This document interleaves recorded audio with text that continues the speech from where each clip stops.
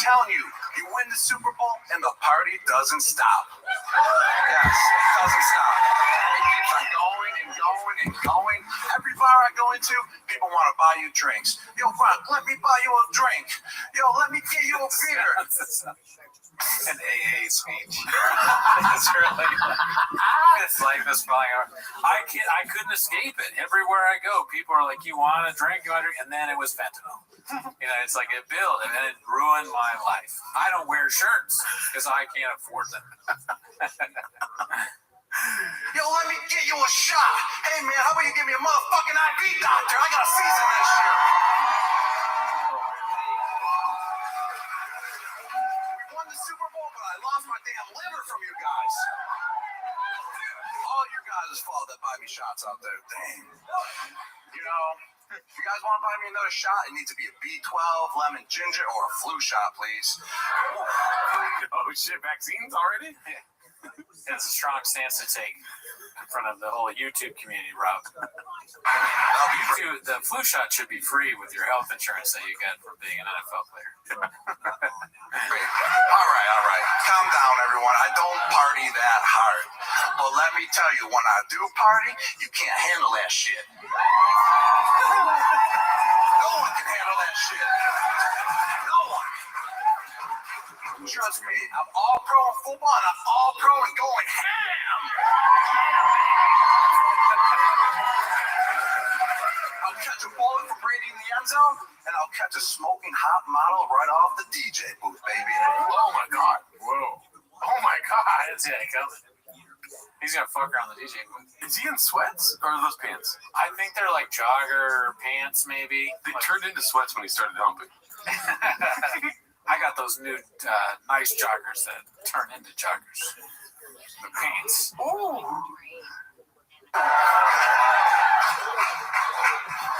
Everyone in the audience now is just like he does fuck all the time, huh? I like that this is better than Brendan Schaub's stand-up. Like, rated better. This is definitely better. That's what IMDb, the people have spoken. I don't know, dude. I think Bronx is better because it was shot at Tams. Fuck your mother. I like how he's from, that's what I looked up right now. He's from Amherst, New York, but he sounds like he's Bostonian. Yeah, they have a similar kind of thing. He's Gronkowski. I'm sure that he probably sounds like whatever. Is that Polish? He might have a little bit of that from his dad or mom or whatever. I'll look at the book. Yeah. It's getting hot up here. Damn, ladies. Should I take it off? Yeah, man, I'm sweating for real now. Ooh, ladies, don't you wish you could? What the fuck is this, dude? I don't know. Our fan base, I guess. It'd be funny if Schaub did this in his thing. I'm a Charleston werewolf, daddy. He calls girls daddy. He's just talking about how hot he is in the stand. He's like, I'm kind of hot. Are there any baddies here tonight? A lot of ladies in the crowd tonight. Said he doesn't do that. He is not as sexual as Gronkowski. No. Rob Gronkowski is a masculine man, right? Successful football player. He's going to talk. If you give him a microphone, he's going to talk to the women. Yeah. You know, let him know that he's like, yeah, look, I'm Rob Gronkowski. Brendan Schaub's like beta male, like a little bit, you know. Oh, y'all must have forgot. Yeah. I don't really like talk to women that much. That's essentially what he said. I don't have any female fans. Who says that? Even I wouldn't say that in the thing. I would pretend or just not address it. Gronk comes out hot and he goes, I fuck ladies on the DJ booth. And that's a funny way to come out and do stand-up. And I think about it, the Brendan Schaub way of being like, wow, women showed up to this?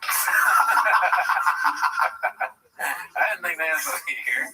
Usually just like really dumb readings. I'm not used to this. Hand through my hair. Just not care. Yeah. You know, people offer you everything when you win, and the Pats fans are the craziest. You know?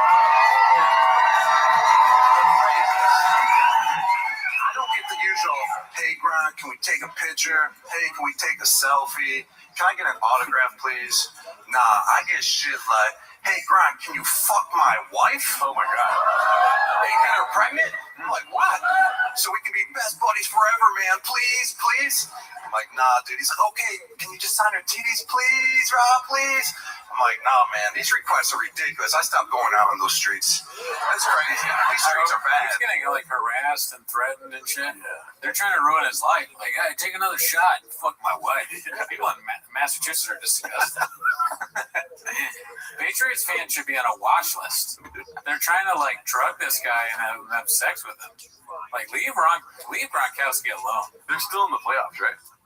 Yeah. He's retired, but I know that, but I'm saying, regardless, they're still messaging him like, "Have a good time tonight." Oh yeah, bad. Great job at the game last night. Like that, sugar tits. What? Yeah, come on. We just won. Fuck me. I mean, my wife. Fuck my wife. Sorry, or me too.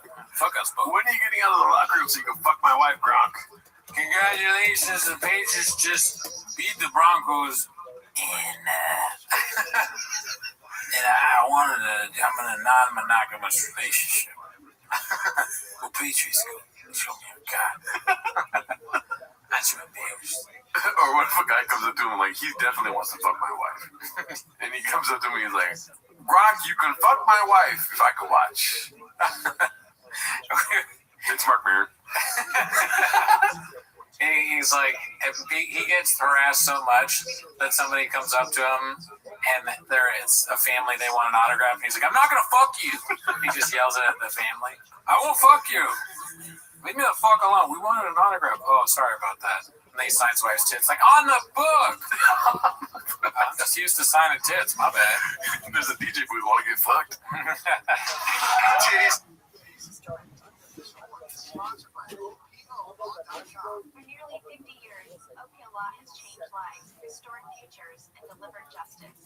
When your world turns upside down after an accident, reputation and success matter. We're real people who fight for real people.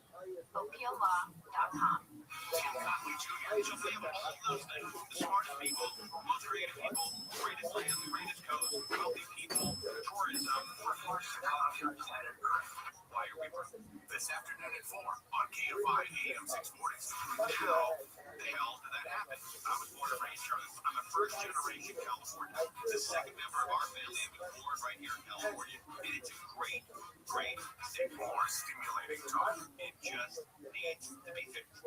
You're into refinancing rule of thumb that says you have to drop your rate at least 0.5% to refi, because it'll take several years of savings to recoup the closing costs for a refi. The Loan Exchange says the rule is nonsense. With a Loan Exchange free closer, you can lower your rate without paying any cost whatsoever. That's right, lower your rate with no cost, and your balance doesn't go up. You start saving on the first day you have the loan, and every day thereafter. If you decide to move next year or rates drop further, you can exchange that loan for another without losing a dollar that was tied up in closing costs. Today's 30-year fixed-rate closer rate in APR is 5.875%.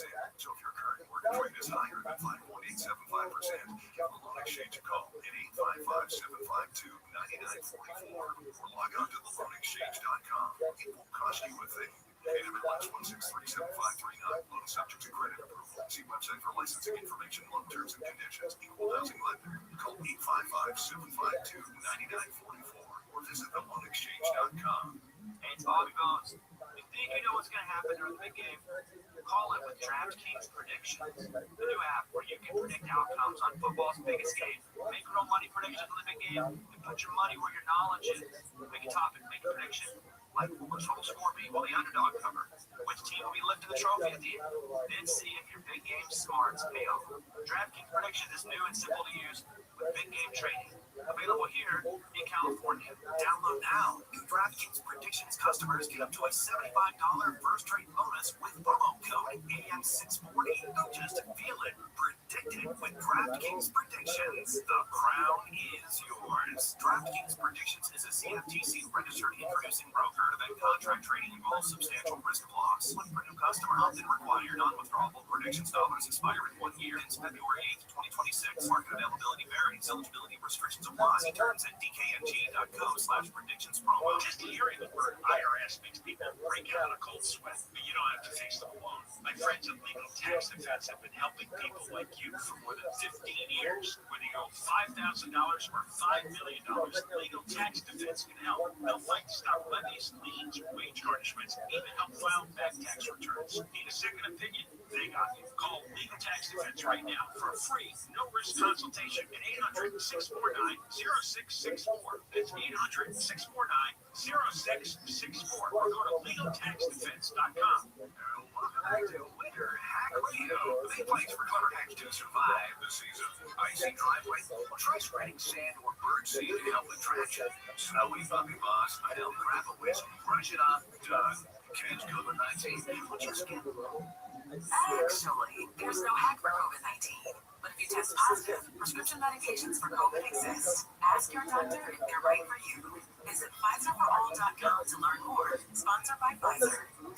There's no championship league for small business owners, but if there was, you'd be at the top of the standings.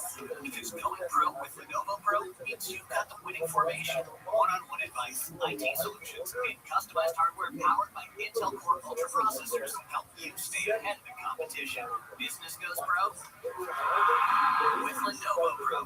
Sign up for free at Lenovo.com/pro.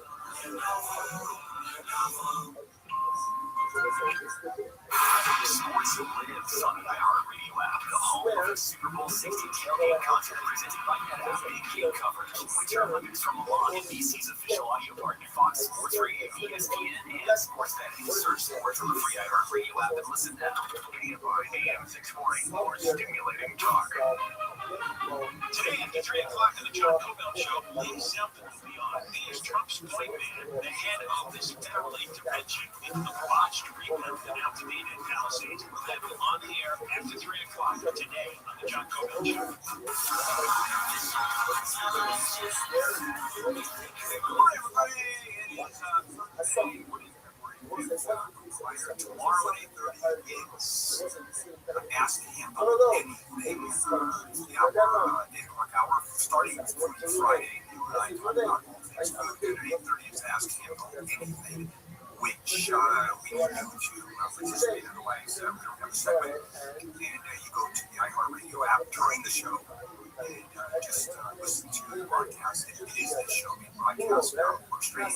And then in the right corner, there is a little microphone. Click on that. You'll have 15 seconds to ask a question about him.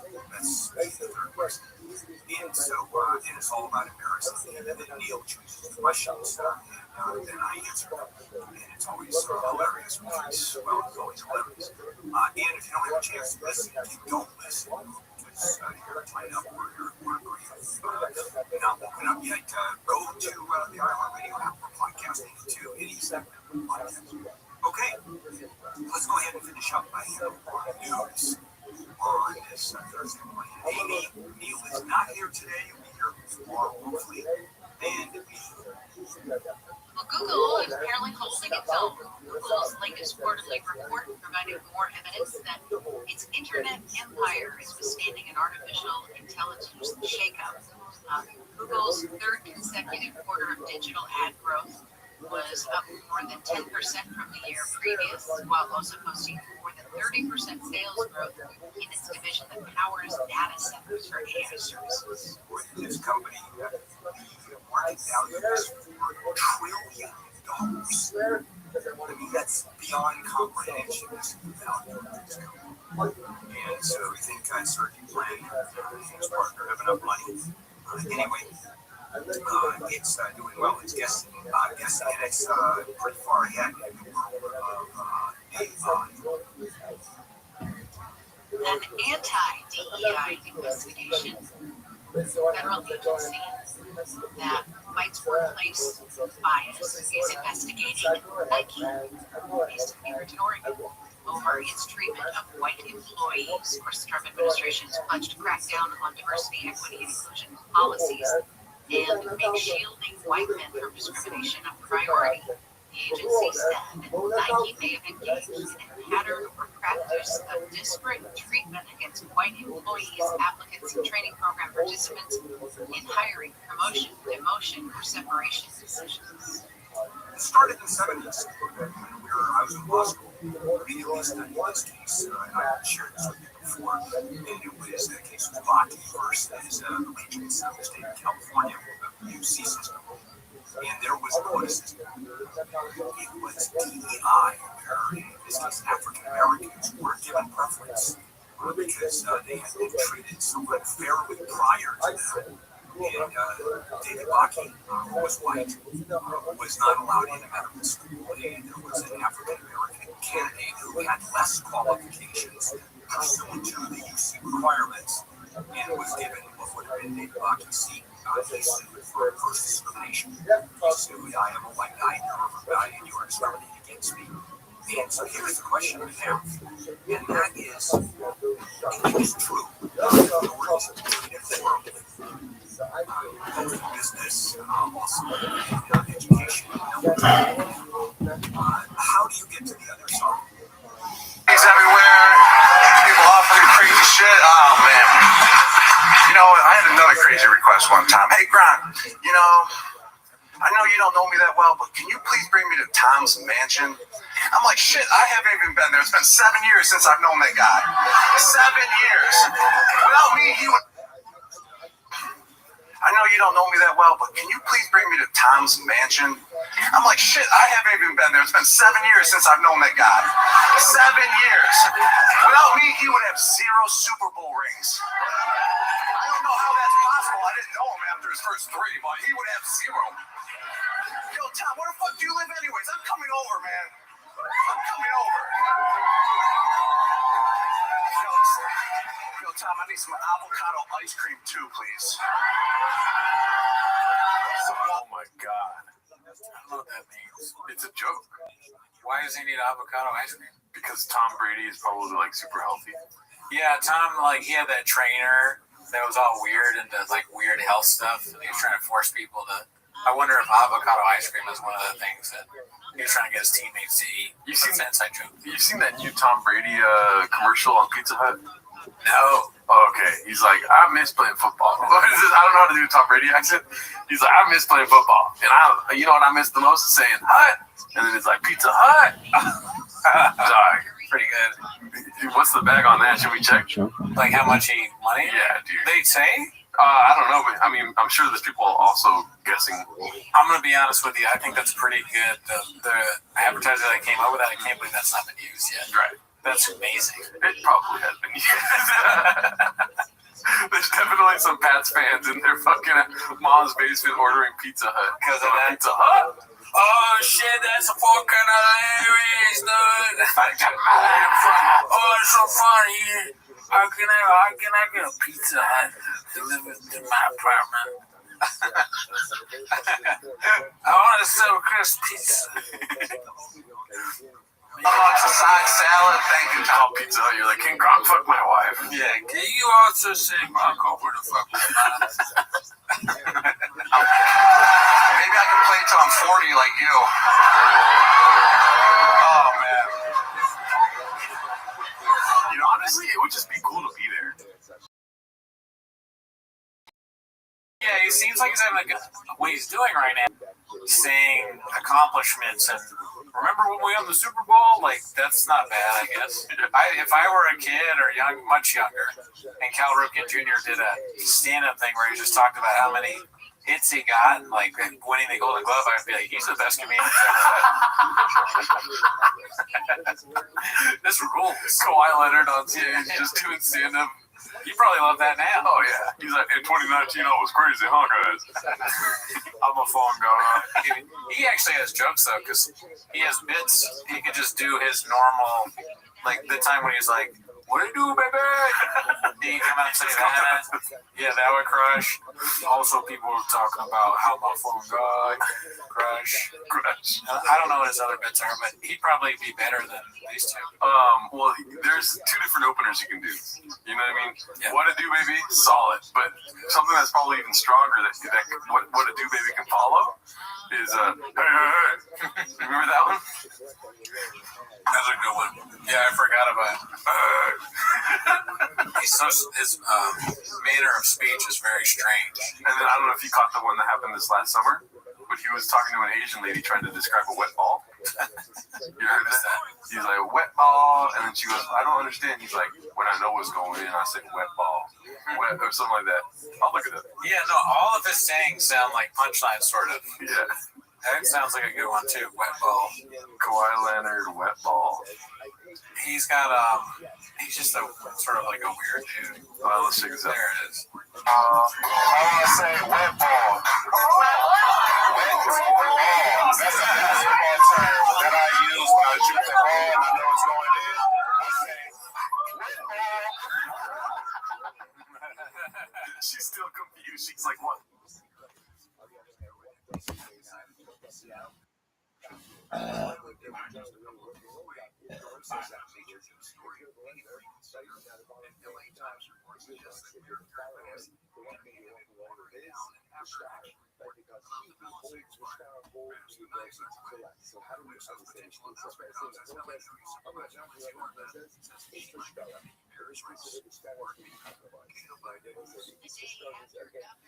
What's up, sluts?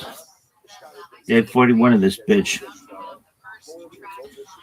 Of Kabbalah and coffee. Alright, everyone knows Kabbalah sucks. Really? Oh, it's the worst. For Rizzy?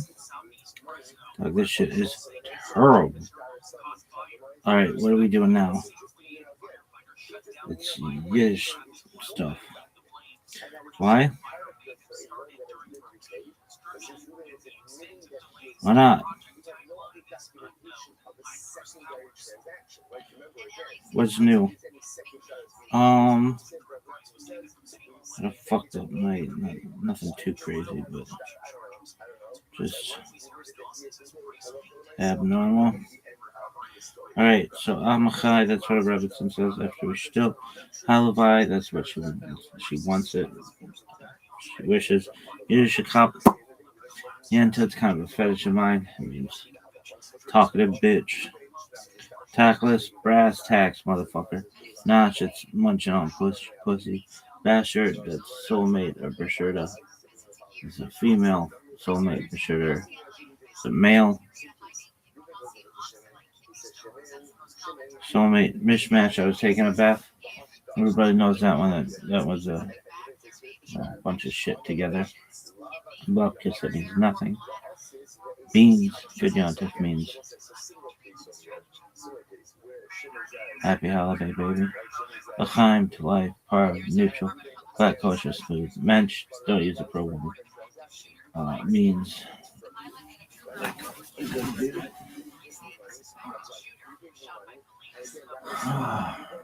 Skoyach. Well, it was. We did the whole thing. It was.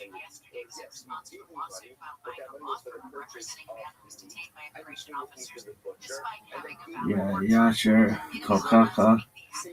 Literally, may your strength be directed forward. Ironically, the forward extension was shortened, and people don't have the cough strength. Say the two guttural sounds at the end. So it became Yasher Koach, which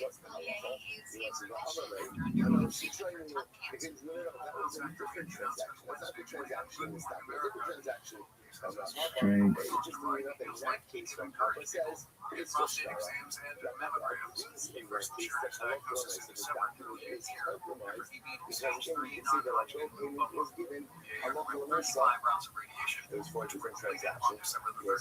Means more power to you.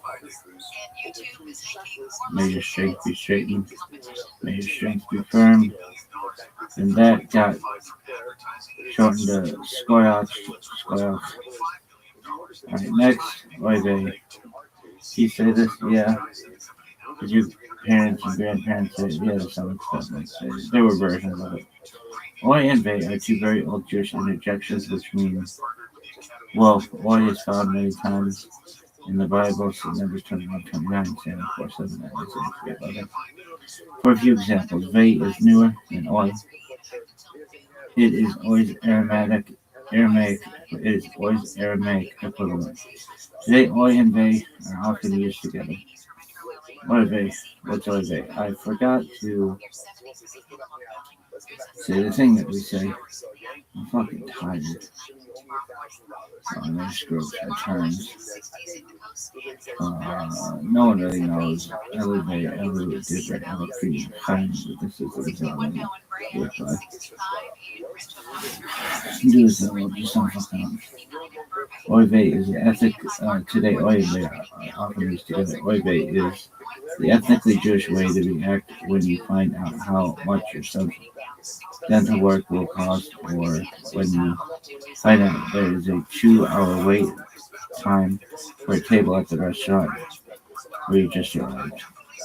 Sometimes you hear people going Oy for boy, which is Hebrew for Oy vey. Those who prefer Yiddish translations will often cry out, Vey is mir, which means woe is me. Alternatively, some view Oy vey as being entirely Yiddish, Judeo-German in origin. In their view, vey is a cognate from the English woe, with Oy being a general interjection of despair. Oy vey would thus be a direct Yiddish parallel to oh, whoa. Let's pray that God sends us Mashiach already, so we can stop waxing eloquent about our woes and expand the vocabulary of positive interjections. Word dog. Alright, one thing we forgot to say. So what's a female mensch? Well, it would be the duckess. Boy. Really? The duckess? Yeah. Are you sure? Yeah.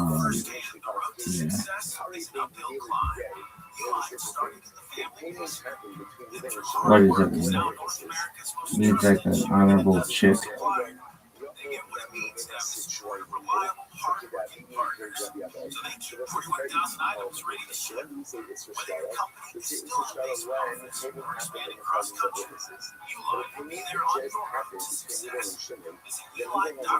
Does it?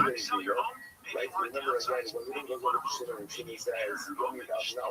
And Shimon says, I paid you. If I went for a nice again, you wouldn't know what this is. What are we going to say? What are we going to say? Yeah, the righteous woman. And by the way, the one which, and the rest sided in that face, Ruben, why? Because Ruben has the shot. So Ruben has a Negro that he would have claimed who never paid me at all. That commands Hebrew and what? Dude, righteous woman.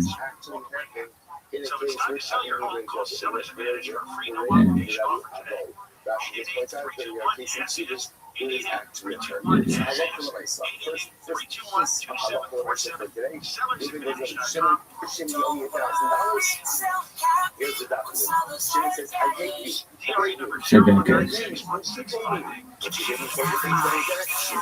mean, I just spelled it. Tzedakah Troy. Alright, that's cool. What about woman about it? What? What about?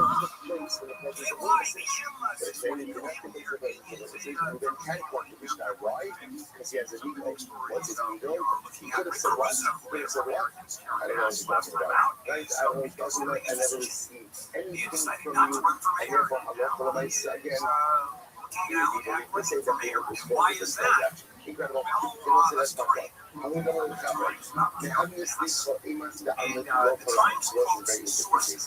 Eshet Chayil. Really? Or definitely from Hebrew. So,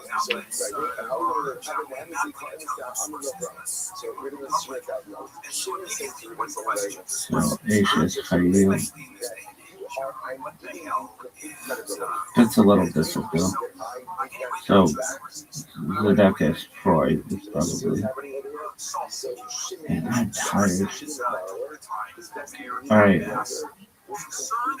What's tomorrow's word? Oh, it's a good one. We'll keep that one secret. Alright, cool story, Rabbi. What's the next thing? Well, kids, we've got fucking Kabbalah review. Really? Yeah, I don't know.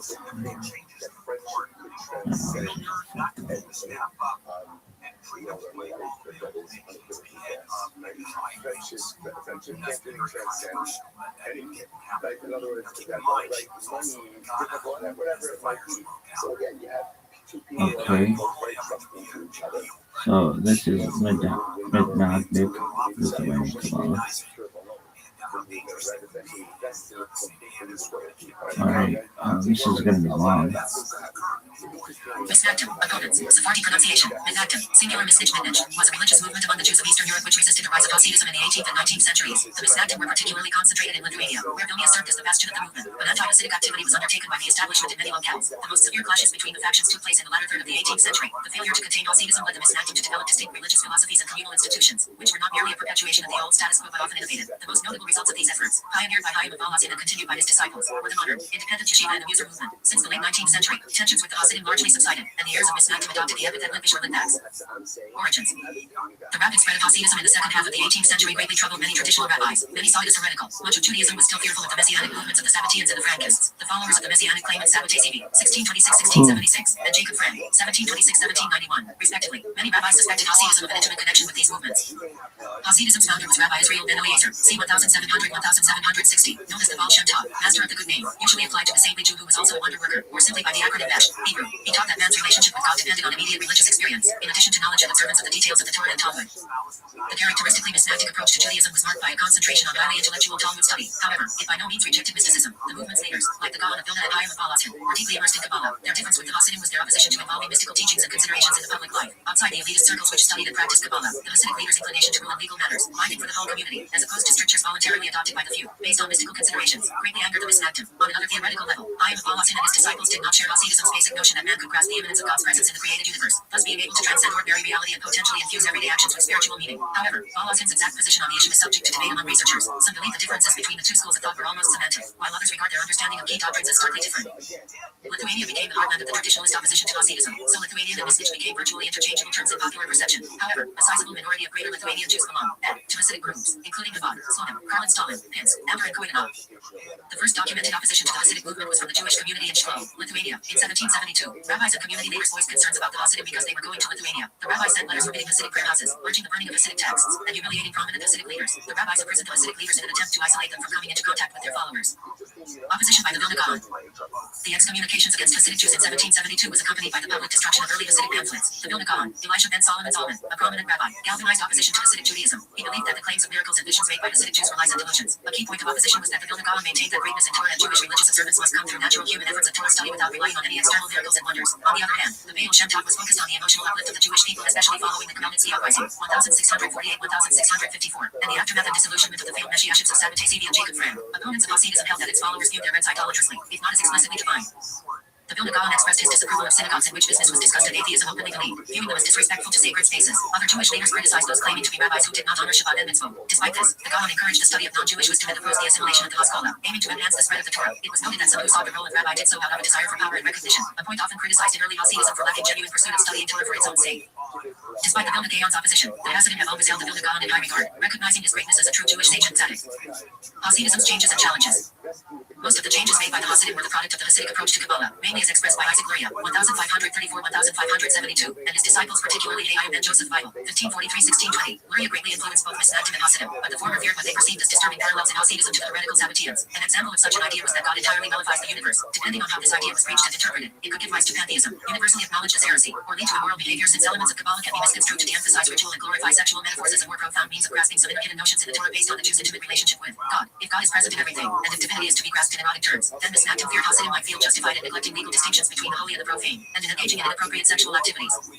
The Misnagdim were seen as using yeshivas and scholarship as the learning center. At the same time, Hasidic learning centered around the Rebbe, which was tied in with what they considered emotional displays of piety. The stress of Jewish prayer over Torah study and the Hasidic reinterpretation of Torah al-Shema, Torah study for its own sake, was seen as a rejection of traditional Judaism. Hasidim did not follow the traditional Ashkenazi prayer rite and instead used a combination of Ashkenazi and Sephardi rites and Lurian and Kabbalistic concepts known as Nusach Sefer. This was seen as a rejection of the traditional liturgy and, due to the resulting need for separate synagogues, a breach of communal unity. In addition, they faced criticism for neglecting the halakhic times for prayer. Hasidic Jews also added some halakhic stringencies to kashrut, the laws of keeping kosher. They made specific changes differences in how livestock was slaughtered and who was considered a reliable mashgiach, a legal supervisor of kosher. The result was that they essentially did not accept as kosher certain foods that were accepted as kosher by misnagdim. This was seen as a change in traditional Judaism and over stringency of halakha, and, again, a breach of communal unity. Response to the rise of Hasidism. With the rise of what would become known as Hasidism in the late 18th century, established conservative rabbinic authorities actively worked to stem its growth. Whereas before the breakaway Hasidic synagogues were occasionally opposed but largely checked, it spread into Lithuania and Belarus, prompted a concerted effort by opposing rabbis to halt its spread. In late 1772, after uniting the scholars of Brisk, Minsk, and other Belarusian and Lithuanian communities, the Vilna Gaon issued the first of many polemical letters against the nascent Hasidic movement, which was included in the anti-Hasidic anthology, Semir Ritzim Ve'arvaturim, 1772. The letters published in the anthology included pronouncements of excommunication against Hasidic leaders on the basis of their worship and habits, all of which were seen as unorthodox by the misnagdim. This included but was not limited to unsanctioned places of worship and ecstatic prayers, as well as charges of smoking, dancing, and the drinking of alcohol. In total, this was seen to be a radical departure from the misnagdic norm of asceticism, scholarship, and stoic demeanor in worship in general kadab, and was viewed as a development that needed to be suppressed. Between 1772 and 1791, other misnagdic tracts of this type would follow, all targeting Hasidim in an effort to contain and eradicate them from Jewish communities. The harshest of these denouncements came between 1785 and 1815, combined with petitioning of the Russian government to outlaw the Hasidim on the grounds of their being spies, traitors, and subversives. However, this would not be realized. After the death of the Vilna Gaon in 1797 and the partitions of Poland in 1793 and 1795, the regions of Poland where there were disputes between misnagdim and Hasidim came under the control of governments that did not want to take sides in inter-Jewish conflicts, but that wanted instead to abolish Jewish autonomy. In 1804, Hasidism was legalized by the Imperial Russian government, and efforts by the misnagdim to contain the now widespread Hasidim were stymied. Winding down the battles. By the mid-19th century, most non-Hasidic Judaism had discontinued its struggle with Hasidism and reconciled itself to establishing the latter as a fact. One reason for the reconciliation between the Hasidim and the misnagdim was the rise of the Haskalah movement. While many followers of this movement were observant, it was also used by the absolutist state to change Jewish education and culture, which both misnagdim and Hasidim perceived as a greater threat to religion than they represented to each other. In the modern era, misnagdim evolved into Litvish or Yeshivish. Litvish. Litvish is a Yiddish word that refers to Haredi Jews who are not Hasidim, and not Ardalim or Sephardic Paranim. It literally means Lithuanian. While Litvish functions as an adjective, the plural noun form often used is Litvaks. The Hebrew plural noun form which is used with the same meaning is Lidanim. Other expressions are Yeshivish and misnagdim. It has been equated with the term Yeshiva world. The words Litvish, Lidanim, and Litvaks are all somewhat misleading, because there are also Hasidic Jews from Lithuania, and many Lithuanian Jews who are not Haredi. Litvish Jews largely identify with the misnagdim, who objected to what they saw as Hasidic denigration of Torah study and normative Jewish law in favor of undue emphasis on emotionality and religious fellowship as pathways to the divine. The term misnagdim, opponents, is somewhat outdated since the former opposition between the two groups has lost much of its salience, so the other terms are more common.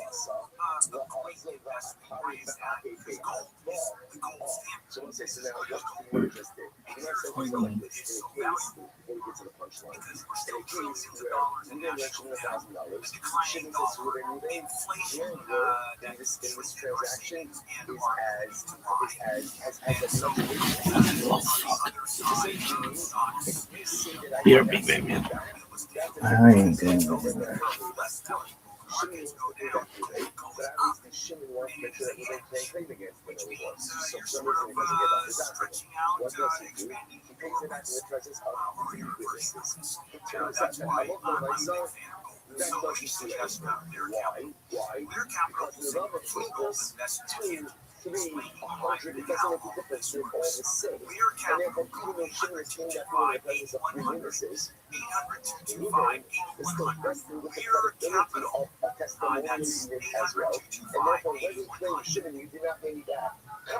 RabbiOdu.com Weather Center, Odoo, the only business software you need.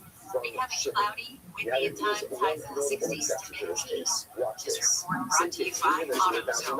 Get in the zone. From your Toyota dealers, there's slowing in Long Beach, 405.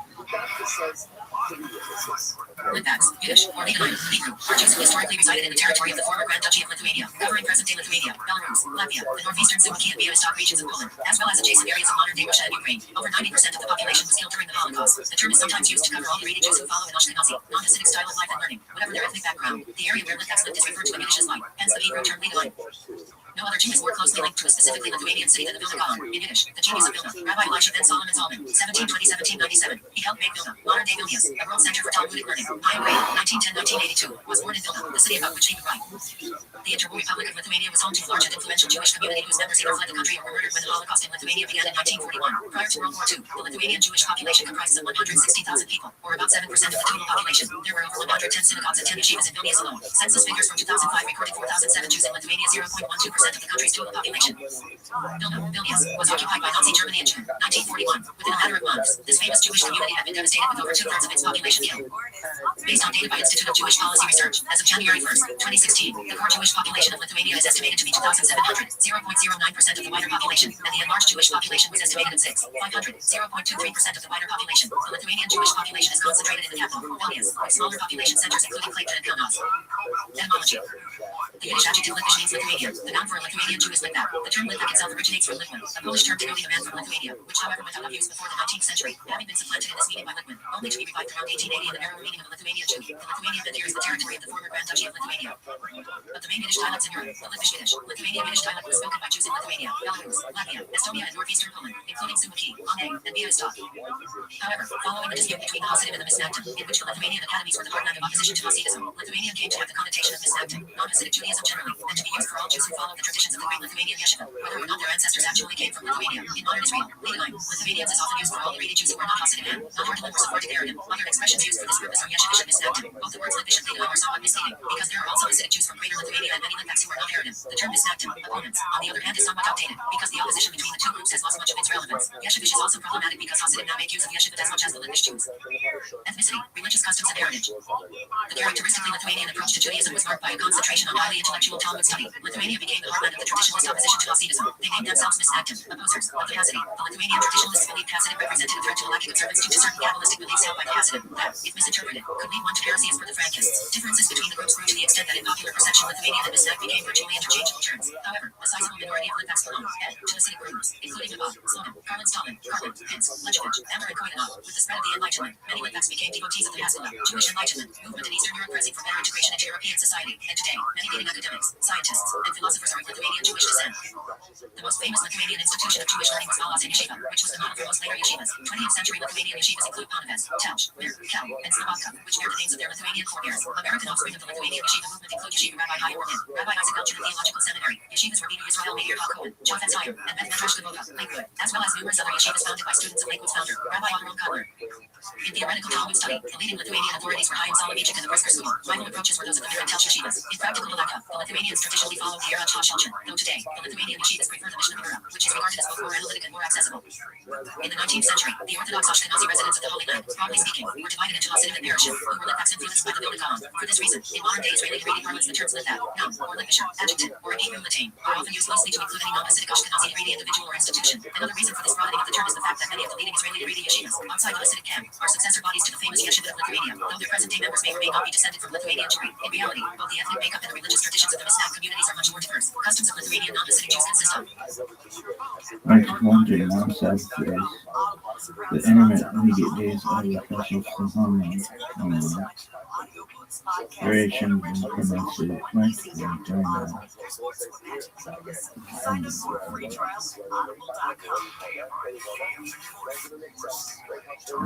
Variations in pronunciation of the column and shin will pronounce this.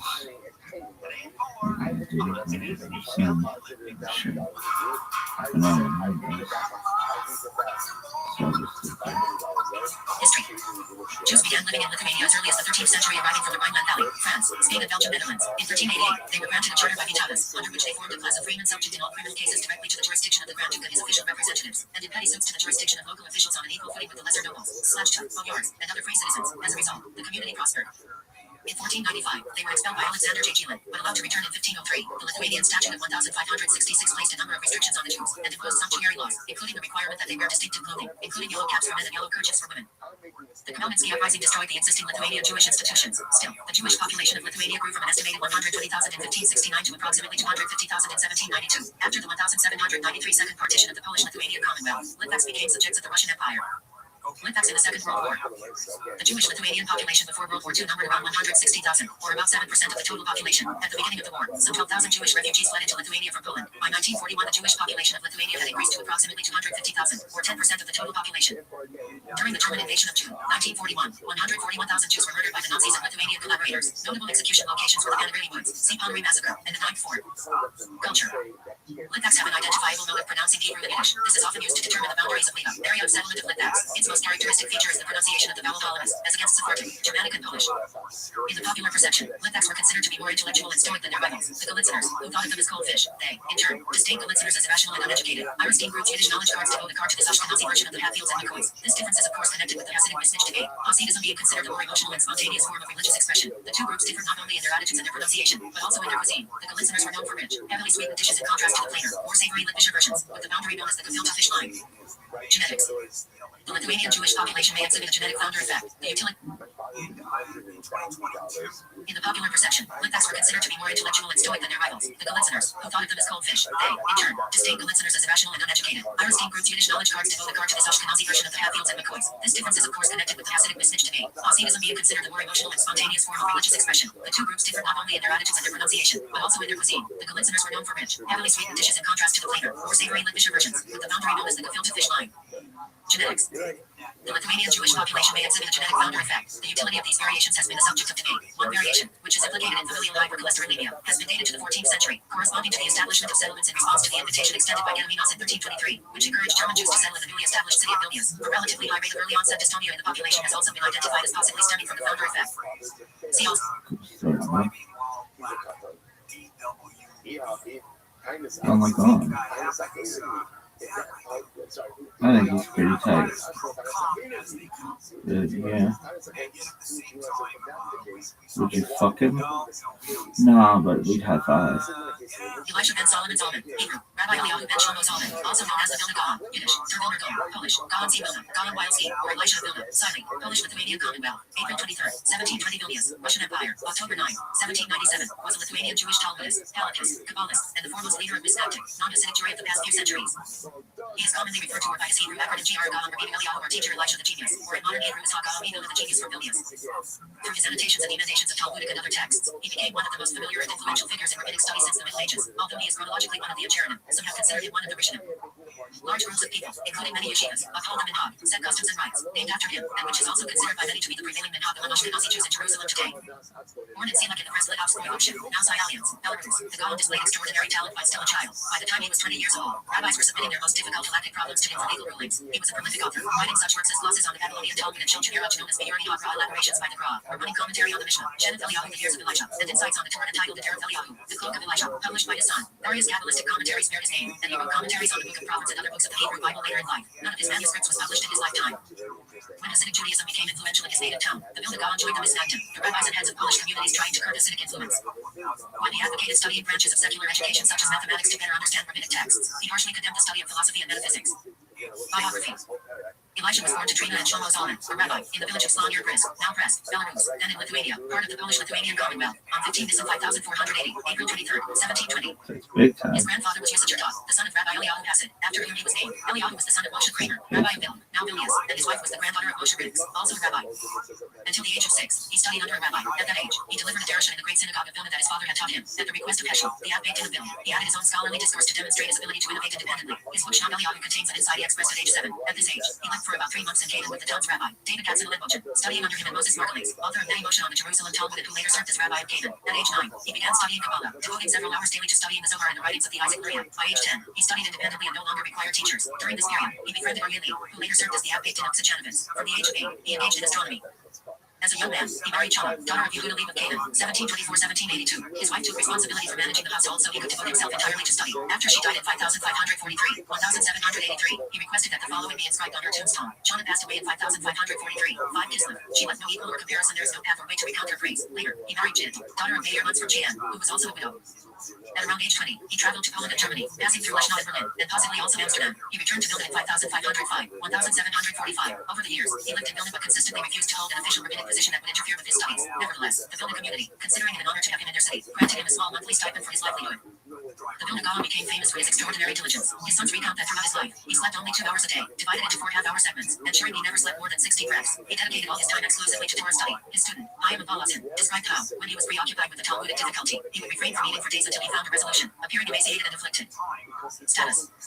The Vilna Gaon attained an extraordinary and undisputed status during his lifetime. Among the general non-Hasidic public, his standing was considered exceptional. He was perceived as belonging to the ranks of the Tanaim and Amoraim, the sages of the Talmud, or as akin to the Geonim of Lower Mesopotamia. Avram Yoshe Karolin's wrote, we regard the Gaon of Vilna as belonging to the ranks of Moses, Ezra, Rabbeinu HaKadosh, Gaon, through whom Torah was revealed as a sanctified figure destined to illuminate that which had remained in darkness until his time, is considered one of the Rishonim. His level of Ruach HaKodesh, divine inspiration, his toil, and his profound analytical knowledge of the entirety of Torah as we possess it today, these are beyond comprehension. Due to this reverence, he was referred to by Litvak simply as the Gaon. The Vilna Gaon advocated for a study approach focused on the Pesha, literal meaning, and was himself widely knowledgeable and erudite. His in-law, the author of J.A. Adam, wrote, the entire Torah was laid out before him like a set table, so that if he was asked about any matter, he would answer instantaneously. He opposed skillful, sharp dialectical analysis in learning like Maimonides, Judah Loeb ben Bezalel, Abraham Isaac Kook, and other sages. In his small study hall, students learned Talmud with the commentaries of Rashi, Asher ben Jehiel, and Isaac Alfasi, in a straightforward manner aimed at reaching halakhic conclusions. The Vilna Gaon was highly original in his halakhic rulings. He often ruled according to his own understanding of the Talmud, even against the Rishonim and the Shulchan Aruch, or in opposition to established minhag.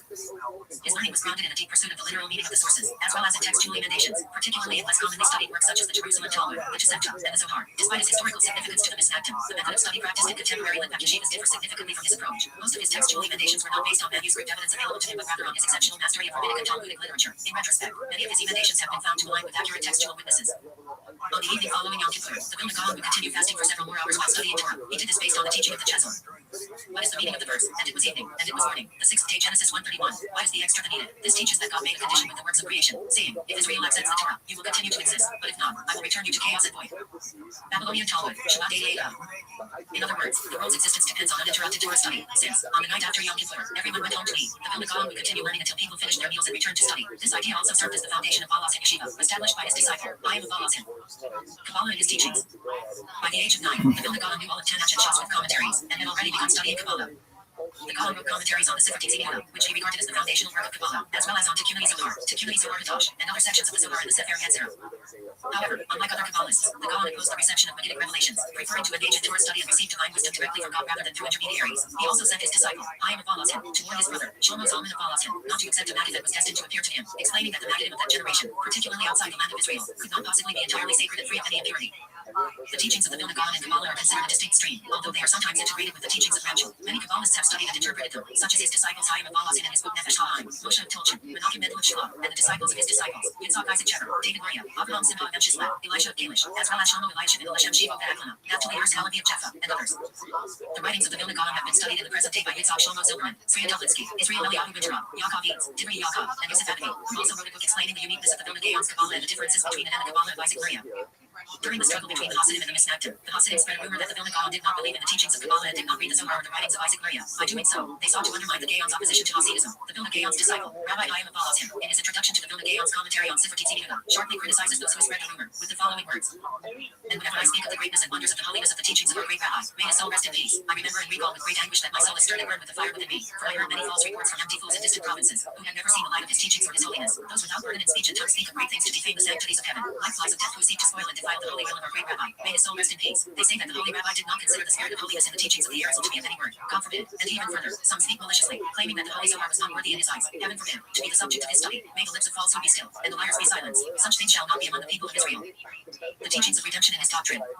According to the book called HaTorah, which the Sanhedrin to the Rivlin of Shklov, in 1740, the Hebrew year 5500, the Gaon began his public engagement with Kabbalah. According to his views on the redemption, the year 5500 marks the beginning of the sixth day of the world, in which preparations should be made for Shabbat, when the complete redemption will come. This calculation is based on the Talmud, Sanhedrin 38b, which states that the world will exist for 6,000 years. The Gaon considered each millennium as a day, based on the verse for 1,000 years in your eyes are but as yesterday when it passes in Psalm 94, meaning that the year 5500 is the morning of the sixth day, just as the calendar requires early rising on Friday to prepare for the Shabbat. So, according to the Gaon's words, one should prepare for the Shabbat of the world starting from the morning of the sixth day. The authenticity of Kol Hader is disputed by some historians, notably Emmanuel X in the invention of a tradition, the Messianic Zionism of the Gaon of Vilna, where he argues that the text is a fabrication intended to promote the Messianic Zionist ideology.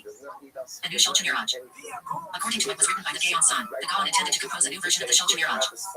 These two things I heard from his holy and pure mouth that he did not agree with his creator's opinion, and he did not do them. In his old age, I asked him many times why he did not travel to the Holy Land, and he did not answer me, and he promised me that he would write galactic rulings from the Arba Turim with a decisive opinion, writing only the one opinion that seemed correct to his wisdom, with strong and unanswerable proofs. His attitude towards secular studies and philosophy. The Gaon supported secular studies, including natural science, and even wrote a book on mathematics, astronomy, and geometry titled Eo Meshulash, in the introduction to the translation of Euclid's Elements, translated into Hebrew by Baruch Shklov in The Hague in 1780. It is quoted in his name. Just as a person will lack knowledge of other wisdoms, so too will they be missing 100-fold in the wisdom of Torah, and he commanded me, equals the Gaon, to translate from what we can of these wisdoms into our holy tongue in order to remove the poison from their mouths, and many will be enlightened, and knowledge will increase among the people of Israel. The words of Baruch Shik are supported by a translation written by the Vilna Gaon's son, Avraham Vilner, of parts of the natural history by the radical French scientist Georges Louis Leclerc, Comte de Buffon. According to the testimony of his disciples and the books written in his name, the Gaon was knowledgeable in mathematics, engineering, biology, astronomy, geography, linguistics, and music, but he refrained from engaging in pharmacy based on his father's instructions. He also studied human philosophy but opposed the study of the humanities in general because he did not see them as having intrinsic value for Jewish life. The Gaon distinguished between the humanities and the natural sciences, which he regarded as pharmacology and medicine that assist in understanding the Torah. Yisrael Shlach recounts the Gaon's teachings. Thus he said, all wisdoms are necessary for our Torah, and are included in it, and all must be known to their purpose. And he mentioned them, the wisdom of algebra, triangles, and engineering, and the wisdom of music. And he explained the nature of all the wisdoms and said that he had attained them for their purpose, except for the wisdom of medicine. He knew the science of surgery and its connection to it, but he was forbidden by his father to study the practice of medicines and their work, so as not to be distracted from his Torah study when he would be required to go and save lives. Once he knew it fully. Likewise, the wisdom of witchcraft, and he knew it, but he was lacking in the practice of arts and all their workings, because they were in the hands of the Gentiles who were heretics, and thus he could not learn their full practice due to his strong commitment. Rabbi Rothschild, introduction, speech starting, and an extended explanation on its side. In contrast to his view on natural sciences, he strongly opposed philosophy and its practitioners, as stated in the Even Shlomo, a compilation of his writings, in chapter 11, section 4. Blessed are those who distance themselves from those who engage in the study of divine, logical, and natural philosophy. They will merit, in the future, to the light of God. Isaiah 2, 6, a footnote said. See in URD, section 319, small section 13, where he also condemned false philosophy, and see in the book Eliyahu 17, 2. And contrary to those who say that what he wrote in URD in the aforementioned section is not from the Gaon, I heard from a trusted person that it is indeed found in his handwriting exactly as demonstrated here. And see URD, section 456, small section 18. In his commentary on the book of Isaiah, chapter 2, verse 6, the Vilna Gaon offers a mystical interpretation of the verse. He reads the text as a hidden praise of those who severed themselves from corrupt influences in pursuit of divine truth. For you have forsaken your people, meaning, for the merit of having forsaken your people, as it is written, forget your people in the house of your father, and the king will desire your beauty. Tanakh, Psalms 45 hours, and 11 minutes 12. That is, by spiritually distancing oneself from a society immersed in error, one becomes worthy of closeness to God. For they are full of old, meaning, because your people are full of old, that is why you forsook them and merited the light of God. The Gaon interprets old not negatively, but as a reference to the divine, as in, the habitation of the God of old. Tanakh, Deuteronomy 33 hours, and 27 minutes. Thus, the people are full of ancient, perhaps divine, knowledge, yet they have misused or distorted it. And clouds refers to those who claim to interpret the heavens at determined times, i.e., astrologers, as in, the astrologers of the heavens. Tanakh, Isaiah 47 hours, and 13 minutes. The society is obsessed with occult knowledge and trying to control fate through the stars. The children of strangers refers to foreign ideologies, specifically natural philosophy, which the Gaon views as alien to the divine path. In this commentary, the Gaon suggests that separating from a society fixated on astrology, foreign wisdoms, and misapplied spiritual traditions can elevate a person spiritually, rather than interpreting the verse as divine abandonment. He reads it as a description of the righteous individual's inner journey away from external confusion and toward divine truth.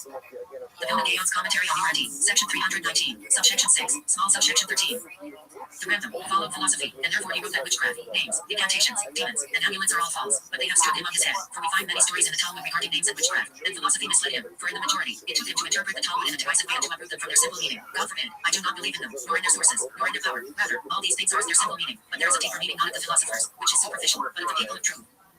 Yeshua Dira, Vilna Gaon's commentary on URD, 319, 6, subsection 13. Some saw his favorable attitude towards secular studies as the reason for the spread of the Haskalah in Lithuania more than in Hasidic Poland. This claim was refuted in later research. Attempt to make Aliyah to the land of Israel. In his old age, I, his son, asked him, Gaon of Vilna, many times why he did not visit the Holy Land, and he did not answer me. Once, after I had treated him at length, he replied, I did not receive permission from heaven. It is known that the Vilna Gaon tried to immigrate to the land of Israel, and even wrote a letter to his family while traveling to Königsberg, which was later published under the title Aliyah to Terufa. In the letter, he wrote that he was going to the desired land of Israel and the desire of God, whose upper and lower realms yearned for it. However, this attempt was unsuccessful, and he decided to return home, stating that he had no permission from heaven to make Aliyah to the land of Israel. There is disagreement regarding the year in which the Vilna Gaon tried to make Aliyah. Davi Liayach, in his book The Gaon, tries to prove from the wording of the letter that the attempt occurred when the Gaon was around 40 years old, likely in the winter of Takkuf, 1759-1760. The book Kol HaTorah states that he attempted to make Aliyah in the year Takkuf, 1782. In contrast, Dr. R. A. Morgenstern argues that the attempt occurred around the year Takkuf, 1778, based on documents from the Jewish community in Holland mentioning a person named Rabbi Eliyahu from Vilna. Although it is unclear whether this refers to the Gaon, Eli Eliyahu suggested that the attempt took place in the summer of the year Takkuf, 1767. As described in the book Kol HaTorah, the Vilna Gaon sought to renew the Jewish settlement in the land of Israel, to revive its desolate areas, and to create a group of wise and moral individuals whom he called Anshe Yamuna, people of faith. He believed this would pave the way for the arrival of the Messiah, whom he anticipated would appear in the year Tafresh, 1840. He proclaimed, the voice of the eternal dove is heard in our land, based on Song of Songs 2:12. Following his teachings and through the initiative of his disciple Rabbi Chaim of Volozhin, many of his students made Aliyah to the land of Israel beginning in the year Takkuf, 1808. In the Aliyah known as the Eliyah Jemini Hagra led by his disciple Rabbi Menachem Mendel of Shlomo. Initially, they settled in Safed and established the parish and community there. From the year Takkuf, 1816, some of them moved to Jerusalem and re-established the Ashkenazi community there. Opposition to Hasidism. The Vilna Gaon opposed the Hasidic movement due to various distortions he cited, which led him to classify it as heresy and the movement stemming from impurity. As early as the year Takkuf, 1772, the Gaon's signature appeared on the excommunication decree of the Vilna community against Hasidism. In the year Takkuf, 1781, he issued another excommunication. He refused to meet with the founder of the Chabad Hasidic movement, Rabbi Shir Zalman of Leili, and instructed that the book Tablet HaMikdash be publicly burned. There are various opinions regarding the distortions the Gaon saw in Hasidism. Shimon Dubnow argued that Hasidism threatened the communal structure of the rabbinic Jewish faith by placing emotion before reason, in addition to concerns that it was a new messianic movement rising against Judaism. Others argued that Hasidism was perceived as a frivolous movement that mocked Torah scholars who opposed it, accompanied by actions viewed as lighthearted, such as disrespect for prayer times, standing on one's head, and more. Rabbi Joseph Tafel Levi Soloveitchik of Boston added that the Gaon saw Hasidism spreading rapidly, which caused him to fear that it was the work of Satan, as as holiness usually spreads slowly. Some claim that the opposition stemmed from the Gaon's belief that Hasidism contained elements that differed from the Jewish faith as it had been accepted until then. In a letter from the Gaon, he referred to Hasidism as the worship of wood and stone, a statement that there are various opinions regarding the distortions the Gaon saw in Hasidism. Shimon Dubnov argued that Hasidism threatened the communal structure of the rabbinic Jewish faith by placing emotion before reason, in addition to concerns that it was a new messianic movement rising against Judaism. Others argued that Hasidism was perceived as a frivolous movement that mocked Torah scholars who opposed it, accompanied by actions viewed as lighthearted, such as disrespect for prayer times, standing on one's head, and more. Rabbi Joseph Tavalevi Soloveitchik of Boston added that the Gaon saw Hasidism spreading rapidly, which caused him to fear that it was the work of Satan, as holiness usually spreads slowly. Some claim that the opposition stemmed from the Gaon's belief that Hasidism contained elements that differed from the Jewish faith as it had been accepted until then. In a letter from the Gaon, he referred to Hasidism as the worship of wood and stone, a statement that indicates the theological aspect of his opposition to Hasidism, identifying it as deviating from the fundamentals of Jewish faith. He may have meant the oversimplification of complex Kabbalistic ideas, such as the presence of God in the physical world and the existence of Nitzatsim, holy sparks, in the world, even in simple things like trees and stones. For the purpose of clarifying the sparks, a central concept in Hasidic thought, there may also be a hint to his suspicions that Hasidism continued to resemble dangerous heresy and antinomianism, as seen in the Shabbatian and Frankist movements. In a letter from Rabbi Shir Zalman of Leili to his followers in Vilna, he mentions that the Gaon's opposition to him stemmed from a disagreement on defining the presence of God in the physical world. His students. The Vilna Gaon did not have students in the usual sense of the word and did not serve as the head of the yeshiva. However, in the winter of 1767, he established a big midrash adjacent to his home, where he occasionally gave lectures, primarily in his youth, and where select Torah scholars studied. They would present their questions and doubts before him. His students felt the immense gap between themselves and him and refused to be called his students. The Gaon's sons, in the introduction to the Gaon's commentary on the Shulchan Aruch, compiled a list of some of his distinguished students. The Gaon's sons write that in his later years, two brothers from Shlomo, Rabbi Benjamin and Rabbi Menachem Mendel, came closer to him. His writings. The teachings of the Vilna Gaon were published in books covering many areas of Torah, including commentaries on the Torah, the prophets, the Megillah, the Book of Chronicles, Mishnahs from Zerim and Tamarim, explanations of the Jerusalem Talmud, Tosefta, minor tractates, Torah Kohanim, and more. In the realm of Kabbalah, his teachings include commentaries on parts of the Zohar, Sefer Tzidkiyah, Idulim, and the Sefer Yetzirah, among others. The Vilna Gaon also frequently explained Midrashim through the lens of Kabbalah. According to the words of Rabbi Israel of Shlomo, it is believed that the Gaon wrote all his works up to the age of 40, except for the glosses on all of the Talmudic literature. After this, he lectured to his students or dictated his teachings to them. In Rabbi Israel's introduction to Pete Hashel, he writes, "And I could not refrain from informing a wondrous true story. At the time he finished his commentary on Shir HaShirim, Song of Songs, his mind was cheerful, and he rejoiced in the joy of his holy Torah. He commanded that his room be closed, and the windows were shut during the day, and many candles were lit. And when he finished his commentary, he lifted his eyes to the heavens with intense devotion, in blessing and thanksgiving to his great name. May he be blessed, who granted him the merit to attain the light of the entire Torah and its inner and outer aspects. After that, he said that, thank God, the entire Torah that was given at Sinai he knew to its ultimate end, and how all the prophets and writings and the Mishnahs and the oral Torah are embedded within it, and there no longer remained any doubt for him in any law or subject to the entire Torah in his old age. He knew all of the oral Torah and all the legal decessors up until the most recent ones on the Shulchan Aruch, and he clarified them and corrected light from the darkness of errors, and made them like fine flour, clean of dross, and in the hidden teachings all that we have, the Zohars and the Tikkun Zohar and the Midrash Elam and the writings of the Arizal, and the parties he completed and knew them to their ultimate ends, cleansed of the dross of many errors, in which thorns had grown, and he corrected them with proofs clear as the sun. Only two serious matters in the hidden teachings of the Zohar remained difficult for him, and he said before him, where is their place? And had he known someone who knew them, he would have walked on foot to him and waited for them for a righteous Messiah. And with that, he concluded. The bibliographer Isaiah Winograd compiled a complete book treasury of the Vilna Gaon's books in which he gathered all the Vilna Gaon's works and their editions as they were printed until the year Tafshin Unchet, 1998. Some of his books have recently been edited in a clearer and annotated form by Rabbi Shlomo Pravda. His student, Rabbi Chaim of Volozhin, writes, even if the generation merits that all of his holy writings be spread, nevertheless, only a small part of his vast wisdom and knowledge will be seen, and none will fully comprehend it, but know and believe that there is no limit to his understanding, wisdom, and knowledge, which is as vast as the sea, and just as a drop is compared to the vast ocean, so too are his writings compared to his abundant wisdom. His family. The Vilna Gaon was the eldest of his siblings and had 4 brothers. All 8 of the Vilna Gaon's children were born to his first wife, Jonah. Among his more notable descendants in recent times is Rabbi Eliyahu Lenda. Commemoration. Synagogues have been established in the name of the Vilna Gaon, particularly in the Sharei Cheese neighborhood in Jerusalem. In addition, Yeshivat HaGra, now called Lavrachim, in Haifa, Yeshivat Derek Eliyahu and Kehillat Derek Eliyahu in the old city of Jerusalem were founded in his name, aiming to follow his path.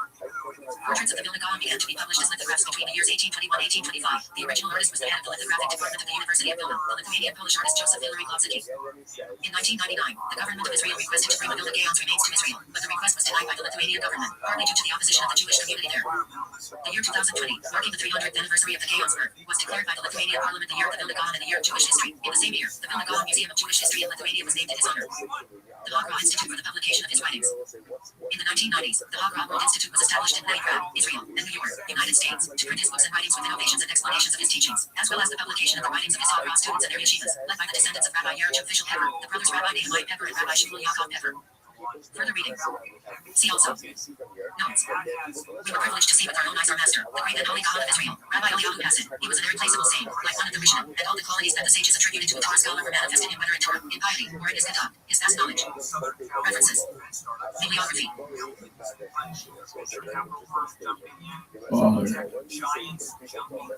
Good one, too.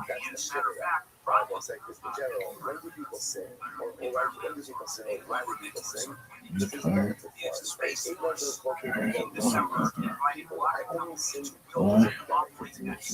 I am a Balasin, also known as Chaim Mendes Chaka Balasin or Chaim Mikovitz. January 21st, 1749, June 14, 1821, was a rabbi, Talmudist, and ethicist, popularly known as Red Chaim Balasin or simply as Red Chaim. He was born in Balasin, now Balasin, Belarus when it was a part of the Polish-Lithuanian Commonwealth. He died there while it was under the control of the Russian Empire.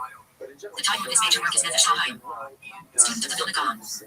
Both Chaim and his elder brother Simcha, D1812, studied under Rabbi Yehuda ben Asher Gunsberg, the author of the Shagas Aryeh, who was then Rabbi of Balasin, and afterward under Rabbi Raphael HaKohen, the author of the Torah Yekusiel, later of Hamburg. He studied Torah for its sake with all his strength, with the greatest holiness, and the most amazing purity. He did not ignore any small or large matter in Talmud Bavli, Yerushalmi, Mekilta, Sifra, Sifri, Gisepta, all the Midrashim, the Holy Zohar and the Tikkunim, the Acts of Creation and Merkava, the Sefer Yetzirah, all the holy words of the first Kabbalists, and the writings of the Arizal. He toiled tremendously over all of them in an immeasurable way to reconcile their words, to delve into their awesome depths, to correct the light from the darkness of the errors until he demonstrated pathways in their holy words, all of them clear and elucidated, a true Torah in his mouth, according to the truth of Torah. All his studies were systematically ordered, laid out, and preserved, investing all of his strength to work on it and preserve it, literally giving his life over every inch of the detail of the Torah and never, in all of his life, looking beyond his 4 cubits. The degree of his abstinence from worldly matters was wondrous to the extent that he never inquired of his children's welfare, never writing them unnecessary letters, and he never read their letters. He was a living person by grasping the tree of life virtually, never tasting the taste of steak from the day his holy intellect matured until the Torah was given to him as a gift. His 2 kidneys became his 2 fountains, a flowing source of wisdom, growing stronger from day to day and from hour to hour. In addition to this was his awesome humility and lowliness of spirit, reflecting his greatness in Torah, and one who did not see the holiness of his Torah, service of God, and the refined purity of his abstinence from this world, piety, and humility, has never seen light in his days. Chaim Balasin is speaking about his teacher, the Gaon of Vilna, Nefesh Chaim. Age 25, Chaim became a disciple of Vilna Gaon, using his new teacher's method. He began his studies anew, returning to Torah, Mishnah, Talmud, and Hebrew grammar. His admiration for the Gaon was boundless, and after his death Chaim virtually acknowledged no superior. Establishing the Balasin Yeshiva. It was with the view of applying the methods of the Vilna Gaon that Chaim founded the Balasin Yeshiva, then called Yeshiva Chaim. In 1803, a yeshiva that remained in operation for almost 90 years until it was closed in 1892. The yeshiva became the mother of all Lithuanian-style yeshivas. He began with 10 pupils, young residents of Balasin, whom Chaim maintained at his own expense. It is related that his wife sold her jewelry to contribute to their maintenance. The fame of the institution spread, and the number of its students increased, necessitating an appeal to which the Jews of Russia generously responded. Rabbi Chaim lived to see his yeshiva house in its own building, and to preside over 100 disciples. He saw one of his students establish his own yeshiva in Mir. Chaim continued to teach the Vilna Gaon study method of penetrating analysis of the Talmudic text, seeking to elicit the intent and meaning of the writing of the Rishon. This approach was followed by all the great Lithuanian yeshivas, such as Slobodka Yeshiva, Mir Yeshiva, Konevets Yeshiva, Kel Yeshiva, Kletsk Yeshiva, and Tels Yeshiva. Works. Rav Chaim's major work is the Nefesh HaChaim, Living Soul. It deals with complex understandings of the nature of God, but also with secrets of prayer and the importance of Torah, and the purpose being to implant the fear of God, Torah, and pure worship into the hearts of the upright who are seeking the ways of God. It presents a clear and orderly Kabbalistic Yaltan that addresses many of the same issues as the Hasidic texts of the day. The work is generally viewed as the Lithuanian response to Hasidism, albeit in a much less harsh manner than the criticisms of Hasidim voiced by Rav Chaim's predecessors such as the Vilna Gaon and Rav Yecheskel Landau. Norman Lapp described its structure. The Nefesh HaChaim consists of 5 parts, 4 of which are numbered and are called gates. The 5th part, which appears between the 3rd and 4th gates, is unnumbered. The first 3 gates, which are primarily metaphysical mystical, number, respectively, 22, 18, and 14 chapters. The 4th gate, or final part, which is more popular and exoteric and extols the study of Torah, contains 34 chapters. The unnumbered part, containing 8 chapters, is in the nature of a preface to Gate 4, and henceforth will be termed Pre-4, and deals primarily with ethical material, such as the suppression of pride and other undesirable character traits, especially as it relates to the study of Torah and the performance of the commandments. The fact that it is unnumbered indicates that it was written after the rest of the book had been composed and was already in completed manuscript form. Evidence for this may also be found from the glosses and cross-references that are found throughout the book. In addition, Chaim wrote Ruach Chaim, published posthumously. It is a commentary on Pirkei Avot. Both titles also play on his name, Chaim. Thus, for example, the spirit of life can also be translated as Chaim's spirit or Chaim's soul. Many of Chaim's responses on galactic subjects were lost by fire in 1815. Family. Chaim's brother, known as Solomon of Balasin, is considered to have been among the greatest students of the Vilna Gaon. Solomon of Balasin's biography, the hagiographical Toldus Adam, includes many anecdotes related to the author by Rabbi Chaim. Rabbi Chaim's son, Yitzchak, took over the leadership of the yeshiva upon his father's death in 1821. Yitzchak's daughter, Rivka, was married to Rabbi Eliezer Yitzchak Fried. Her first cousin Eliezer Yitzchak's mother, Esther, was Yitzchak's sister. Another of Yitzchak's daughters married Naphtali Zvi Yehuda Rubenaka the Netzin. Among Rabbi Chaim's descendants are the Soloveitchik family, such as his great-grandson Yosef Tov Soloveitchik. References. Becoming cloudy with high speed in the 60s and 80s, still some gusty winds possible in the valleys and IE. This report brought to you by Mattress Firm. From your Toyota dealer's traffic center, we make it easy if there's a crash in South LA on the 110.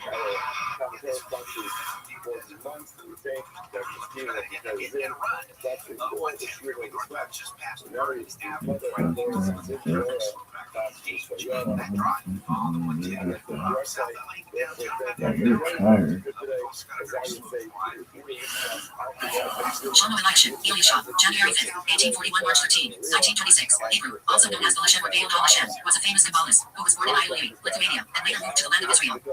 Biography. His father was Rabbi J.H. Elisha. Rabbi Elisha, a brilliant Talmudist, studied in the yeshiva of Minsk and Tels. In addition to his own works on Kabbalah, Lashem, he was instrumental in printing works of earlier Kabbalists. Aliyah. Eliashib taught Rabbi Abraham Isaac Kook Kabbalah when Rabbi Kook was the young rabbi of the town of Soil. Rabbi Kook was granted a month-long leave of absence to study with the famous Kabbalist in Shevel.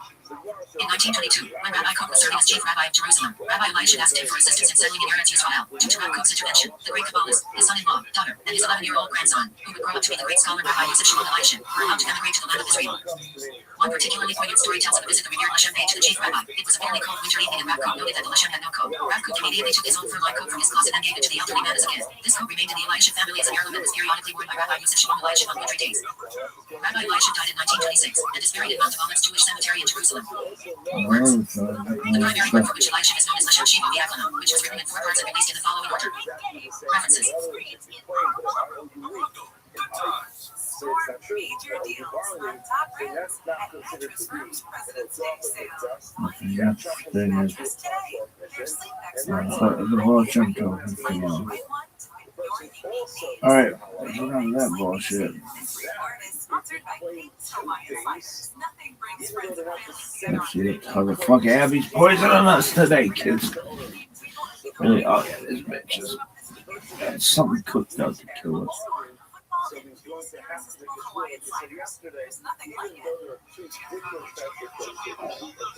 Really? I'm pretty sure she's got something on there.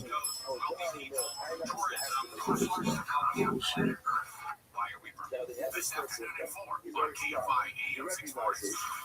Dude, there's no fun.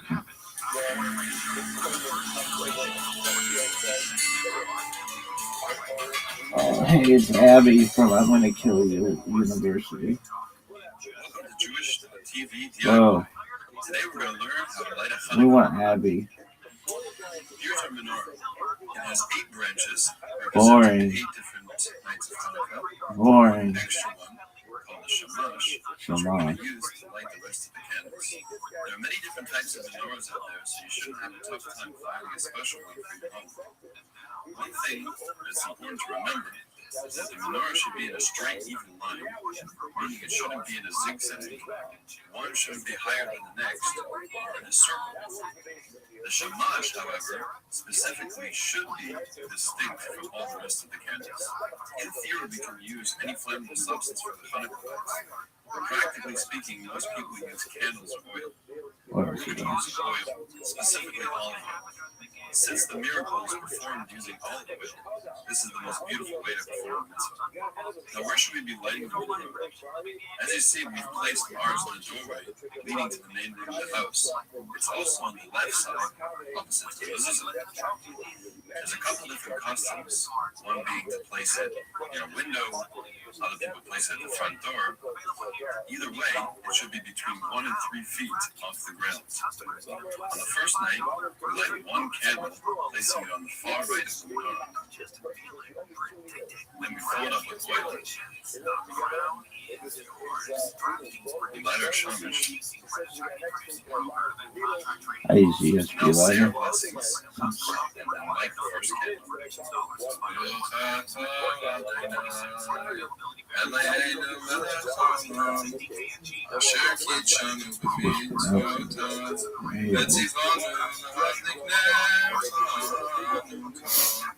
Boring.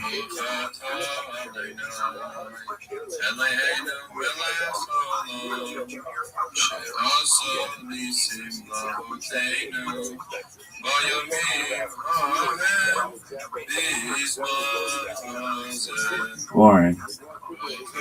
That's just so much first night.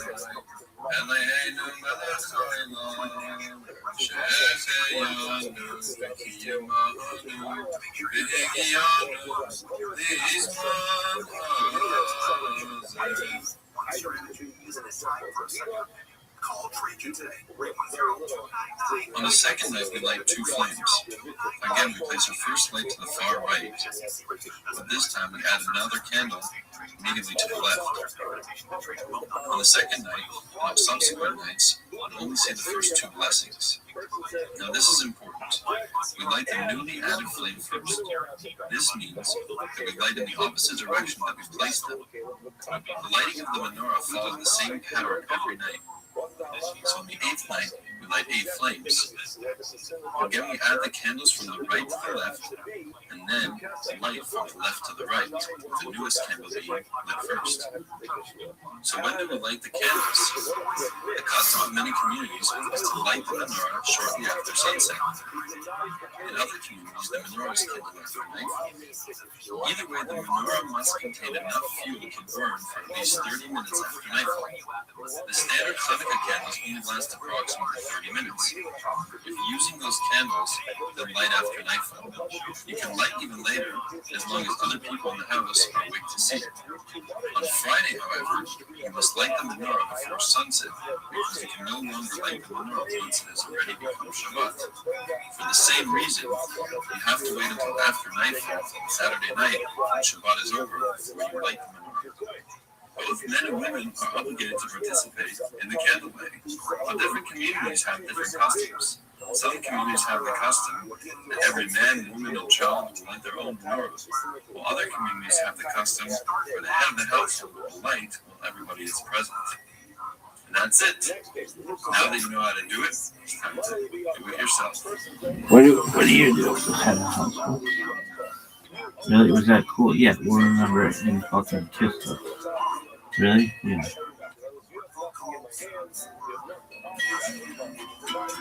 Did he do it correctly? Yeah.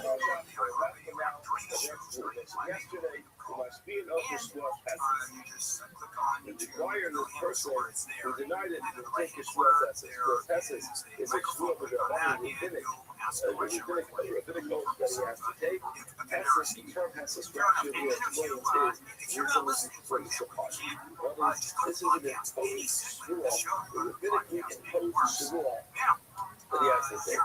My title, what's the reason why Rabbi decided that the person has to take the shua? In other words, when they go to Shimon, it says Shimon owes the money. Shimon comes out and says, what? No, why is the law something has to make the shua?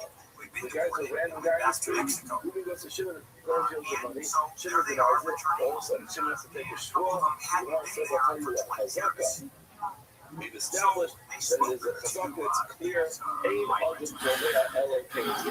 It's not normal. People don't walk over to other places and say, you only want to put more money. So he's claiming that he owes the money. He probably does owe the money. He doesn't have enough honor to obligate to pay for it. But we said, it's very uncommon for you to relate to Shimon and claim that he owes money. The fact that he did prove there's something going on here. Therefore, I'm going to impose a Shimon. Whereas with Abraham, the opposite is true.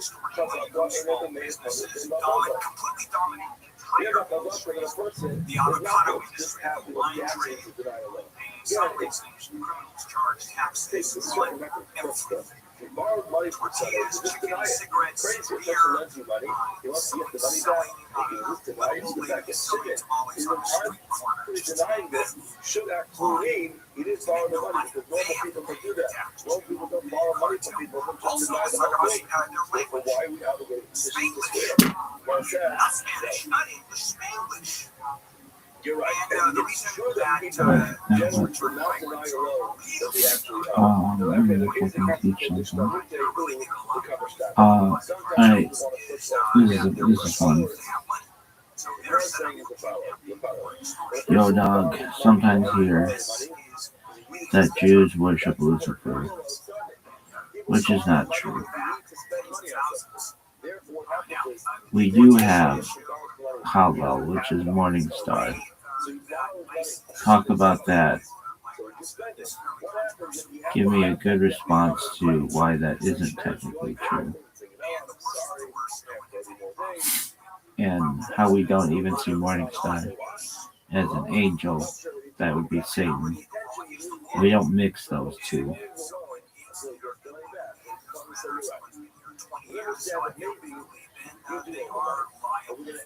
Yeah, the rumor pops up all the time. It's basically a mashup of bad translations.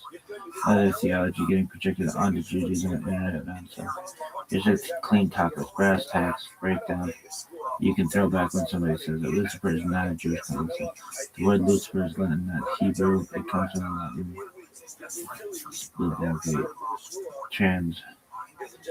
Isaiah 14:12. Well, the Hebrew phrase is hello, Hallel ben Shachar. The phrase literally means shining like the sun of the dawn, i.e. morning star. In context, it's poetic. It's a poetic insult aimed at the king of Babylon. Not a cosmic double origin story. Judaism reads the passage as political satire, not demonology. Morning star does not equal Satan in Judaism. In Tanakh and Chazal, morning star is imagery, not a being. Stars are symbols of prominence, power, or rise and fall. There's no angel named Lucifer in Judaism. Zero. Not in Tanakh, not in Midrash, not in the Christian theology. Later personified this metaphor, fused it with ideas about Satan. Judaism never read that. Satan isn't a rebel angel anyway. In Judaism, Satan literally means the adversary or prosecutor. He's a job title, not an evil thing. Think divine DA, not fallen archangel. He works for God, not against him. See Job. So even if Morningstar were an angel and isn't, Judaism still wouldn't equate it with Satan. No dualism, no devil worship. Judaism rejects the whole good God versus evil God setup. There is one God, period. No independent evil force, no rival deity, no Lucifer cult worshiping anything other than God is literally a Avodah. One of the biggest enemies. One line you can drop. Lucifer is a Latin mistranslation and a Christian theological development. Judaism reads Morningstar as poetic imagery about a human king, not Satan, and Hasatan. In Judaism, isn't a fallen angel anyway, just a divine prosecutor. We don't worship devils. We don't believe in them the same way. Yo, dog, talk about it in like once a month in shul.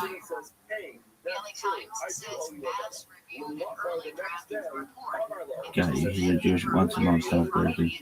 You hear people say worship Lucifer, that's what Lucifer is. No, Hallel.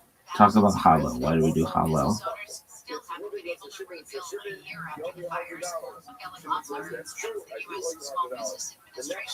I got you. You mean Hallel, not other stuff. That can be exactly where people just start tripping. It's actually a great question.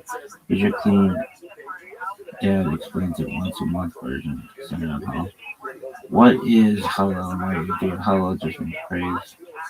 Straight up from the Hebrew HLL, meaning to praise or shine in a good way.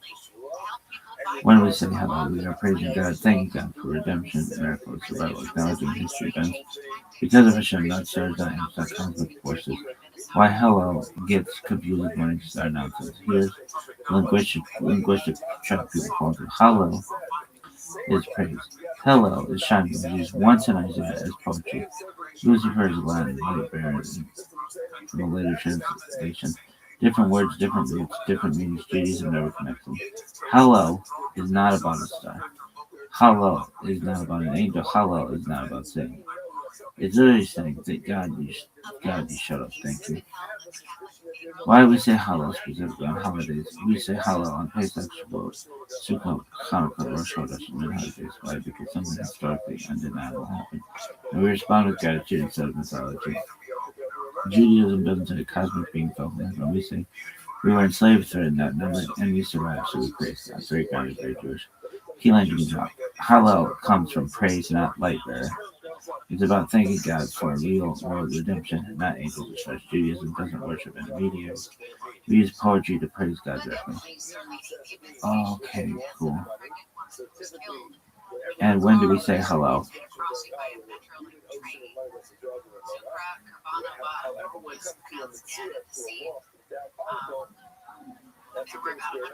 Okay, on days of joy redemption, the national miracle and the purpose of that show. Full halal with bracha and sukkot all days including Shemoneh Esrei. Shavuot, Hanukkah, all 8 days, first days of Pesach in Israel, first day in Chatzalon. 2 days half halal, midchag, usually without a bracha. Last days of Pesach, Rosh Chodesh. Why not full halal every day of Pesach? Classic line, because our freedom came with Egyptian suffering. Once the sea closed and people died, the joy becomes mixed. Judaism doesn't do celebration when others are destroyed, even enemies to God. Very on-brand Jewish one Hanukkah is Valhalla. It is a dangerous spiritual force. The miracles unfolded over time, and there's no competing tragedy about being commemorated, so we go full-throated gratitude. Why Rosh Chodesh at all? It's not a biblical obligation. It's a minhag that just developed because new month equals new open new equals praise Hallel, light version 1. So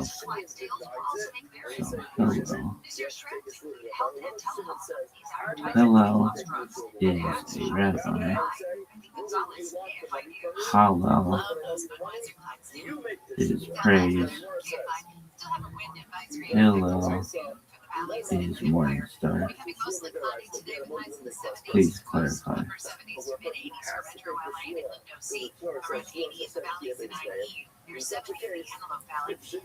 Yeah, that's exactly the confusion point. 3 words that sound similar in English, but in Hebrew, they're totally different things. Let's line them up clearly. Hillel, the rabbi. Who? Hillel, the elder, one of the greatest rabbis in Jewish history, 1st century before the common era. Edison, Hedron, founder of Beit Hillel, named from the root HLL, praise. Like many Hebrew names, Persian historical rabbi, nothing common. Hallel, praise prayer. What Psalms 113 and 119, 7 holidays, meaning praise. Root HLL, same root as Hillel, action, prayer. Praising God directly. Hillel, shining one, morning star. Where Isaiah 14, one single verse in all time, meaning shining one, bright one. Context, poetic taunt to the king of Babylon, letter confusion, translated into Latin as this bear. Metaphor, not a king, not an angel, not Satan. Key point, Hillel is a rabbi, Hallel is praising God. Hillel is poetic imagery of a fallen human ruler. Same matter, sometimes different thoughts, different meanings, different categories. Hebrew works like that all the time, English blends it out, and people start inventing demons. What is the etymology of hell?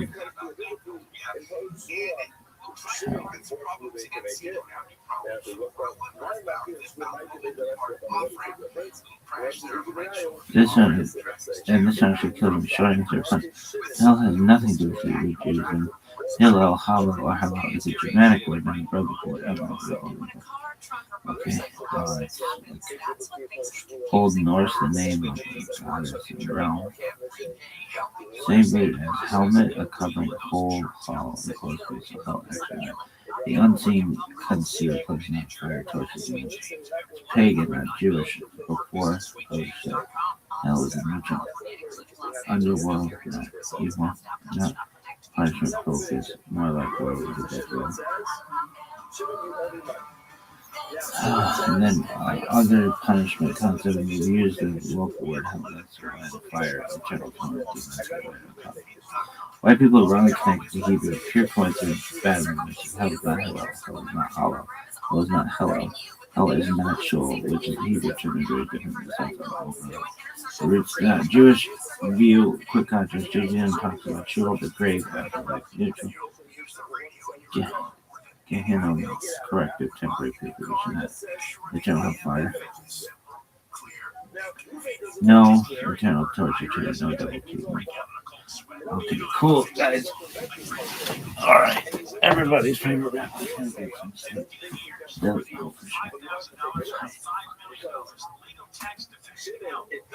Anything else you want to say? Yeah, I'm going to do that. Really? Maybe. Perhaps.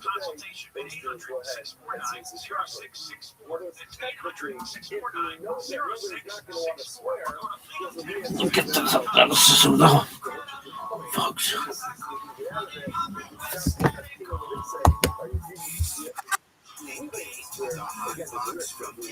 Oh, fuck. He explained it perfectly. Yeah, but she's Chinese. Pretty great. I mean, Kawhi Leonard interacts with other people. It's just a great idea for a TV show. Yeah. Kawhi Leonard, it's like Anthony Bourdain, but it's Kawhi Leonard. No reservations. Yeah. I'm down to watch that. Yeah, dude. But anyway, so there's something else I wanted to show you. Shout out to listen. We could watch Gronkowski all day. Yeah, I think we watched it a lot. Yeah, we watched More than most. probably 4 minutes of him actually doing stand-up, and it was rough. But there's something that came to my attention thanks to Janae, actually. Okay. Oh, one of our gals. One of our gals, yep. She sent us this, and you saw what it's called, dude? I didn't see what it's called, but I guarantee you he's no. This is not what I thought. I thought it was a Magic Mind promo. Oh, no, dude. No, so he's gonna. What's your name? Like David? Is it like that? Well, I don't want to spoil it for you. Okay. But guess whether or not he is on Magic Mind. That's probably better. 100%. He's 100% He on doesn't Magic leave the Mind. house without Magic Mind. All right, let's see. And then we'll play the whole thing and then talk about it. In fact, one thing before you start, I know this because I've been to San Francisco. You can't get into the club if you haven't had a Magic Mind. It costs. They changed from like crypto, like Staples to crypto. It's going to be Magic Mind Comedy Club. Magic Mind cops. But no, they have a detector that they like. You do with your temperature. I'm so glad you're here. Ben, Aaron, Neil, Mark, Matt. Yeah, we'll get it. We'll get it. I don't give a shit. I'll guess all your names. Oh, hello. Welcome. I don't make fun of people. Thanks for... Welcome. Nice. Hello, Diane? It's not Diane, is it? Let me see. Is her name Diane? Give me an ID. Her name is Diane.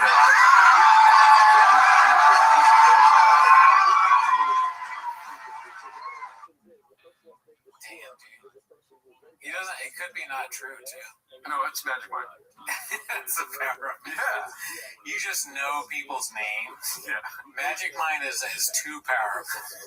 Maybe Pete Holmes has a specific kind of Magic Mind. Yeah. He gets like the really good stuff, but even like the rest of the stuff that the rest of us get is actually pretty good, right? I've not tried it. I haven't tried it either yet. We should do that on the show, though. Try a Magic Mind? Yeah. You know what I do drink is those little green energy juices that I have at like Trader Joe's and grocery stores. That'll be like some sort of caffeine shot with like spinach and mango or whatever, coconut water or whatever.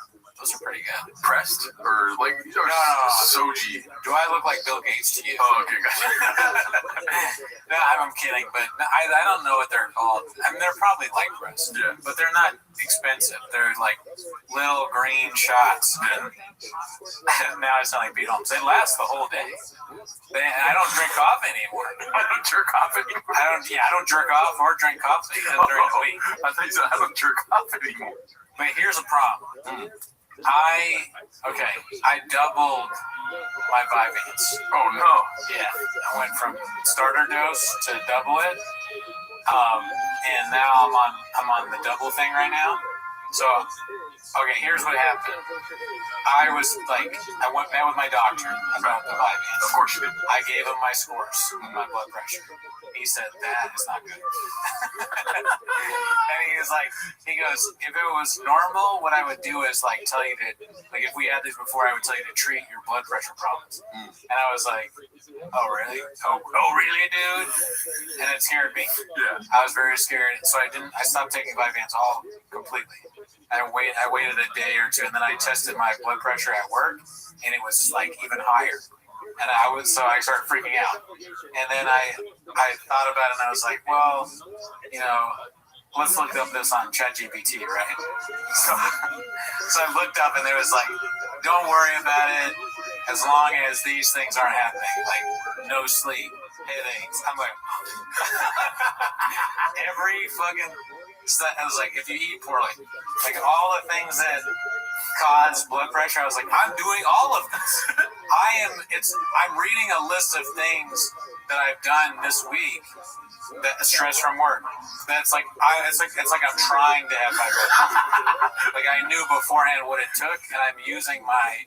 So I really was like, it's not crazy. Like, okay, you're having a heart attack kind of shit, but I started eating healthier. And I was like, I need a new machine because I'm doing the wrist one. It's like you wrap around your arm. It's like all fucking high tech.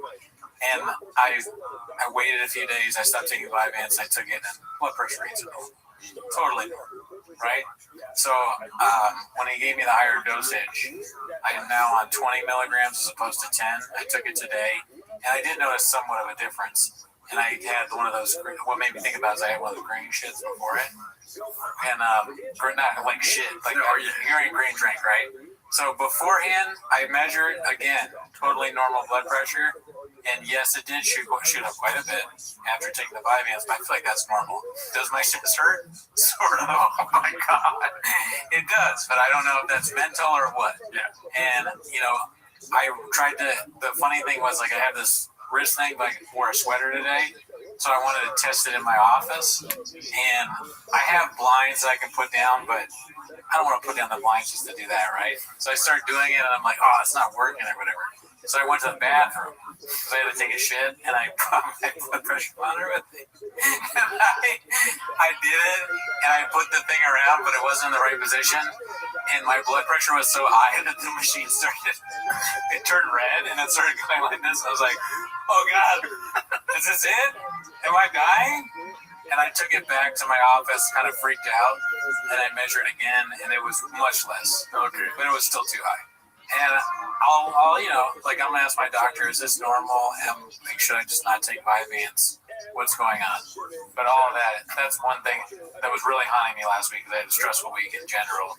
And then on top of that, I was like getting these readings that would be for somebody who's high blood pressure. Yeah, so, dude. In your mind, what comes first? What comes first, mind or matter? I don't even understand that question. Okay, Jesus Christ. Mind doesn't come first. You're like, that question makes my knee hurt. I don't understand the question. Mind before matter or matter before mind? What's matter? Like your body, dude. Oh, like, what do I care more about, my brain or my body? No, what comes first? Like, intuitively, like, what do you think? Does the mind lead to an injury, or does an injury lead to the body? Oh, okay. I think, well, look, I'm not the one who is, like, telling me to get Vyvanse, okay? That's other people. You, Oathman, my wife, that's the other thing. I got married. Oh, yeah, congratulations, dude. She married a dead man, Marty. But no, to answer your question, I guess, I mean, the body somewhat, I think. Oh, what I feel. I don't know. So that's your problem, dude. Yeah. It's mind before matter, dude. Yeah, okay, so you have to think about, what are you saying? I think it's mind before matter, like anything, like before sickness, before spiritual health, stuff like this. Mind before matter, dude. You know what I mean? I think you can fool yourself into being sick. Maybe, I'm definitely here, because I think my blood pressure is probably fine, because it was just like, the wrist thing, it was just, I think it's the device itself makes it higher, and then it was kind of a stressful week, and then all those things that I was doing, I stopped doing them, and my blood pressure was normal during the week, but it definitely stressed me out, because I was like, damn, what the fuck? It is an interesting dynamic that we have, because I'm literally on the phone with a girl earlier today, and she's telling me about how she went to go get her blood done and stuff like this. What's the first thought that comes to my mind? Don't turn into Brendan Cody. No. It's just, it involves nobody. It's Gerardo talking to himself, saying what he's going to do. Well, that's stupid. I'd rather die. They get your blood checked? Yeah. Than anything. I would rather die. Well, what if it's like I don't want to rationalize it for you, but yeah.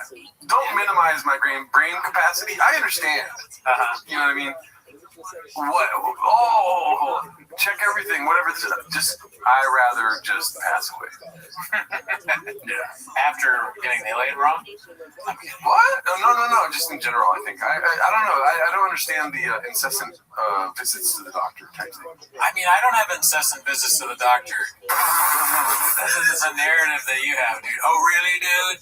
You and other people in my life told me that I cannot pay attention. Okay, yeah. So because of that, and leaving the door open and various other reasons, I decided to ask the doctor, and they're like, do you want to get tested for ADD? And I said, yeah, I guess. Yeah. And then people have told me that Vyvanse is a good drug. So I was like, well, I'll try that. and it is killing me. Yeah. And so we'll see. See that, but like, fuck it, we all die. Yeah, I might die quicker than some. And there you go. I believe in mind before matter, so that's probably true if you believe that.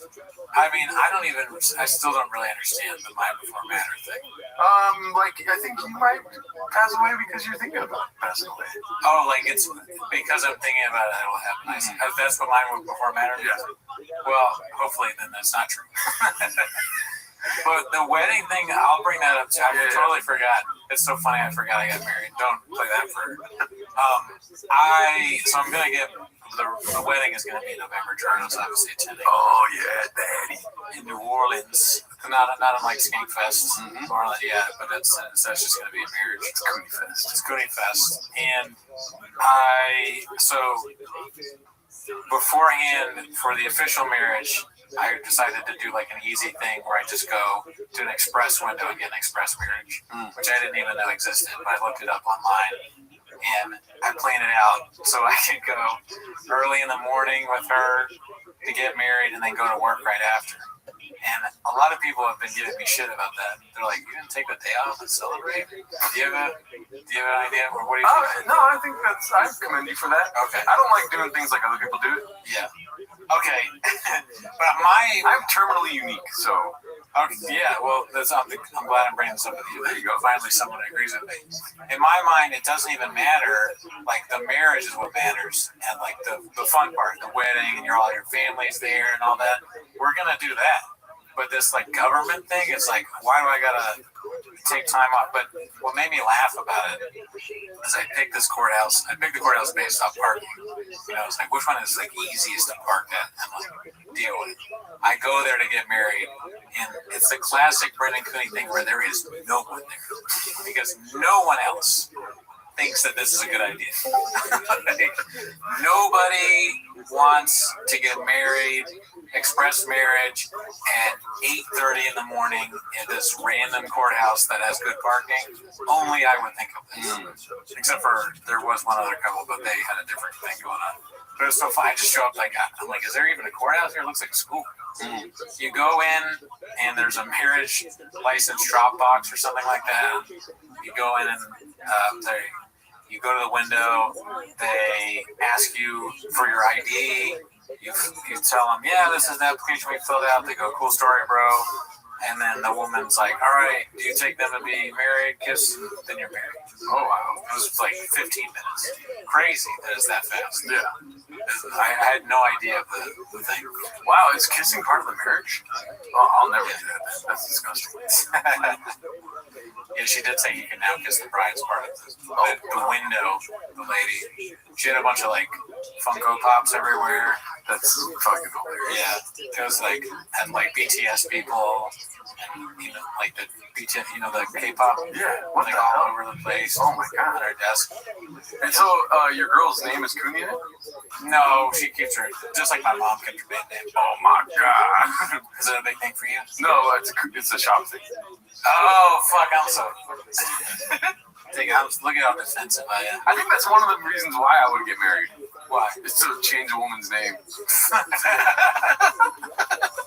It's like, you know how they used to do that on like the North African slave trade or whatever, or the West African slave trade? What would they do? They would bring you over here and change your name. Oh, yeah. Yeah, that's what I view it as. Yeah. Oh, my God. But, guys, it's very important that Shab not find out about this. Yes. Shab cannot find out that my wife doesn't have the same last name. That would be bad. So do not tell him, because then I would lose all credibility at TFAK. So, seriously, our secret. Yeah. You know, I'll tell Shop, but you know what bugs me, dude? What? Is when I say the wrong surname, is that what it's called for a female, for a woman? Yeah, I don't know. Because they make a big deal about it. You know what I mean? There's Miss, Mrs., and then there's other ones that I don't know about. People have said like, oh no, it's actually Mrs. Yeah, yeah, dude, are you kidding me? Yeah, like, and then if the husband dies, they're all of a sudden something else. You know what I mean?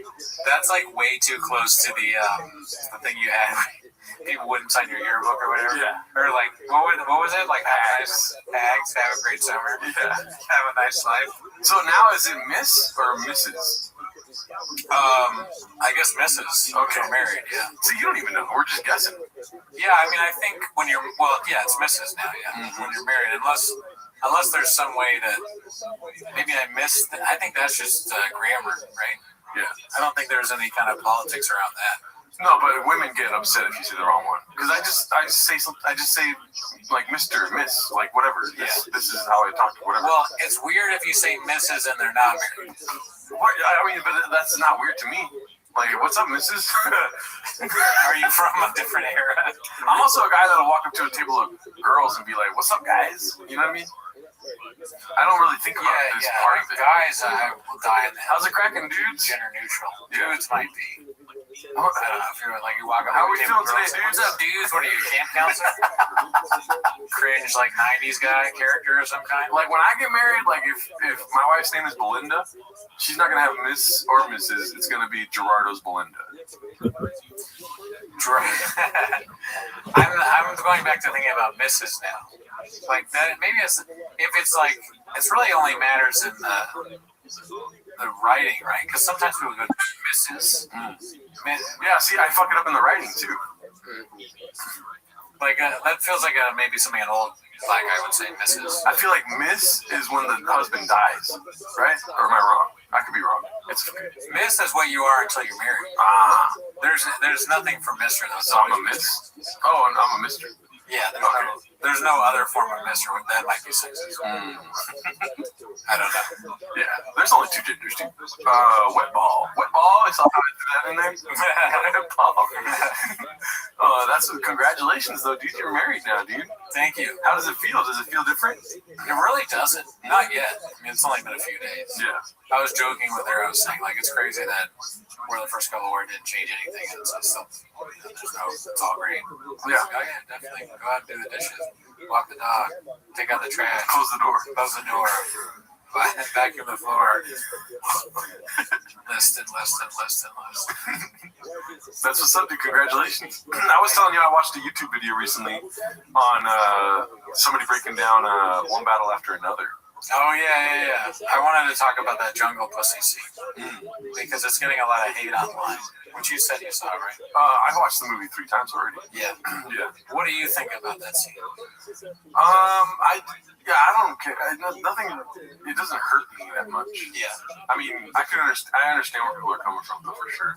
I think it's a weird term to use, but listen, dude, this breakdown that I saw, analyzing the movie, there's a lot of weird scenes and dialogue in the movie, more than just that part. Okay. Where I was like, that's a weird thing to say right there, you know?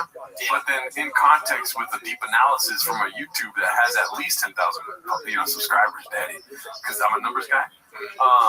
The stuff he said for those weird lines, I was like, I love this movie now. like before I was teetering. If you look at my letterbox, it's the only movie I have reviewed on there. Is that what it's called, letterbox? I think so. And I put my feelings about the movie there. Haven't gone back and done another movie yet, but I will in the future. I'm watching Lord of the Rings right now. You guys know about this. Reading the Iliad. I joined Goodreads. Name's Gerardo. I haven't graduated yet, though. I'm trying to do that still. However, I don't really care, dude, honestly. You know? Like, people have called me the S word for Mexicans. You know what I mean? Spick, stuff like this. And it's just like, it's not that, it doesn't hurt me, you know? I thought that they were saying that the criticism, and I liked the movie. Did you like the movie? Yeah. I just you liked it. You said you were like teetering, but then after the review, so you were thinking it was going to be bad? No. I liked it the first time I saw it. That's what I thought. So the review that I put was that I watched it twice. First time I saw it, I had a great time. Second time I saw it, I was like, okay, this is slower than the first time. There'll Be Blood I could watch tonight, like every night for the rest of my life, and it's amazing every time. But one battle after another, the second time I had seen it, I was like, oh, rough. But then I watched it again after watching this analysis thing, and it's so much more interesting to me now. I gotta see it a second time to see if it's not as good. But with that scene, I thought that there was more, less so that specific word, but more like it's like kind of cringe. And like if you take that scene and you just watch that. Now I liked the movie. I thought it was really good, entertaining. I didn't really like I think people that go and watch it for whatever political things they can glean from it, that's where you maybe go, well, I don't agree with this thing, and they didn't do enough of that, or whatever it is. I just watched it as a movie. Is this entertaining? The first time I found it entertaining.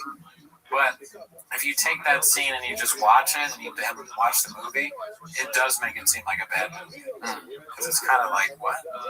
You know, this is a little crazy. But I think that taking one scene and you haven't seen the movie is kind of low IQ. Bro. And I would never do that. I don't want to attack you right now, dude. I would never do that. Right.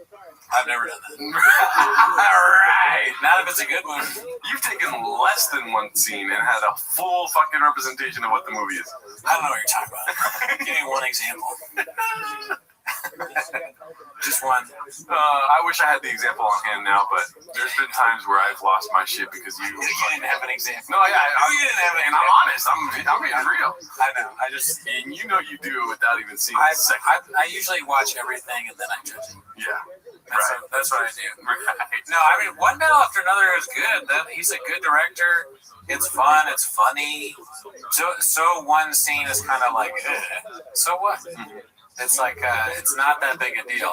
And using that as an argument to like, oh, it didn't cross all these things. It's like, yeah, he's not gonna cross all your fucking I's and dot your T's. Yeah, I mean, you know, we are all searching for perfection in a world that is imperfect, Daddy. You know what I mean? I wish sometimes when I said something deep, you would hit this, but it's fine because it's far from me. But listen, dude, progress, dude. That's where it's at. You know what I mean? PTA, yeah, he's been directing movies forever. You know, but there's other movies that he's done that suck ass, right? Licorice Pizza, the worst fucking movie of all time. And I watched it and I'm talking shit about it as opposed to somebody in this fucking room, okay? But that movie sucks ass. Nothing happens. Characters do not change. You know what I mean? Now, sorry for cussing, but One Battle After Another. One character doesn't really change that much. But there's so many other characters happening all around it that change, and it's like, you can relate to them. You can relate to the guy that just sits there and does nothing the whole movie. You know what I mean? And he's just along for the ride. You know what I'm saying? Leonardo DiCaprio doesn't keep up with you. But, you know, he's in pajamas the whole movie. And is that by accident? I don't think so, dude. You know what I mean? He's asleep at the wheel, dude. Like a lot of America, dude, that's seeking perfection. And perfection is just not attainable, dude. So stop trying to hate on PTA for trying his best, dude. I think the movie itself, Benicio del Toro's character alone is like so good that even just that made the movie good. Yeah. But you know, overall the movie I think is pretty good. I think it'd be funny if in Licorice Pizza Jungle Pussy was part of that, and you're like watching and all of a sudden she blows off Philip Seymour Hoffman's son's head. She just shoots him in the head and he explodes everywhere.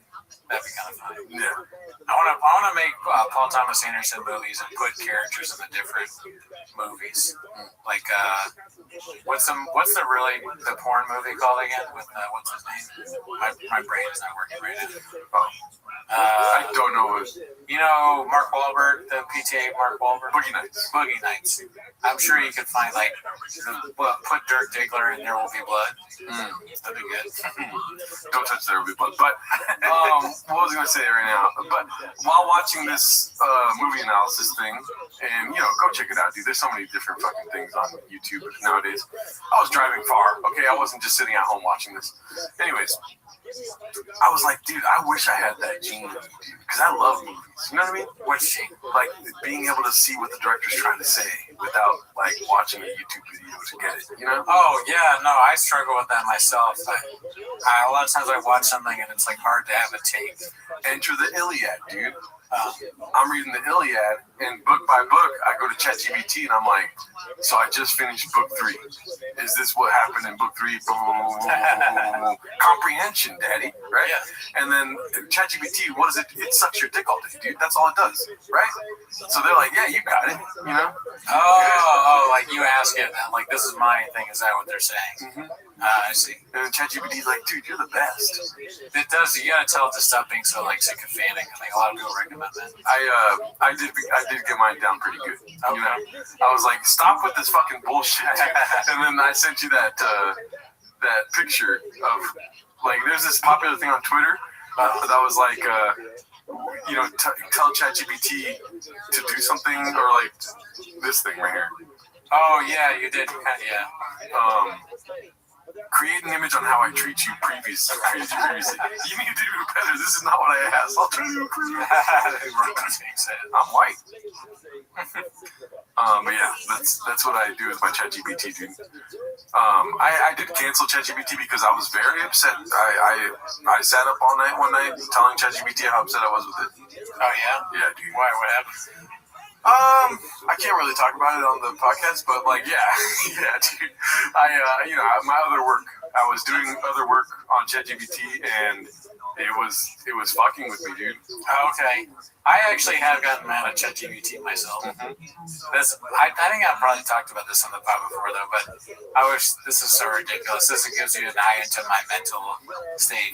I was arguing with ChatGPT over whether it was okay for me to carry a knife. Oh my god. I don't have a knife. Or do I? Yeah. And I was like, this is so crazy, dude. I was asking ChatGPT about like what kind of knife would kill a pit bull. If I needed to, I'm not just gonna go kill pit bulls. But I was like asking it about that, and I was like, is there any blowback? And they're like, well, you can't have this kind of knife. In California, you have to have it has to be shown. And they were acting like I was gonna buy like some kind of big ass, fucking Crocodile Dundee knife and walk around like that. I'm like, I'm not doing that.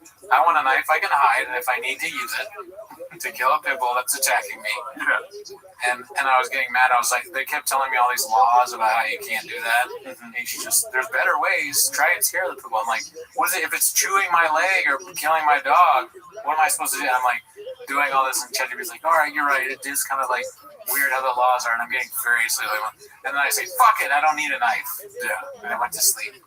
Yeah, I was asking ChatGPT, like, can I eat this right now, or is that going to make me feel like shit, right? And then fast forward to, like, 30 other prompts that I'm giving ChatGPT, like, make this, my homie naked, stuff like this, right? And then later on, it was like, it said, like, you're going to feel like shit over something else. And I was like, hey, don't do that. You're a fucking robot, dude. Don't act like you're my friend, all right? Have you seen this? I think it was this last week. Is it this video? But it's in Miami. The police came over to ask this lady about some post that she made on Facebook. Did you see that? No. Yeah, so it was not even that hardcore. A Miami Beach veteran is making national headlines. Fuck, crazy. Cubans are becoming fucking bedbugs, dude. What the hell? Definitely bedbugs. Is making national headlines and striking up debates about. So I want to see if we can see the message. I never got a chance to read the actual message, or they read it later. The guy who consistently calls for the D of all Palestinians tried to shut down a theater for showing a movie that hurt his feelings and refuses to stand up for the LGBTQ community in any way. Even leaves the room when they vote on related matters. When he wants you to know that you're all welcome here. Clown, clown, clown.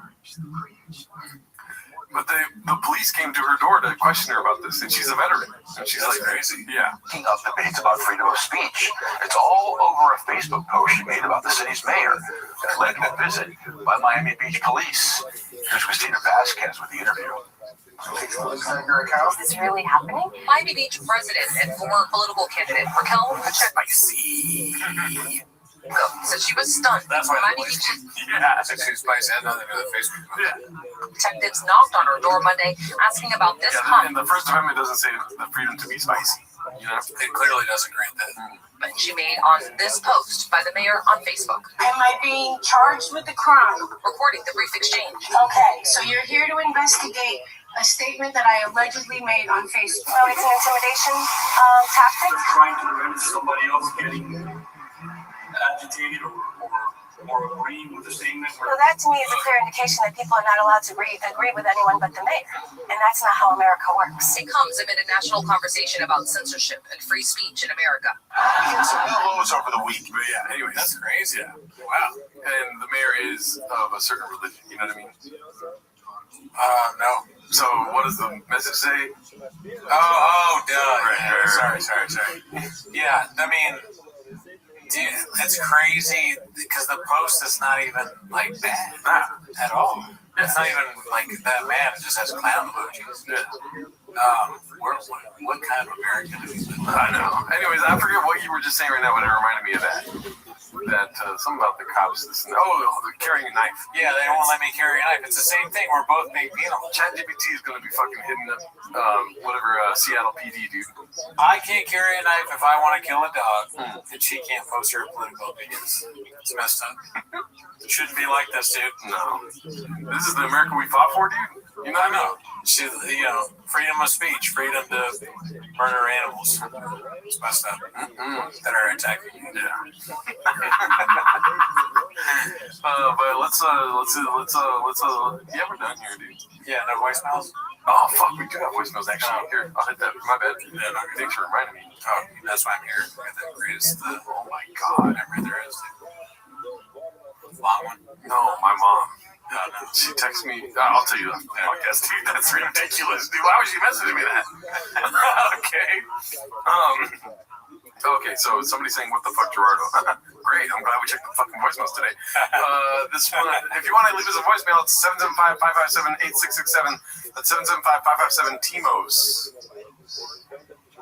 Hey, what the fuck, Geraldo and fucking Brandon? I called Tony Soprano from New Jersey. I called the other day.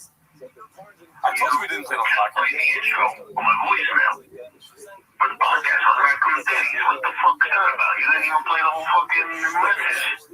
What is that about?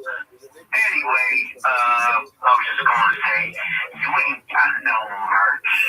What the fuck, man? Got no fucking merch. What the fuck is I've been called? 2 years ago I called, they ain't got no merch. 2 years now there's no merch.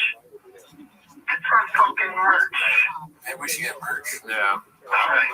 When a murderous psychopath is telling you to get merch. Yeah, 4 years later, maybe we should get merch. Yeah.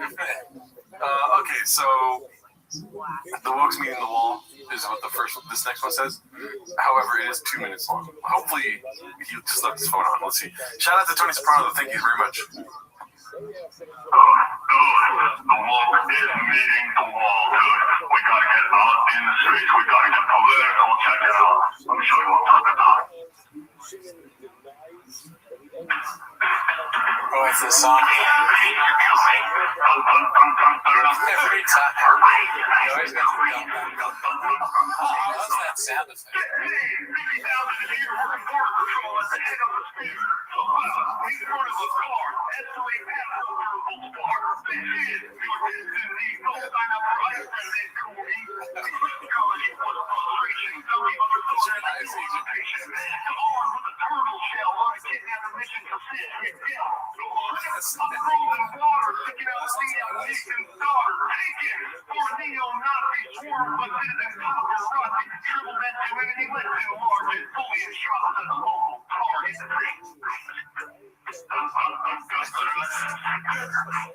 Hell yeah, dude.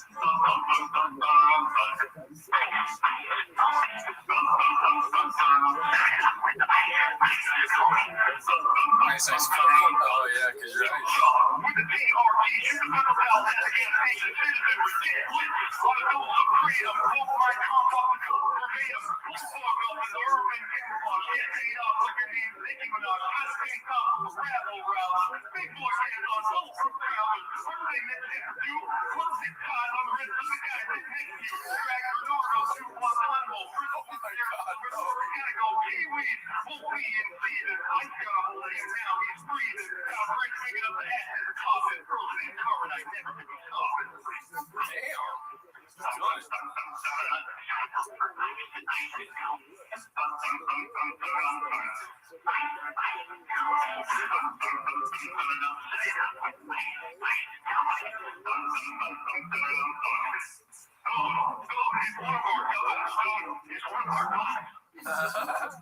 Shout out to you, dude. Thank you very much. Yeah, he's He said first off, arrest the guy sitting next to him. Yeah. That's pretty funny. He said a lot more than that. He said to tie me up and like put a gag on me or something like that.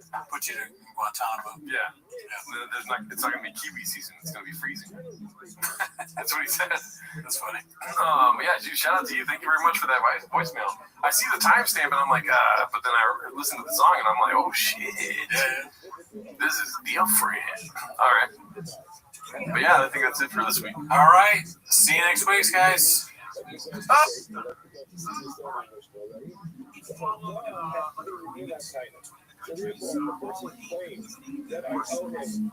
$100 and I say I owe you a hot dog.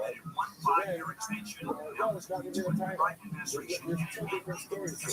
One of them is a monetary claim that I owe you $100. And the admission that I made living that I owe you money is essentially saying, I owe you a hot dog or a strawberry salad. It has nothing to do with what I'm saying. All right. Do something if you really want to do something. I think we're like that. Okay. They can't see us yet. It's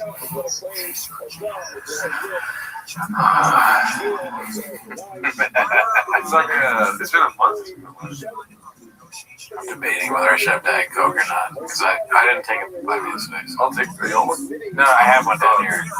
Thank you though. It's just I was like no caffeine. I'm fucking dying. Oh no.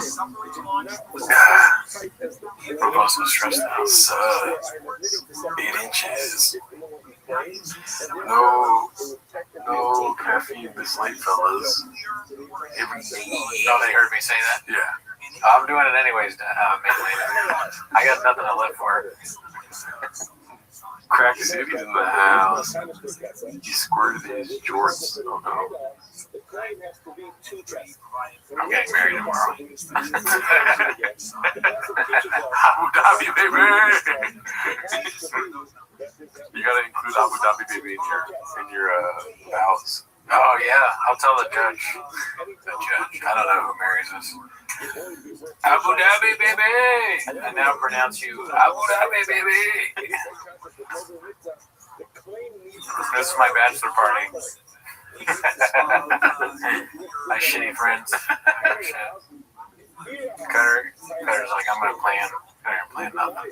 He's not gonna plan anything. I've been insulting him all day long too, so I haven't really given him much incentive. Oh my god.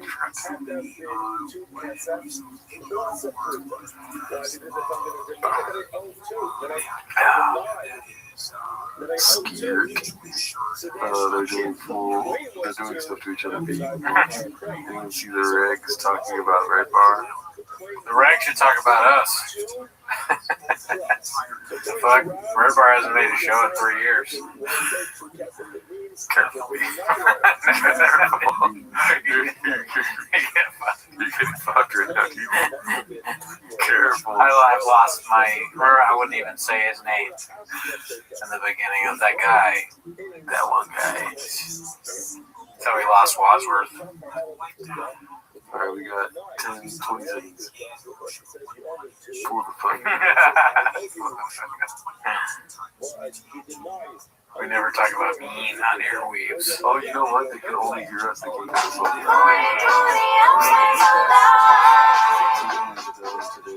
Let's go. How dare you blame yourself for something the team did? Oh no! Oh no! We're live! Beans, cheese. Bro.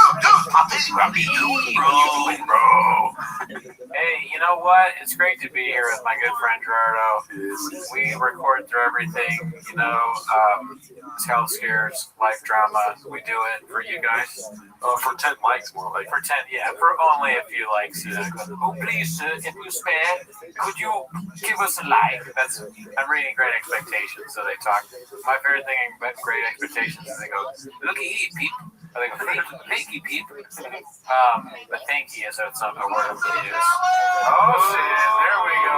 My guy, Saul. Saul, shout out to you, dude. Greatest. B. Respectfully, meat emoji, beans emoji, cheese emoji. Respectfully. Meat emoji, I like that. Dude, okay, so I told you already on the way here, I was watching our guy.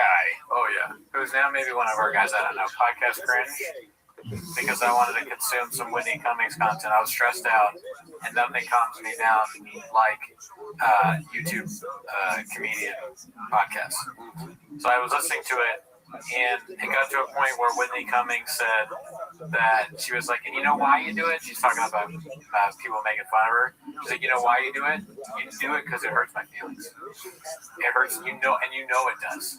You know it hurts my feelings. And I was like, whoa, okay, damn. That's crazy. And then she was like, and you know what? It's probably why you're balding. And I go, wait a minute. Is she talking to me? Is Whitney, I've fully lost my mind. Is Whitney Cummings talking to me? Because I want her to know that it's mainly Gerardo. Yeah, I know what that is. No, I've said a bunch of mean things about her. She stinks. Hi. Right when I said that. But I mean, she's great, and I take it all back. And now that I know that I've hurt her feelings, Yeah. I didn't mean any of it. Come on, B. What's the matter with you? You're women's feelings. Yeah, no. Finally, I was finally a woman. One woman that cares what I think. You know. Yeah. But anyways, how are the comments doing? Did you guys see this? Do you see Whitney Cummings? She's apparently losing her mind. Podcast Cringe explained the whole thing too. It was very interesting. You know me, I never understood YouTube or Reddit. I don't really get it. But apparently, he says the whole podcast is an ad. The episode itself is a Google ad, and that's why she gets views. It's not the bots that she was originally accused of doing. It's the bots. It might be the bots. It might be the bots. For me, bots are people that criticize me. Yeah. That's how I look at bots. But she may have a different definition of bots than I do. Yeah. We the most saw it. We the most saw it. Let's see what she has to say here. What's up, Lori? Saw you said An example, that's what gets kicked us out. I swear to God. This is what they wanted. They wanted me to do an episode where, like, it's because I don't say these words. 4 views. But I'm sorry. Like, honestly, like, at first I was kind of, my ego was a little bit like, you know, but I think I owe an apology. I'm sorry. I'm sorry that you have to talk about me. That is a very The way she said you kind of sounds like fucking fat Mexican has to talk about me. Yeah, I mean, I want to know, does she say anything? Because balding is me. Yeah. But does she go after you at all? No, she's a white supremacist, so she's like more upset that you're talking about her at all. It only hurts her feelings when it's a white man. Yeah. So it's like she's like, yeah, I bet they don't like me. I don't like them. She's like, another thing that sucks, yeah, look at that. Oh, you want to buy a what? Okay, because it sounds like Oh, so many people listen to my podcast. Do a Latino accent. A lot of people listen to my podcast. Do the accent you're allowed to do. Okay? I don't know to my podcast. A white man telling a Latino how to talk, huh? Yeah. All right. Bean cheese. That's why I had to say that. Her face, though, dude. Come on. I mean, you don't have to say anything I'm saying. No, look, I was just debating whether because I truly, from the bottom of my heart, apologize to one of the best comedians that's ever lived, Whitney Cummings. But, there's things about, sometimes when someone sucks, there's different random things that suck about them that are common. Yeah. And I've noticed, and this is not saying that all Eagles fans are like this, but I've noticed that when a woman is annoying, a lot of times she will also be an Eagles fan, loudly online, or some kind of random sports team where they have a saying, like you'll see someone post. They have sayings like, you touch, you buy. They'll say like something I don't agree with, and then go Birds. Yeah. That's a thing that annoying people like to do online. Oh, you're a big Eagles fan, are you? You love the Philadelphia Eagles? Yeah. No, you don't. No, you like violence. You fucking do. That makes me be like. Does that make sense? And also, this, of course. Driving my son to the baseball practice. I didn't say it that well, but you know what I mean. If you're not, please in the comments, do you agree with me? Is it annoying when Because when you talk about women yourself, randomly say they like some random sports team? Right. Like, are you really? Some do. I'm not saying all.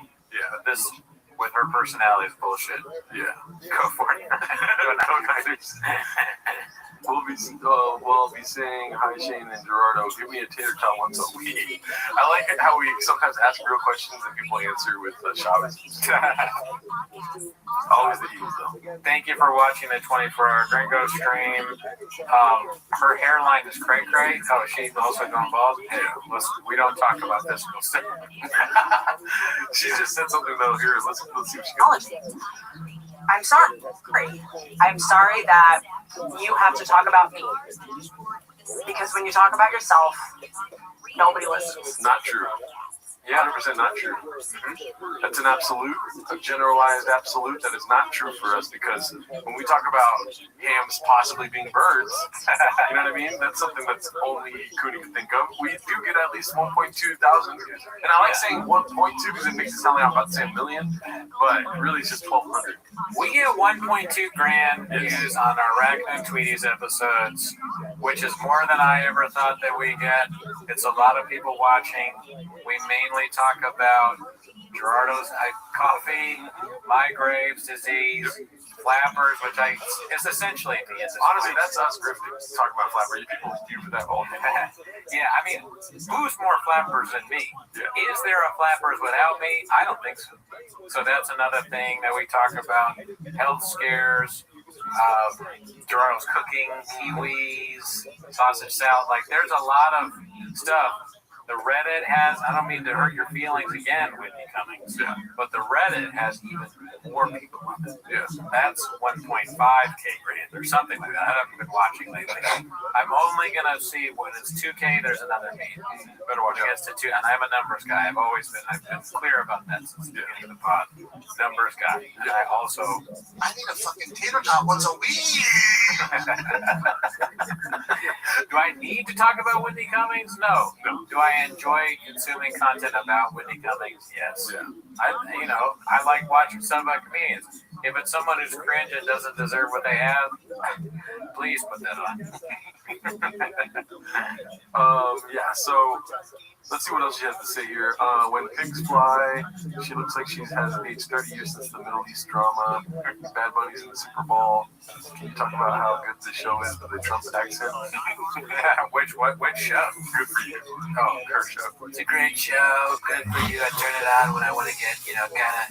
Sometimes I'm too horny, so I put it on. It makes me not horny. Chill out. It's chili on, huevos rancheros, and all the good stuff. Sometimes she has on this other guy. I don't know who he is. He talks about YouTube. He's disgusting. Bad guy. He's a fat pig. He is. Kind of balding, kind of a loser, kind of a bitch. Always has a beanie. Google ads. They said Google ads. I didn't even know what they was. I had to Google it, and it's not good. Dude, should we be getting Google ads on the show? Our whole episode should be a Google ad. Look at how successful she is, you fucking moron. You're right. Dude, this is the team. What are you doing, man? That makes sense. God damn it, you're fucking up. God damn it, the team. That's the narrative. Why would she admit to something like that? If I understand it correctly, I don't understand. When did she admit to that? She said it on the show. I mean, granted, I don't know if it's real. I've just heard podcast crews say it. But he said that the whole thing is an ad. That's why there's views. So people, the thumbnail gets sent to everybody. They watch it for 20 seconds, and that's why there's no comments being. Apparently, she got ratioed in her own comment section. Hell yeah, she did. That's a feat. That's not good. Even we don't get that. Put that on the resume and get the job. You know what I'm saying? But every time I reply, I'm worried I will get ratioed. Yeah. Like, I can have nothing but compassion for the person who this is like their thing. I mean, we qualify for that. Yeah, this is my thing. This is sorry. I enjoy it. So do they. Yeah. It's one of my things. Flappers is another thing. never getting any sleep, high blood pressure. I have a lot of things. Yeah. Graves. Okay. Men aren't dumb. Yeah, dude, you're right. She's Dave Chappelle and we're transgenders. Dude. We're fighting back. You know what I mean? I agree. I mean, Back to the people. it's just every single time I stop it. Oh, the Eagles rust. Right? No? She's. I am white as shit, Dallas. Yeah. That's the perfect one to touch right there. Look at the prime and lollipop there. Yeah. That's good. There. And then, of course, she's a Zionist, dude. Going to Saudi Arabia and supporting Starbucks, dude. How make up your mind. You know what I mean? That Starbucks grift. Oh, God, my trash can's full. You saw that? Oh, jeez. Let's see. Oh, my gosh. Why? Okay. These are grown men, like adult men. As opposed to what? Why, again, the grown men shit? You think you'd rather children make fun of you? You'd rather a podcast of 10-year-olds talking about how you're ugly? Come on now. You don't want that. They're vicious, dude. Yeah. 10-year-olds will let you up, dude. There's a podcast of 12-year-olds talking about how you're unk and you're chopped and you've never been good. Whatever the fuck they say now.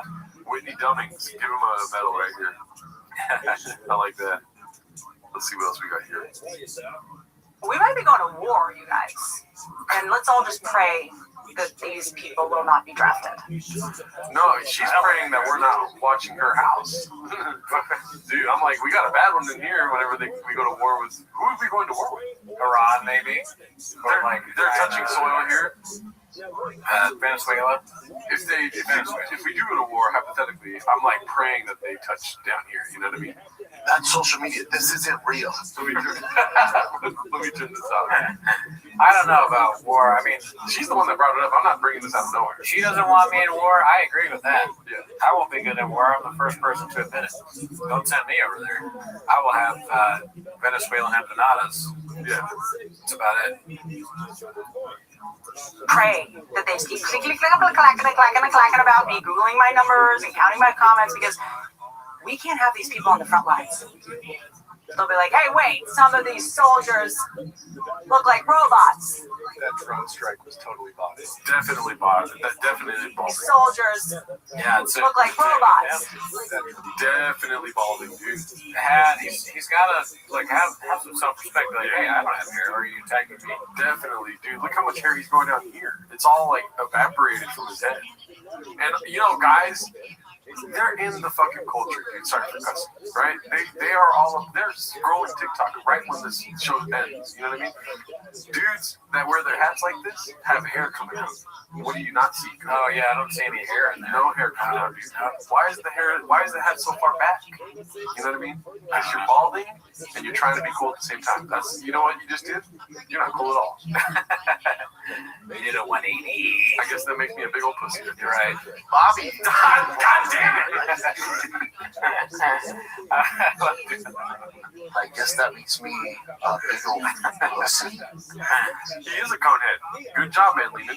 What's up, Balloon Fart? You're tired as fuck and you're going to go Baja mode on your bed? Oh, God. Interesting. I wonder what that means. I haven't gone Baja mode for about 2 weeks. Oh, wow. You know what I'm saying? You got to take that car in, dude. Driving my son to baseball practice. Let's see. Drone strike was totally bought. They'll be like, hey, those soldiers look like robots. Their shoulders are way too big. No man has a shoulder that big. Yeah, they do if they're not online all day. Clickety-clickety-clacking. Clickety-clickety-clacking. I never got that mad at the commenters. That's because we've had wars with people online saying mean stuff to us. I would never describe them as, oh yeah, Horseface is online. Clickety-clacking. Clickety-clickety, look at me. I hate T-Mos. We gotta accuse the bots like her. We gotta accuse the bots too. Whitney, stop fucking whining about it. Jesus Christ. It's a sign of success, you hag. You get criticized having bots when you're doing well, you stupid. All right, I went too far. I apologize to you. Oh, Brenda Cooney, you went too far. You didn't say that. I think she's hot. I don't know if that's a comment on what she looks like. She's beautiful. Yeah, no, she's ugly as hell. All right, well, I guess that makes me big old. instead, I get attacked I get called balding. I'm the one saying that she's attractive. Is that fair? It sounds like she's mad at people that type fast. Clickety clack. Like tap dancing. Gerdo is going Tesla Baja mode. Cooney to Graves to notice. Definitely Graves. The Gringo Dabbler. I should be attacked because I thought Ham was a bird, not Whitney Cummings for having her whole show be bots. I don't want that. I mean, look at this right here, dude. In what world do you think you're successful? You know what I mean? Fuck. Yeah, that's bad. That's insane. 550 likes? That's a lot. We never see that. Yeah, but like, you're right. Comparison to 4.9 downloads? Well, maybe 4.9. 9,000. Oh, fuck. On my channel. No. Oh, trust me, dude. In what fucking sense? Timos is #1 click clap pop. 563,000 subscribers, and 500 of those people thought this was a good episode. She should get a noise that she can put on. And you know how she's probably the first person to say, like, we've got to put an embargo on podcasting equipment. It's like, lady, you're getting 10 times the amount of dislikes than likes. You're the problem. Oh, yeah, she probably is one of those people that's like, there's just too many people can do it. Too many people have the ability to podcast. Everyone should have a podcast. Man Lehman should have a podcast. Ryan Hardy should have a fucking podcast. Crack City should have a podcast. Dixie Normus should have a podcast. Successful Egg definitely have a podcast, but only if he devotes just as much time to our Reddit. Yeah. As long as it doesn't cut into the time that he spends on our Reddit, he should have a podcast. Mark Ramirez should have a podcast. Armando Preciado should have a podcast. PC and PT, I don't know yet. Just kidding. PT, stay on the Reddit. Yeah. All right, let's see what else she says here. We're not even got to the ballpark yet. Oh, okay. They're not online all day. Clickety-click-clack-clack-and. If someone with a podcast sees my comments and it's like, there's not 50,000 comments, people comment, it's like, well, maybe you get a lot of comments because people who listen to your podcast want to fight in the comment section all day. Maybe the people who listen to my podcast have purpose in life. Maybe they are sober. Maybe the people who listen to my podcast do other things or have families, or maybe they send me DMs instead of a public insult. Wow, that's the wildest grift, or whatever she's trying to do there. That's cool. There we go. That's you can't prove that. You're going to release all these DMs that you got, and then fighting in the Well, actually, the most ridiculous thing is the family thing. Who doesn't have a family? Everybody has a family almost. It's so rare that you wouldn't have a family. This is your best work. This is the funniest, most delusional comeback I've ever Got your feet on. If you criticize me, you don't have a family. all my fans live in a 2-story house with a bunch of brothers and sisters, and they do pajama pictures together at Christmas. Look at this right here. When people tell me podcasting must be easy, I think I link them at Whitney Cummings' video. Damn, Colin Russell's coming in hot. Do, puppy. Adderall personified. I love it. These drugs make your brain fucking go haywire, and you come up with videos or you start saying absurd things. The people who criticize, and not ironically, like how we do the bots, the people who criticize me, I can't think of something more ridiculous than don't have a family.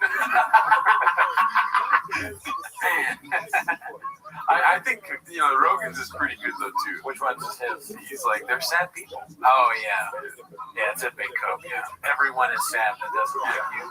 No, unfortunately, not true. That's what I like. I wish Horseface was sad, but I've seen his life. It looks pretty good. He's on dog Reddits, and it's great. His dog is beautiful. He has a beautiful dog. One of the most great Nice dogs. dog. I saw the dog. I said, "Wow, that's a rough part." He was like in a picture with some girl that looked cute, like a great dog, and I was like, "What the fuck is wrong with me?" But no, that's not it. You can have people that are happy that just don't like your content. Yeah. I was listening to. I know I said I don't really listen to podcast scripts, but I listened to it on the way to work too. Bert, there's a random Bert episode, and Bert was talking about the same thing. Like, I get it. I spent a week. It's like you got no one you can talk to. You got nobody to see. So if I talk to you, it's someone that talked. Maybe the only person that talked to you that day. Like, you don't do anything on the weekends. You just can't go out. It's like none of that's true, dude. Fucking. You can have plenty. I go out on the weekends. Check this out, dude. She hit us. She hit him with our boy Shakespeare's line, dude. Way to go, Shakespeare. So here we go. I've worked with 2 recovering meatheads during my time doing construction, and I can't explain how similar the ranting is to theirs. The energy is no bueno. You know I'm nice. No, you don't seem nice at all, Whitney. And she says, seem, haha. Do you know that with that Shakespeare quote? No. I know not what seems, I know what is. Oh, okay. She's trying to hit us with Shakespeare, dude. You think so? Yeah, because when I did Adderall, I would quote Shakespeare all the time. I would love it if that's a real thing, but that absolutely seems like a Gerdo. Yeah, I don't even understand. What do you mean seem? I don't know what a seem. It is a Shakespeare thing. I mean, like Shakespeare's philosophy is like, I know not what seems, I know what is. It's like a way of so she's saying seem is like not relevant. Oh, I don't seem nice. Oh, I'm supposed to. Then she's on the next episode. She's like, I'm supposed to seem nice, I guess. So I love my haters. She's gonna keep doing the wrong thing.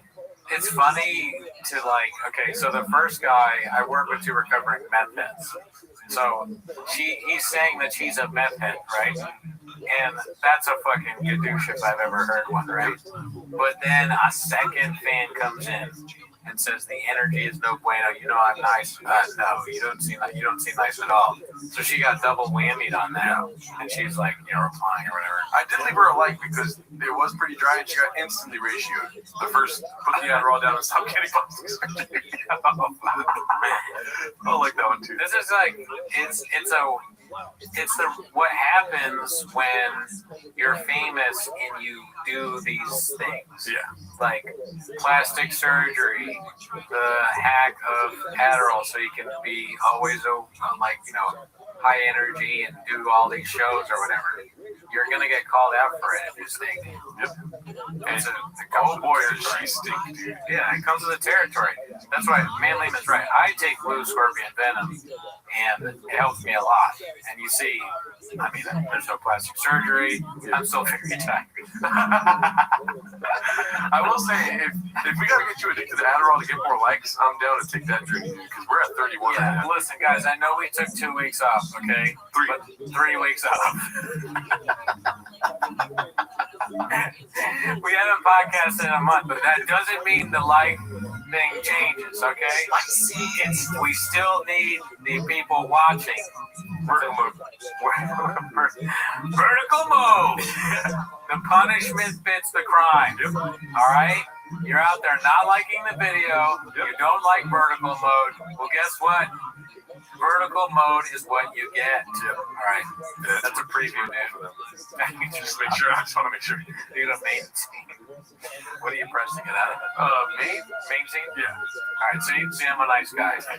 Okay. But seriously, dude. What are you gonna do, Nate? Volume punch me, motherfucker! That's how I feel about the lack of likes. I feel like I'm being volume punched right now. But again, blue scorpion venom is what I take. I take it every morning. I take it in the morning. It doesn't help me at all, but mentally I think it helps. I guess that makes me a big old pussy. Let's see here. I respect a DM. I've had plenty of people go, hey, this new podcast, like, I don't know about this, that wasn't right. And I'm like, dude, thank you. Thank you. I respect that. I have had so many DMs from people that were actually super. DM me your insults. Well, it sounds like the DMs aren't working because like she's still going. Yeah, you stink. You're bad at this. You haven't listened to any of the constructive criticism. If you did, you'd stop doing really cringe shit.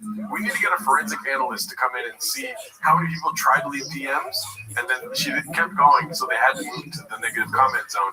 And then we need also a graph of how many of those people are sad to begin with. You know what I mean? So that we can stop the code, stop the grift, stop the steal. I mean, she's a very nice person. We know this. So why would I want to hurt your feelings by sending you a DM? Okay. I don't want to do that. Very public. Constructive. Some woman was like, hey, you said this about, formula feeding and actually this. And I was like, I was joking, but like, thank you. I should correct that. I appreciate it. Putting it out public, if you don't want to fix it, you don't want to correct me, you don't think I suck, you're just... Oh, shit. What the hell? Ooh. Abu Dhabi, baby. Abu Dhabi, baby. Oh, fear of God is out here speaking for me, dude. Make me a sandwich, woman. Shut the hell up. Put down the microphone, lady. So Gerardo's in chat for him too. Spicy. Okay, so it's funny that you don't want to correct, you don't want to make me better, you don't want to fix me. That's a crazy thing to say. You want me to want to fix you? What are you talking about? You're old. I'm not old. You're older than me. I gotta fix you. Yeah. I wish you and Brendan Schaub and 20 other people. There's so many things you ignored throughout your time. I don't think I'm gonna have any effect on you. But I thank God for Brendan Schaub. He's one of the funniest things that's ever happened to me in my entire life. Tracks. Yeah. He doesn't make me mad. Sometimes this makes me mad. Yeah, I'm getting mad. Yeah.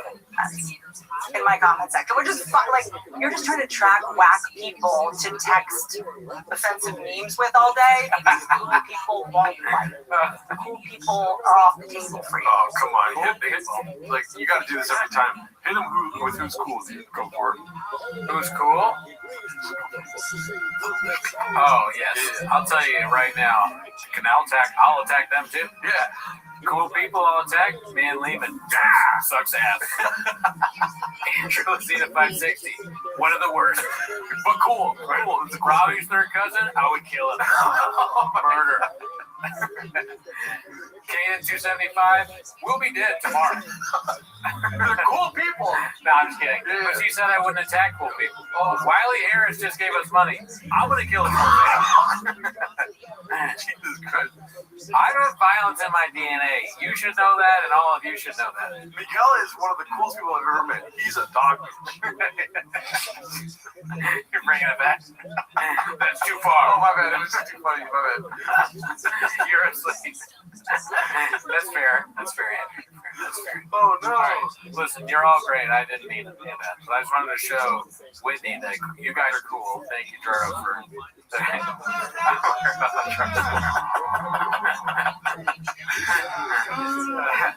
I'm a werewolf. I'm a child and werewolf. Cookies with salt is at the top of the menu. Oh, shit. Thanks. Yeah, I mean, it's the whole, like, we make fun of, everybody gets these jokes. Yeah. Like Andrew Schultz says. But why would we make fun of somebody that we like? We might playfully say something, but it's like, yeah, I don't go after Jim Gaffigan because he's really good and he's funny. Sometimes I'll say he's funny, but there's nothing to like go after. I don't go after Jasleen Singh because she's on the market and we might have a chance, dude. Yeah, Jasleen Singh is like a podcast that me and Gerardo watch all the time. Yeah, every day. So that's why we talk about her, especially at Nate. You know what I mean?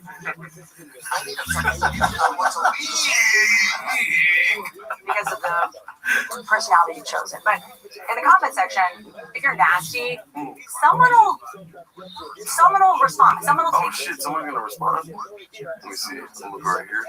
Some of the comments are pretty funny. So it doesn't really help the narrative that they're stupid losers when they like are kind of funny. Like I leave a lot of comments? No. I leave on our Reddit. Sometimes I do, but not on YouTube videos. But I like reading other people's.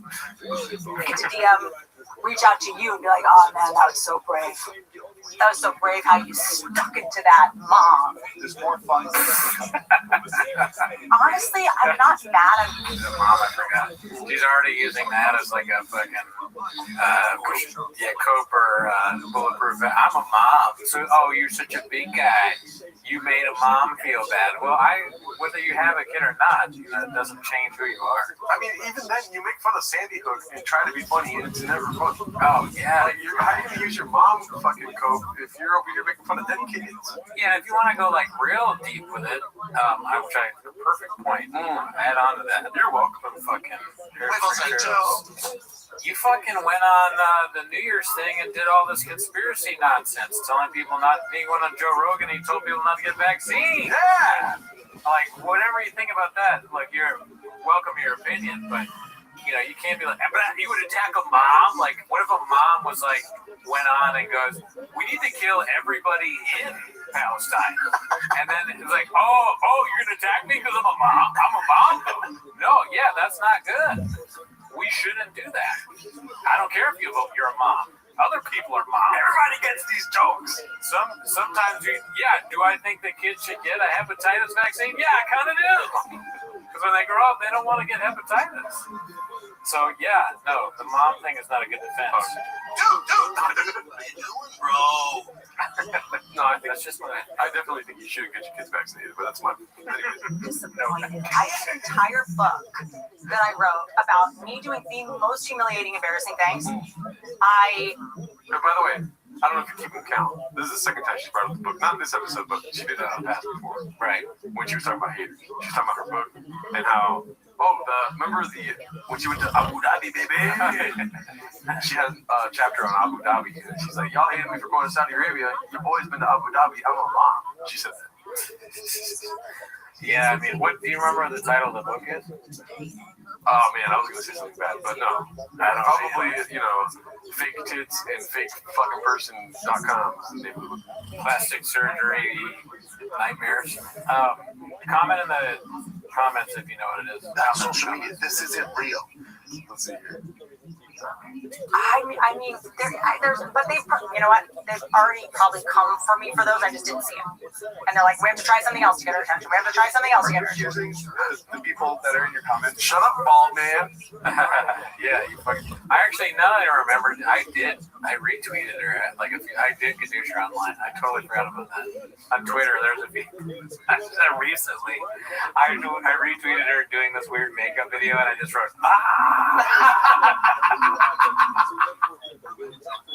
So I have forgotten that I hateful troll. Oh, you must have forgot. Damn, I totally forgot I did that. And I did that only a few weeks ago, dude. My life is fucked up. I don't remember shit. But oh well. That I apologize for. You're right.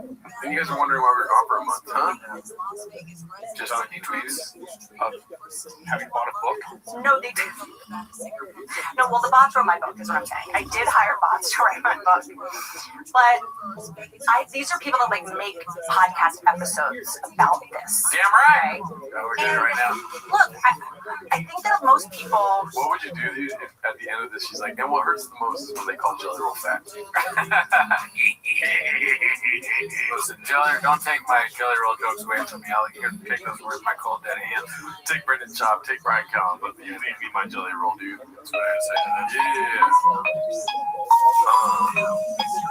But you gotta do something if you really wanna do something. Oh, that's the whole thing. Come on, dude. All right, let's see. Online that are in these kind of like melees, like they don't think that they can make a friend, so they settle for a fight. Like, it's my thing, and I've said this before. Like, I don't think I deserve love, so I settle for being used. Like, I think fights make people feel alive. Adrenaline, you get dopamine. I get it, dude. Do Adderall. We get it. Yeah, you're on Adderall right now. It's also, I can't imagine somebody talking about me this much. You know, if it's really about me or you, it just seems so unlikely that someone would spend this much time like dissecting why I'm doing what I'm doing. I'm not a famous person.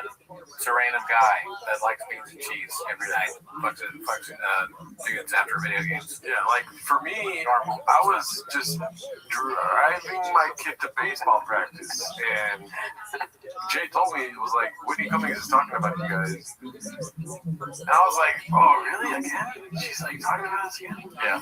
And if she wants to, I will rip her fucking neck off. So she pull the fuck. I guess that makes me a big old pussy. All right, Mr. Holt. All right, my bad. Sorry. You know, you get it. No. Oh, yeah, but it is kind of. Could you imagine she's the whole episode about some random guy or whatever? It's like, you know. But then again, we do that about other people, so it's hard to think of yourself being like talked about this much. I don't think most people think about me this way. Like not that like that much is what I mean. And she seems to think about it also a lot. I'll tell you what it is, dude. 3 words: late stage capitalism. Like they need people to be watching.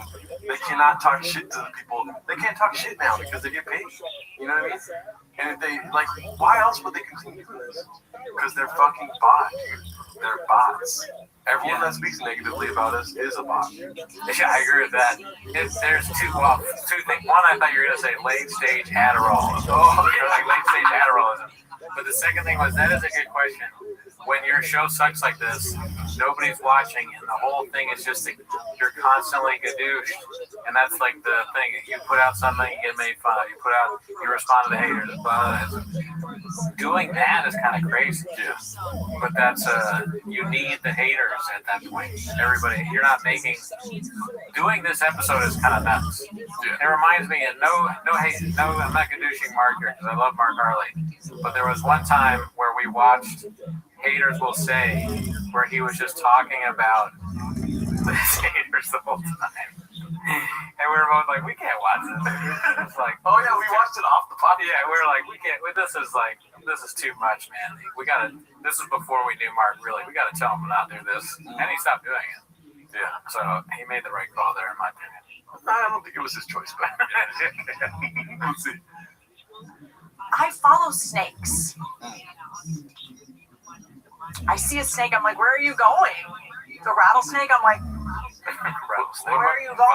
What about giraffes? Goddamn rattlesnake. Giraffes. That's the narrative. You remember that thing about the giraffe, right? Oh yeah, that's right. She like tried to sneak into that giraffe farm and kill the giraffe. She almost killed the giraffe. I just want to see if you guys really did evolve to stop rattling. I need to find out with my neck. You know what it is? It's boomer. In the attention economy.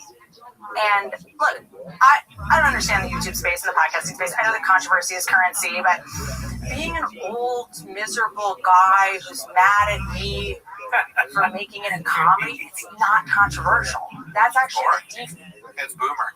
Good. I want to be boomer. Boomers are the happiest people out there. They have houses, they're rich, they have ridiculous takes. Boomers, all they need to be happy is MSNBC or Fox News and their kids calling them on the phone. Great. I love that. I want to be that. Sign me up, Danny. You know what? That makes sense. False. Spending all day making YouTube videos about me and bots or whatever, it just like, it kind of makes you look like old.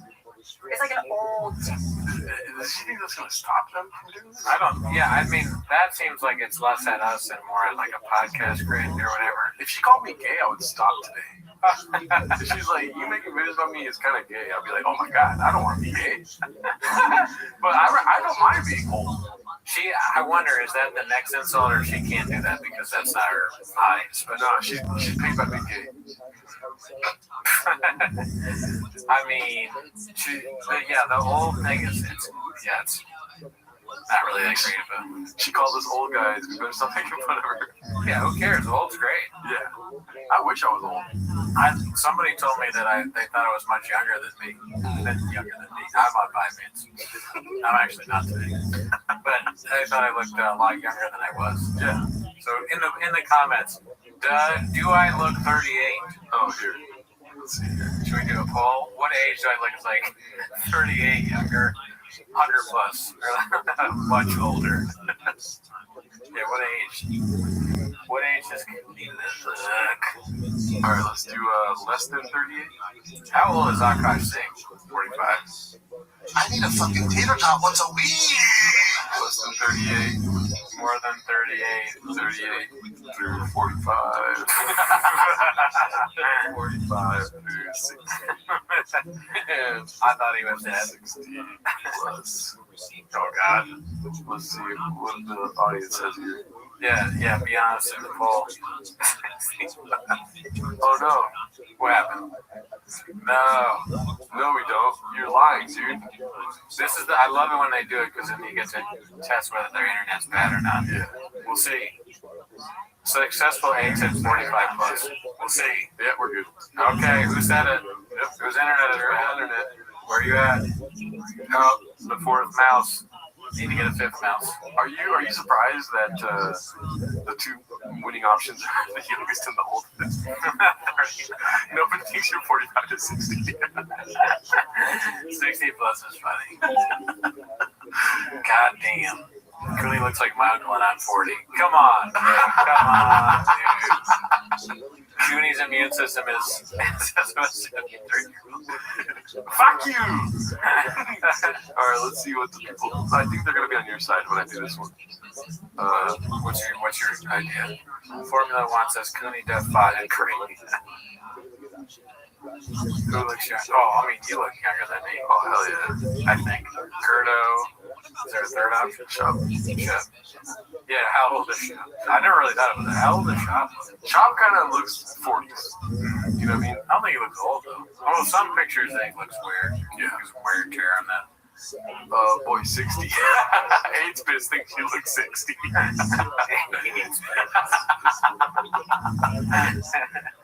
Hey, I'm gonna do a random guess here. Shot in the dark. I think 8-Spitz has probably written some comments on Whitney. Oh, yeah. Whitney's walls. 8-Spitz is definitely leaving nasty comments. I think so. He looks younger in person, allegedly. Oh, yeah, Medley does. Thank him. Let's see. Take. It's like a boomer take. She'd be like, female comic isn't funny. It's like when my sitcom came out, everyone was like, ah, the Nielsen machines must be broken. Like, you tried to make that fake too. Oh, she slept her way to the top. Like, okay, like, there was always some reason. So everything y'all did, it's been done. I didn't say female comic unfunny. I said this mom is a whore. I struggled with that. I was like, do I really want to say that? I did. Dude, what are you doing, bro? No, I don't think she's a whore, but I mean, she's just like, and whether you're a woman or not, you're not funny. You could have been a man and been just as bad. You stink. Another thing, too, we have never, not once, put an episode that was out less than an hour long. Look at that. We've never done that. And she's like, I do so much. I run it through YouTube. I make sure that everything YouTube is approved. Like, I run it through the Google ads. I take things out. This is like, that's all fine to do that. That's not cool. Oh, cool. Yeah, I make sure that YouTube approves everything I say. Oh, good. Great. Oh, that sounds like a really good show. That's social media. This is it, real. Talking about baseball practice. It's all about originality now. Like Pat said, there's other things to come from. It's like, there's nothing more embarrassing than your trolls being unoriginal. And you know what? There's plenty of female comics. And, you know, I was thinking the other day, I was like, why me? And we know why me. You're an asshole. We know. We're sorry. I forgot this is when she says that you're being mean to me and I care. What is this? I mean, the reason is because like you bring it on yourself. Yeah. You had a whole thing where you were one way, and then you decided to go the right wing Joe Rogan grip, and that made it a lot worse. Joe Rogan ruined comedy. You're one of the you know, comedy is Julius Caesar, okay? And if you're not Brutus, you're goddamn close to Brutus. You stab comedy in the heart. Look at that one. Why me? Because you fucking suck.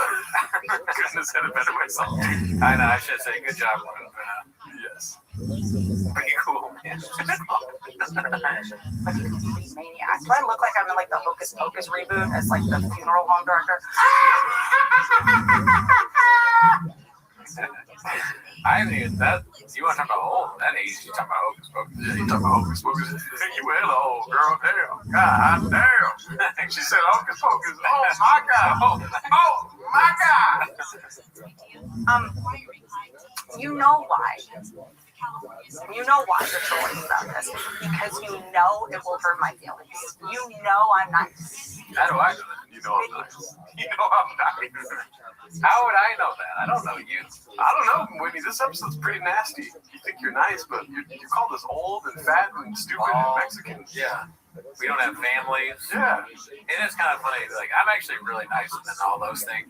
Yeah. That she said. You don't have a family. I'm nice. I just don't think it's nice to, do your white ring quick. White wing. I wish I had a dolphin file. Oh, I can hit you with one. Mine sounds exactly like that. It sounds a little bit more like a dolphin. It still sounds like little controls. Little, like, elves. Whenever I do that, it tastes like bleach. Yeah. Let's see. You do have a heart. And you know I do care about what you think. And it's like, check it. This is like when you're breaking up with a girl and she's like play crying on the phone, where you know she's not really crying. She's like, I was just like really sad. She has like a straight face though. They're fucking evil, just fucking. Yeah. I'm nice. Why is there no tears? And she goes, oh, now we're gonna talk about my tears. Whoa, flip. That was a weird flip there. She says I have a heart. Well, I got news for you. I have high blood pressure. So I have a heart problem. Yeah. We'll see how long that lasts. This is probably my last show. Chase with that thing. You should stop getting vaccinated every week, dude. I think maybe it's a vaccine too. Yeah, like I'm gonna turn around and like the anti-vaccine. I don't know what's going on with me. I'm falling apart. He knew it was gonna hurt her. That's why he did it. That's why he did it. There's no point in trying to hurt someone that can't hurt, right? You know it hurts my feelings. Otherwise, you wouldn't do it. If you're sadistic, right? It has to hurt the other person. Okay? You know that I care. You're nice. She's like starting to sound like Cutter. She's looking at me thinking wax on, wax off. Why does she look so Asian, dude? That's what you think. I don't know. I'm racist. And that's probably why you're balding. Because you have some guilt in there somewhere too. What the hell? That's what I'm talking about. She said this. Balding. That sounds like me, dog. What? That's the narrative? Dude, if we ever do a podcast and you look into the camera like this with your finger on your chin like that, I'm gonna lose it. This is such a funny stance to be in, saying after you're balding. Like, it's a great point. One of the great points in history. You know how what's it, McCarthy, when he finally got called out and the guy goes, "Have you no shame, sir?" or the other guy was like, I know Jack Kennedy. I work with Jack Kennedy. You, sir, are no Jack Kennedy. But instead it's, you're bald. Yeah. It's like Jelly Roll's fat. Yeah.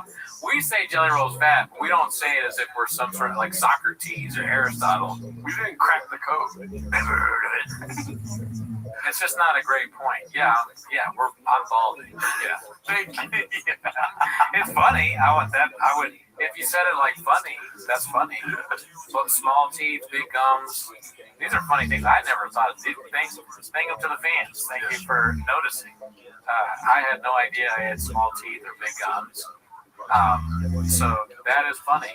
But not in like a serious way. Not like a serious statement. You know what I think it is, dude? I feel like some of these, by the way, I look younger than you, but you know, some of these, we should get something going. These commenters, these fucking homeless people that watch our show and stuff, I bet you they're DMing her, telling her that you were really sensitive about your teeth and your hair. Maybe, but she hasn't said anything about teeth just yet. They might do that now. Oh, see, let's talk about Hammond again. Fluctuating horn growth. That's another thing. Yeah, that's real. This is a horn dig. I had to get it cut off my head. And that's probably why you're balding, because you have some guilt in there somewhere too. People doing podcasts about how. Why was there a cut right there? There's like weird cuts in this. There was a weird thing because she said our names. Yeah. But there was a weird cut before. It's like, give a cut on a fucking live podcast. It's not live.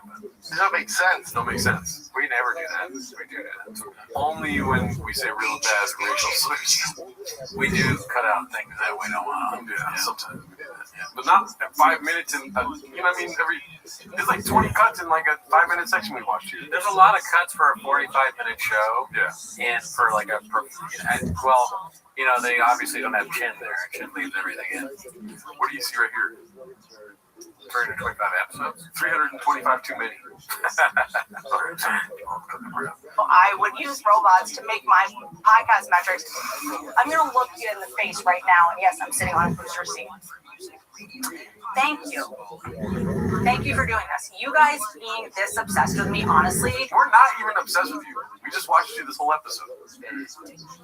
When I would say this is, you know, if you're going to criticize people for being hacked, you shouldn't have the exact reaction that so many other people have had. If you're going to talk about me honestly, that means you love me. Like, that was the last Taylor Swift album. And before that, it was someone else. It's always the co-play. And honestly, if you said this, then you really like me. If you don't like me, guess what? You're bald. The only thing that wasn't hacked was the family thing. I've never heard that before. That you don't have a family if you don't like me. I like that. That was funny. I should have laughed at that, and I apologize for not laughing. That's pretty funny. Shout out to Bruno. Is that Whitney Cummings or UFC Dr. Greg Howell? Mr. Shaw. She looks like my barber, Jamal. Boosted my self-esteem. I swear to God, I didn't realize I was so relevant. Like, if it wasn't for you, I wouldn't know that not only is my podcast doing well, I will snap its numbers, but in order for you... Isn't that cool? I can do that. That is cool. Yeah, you finally, because when you reach over and you press the one you don't even know, it's always good. But I think it's better if you actually know what you're doing. I don't know what I'm doing. I can't see it. You can't see. Daddy, you're a little off. For the people at home, I have a mouse that can go to the iPad and I can select some random thing just like this. Is it over there? Almost. You gotta go the other way. Yeah, one. No, black one. That? Oh, you lost the best one. My son did baseball. That's so funny that you think that one. So good. To do well, you have to talk about me. Like, and also you're in a jam with your argument because you're saying my podcast doesn't do as well as it says it does, yet you use my name for yours to do well. So if my name on your title makes you get numbers, wouldn't the actual me like do pretty well? This is about podcast creation. Because we didn't title Whitney Cummings. This is our lowest rated live. Dude, if we put Whitney Cummings in the title, we lose subscribers. Yeah, people like on Patreon. Yeah, we lose Patreon. Dude, we lose everything. We lost half of our Patreon once because we put Whitney Cummings in the title. Yep.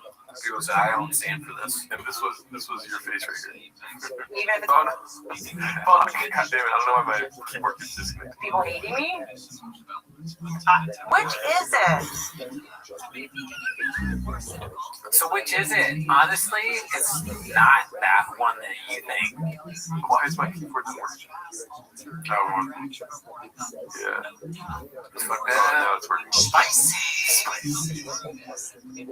Yeah, dude, there's just like so many good screen grabs. Oh, yeah. I mean, we can make a whole background. It's too bad. This would be great stuff for Red Bar to dissect. Yes. I would love to see the master at work. Dude, I feel like there's something happening, dude.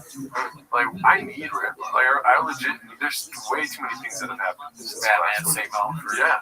What would Red Bar signal be? Dan Word, this guy. Oh God, yeah.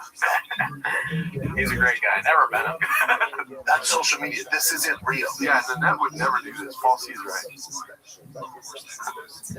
Whitney slept with the ass kicker that tells jokes. I miss Big Whitney. Does Whitney even know how to make carne asada? Papa Signa? No, Papa Signal. Yeah. Not what I said. Oh man, yeah. I mean, I wish there was one from Shop doing stand-up too. All right, let's go to our Reddit real quick. We haven't checked our Reddit in a year. We did a bunch of Whitney shit. Yeah. So I'm actually on the team of Paula, the Circle Jerk Reddit. Oh, good for you. Let's see here. Papa could come back. AI can write new material down. Let's go ahead and go with the top posts. Shout out to you, Big PT. You're a great guy. You do a lot of posts. Great guy. We just haven't seen the top post for the last month. Jake Paul and Andrew Tate really showed up this weekend. Oh, this was pretty great. Did you see this one post by Successful Egg, the man that runs our. Oh my God. You guys killing it, man. Yeah. Wall Street. Okay. What's gonna happen? What are you gonna do? Use some of that boxing you've been doing?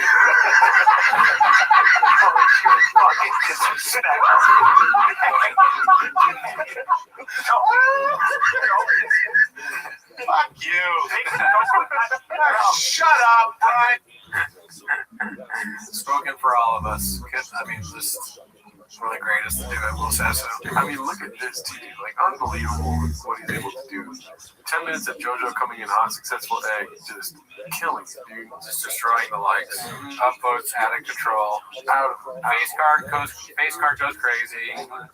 Slaves every That's social media. This isn't real. Shout out to you, dude. And he put us in the cheers, dude. You know what I mean?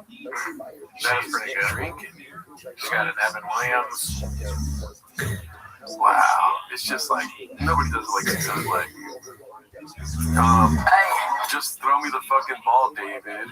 And this is from Rosin Guy, another 100 upvoter, dude. He's coming around. Rosin Guy's, this song makes it so we gotta film each other doing something to this song. Like you making sausage salad. I was just gonna say that, dude. Me getting another health scare. Getting your blood pressure shot. My blood pressure. It's like, 250 over 200.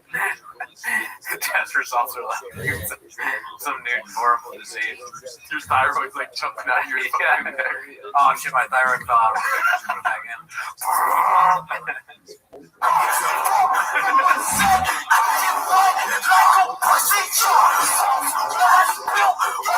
That's me while you're at the doctor.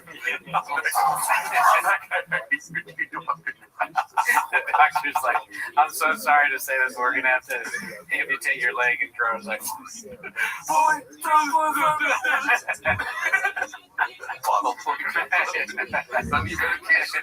yeah, 5 minutes for everybody. Pretty trying to move plants and people. I'm on my ass. I'm rolling slowly in a wheelchair. When I go into Coffee Bean. Yeah, they love you there, dude. Since the lives in one, empirical evidence has emerged from Successful Egg 8345. Okay. The ancient idea that runs through almost every spiritual tradition. That is the idea of the chosen one, the elect. The person who has been singled out by fate or by the divine for a particular destiny. This is boy right here. I call him Junior, you know what I'm saying? You know him in the streets, Jelly Roll. Oh man, these people are amazing. This is awesome. The Son of God, the light of the world, the risen Savior, his crown of thorns or sun rays. If rap don't work for me, I can get a bird for cheap. I know you heard of me. Come on, he's murder, and I will chop your ass up like it's a cheeseburger. Yeah, you're rapping about what you know. Chop your ass up like a cheeseburger. Matter of fact, I'm hungry. Cheeseburger. Shelly, I'm a millionaire. I tried to draw my dick on a piece of paper, but the paper wasn't big enough. So Hit him with the dude. No, definitely not that. Oh, fuck. Daddy, you're a little older now. We might have to just get that thing cut off. Oh, you're gonna let the whole thing play. It's a little older now. We might have to just get that thing cut off. Oh, wow, dude. It's a little older now. We might have to just get that thing cut off. Because I'm like a kangaroo with a pouch above my back. Because I'm like a kangaroo with a cat above my back. Give it up, homie.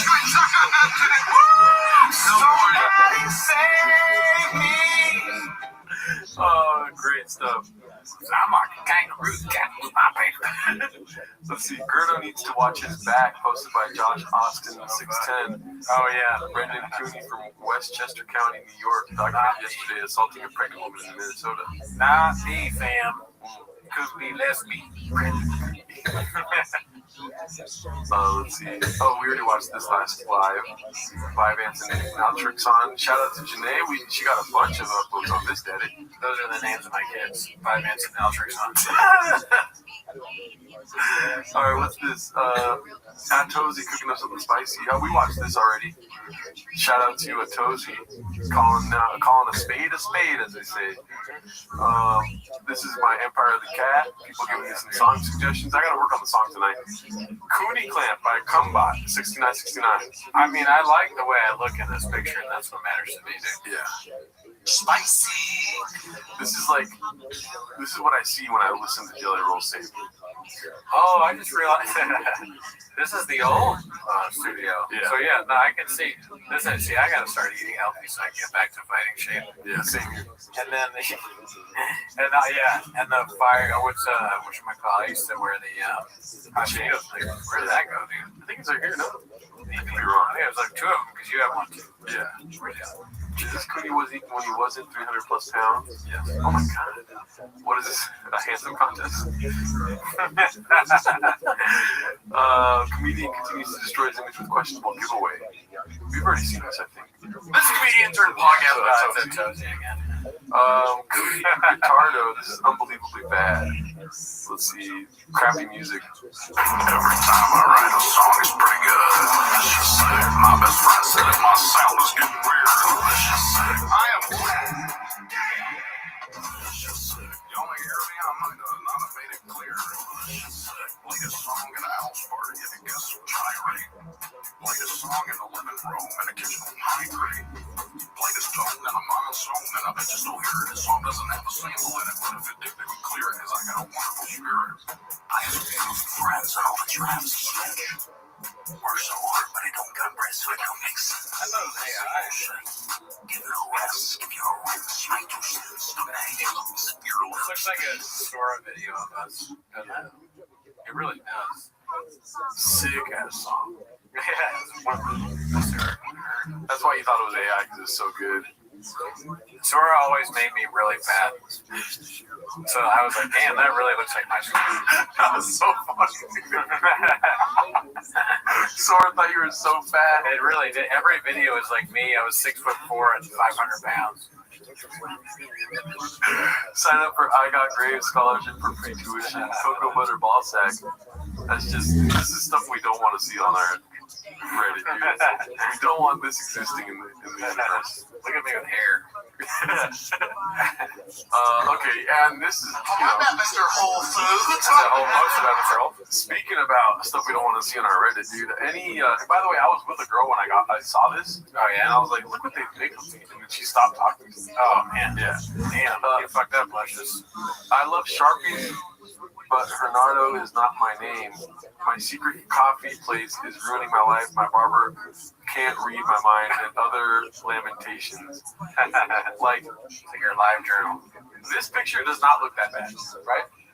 When you put fucking eye shit on me and a heart and fucking black lipstick, it makes me look fucking weird. You never did this? No. Never, dude. Sharpies, yes. But the whole makeup thing, no. Gerardo, like, super in touch with his feelings, doing, like, weird makeup, talking about, like, fucking the sun and the moon and like astrology or something like that would be pretty funny. Oh yeah, go on Sora, dude. People are already doing that. Oh really? Yeah, fucking make a tutorial with my face, dude. Are you kidding me? Your emodo, I like that. I haven't been on Sora in so long. I'm missing all the memes that people have made of us or the videos of me. I gave this post an appropriately emo-linked title. I asked Grenadine why emo band names and album titles are so long after handing him a Sharpie to sign my CD, and he broke the CD in half, shoved the Sharpie in my God damn, virtually identical beat, always been a fanny pack guy. Wow, that is weird. One is taller than the other, though. About that. Same style. I mean, Shopto's copying Rogan, right? Yeah. Another one, dude. I found my Gerardo CD. It's Netflix. Richard8064. My secret coffee place is ruining my life. My barber can't read my mind and other lamentations. Have you ever been goth? No. No, not at all. Never. But dude, I would do it. Dude. There was like a hot goth chick that was like, "You want to go goth?" I was like, "Oh, I don't know, but let me go to the restroom real quick." I come out of the restroom fully goth. I think you could do goth. You could pull it off. Look, that looks pretty. Yeah. Like that looks like a guy you'd see in the street. But there's something sad about a fat goth guy. If I got super skinny, I would go goth immediately. You know what I mean? To me, I always say like, there's a lot of fat goth people. Sad still. I get. The only time I think it's sad is when it's hot out. It's because they're like sweating a lot. And they found their identity in the winter, and it became summertime, and now they're hot and sweaty and a bunch of black. You know what I mean?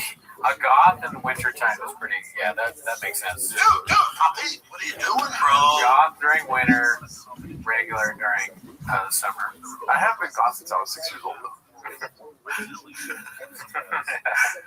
New album released by Death Metal.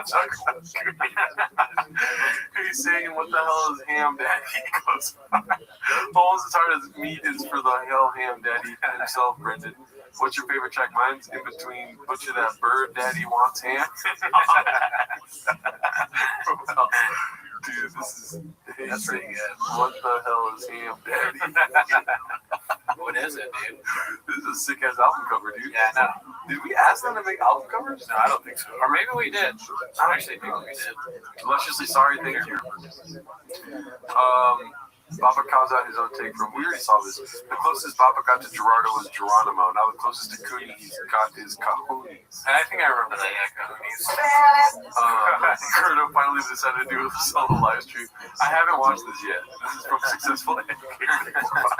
I like how he's making this go viral, but also kadooshing us randomly. Let's see. 197 people in my chat right now. This is a sick ass apartment, dude. What the hell? And also, I want to point out that he has 197 people in his chat. And he's not saying anything bad about what he comes. He does look sad, though. I will agree with you.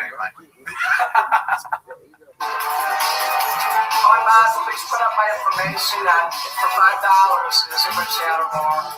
I will cover the song of the choice.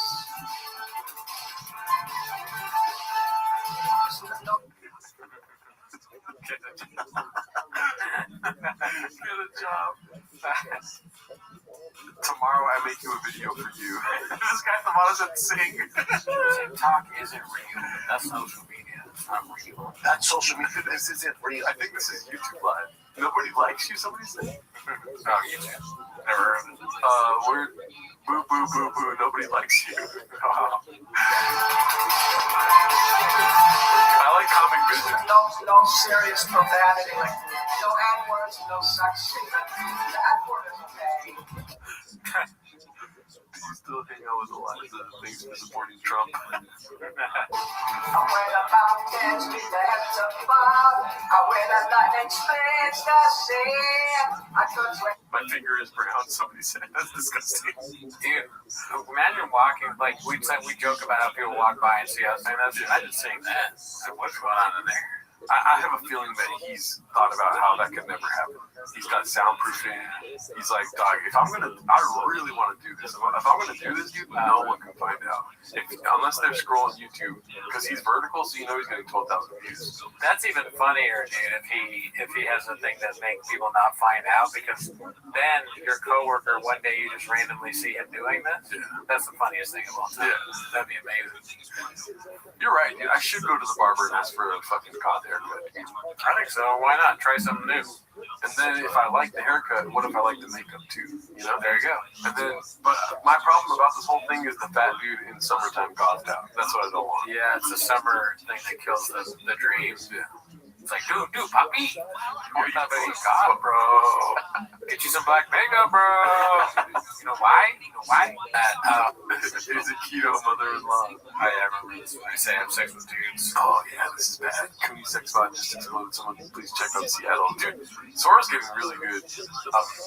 I've had sex with dudes. Sex with the dude. Had sex with the dude. Had sex with dudes. Had sex with dudes. Had sex with dudes. Had sex with dudes. I'm gonna put that at the beginning of sex with dudes. Instead of having a Timo song, I'm just gonna put that at the beginning. Make it into a song. It's like that. Sex with dudes.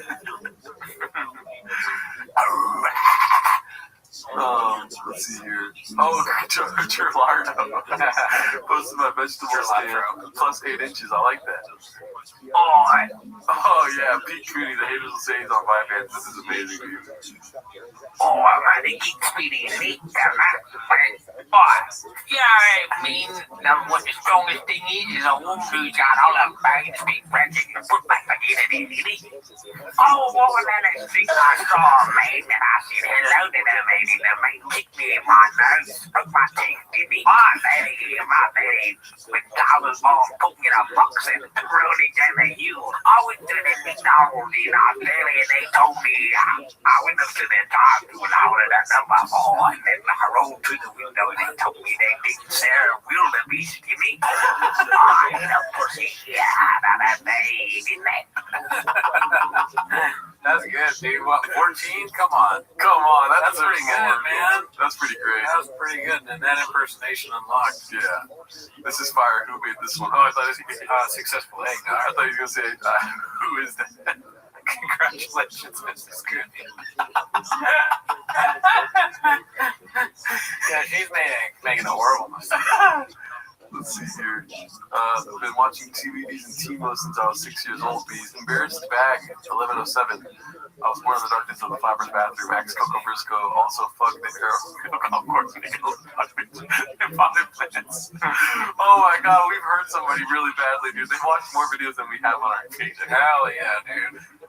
Damn, dude, give it up for him. Embarrassed bag. Oh shit, this was a lot. Yeah.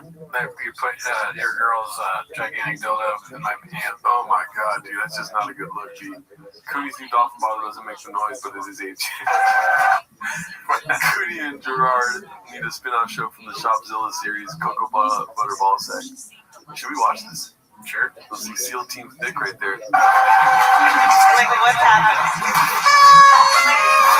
I might start crying. Literally, like, some of my best friends. By the way, there's always going to be mediocre people in every job. There's always going to be the braver ones. Like, you would be you if they were bad in line. I think that, like, there's not as much wrong with me. And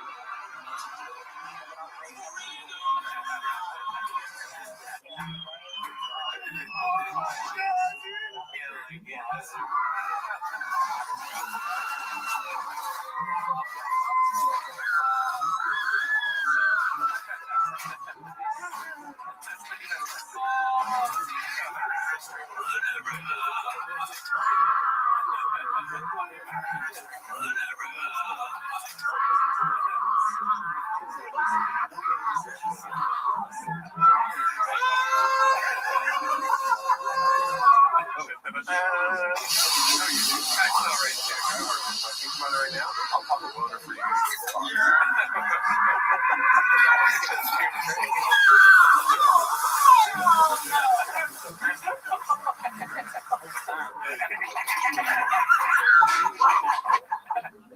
This is pretty good. Oh my god, dude, this is amazing. How are we just seeing this now? Dog, I would watch this every night, dude. Oh my god. Pretty good, dude. This is crazy. Oh my god. This is amazing. Cocoa butter ball sack, we owe you.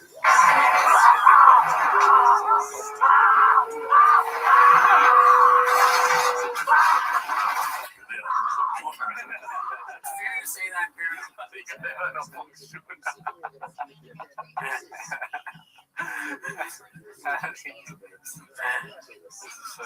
This is incredible. My help. But listen. The test results 0.01. That means you have an overactive thyroid. And then the other one, I forget what it is, but also. And then my doctor sent me an email saying you have an overactive thyroid. I called my mom. She said I had Graves' disease. So it's like if she had it, I have these tests, and I have I'm ready to die. I'm ready. I'm ready to die. It might be the last time I'm alive, and that's fine. No, when the situation actually extends, you're probably going to find one of the things you're going to result in. You know what I'm telling you? Oh my god. Crisis is like my kind of like defining thing of like all my friends, I'm like I'm always in case of emergency person. This is a problem. Listen, Blockbuster right now. Shit, it's not every day.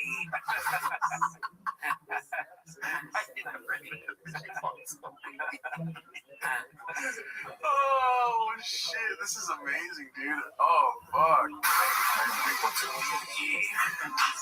Rockstar.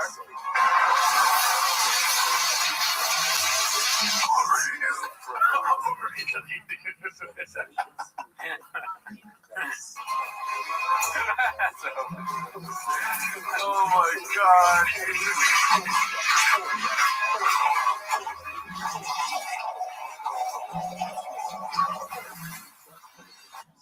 We need another one of those. Whoa. I gotta get on that enough. That's so fucking funny. 19 days ago, message Cocoa Butter Balls. I can be like, dude, I'm straight. Oh my god. That is, I'm gonna call her right now. I mean, highlight this on the page. How do you do that? Cooney and Gerard spin-off. Well, I won't be able to find it there probably. Let me see. How do you add to highlights? Dude, that is amazing. Dude. Cooney and Gerardo. Okay, what is it called again? It's called Cooney and Gerard. I just put it as a highlight on the actual Reddit. Okay. So it'll probably be at the top of the page to refresh. Wow. Wow, dude. That was incredible. I'm going to pitch real quick. Do you mind talking to people? Yeah. All right, guys. Successfully. This is Pete Cooney slap. Cooney B. Cummings cage match to Graves match. It was a lot. It was kind of like Shopzilla, but no, they're both great. Better than Stranger Things finale.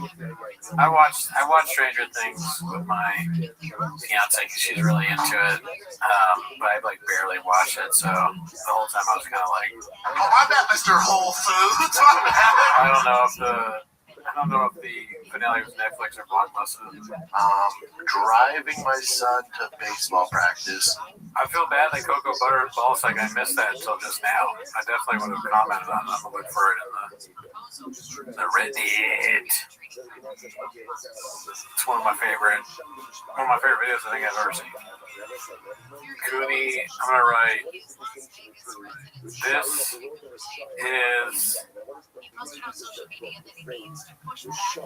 This is the carne asada I was looking for.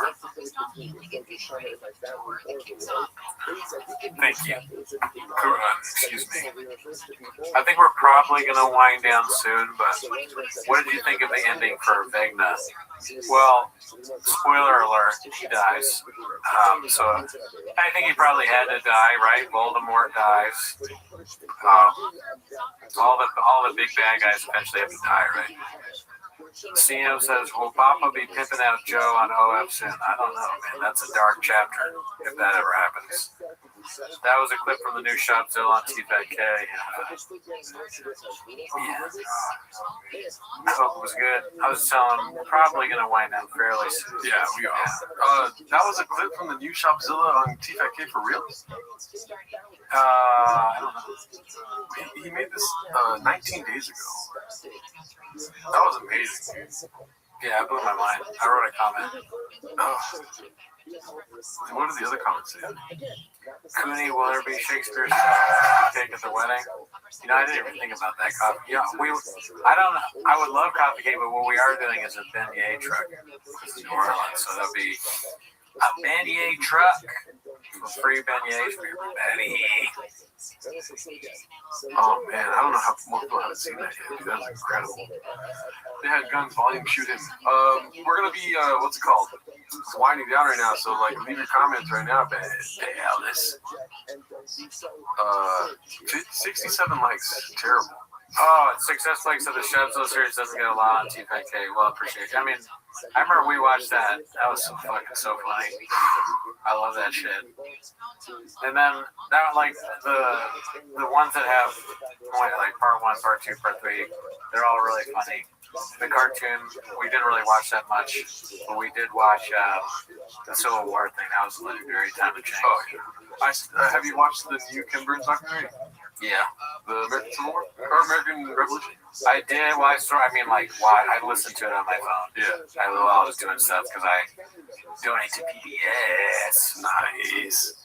Tight. Are you going to live stream from the reception? Probably not. No, there won't be any show stuff. My fiance and Gerardo won't even let me invite Mark Harley. That's a narrative I'm spinning. Well, here's the thing, though, dude. I don't know if you want to talk about this, but I didn't know you were not getting married. I didn't know you were getting married right now. Yeah, no. I'm fine. Now that you're getting married now, I'm like, dude, why is Mark not going to be there? I want to invite Mark. Yeah. I think that would be funny. Mark, come to Seattle. We're going to go to fucking... We have to convince. Yeah. Oh, yeah. My fiance to invite Mark. Yeah. I'm willing to pay for Mark to come. And I'm giving him a +1. But I don't know. Can you bring Sean McCorkle as this +1? I just think it'd be so fucking funny. Yeah, if Sean should come too. It'd be so funny because Mark is so fun. It'd be great to have him. I would love that. I saw a gross clip on Twitter of Uncle Laser getting a BJ. Yep. Oh my god. This is why we need Red Bar, dude. Yeah, you got it. Damn, that's crazy, Brian. That's well, I mean, you expect that from that. Ryan. Daz McGee. Oh, okay.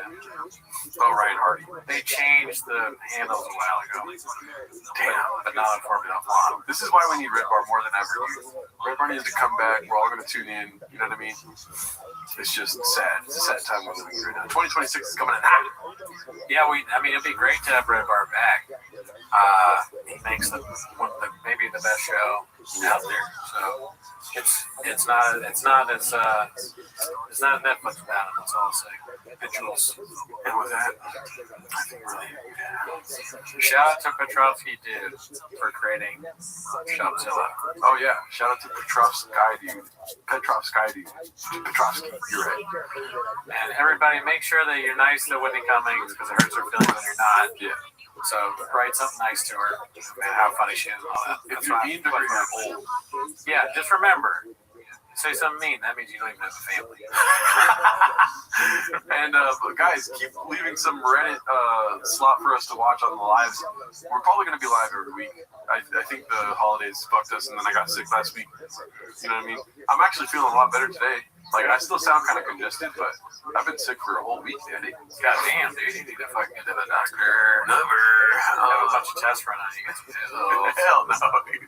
All right, well, we love you guys. Have a great rest of your days. See you later. Oh!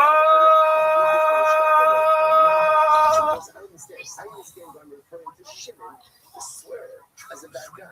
But why is it? Like, nobody in the flavor. Nobody is the guy who should have. I was thinking, But it's not going to feel like exactly business are still on it.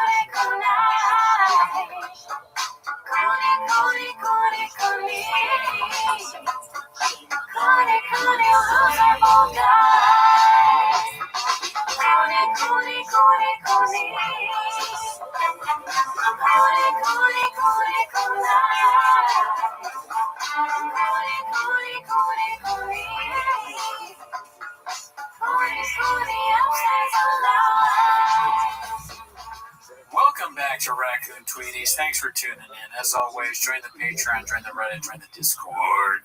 On the Patreon, you get early access of our other show, 10 Minutes to Shop. But, as always, Gerardo, how are you doing? Oh, I'm doing pretty good, dude. Sorry for not having a song last week to everyone because I was sick. I'm still. Oh, yeah. You were very sick. Oh, I know. Yeah. And it's not even that I was like dying sick. It was just like I had no voice for 5 days.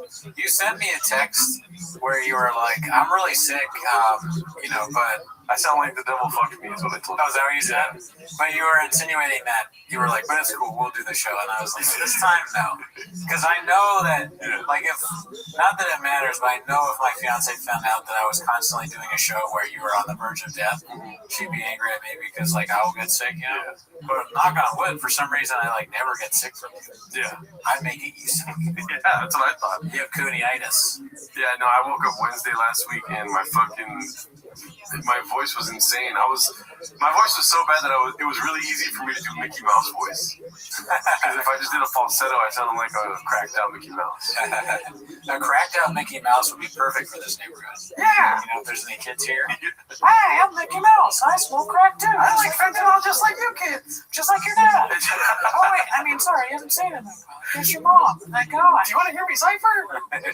Yeah. Oh, it seems like your friends outside are ciphering. You should probably go hang out. That'd be cool. Crackhead Mickey Mouse in this neighborhood. But I just wanted to apologize to everyone because the song wasn't there this week and I felt bad, but I said, you know what? Fuck it, dude. We're not doing the song this week. Yeah, sometimes there won't be songs. Ever heard of it? And then another thing is, to you, I watched Pluribus, dude. Oh, okay. Yeah. All right, cool. Not gonna lie, it's kind of, and this is gonna be a heavy, like, we watched this, we watched that episode. Yeah. But, dude, there was like 3 episodes of Pluribus where I was like, this is fucking boring, dog. Oh, yeah? Yeah. The last episode wasn't great. The last 3 episodes, like when he's walking in the fucking jungle of Panama and stuff, and then he gets stabbed in the back, I'm like, oh, so I just wasted a whole fucking episode on this whole, like, there's no, there's no, like, payoff or anything. He just gets stabbed in the back. He still ends up in New Mexico. And we should say, I mean, I want to hint at a spoiler alert there. Yeah. I mean, that guy, I love that guy. He hates everybody. You didn't see any of yourself in him? Wait, no, the guy's cool. Okay. He doesn't hate everybody, dude. He's just being rational at the time. You're that guy now in real life, aren't you? I love everybody, dude. I give out hugs for free. No, I mean, the guy who does, spoiler alert, to be fair, the guy warns him. He says, there are these things that you will fall on and they'll fuck you up. Yeah, but to be fair, that guy is a fucking communist traitor to the world, dude. I'm just telling him that. That he's very nice. He's like, everyone is so nice to him.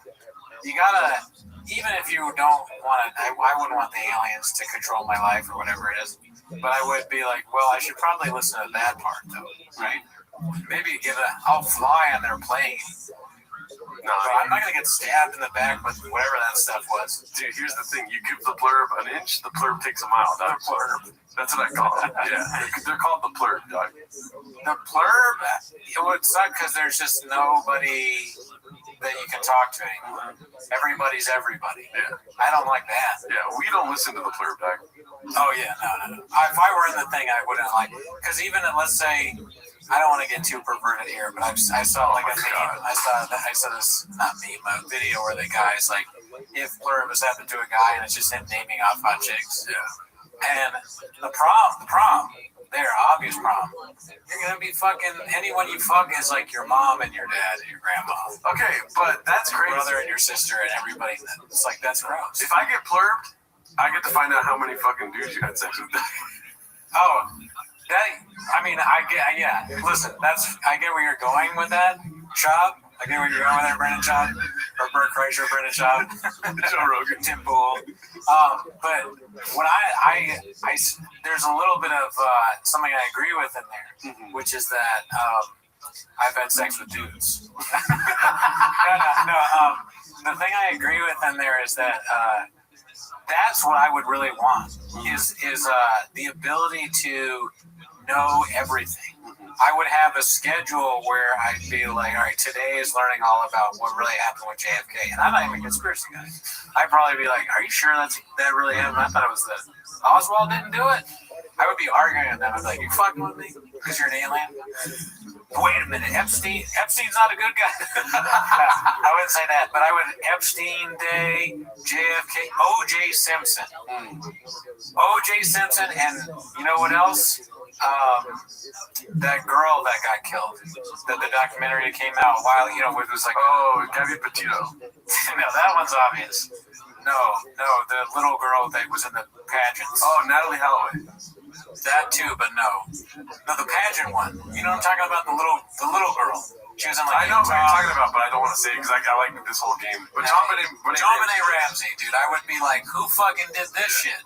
Who did John Benet Ramsey? Yeah. The whole pluribus would just be me grilling these people about stuff on the news. Oh, so in this hypothetical, you are a guy that didn't get plurbed. Yeah, I want to be one of the plurbs. Oh, okay, gotcha. So, I mean, the show is boring if you're just one of the plurbs. No, I know but this whole time I thought this hypothetical was you part of the plurb. But no, that's great. I like your idea now. Now, like, they're going, what can be one day on JFK, this and that. Yeah, that's because it's kind of like you're saying, I get to find out how many dudes you fuck. It's like that would be, you would know everyone's secret. Now, I'm not necessarily trying to find out everyone's deepest, darkest secrets, but historically, I would like to find out everyone's deepest, darkest secrets. Yeah. Like the truth about every one that the memory goes back to. I guess you wouldn't be able to find out like way long ago because nobody would know that. But the big stuff, like who shot the first shot of the American Revolution. Yeah, you probably wouldn't be able to find that out because everyone's dead. Oh, but dude, the plurb lives, and the fucking secret societies know, dude. Did you not know that? Maybe I would ask them. I'd be like, "Are secret societies real?" And they would be like, "No." And then they would know me, so they'd be like, "Gerard was kind of stupid." Gerardo Oathman and blue shirts are stupid. But listen, I really like Pluribus. Like 4 or 5 episodes, solid, for sure, solid.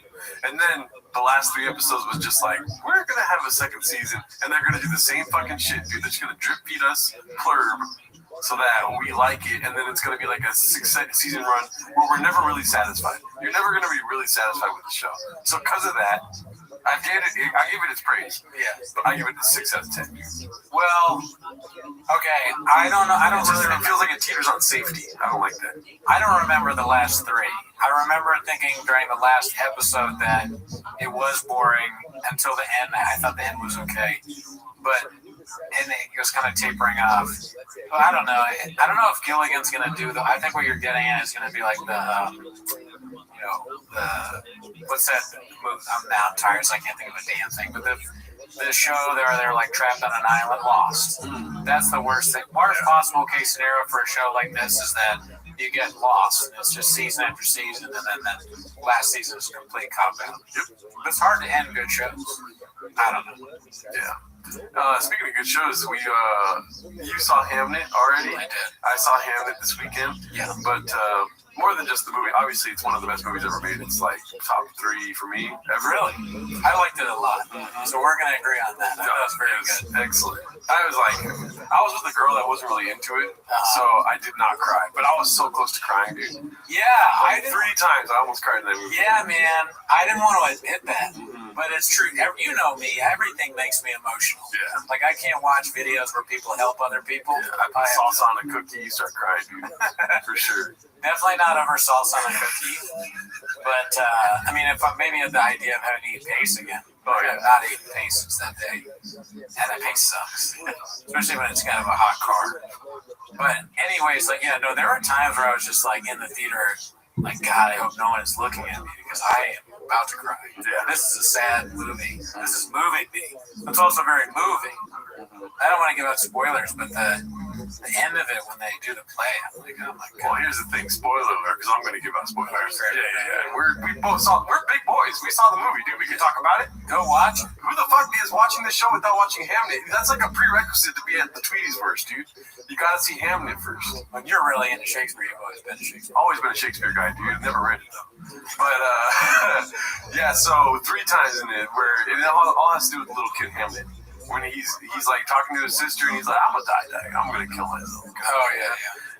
Sorry, YouTube, for saying that verbiage, but and then second time when the dad comes home to come see the daughter, and then he's like, oh shit, daughter's alive, and then the son's dead, and he's like, my boy. The way he said my boy was hilarious. Yeah. No, I mean, like, I wish that was the only amount of times that it made me cry. Right. And then the third one is that at the end when the wife is understanding what's happening with like the shout out to his son. Yes. I was like, oh fuck, dude. But the whole time I'm with the chick that's like this. So like when I'm feeling emotional, I'm like balls deep in the movie while the movie's happening. Yeah. And when those moments happen, I'm just like pinching my fucking elbow or like biting my tongue, like don't cry, don't be a bitch, dog. You know? Yeah, it was funny to me about when he comes home is because before Shakespeare, so they put it in perspective to tell you what's happening. In real life, Hamnet, his son, dies. And in the movie, which is a fictionalized account of what happened, one of his daughters gets very sick and she's always sickly, and it seems like she's going to die. And then she's about to die, but the little boy comes down and he's like, we'll switch spots so death won't be able to tell us apart, and all this, like, it's very cute. Yeah. And then that boy dies. The mom is freaking out. The grandma's very sad. They're in this house, and it's all incredibly sad because all the acting is like the best actors around. They got the chick from Breaking the Waves. Shout out to Bud Easy, on Lars von Trier's movies. They got Jessie Buckley, who's a great actress. So you're kind of like, you're really into it. So I'm watching that the whole time, and I'm going like, don't cry at this. This is sad as shit. And I am not in a good headspace to begin with. I am sad as shit, Dallas. I was sad when I got here. I'm sad at this scene, and I feel emotional now. So finally, I'm like, oh my God, all right, I didn't cry at all during that. Thank God.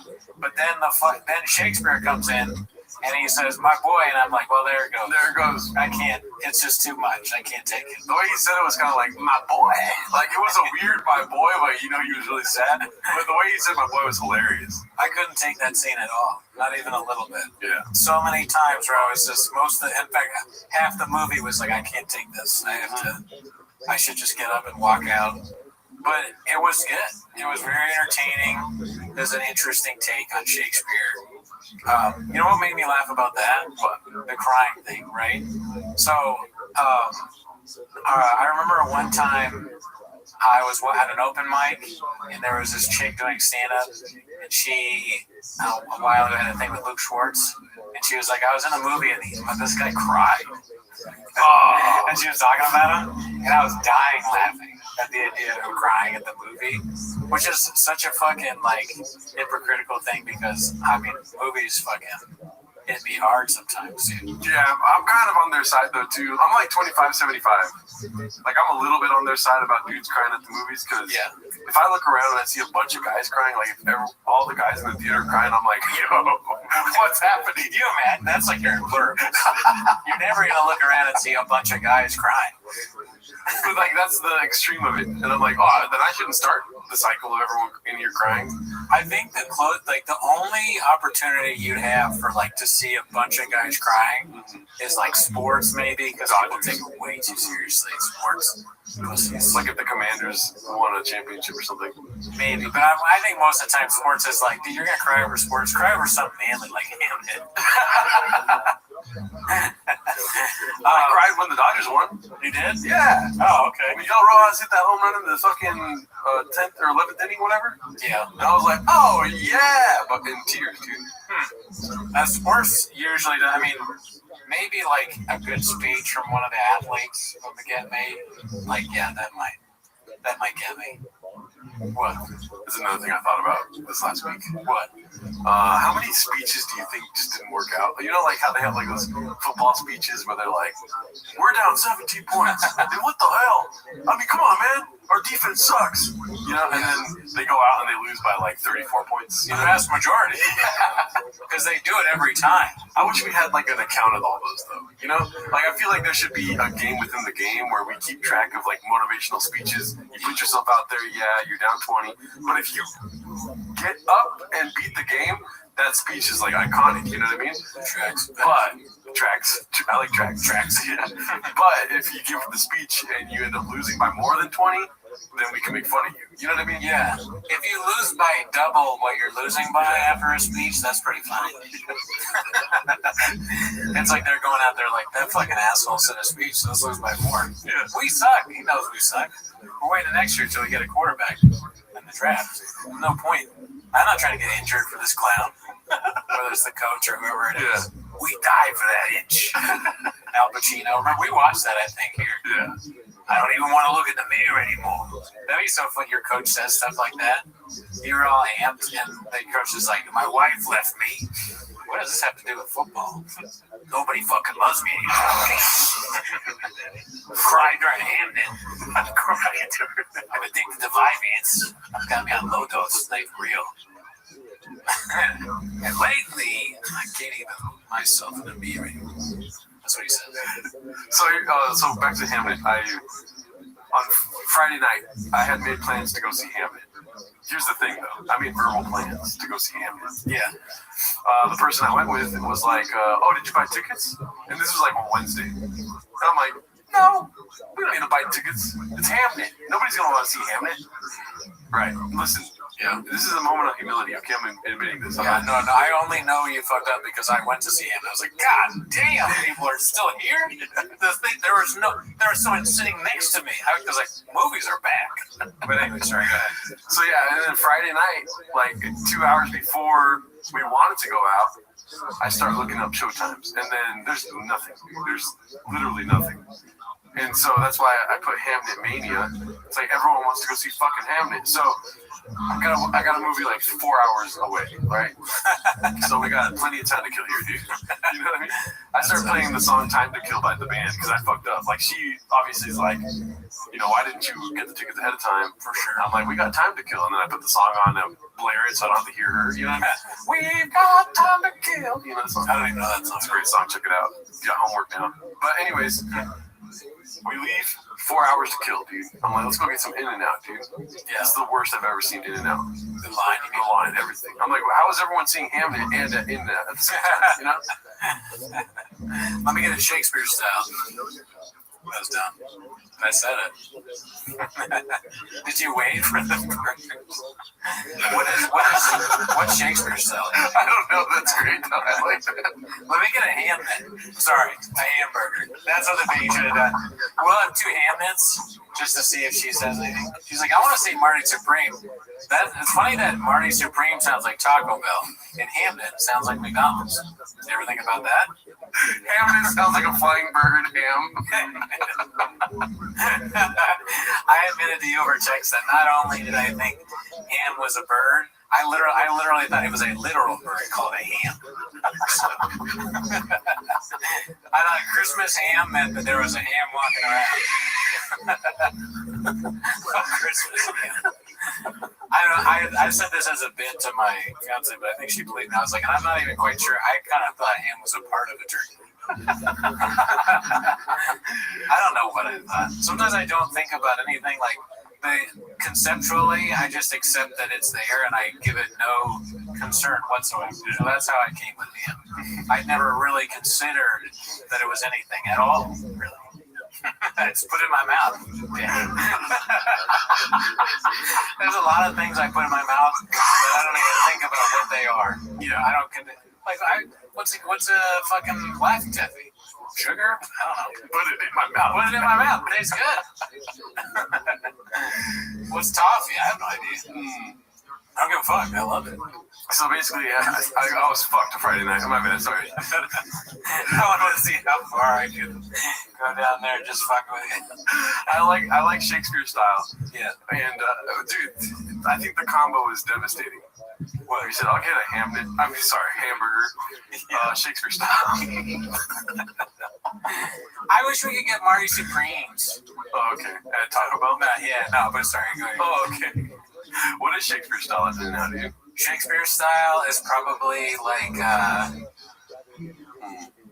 no bread, I guess, but that's protein style. That's protein style. Maybe if you add like an egg on the burger, I feel like English people love eggs. They kill your son. Yeah, sorry. No, you had egg on the burger. I just remember because she kept hard-boiling eggs, you know? In it? Oh, wait. Who? Oh, in the movie. Yeah. Egg, dude. Definitely go see it if you're okay with it. It's a little bit art house. It is very art house, yeah. Yeah, if you don't like art house at all, then don't see it. Oh, let me you're way too nice, dude. If you don't like fucking escaping in a movie, what movies are meant to do, then don't go see it. If you're fucking, oh my god, I almost said the R word for dumb people. But yeah, if you cannot sit and watch a movie, then don't go see this movie. Some people don't like art house at all. They need more like here's my issue in the woods. You know, they can't do it. My issue with that is, dude, why are you trying to make a movie while watching a movie? Just like accept what the fuck they made and then just take it in, and then afterwards you can tell me what the fuck you thought about it, okay? Fuck anyone that doesn't go see a movie because they don't like the vibe of it without even seeing it. Are you kidding me? Anyway, sorry. That's all I was saying. I would say like it could have. The movie is great. It could have been a little bit better if Thanos was in it too. He has rings. Shakespeare has earrings. Yeah, right. Thanos could have been a great part of the movie. But no, I like art house, so I'm all in. I like all movies. I almost dropped the R word, F word fucking combo right there, dude. I've been listening to too much Lemon Party and hate watch. The coach of the Huskies, Deacon Huskies, they were saying that he did that. He called one of the refs then, and he was about to get suspended or something like that. Good. So funny. Good. But sorry, you're in line. So when I couldn't get the tickets. And then she's like, Nini Delta, Nini Fauci. Of course. I was like, all right, we didn't get to go at the time we wanted. Good. You know? Yeah. You know, I was like, we still wake up at 4:34 tomorrow morning. Did you end up getting? So you got the food though, right?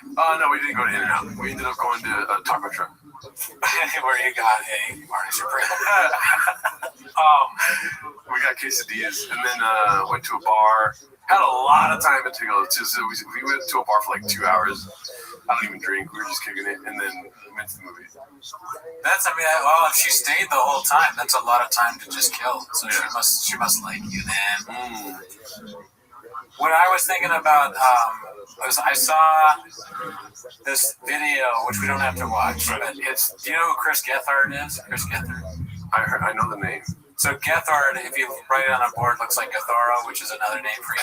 That's what you thought I was going to bring up.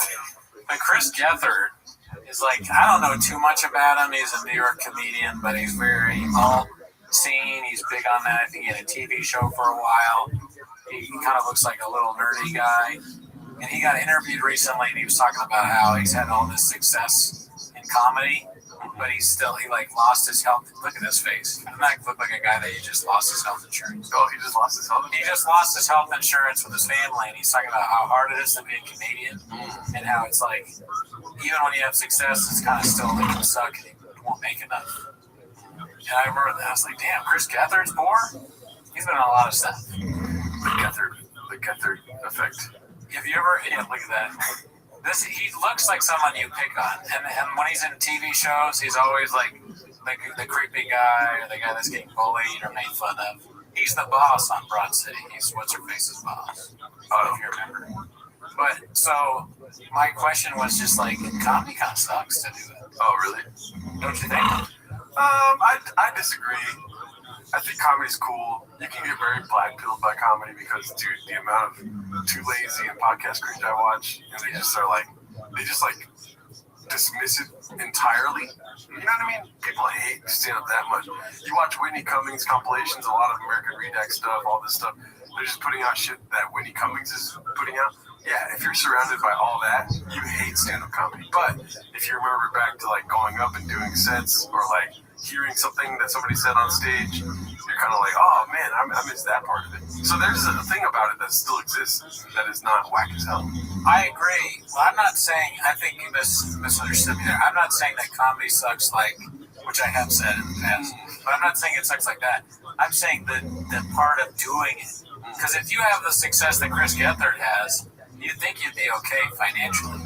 Yeah, but I'm also in a weird state. We'll get to this later. But what is enough? You know what I mean? We're like, if you're terrified of death, then get a good job and get good health insurance. Go to the doctor every week. You know what I mean? Like, if you're terrified of dying, like, people didn't always live that way. People were fine with whatever the fuck they had going on. And Literally Shakespeare. I mean, yeah, right? That's a good example of a guy. People in his life are dying. He's like, I'm gonna get fucked up tonight, dude. People in his life were dying, and he was like, I'm moving to London. His kids. People in his life, his kids. It's like if he was a comic and he was going to Austin every fucking month. Me and my fiance were laughing about that. I go, because there's so many spoilers, but my favorite scene, I always love in movies where I see women get so fed up with men, because it reminds me of things I've done in past relationships, where it's like, oh, like when he's like, his son dies and he goes, I'm gonna go to London, and she tries to punch him in the face, and she misses. It's so funny. It's very sad. It's very sad, but it's like I could absolutely see that happening to me. Yeah. Sometimes you say things to women that are just, they can't take it because you want to pursue what you want to do, and they got all this stuff going on. They just make you dinner, and you're like, I'm gonna go to an open mic. She's holding your baby. Yeah. You know, so she's gonna try and punch you. Well, thank God the White Knight showed up today, dude. Shout out to Cooney. I thought they were on our side, dude. Fucking boys rule, girls drool, dude. I gotta go to London. I'm writing plays left and right, dude. My son just died. You know how much creativity is fucking running through my juices right now? Sorry for cussing at my wife. You would deny Shakespeare Gerardo? Yeah. So, yeah. Dude, I'm fucking Shakespeare. When she tries to punch me, I go, I'm Billy old Shakespeare. Way to go, Shakespeare. That's what we used to say to people to make points. But yeah, no, I'm on the side of the man, but I understand where the woman's coming. I understand why Jessie Buckley tries to punch Paul Mescal. I almost tried to punch Jessie Buckley when she did that, dude. Okay, calm down. Be cool. But it's the everlasting struggle. You kind of are you being insensitive by wanting to do what you want to do? I think there's probably some kind of middle ground. And you could just live the artist life or whatever sometimes, but it's also I don't really know Chris Gethard that well, but he is funny from what I've seen. He's been in a lot of stuff, and he is struggling super hard. Like you just look at his face, he looks like he's has Andy Dick disease or something like that. And people like Andrew Schultz are doing pretty well, right? And Crystalia, even after being canceled, is still able to make a good amount of money, even though they kind of suck at what they do. Yeah, I mean, we're in a weird place right now. Obviously, everything in the country, this and that, culture, this and that, right? Boom, boom, boom, boom, right? It's more like if you have a lot of secrets, you get paid off more. You know, like it's weird. It's a weird flip flop of like currency right now is being evil. It feels like something. Yeah, that's kind of funny. It's like he's not evil enough. You can tell. Yeah, he's way too nice. Look at him, dude. He can't. Maybe you need to be evil to build a fan base a little bit. But at the same time, though, I'm like, I'm probably gonna regret saying this because then later in life I'm homeless or whatever, this and that. But like, dude, I don't believe in wanting everything. You know what I mean? But I get what you're saying. But it's not wanting everything. It's just wanting some stability. Yeah. Some level of like, all right, yeah, everything is a struggle, right? Even when you're with more money, more problems. We haven't forgotten this, right? We've learned this. But this struggle, I feel like he should be above this. The losing of healthcare, he doesn't have enough money for that. He's on TV. Why can't people on TV need to be rich to make me feel okay? Because when I see people on TV being like, I'll suck your dick, that makes me uncomfortable. Because I'm like, what about me? I don't want to. Should I just never, I don't know. I had a long argument with Miguel the other day about charity and whatnot and like helping out people and stuff like this. And I don't believe in it. I don't believe in charities to begin with. 0%. Never give to a charity, dude. You know what I mean? I feel like as humans, we have the need to help others and be altruistic in doing so. I feel like charity keeps you out of that experience. If you donate to charity, you get that little dopamine hit. Let me fucking finish the I know exactly what I'm saying. I know. Make you so mad. Yeah, I see you fucking about to. I keep going. You're not even listening. I'm listening. I'm making a clear, concise point. No, I like it. Good. This is a strong stance to take. Yes. Go ahead. And you know what, dude? I'll take it twice, dude. And then I'll slap Jesse Buckley in the fucking face, dude. Okay, I'll stop. I'll cut all that part out. But, yeah, that's what I say. What do you want to say now, dude? I don't want to keep going because then you're gonna fucking. No, I will finish your point. Yeah, I feel like people feel the need to be altruistic and good to others, but donating to a charity takes that away from you, and now you can be an asshole to everyone that you go around. Oh, so what you're saying is... Oh, no. No. See, I held off. I didn't do my joke answer, okay? Never heard of it. But no, so what you're saying is that people do altruistic things just so they can be like, I'm such a good person, and wave that in your face is what you're saying. Well, waving the face doesn't have anything to do with it, but like literally giving to a charity is a cheap way of helping others.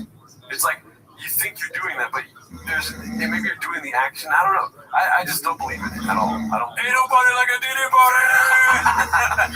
That's us holding out. I'm so stupid. But I don't know. I don't. Anyways, all that to say, you don't have to. I'm not saying this because I'm saying you're. Get money to him. No. Never give money. Don't do it, dude. He's an artist. The worse he does in life, the better his art will be. So let him fucking suffer, dude. That's a good point too. It's like his kid. Oh, your kids got sick. Good. You don't have health insurance anymore. You can't take them to Blue Shield or whatever it's called. Good. You'll make a funny play about how your kid's dying. Right. Ever seen the Kumail Nanjiani movie about, the great sick or whatever, big sick? Good. Was that not a good movie? So, Chris Hamnet, dude. Fucking Hamnet. Hamnet, yeah, you couldn't be Shakespeare. Yeah, Shakespeare wouldn't be Shakespeare without Hamnet dying. Yeah. So, think about that before you whine on your podcast, Chris Gethard. Talking right to you, bud. Yeah, also, talk about Brendan Schaub if you're suffering. Like, your podcast is going to blow up, Chris Gethard. Yeah, you should. You don't talk about Schaub enough. When you find yourself kind of desperate, you should do that. All right, one other thing about this. Yes. I want to stick on this because this came out. This interview came out at the same time that somebody told me that they heard Jamie Kennedy works at a warehouse. That's his day job because he's broke. Now, there's no chance that that's true. There's no way that Jamie Kennedy is that broke. But when they told me they were so sure about it, that I was like, fuck. Comedy that's real. Jamie Kennedy works at a goddamn warehouse. And then I thought about it for a minute. I was like, that's probably bullshit. How do they know? And I go, send me proof. I text them. And they go, oh, my coworker said it. I'm like, how does your coworker know? What are they fucking Jamie? Like, who? How do they know? And they're like, oh, well, they said he talks about it in his sets all the time. That's a fucking joke, you idiot. You stupid bitch. You moron. He's telling jokes. He doesn't work at a warehouse, you fucking... I'll stop myself. You plurb. Hey, you plurb. You redact. You waste my time. You made me insecure about myself. And I think Jamie Kennedy, my hero, is like working at a warehouse, which is fine. Warehouse, great job. But it's like, you shouldn't be working at a warehouse if you're Jamie Kennedy. To have all these movies, TV shows. Say what you will about Jamie Kennedy. He's very cringe. We watched the vampire movie, and there have been points in his creative journey that were very good. He's very funny in his TV show. Malibu's Most Wanted is probably one of the greatest movies ever made. Right up there with Hamnet. Right up there with Hamnet. He's been funny in a lot of stuff. Okay, he's had some great big roles. That's a killer double feature at like a drive-in, dude. What? Hamnet. Or what comes first, Hamnet or Malibu's Most Wanted? You know what's funny? It should be Hamnet Don't Suck. The vampire movie, because for some reason Shakespeare's always a little vampire to me. It's always a little bit, even though there's no vampires in Shakespeare, there's a vampire-ish nature to Shakespeare. Way to go, Shakespeare. But dude, I was so pissed. I was like, why would you tell me that? He talks about it since he's kidding. I'm so broke, I work at a warehouse. That's a joke. He's actually working at a warehouse. He's stupid fucking idiot. Yeah, and Chris Gethard, let's be honest, never heard of you. Yeah, I mean, He's not one of our guys for sure. probably not, but I'm sure some people have heard about it. Rest in peace. Yeah, every picture of Chris Gethard looks like he's died. I try to make a bit about how, like, both him and Andy Dick kind of look the same, and, like, they look like guys that would die, but nothing can stop them. Yeah. It didn't do very well. Also, I said a lot of crazy shit. You know what I mean? I'm just joking, Daddy. Oh, yeah, I don't think you actually don't think charities are good. Or maybe. Oh, no, I really do think that, but ain't nobody like a peanut butter! What's it called? I wanted to break some news to you, dude. Oh, let's hear it. Let me move this. Just might get a little, messed up here. I'm glad you're drinking from that right now. I had to get a new bottle. Dude, I lost my fucking bottle. Oh, okay. And this one is, not as nice. Gonna say it was cheaper. You can hear that ice in there, Daddy. Coffee bean sticker on there. No particular reason why. I don't go to that place, but I wanted to show you one of the neat features, dude. How is it? Nice. So it has a sound to it. It's a dolphin. Is it a dolphin or what is it? That one sounds like elves sneaking something. It sounds like elves laughing, or like they're the gnomes that steal your socks or your underwear. Underwear gnomes. Okay, that's not what it sounds like. What are you talking about? That's what it sounds like. It sounds like a dolphin. What are you talking about? I don't know. Why is it gotta be naked fucking elves, dude? I didn't say they're no. They say they come steal your underwear. There's people are stealing my. That's not what. What is your underwear made of? What is my underwear made of? I don't know. Cotton. That's not. It sounds like. You don't think that sounds like elves laughing? It sounds like elves laughing. There we go. No underwear. No underwear. Yeah, it doesn't need to be. It's just fucking elves laughing, dude. Yes, it sounds like laughing elves. What the fuck are these people stealing underwear for? I love how you see the bit coming and you're like, no, please God. There's like all these memes about underwear gnomes and you're stealing your shit. It's like little elves or little gnomes. It's kind of Lord of the Rings. You know what it sounds like? You know what it sounds like? What? A lot like your fucking bottle, dude. That's what it sounds like. I don't know. I'm trying to be honest here with the crowd. I think it's cool though. It's like elves. There are little elves running around. I wonder why does it do that? Does that have a straw too? Yeah.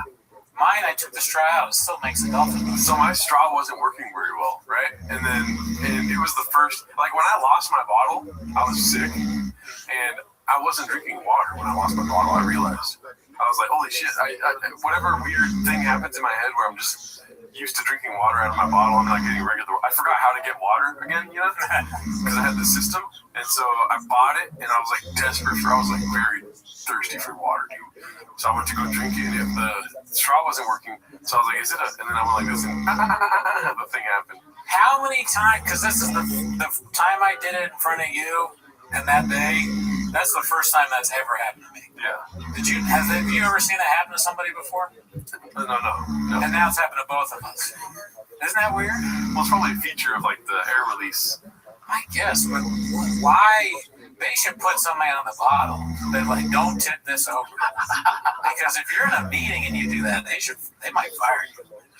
The dolphin noise for sure. That's the other thing, dude, is that I do not like this one because it's loud. If I'm in a quiet room, like that's kind of loud. It kind of echoes, dude. It's like. It's not as crazy the sound, but it does sound like little kids or elves laughing. So that wouldn't be good either. But the thing about the dolphins is it's so loud. Oh yeah. That it's absurd. If you do that in front of people, they're gonna like laugh or look at you. Fire you, yeah. Yeah, fire you maybe. They're gonna send you with Chris Gethard. They're gonna take away your kids' health insurance. But yeah, so that was another update of mine. Do you have any other updates here? I do, yeah. So big news with me. Well, two things. One is found out something about Vyvanse. What? I'm on the rookie dosage. Okay. So it's not even real. It's 10 milligrams. Not doing nothing. That's why. Remember I was telling you guys on Vyvanse it does nothing? It's because I'm on 10 milligrams. Nothing. All those make my blood pressure go up. And guess my friend who's on it, 40 milligrams. Damn. So, and that's like a normal dosage, I think. So this guy's a pussy, and I don't know what to say about that. But basically, it's nothing. Second thing is, this week is when I'm getting married officially. Oh, okay. Well, but not the wedding thing. Yeah. November. I have another life update. It's kind of like going to see the doctor. All you gotta do in LA Listen up, fellas. Fellas. You want to get married? You can get married one day. I haven't done it yet, but you go. This will be something we can talk about next week. You go to the courthouse. You say, "Cool story, bro. I applied online. I want to get married. I want a ceremony. It's done in maybe an hour. I don't know, something like that. Hopefully, unless I plan it all wrong. Yeah. I'm going on the Thursday, the 15th. Okay, nice. So I'm going to be officially married. All right, you want to pick me up here, or do I go? You want to be the witness? Yeah. I think you don't even need a witness. Can I get a witness? That's like New Orleans right there, dude. New Orleans, that's going to be in November. We're going to do the real fun thing. Dr. John. Who's Dr. John? Can I get a witness? I don't know. Sounds good, though. If you go to New Orleans and you don't know about Dr. John, I'm going to tell some of my homies up there, and they're going to fuck you up. Okay. Yeah. Yeah, we'll see. You got to check in, dude. With Yeah. Dr. John. Yeah, I don't know. Most of my time out there I'm being maintenance. But so, yeah, I mean, it's like you just get married. Yeah. So I'm not gonna be single anymore. Do you have any thoughts about that? Not really. I mean, it has little to no effect on me personally. Sorry. That's true. Well, what's kind of funny about it is like how little I care about that part of it.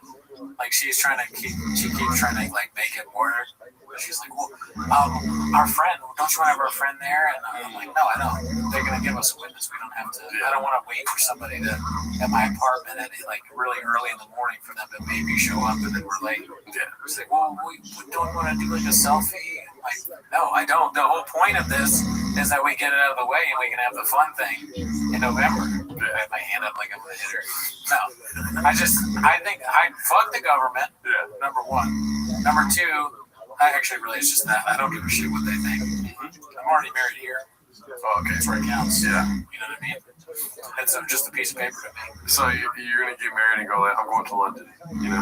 Yeah. I mean, maybe right before the marriage. Okay. Like Shakespeare heard. Sure. Or she's in for a rude awakening when I start saying I want to do open mics again. So that's like, you know, that's what I'm into mainly, is doing open mics. So is that all your updates? The only other thing I was thinking of this week was just YouTube commentary channels in general. Oh, okay. I think they're like the watchers on the wall. Because I'm still rewatching Game of Thrones, and they're like the the Night's Watch. Mm-hmm. I think that they should have to swear like an allegiance. Yeah. You know, like they'll never take a wife. They get banished from everywhere, every community they're in, and they have to just make YouTube commentary. Yeah, I mean that's how you get a YouTube commentary person is they rape everybody's like not really, but thief, murderer. That's like American Reading, Podcast Cringe, Too Lazy to Try. I listen to all of it. I love it all except for Podcast Cringe. I can't really Podcast Cringe. There's a lot of cringe I don't like, but I still watch it. You know, it's something. See, they're so good at just like getting the clips and putting it together. They got a through line. They wrote out scripts, dude. I'm like, God damn, these fools really hate these guys, dude. And every time it's Whitney Cummings, it's the quickest click of all time. And, you know, do you think people think we're that? That's what I always think about. We're definitely not that. Okay. Because there's no scripts. There's no like, that's what they think. Yeah, we mapped out all your occurrences of graves in a script. I forgot I even had graves. So here's the thing about that is, what made me think about it is I saw Luis Gomez tweeting at somebody about how, because I guess somebody called him a grifter, and he said something along the lines of, who's more of a grifter, me for selling products on my show, or one of these YouTube commentary channels that just talks about comedians and blah, blah, blah, blah, blah, or talks about famous comedians. So I was thinking, is he taking a shot at us? Probably doesn't know we exist, nobody knows who we are. Like, does Louis J. Gomez think that I'm a grifter? My water kind of tastes like bleach. Is that bad? Yeah. Oh. Well, we can't lose you. You gotta stop drinking that. I think I refrain from commenting on it because dude, because I feel bad because Louis J. Gomez is funny sometimes, But the special was so bad that we watched. Yeah, I mean, he's done a lot for comedy and comedians. I think overall he's like a good guy. He really seems like it. I appreciate his service to the 250. Yeah. You know, like you would a soldier. Yeah. But, yeah, no, I would never watch his stand-up, and I wouldn't tell people to watch it. Maybe one of his shows. I would hope that it was better than the last special. I would watch it still. It's just like the last special we watched was pretty bad. I mean, he's like another one of these people that's probably like a really good host, you know? Hey, great. Like podcast host. Like a Super Bowl party. Oh, okay. Or that too. And like, he's likable, I guess, but stand-up wise, I have zero interest in it. Yeah. That's not to douche him at all. My thing is, I like, listen to me, I care what he thinks. I'm like, damn, am I a grifter? I don't know. You tell me, comments. Comment whether you think Gerardo's a grifter or not. I would grift. Like, you know how many times I thought about trying to do that, but then I think about all the work that's involved because I'm pretty, knowledgeable about this space. The amount of work they put into this is not for the fucking Gerardo part, dude. Yeah, I got a YouTube name for you if you want to try. Too lazy to grift. No, I get it. That's true. There's so much. I've thought about it myself. It is a lot of effort. I couldn't do the editing part. Right. But even just the writing out, the commentary, that's devoting a lot of time. If you devote all this time to like one specific video and it's like attack, and then it's not good, it's kind of sad. Yeah. I like other commentary channels on YouTube that aren't exactly comedy based. Like there's one that does a lot about the rap world called Deleted, and I really enjoy his style of commentary because it is very heavily joke based. But I'm not a part of that culture, like black culture, where those jokes just hit pretty good for Mexicans like me. You know what I mean? And I don't know if I'll be able to have that sort of effect on somebody else in a jokey way. I think I would take it too seriously. Be like, Whitney Cummings, fuck you. Start crying on the recording. You get really mad. Yeah. And that's not as funny. American Redak they all have a like an even keel way to them. And they have a style. All of them have their own style. Yeah. I'll never get over that one episode we brought up on the pod where it's literally just him talking about what happened on the show. I cannot believe that I like that. It's that on the Eric Andre thing is fascinating. That should really be in textbook someday. There was a period of time, maybe it's still going on, where guys would watch another guy talk about comedians talking on an episode and come to the conclusion that nothing really happened. Right? It's like Eric Andre went on there. They got kind of heated on each other, but at the end of the day, I think they're still friends. And I listened to that and I was like, I'd listen to it again. I'm going to show this one. I'd listen. Not only would I listen to this episode again if I was bored, I'd probably listen to another episode that was exactly the same about a different comedian. And I was like, what the fuck is wrong with me? But I realized you drive around in LA constantly. Yeah. So you need something to listen to. You're going to run out of podcasts. And these whole the self-help thing where it's like, learn how to do this while you're driving. No, I don't want to die. I'm going to learn I'm learning Spanish, I'm concentrating, and then I get hit by a two-wheeler or whatever, the two-wheeler. Okay, so I get hit by a truck. Yeah.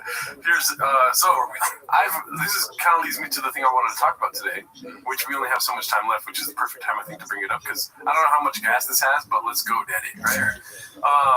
So I've had that same kind of thought thing where it's like, what am I doing with my time? I'm just watching podcast cringe, too lazy to try. Every time they drop, I have notifications on, and I'm like dropping everything when they post. Yeah. So I'm trying to start to read. I've already told you I'm watching this YouTube series called Predictive History, where he's gone into another seminar now talking about the great books. And so he's starting with the Iliad. So I bought the Iliad, and I've been reading the Iliad for a couple of weeks now. Cool. You like it? 2 weeks. I love it. It took me forever. I just started reading the Iliad, but I read the introduction. That's like 50 pages for about a week and a half. Because it's like they translate the Iliad. The Iliad's not in the original language because it's ancient Greek. Yeah. They have like introduction notes, translator notes, and then just like random meter notes of like how they wrote the actual book. And do you know the story of the Iliad? Is the Iliad the one with like Homer something or Aeneas or something. Homer wrote the book, or it's written by Homer. It's a Homeric. Oh, yeah. Okay. So he wrote, and it's about like a Greek guy that like leaves his wife and goes on a boat or something. Okay, so that's I think you're thinking about the Odyssey. That's what I'm thinking. Yeah, that's Odysseus trying to get back from the Trojan War. Yeah. Trying to get back home from Which the one Trojan is War. the Iliad? The Iliad is a book about a conflict between Agamemnon and Achilles. Like, Oh yeah, Troy. Yeah. Right. Sorry. Go ahead. So Achilles. Long story short, this is going to be a long story, but I'm getting somewhere here. I thought it was funny, right? Sure. Yeah. Achilles. Basically, the beginning of the book. I'm only in the first book right now. There's 24 books, something like this in the book. So I'm on the first book where Achilles and Agamemnon are asking a seer, like, what's going to happen? You know what I mean? And the seer goes like, I can tell you, like, you guys know me. I tell you guys everything. He's like Jim Brewer. He's like, you enter that Brewerverse, you're going to get the facts. But here's the thing. Agamemnon is the leader of men. He's like kind of like the god of men. I don't know if he's a god. He's not a god, but he's a king, right? He's a king, leader of men, right? He goes, the leader of men amongst you is not gonna like what the fuck I have to say. And then Achilles is like, he's a big guy. He won't be able to handle it. You know what I mean? And then he goes like he stole a girl, and the gods do not like that. He needs to get the girl back. And then Agamemnon's like, oh come on, I get one girl, and everyone freaks out. This and that. Helen of Troy, right? Whoever the girl is, I don't want to say something I don't know. Because I need to reread it too, but this is what I've gotten so far. A girl. He stole a girl. Probably Helen of Troy. Fine. If you take Helen from me, dude, I get to have one of Achilles' bitches, dude. Like, that's what he wants. And Achilles is like, God damn it, every time you fuck up, you fuck me. Why do you fuck me when you fuck up, dude? Right? Anyways, that's the first part that I'm at right now. Anyways, the whole story is that Achilles is like the best warrior on earth, right? And he's like, y'all need me. The Greeks need me if they want to defeat Troy. Yeah. The battle at Troy is already happening when this book starts. Oh, okay. So Achilles is like, I'm out. You guys need me. You guys are gonna lose without me. So fuck you, dude. He starts jacking off, and he's like, y'all want the leche? I'll give you the leche. You know, he starts saying stuff like this, and then he goes back home and he's like chilling. He's like, nah, because they're not gonna win. Yeah, I remember. They're gonna fucking lose if I'm not there, dude. You know, and so, and then his homie Patroclus, guy that, you know, they butt fuck, right? Like, Greeks like to fuck men. So, like, the guy that he fucks, Patroclus, is like, oh, daddy, why don't you just go out there and help them, you know? And then he's like, no, shut up. And he probably fucked him, but then he was like, listen, go over there and tell him, like, I'm not coming. But don't ever fucking fight for me, dude. Do not fight. Do not take my glory, you know? Yeah. He's like, cool story, bro. He goes, he gets killed by Hector, and then Achilles is like, hey, yo, what the hell? Yeah. They need me. They're gonna lose without me, dog. And then he eventually ends up going, he kills Hector, and then he parades Hector around town. And he's like, fuck Hector. He starts pissing on him, dude. He starts like slapping him around. He's already dead, you know? And then all of Achilles' men are like, oh, goddamn, chill, you know? And then he's like, no, this fool sucks, you know? But he's feeling like really sad in his heart. And then he goes back to Agamemnon, and Agamemnon's like, I forgive you, dog. Hector is Agamemnon's son. And then so he's like, God damn, Achilles is like, whoa, you forgive me, dude? Like, what the hell? And then he gives back Hector, and then they got him proper burial. The whole point of the book is forgiveness, right? Here's the thing that I thought of, right? I don't know if I had to say that whole thing. Probably unnecessary, but when I'm cooking, I don't stop. I like to eat sauce with salad. So, who is Achilles in the comedy world? Who is Achilles? So that would be a god. No, signs as Achilles. Demigod. He's not a god. Yeah, but like a little bit. Almost a god, right? Because they held by the ankle. You're getting close to what I'm thinking, so who is it though? Oh my god. I'm kidding, dude. Hinchcliffe sucks. I think Hinchcliffe is Hector. Oh, yeah? But anyways, who is... Hector's like yoked. Also, like, I totally don't remember the story of it, because Agamemnon, who's the other king? There's two kings, right? Do you remember? There's like, I don't know, anyways, it doesn't matter. Who's Achilles? Let's see.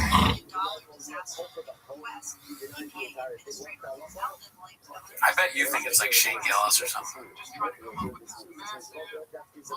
Dave Chappelle? Yeah. Okay. Why do you think that? Because at the height of his power, he disappeared, dude. He went to Africa. He was like, they need me out there, man. This is like comedy's a fucking battlefield, homie. I'm one of the 250 to do it, dog. So Neil Brennan was Patroclus. Yeah. Go back there, you little white bitch, and then Hector kills him. Yeah. Hector is cancel culture. And Chappelle comes back, and he's like, man, fuck all these people, man. Fuck this, fuck that. And then now he's less popular. Yeah. He's got some blood on his arm. Agamemnon is Joe Rogan for sure. Or, no, but they make peace, though. Agamemnon and Achilles, you're saying? Yeah. I don't even remember. The Troy Wars are the comedy symbol. Yeah. The problem is I don't read books because books don't have promo codes. Now, that's interesting. So, how long is that book? It's pretty big. It's like this big.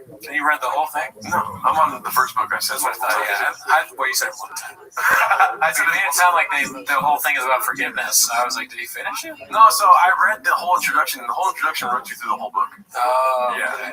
It's like, it's hard to follow along. And then it's in like, what is it called? Like the proper class of English that it would be in times of ancient Greece. Yeah. Like how he wrote it for the Greeks at that time, this author wrote it for us today, basically.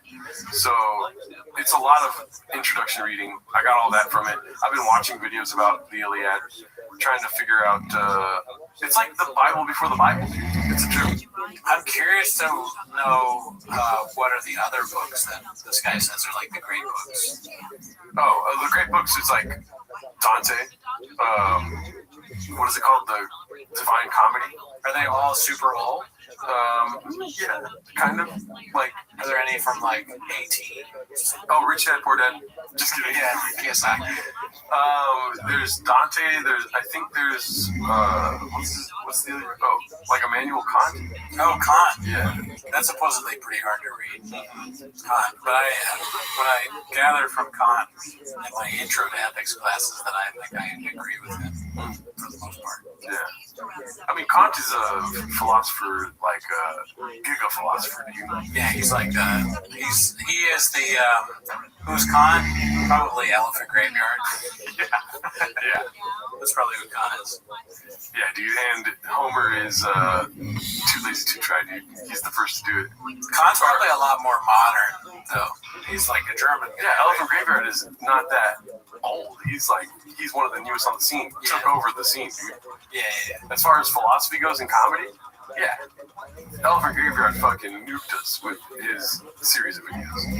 Yeah, Universal Truth, like there's a Mac there, Universal Maxim or whatever, or something like that. It's something that there's a right answer for everything. I don't know that shit. But yeah, Kant was what is it called? Phenomenon and the noumena. Like, phenomenon is what we see, noumena is real life. It's like, I don't know, the thing we can't see, whatever. That's Kant's, I think, theory. Crowd work. I want to hear what all the great philosophers think about, like actual philosophers commenting on things in comedy. YouTube commentaries. It's weird because like sometimes when you make jokes, it makes me look retarded or stupid, dude. You know what I mean? I don't think it makes you look stupid. Like, why am I saying this to the guy that says crowd work afterwards? I'm farting like a ain't no party like a dinner party. Ain't no philosophy like the Kant philosophy. Because listen, these are the things I would try and get out of them. I mean, maybe I would respect them too much to bring it up.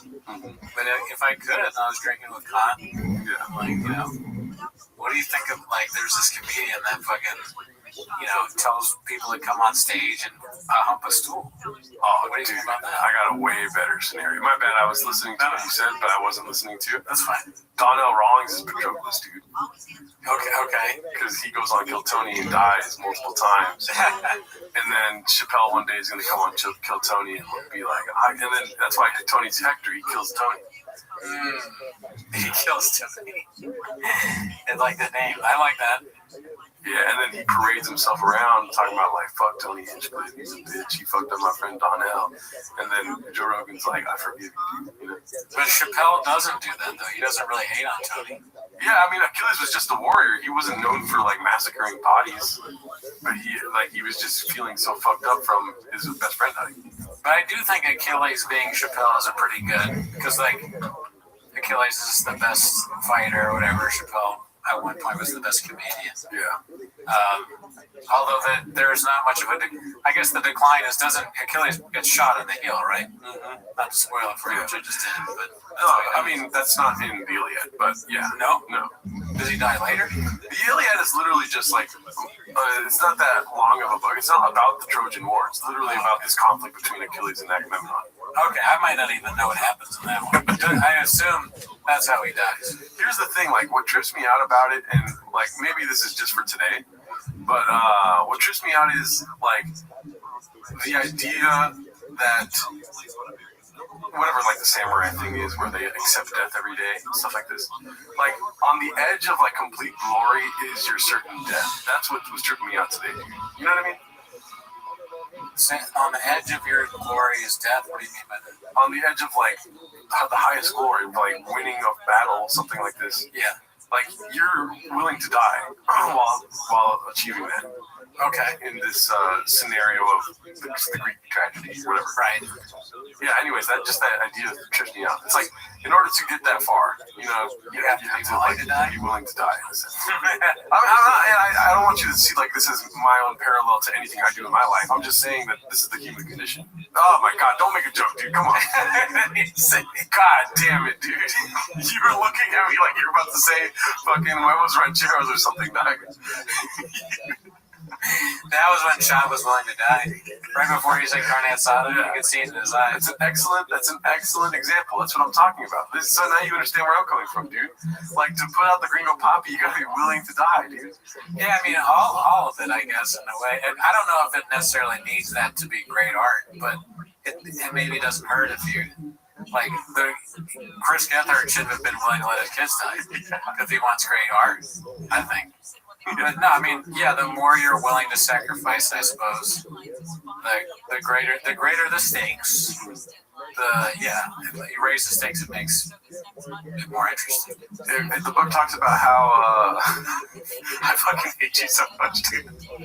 But the book talks about how like. Because you please the gods, basically, in this Greek ideology, right? Like, Achilles is Zeus's favorite, and Zeus is whatever god of God shits, whatever. But everyone, okay, so I can't stop thinking about, like, what joke I could make or you could make about Shop, dude. But it's basically like everyone's given a certain amount of time. You know what I mean? Achilles is the best warrior, but he's like that close to death at all times. Okay, but it doesn't matter how much the gods love you, you're going to die. Can I ask you a question? How many chicks does Achilles fucks a lot of chicks, dude. All right, so there's a lot of R wording going on at this time. That's one question, but Zeus is the god of all gods. Like, is he 5'8", 6'2"? Like, how much does it count? Can he do 20 reps of like 225 in one sitting? Yeah. Because that'd be crazy. Like, Brendan Schaub is more yoga. Well, in this scenario, Brendan Schaub is Zeus for sure. Oh yeah, he's an Adonis dude. He's a Greek. I bet if you asked Brendan Schaub which Greek god you were, he wouldn't have any idea what you're talking about. But he'd be like, I'm the guy that like carries the rock. I push them. I could definitely do that. Push the rock. And then Brian Callen is Apollo. Yeah, which one would he be? The god of sun. Why? Because I just like saying Apollo. Yes. Because he's my son. I love the sun. No, Brian Callen sucks ass. He wouldn't be a great god. And Gethard is the god of grasshoppers or something, dude. I don't think he'd last too long in ancient Greece. No, for sure. But we got voicemails today, dude. I think we do actually. Oh shit. Let me see here. Sorry about that. I got cut out with the Iliad part. Yeah. Let me see. I don't think so. I'm rating Great Expectations. Really? Nice. One of them's 3 minutes. I think I already heard that one though. Let's see here. This is our voicemail box. If you want to leave us a voicemail, leave us a call at 775-557-8667. Give us a call at 775-557-TMOS. And we'll play it on the show like this. Happy New Year, gang. By the way, Bruno, if you wanted to hurt me, you got me. Because you didn't know who this was. It's Balloon Party. A long lovely, big fan of all the cats. Again, just happy New Year to everyone. And I was gonna say something, but I lost it. So who cares? Love you all guys, and keep cool. That sounds like me, dude. I have something to say and I forget it. Thank you, Balloon Fart. Shout out to you. Sorry, I'll never forget your name again. Let's see this one. Hey, Geraldo and Brandon, Tony Soprano from New Jersey. Oh, yeah. So you got 2 runs on it. We appreciate the Tony Soprano. Yeah, that was so good. I listened to it, I think, off the podcast, and I was like, oh, this is so good. Hey, Geraldo. Let's see if this is I don't think this is a real voicemail. I'm here with Neil from the Canadian British Association. We monitor spikes in what are we doing here at Energy. And your channel has been flagged for excessive jobology. This request is coming from Boba himself. Citizens include shadow boxing opinion, podcast confidence with zero prep, and saying a piece of a work ethic unironically. Just calling to warn you about upcoming 30-day detox required from all job-related items, and you must cease immediately. God bless. And then it's just 2.5 minutes left of nothing. Interesting. Well, I probably forgot to hang up or something. But I laughed. Canadian Graves, I caught that. Yeah. That's funny. The Canadian Graves Association. I don't think I could go cold turkey from shop. I think even if we didn't do it, I'd probably check in every once in a while. Yeah, it's not going to be easy, dude. But yeah, I always find myself checking in on Chang's, dude. You know, table for one every time, dude. We gotta go back to that. We should go back to PF Chang's, just the 2 of us. Yeah, I'm down. Just the 2 of us eating orange chicken. Yeah, just the 2 of us and some Mark. Maybe we can take Mark. We can take Mark. Yeah, we didn't invite you guys. Last time we tried to get people out, it was me, Mark, Gerardo, a guy from my work, and Miguel. Yeah. So, I don't think we're going to do that again. But anyways, thanks for tuning in. Have a great week. See you next week. FBI also pointed out the video that came out yesterday. They helped produce. This is the video where Savannah Guthrie and her sister and brother sit on the couch and appeal to whoever it is that took their mom to bring her back and bring her back safely. The FBI helped in the production of that, but said ultimately anything that comes out, whether it's ransom, video, something like that, ultimately the decision comes to the family what to release and what to put out there. The FBI agent here as well said that there were no communications.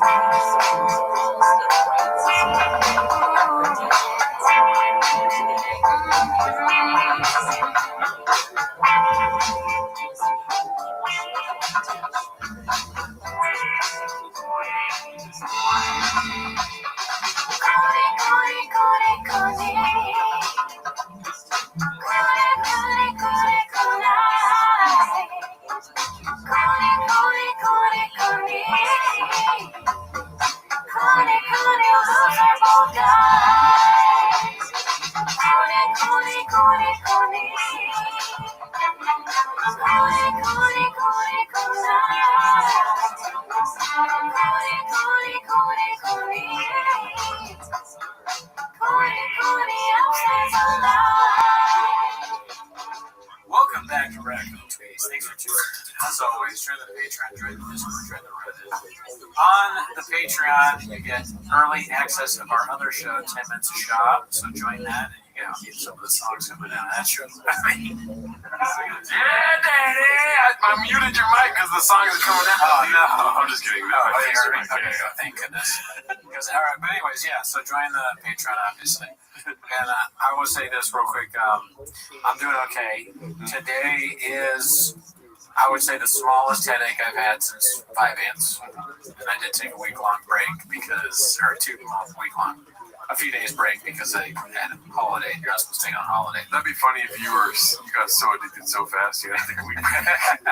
Yeah, I was like, well, I knew I loved it so much.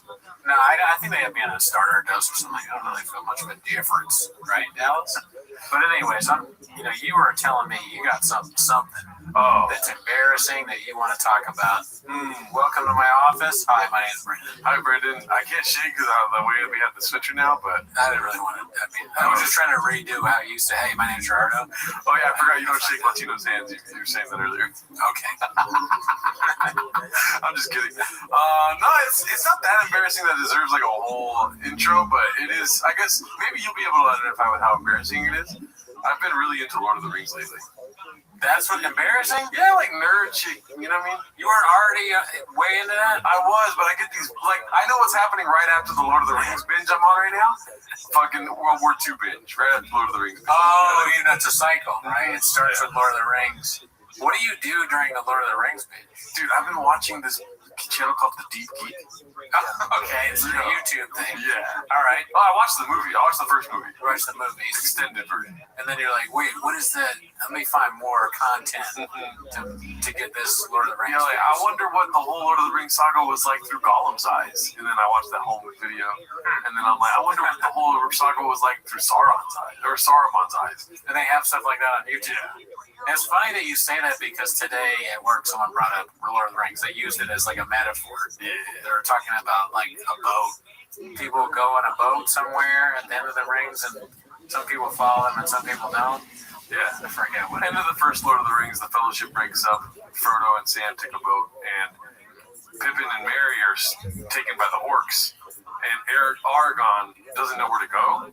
You know what I'm saying? He's like, what are we doing here? Right. He's like, do I go for Frodo or do I go for the other hobbits? I don't even know what hobbits are with the orcs, so it might be Frodo, so let me just go save those fools. Right. So now Frodo and Sam are out by themselves, and then they run into Gollum. And Gollum, like the little, Schmeagol. Gollum, or Schmeagol was my pledge name, which I've talked about before. I had to say, my name is Schmeagol, and touch my pledge pin and go, this is my precious. I had to say that whenever it was requested. When that's a pledge. And I was like, why am I Schmeagol? And you'd think they would be nice about it. He was like, oh, it's just that they were like, because you look like Schmeagol, dude. That's another thing now I've started. Do I look like Schmeagol? It's kind of nice, though. That's kind of nice, because Gollum is the bad Schmeagol. Schmeagol is what he was before Gollum. You're right. Actually, I've already talked. I posted a picture of me and Schmeagol. Remember that? And I was like, what's the difference? I forget what it was. But I honestly saw a little bit of like similarity there, and that's sad. But look, you didn't tune in because I'm hot. I'm tuned in because I talk about flappers and bread and chop. Sorry, let's go back to Lord of the Rings. Oh yeah, no, I've just been deep in it, dude. I'm deep in the LOTR right now. There's 3 movies. And you watched all 3? No, I'm waiting 2 weeks to watch the second one. All right, so you just watched the first one. I watched the first one. I'm very busy right now, so I found time Saturday night to watch the whole first one. I gotta get back. I gotta give it another try because I watched it and I was bored. I was a kid. Oh my god. Yeah, I was like, this is. Oh, dude, you gotta watch the extended version, Daddy. Oh, is it different than the one that was in theaters? It's like 4 hours compared to 3 hours. Yeah.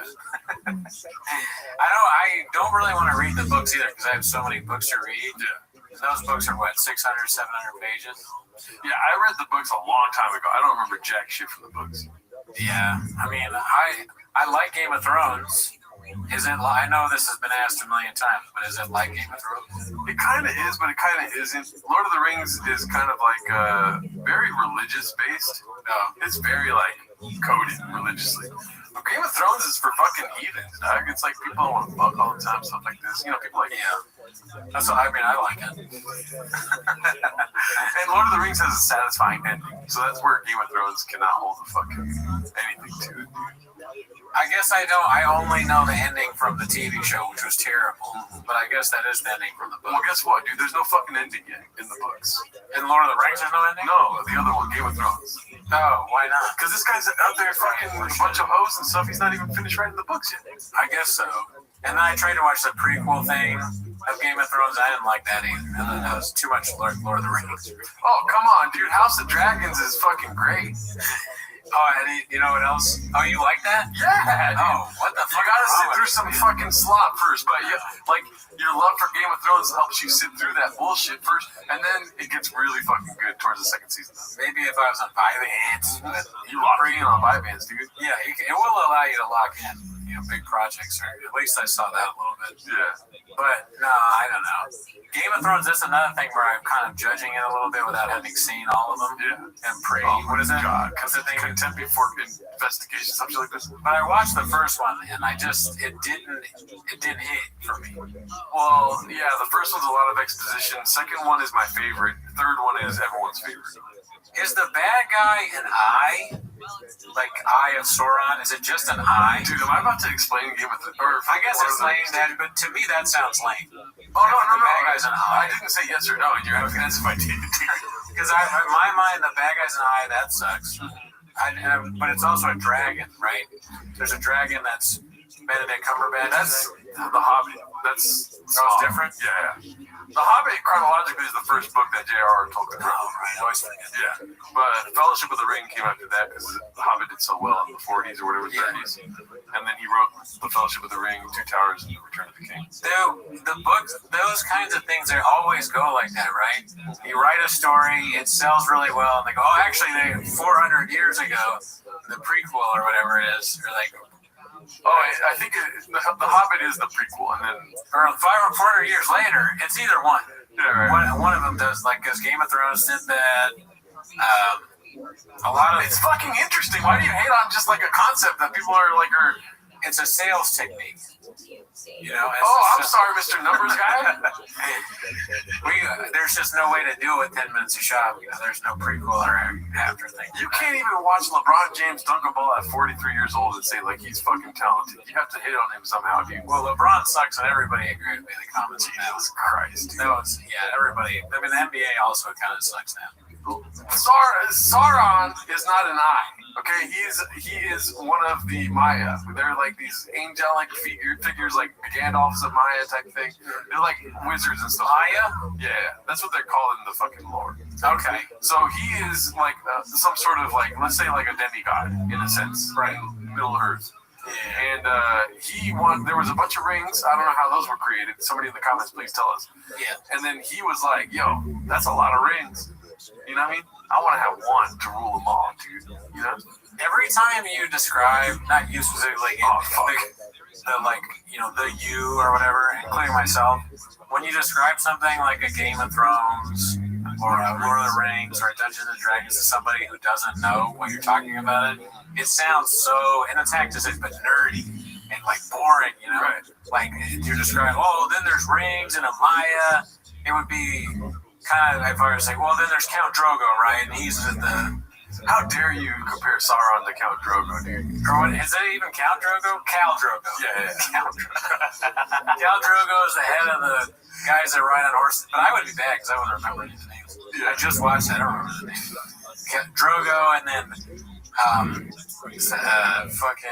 what's her name is the last dragon? Daenerys Stormborn. She's with the Targaryen people, and the Targaryens used to be king. And you start doing it, and you sound lame. Okay, I don't mind sounding lame though. Why are you worried about what people think of you, dude? I guess that's a good thing. I mean, I don't know. I don't want to sound. I'm like so balls deep in Lord of the Rings. I'm willing to say it publicly right now. I don't think it's a bad thing. A lot of people like Lord of the Rings. It's like being fascinated by Hitler. You're just like, dude, that guy fucking attacked. He figured out how to kill all the French in like a week. You know? So that's how you get into World War II, is what you're saying. No, yeah, well that too. But I'm saying like it's kind of the same thing in my opinion. It's just like. We run in the hamster wheel of like history stuff, and it just has to do with Middle Earth instead of like real history. I mean, I don't see the Hitler. What he has to do with being people talking about World War II. That's interesting, but it's not nerdy as it is like talking about a fucking fantasy book series. It could be kind of nerdy. Okay, I think because I like World War II, but then there are the guys that know what kind of tank it is, and then the different ranks of the, or the different kind of not shotgun, a rifle or whatever. That would be kind of nerdy. If you Ruger. The Germans use that or whatever. Yeah. But I gotta tell you what did. This is probably not even worth talking about, but guess what? But no, it's not an eye that made the ring, dude. That's anyways. Who made the ring? I was explaining that to you right now. You're going to start me off saying that I'm a fucking nerd. A little bit. Well, who made the ring? Anyways, long story short, there's I need to tell you who made the ring. I need to know. Sorry. Sauron made the ring. Okay. He's how you like that? No. Sauron's one of the Maya. He's like a demigod. Okay. All Yeah, the Eye of Sauron just is an all-seeing thing. He has like a radius that he can see everything. But he uses the eye to see everything, the Maya does. And then there's like the Palantir that you can see through other Palantirs, stuff like this. Is that why Palantir is named that? Yeah. Oh. It's the all-seeing stone in Lord of the Rings. Oh, well, that makes perfect sense. Surveillance state, Daddy. I'm sorry, go ahead. That was all I needed to say. I just don't want you thinking that an eye made a ring. I didn't even hear that part. But now I know. Like, I didn't even, yeah. No, you said that. You said that didn't an eye make a ring or something like that? Oh, I did? Dude, I don't know. Bye, Vance. Where's the Vance? It wore off, man. Where's our fucking team at, dude? I got graves. But no, what happened this week is my fiance made guys Can you believe that? Was it after the tater tots or before? Dude, no tater tots this week. I'm on a fucking. You might go enraged. Yeah, I'm strict. I know. Normally, white people need it once a week. White person handout, but no, dude. She said, "Hey, I'm gonna make some carne asada this week and put it on vegetables or whatever. What do you think of that?" I didn't even think about it. I didn't even go through the old noggin at all that this chop thing. I didn't even say carne asada. She made a sauce that was kind of like a pesto chimichurri sauce and put it on there. Eating the carne asada from Trader Joe's, so shout out to Trader Joe's, very good. I ate the whole thing, didn't think about it until something you said when I came in here. It's my Mexican. Yeah, I just looked at you and I said, I had carne asada. So I finally did it. So she put mayonnaise on it, you said it was? It says like chimichurri, no, eggs. I didn't catch that either. Chimichurri sauce of some kind. That sounds delicious, dude. Oh, so good. Yeah, dude. I don't think I can. I mean, granted, I think she just heated it up because of Trader Joe's carne asada. Yeah. I don't know how she baked it, maybe, or put some seasoning on it. Have you ever made carne asada? Yes. Did you make it on a rig? Well, yeah. On a grill, though. Like grilling carne asada. Yeah. Dude, I mean, I want more kind of. Now I understand more what I was talking about. You should go to Vallarta or fucking Super A or something. Get some of that fucking. It's marinated already. Okay, that's probably what Joe's is too. And it's pretty simple. You just come home, dude. Fucking carne asada. You know. Is Vallarta's carne asada good? Yeah. Okay. I don't. I've been to Super A a lot, but Vallarta, I'm skeptical of. Remember, I told you I went and I got a tamale there, and it was not the greatest tamale. They're not sending the greatest. They're not at all. They're saving the good tamales in Mexico. Yeah. What do you get? I mean, what's good at Vallarta besides that? Meat in general. Pause. You know, check it out. Pork butt is usually what I get, and then I'll make carnitas in the crock pot. I don't know that. What is? It's the butt of the shoulder. Oh, okay. I was like, whoa. Dude, I don't know if I should admit this. I got actually a really embarrassing thing. Oh, okay. That's more embarrassing than me being a nerd? Yeah. Okay, go for it. Because my fiance was like, "Are you serious?" I was in line at Vaughn's, and this really annoying lady was behind us. She kept talking about. She had this weird accent. I couldn't tell what it was, and she was making my fiance angry. She kept bumping into her, and then I heard the lady go, "Oh yeah, I got this whole ham. I'm gonna microwave this ham. I'm gonna microwave it and then make ham hocks." And I'm like, "Ew, you're gonna microwave ham? That's disgusting." And afterwards, I go, "Did you hear that lady? She said she's gonna microwave ham." The girl was like, "Oh, gross." I go, and she said she's gonna make ham hocks. I was like, "What's a ham hock?" And she goes, "Oh, I think it's just a cut of a ham or whatever." I said, what kind of meat is ham? And I go, even worse than that, even worse than I didn't know it was a pig. I was like, isn't ham a bird? You're being serious? It was dead serious. I was like, because turkey is a bird. Is ham the not a bird? My whole life, I never really thought about it. I always thought like ham was like it came from a bird of some kind. I thought it was ham chicken. I didn't say that. But honestly, it's not outside the realm of possibility. Because I never thought about it. Ham's like orange chicken, right? Orange chicken. I don't know anything. I'm an only child that was coddled since birth. The amount of things I don't know could fill definitely that small ass fridge over there. Fuck you, dude. Don't bring me into this shit. Dude, I was like, and she goes, what? Are you serious? She was like, she was very shocked and appalled that I didn't know ham was a bird. I mean, it wasn't a bird. It's a pig. Yeah. It's a part of a pig. You know what part it is? It's ham is just like cooked pig. Okay, but it's probably part of the pig, right? Right. It tastes like that. This is probably not the best look for both of us. See, you don't know this shit. You don't know. You're gonna click online. You don't know any. You didn't know what ham hocks were. Well, you're making it Doing a podcast with another guy who doesn't know shit. Ham comes from the hind leg, rear leg of the pig, specifically from the rump. Why does it taste like that? It's so good. Oh yeah. Ham. I mean, it's not my favorite thing, but it is a lot better than turkey. And it's, how come turkey doesn't have anything like different? Why doesn't turkey have a ham? You know? Well, turkey is the breast. Turkey. Oh, it's only the breast? Yeah. I'm really exposing myself here. Is there white meat and dark meat on a turkey? Oh, fuck, dude. See, you don't know this stuff. And don't act like you know it either. Maybe you do because you cook or whatever. I don't cook. The last time I used to have a grill. I don't use it. I don't cook at all. Yeah, so turkey thigh is dark meat, and then white meat is the breast with the wings. So white and dark meat, is that it? Well, you don't need to look this up, but this is just another rhetorical question. Every animal has white and dark meat? Probably. And which one do you prefer? Human. No, I do prefer chicken thigh. Well, is that white or dark? Dark. Okay, I like the white meat. Why do you look at me like that? I know I like the white meat because I go to Peruvian chicken spots. Yeah. And I always go white. So a lot of times it's a little more expensive. Yeah. I don't hate dark meat, but I would prefer white meat. Just for whatever reason, I like it. It's a little more dry. But when I cook rice and chicken here, dude, with chicken thigh, shit's juicy. Yeah, I guess it depends also on like what you have in it, because I bet there's some things that I have that's dark meat that they make it in a certain way with sauce.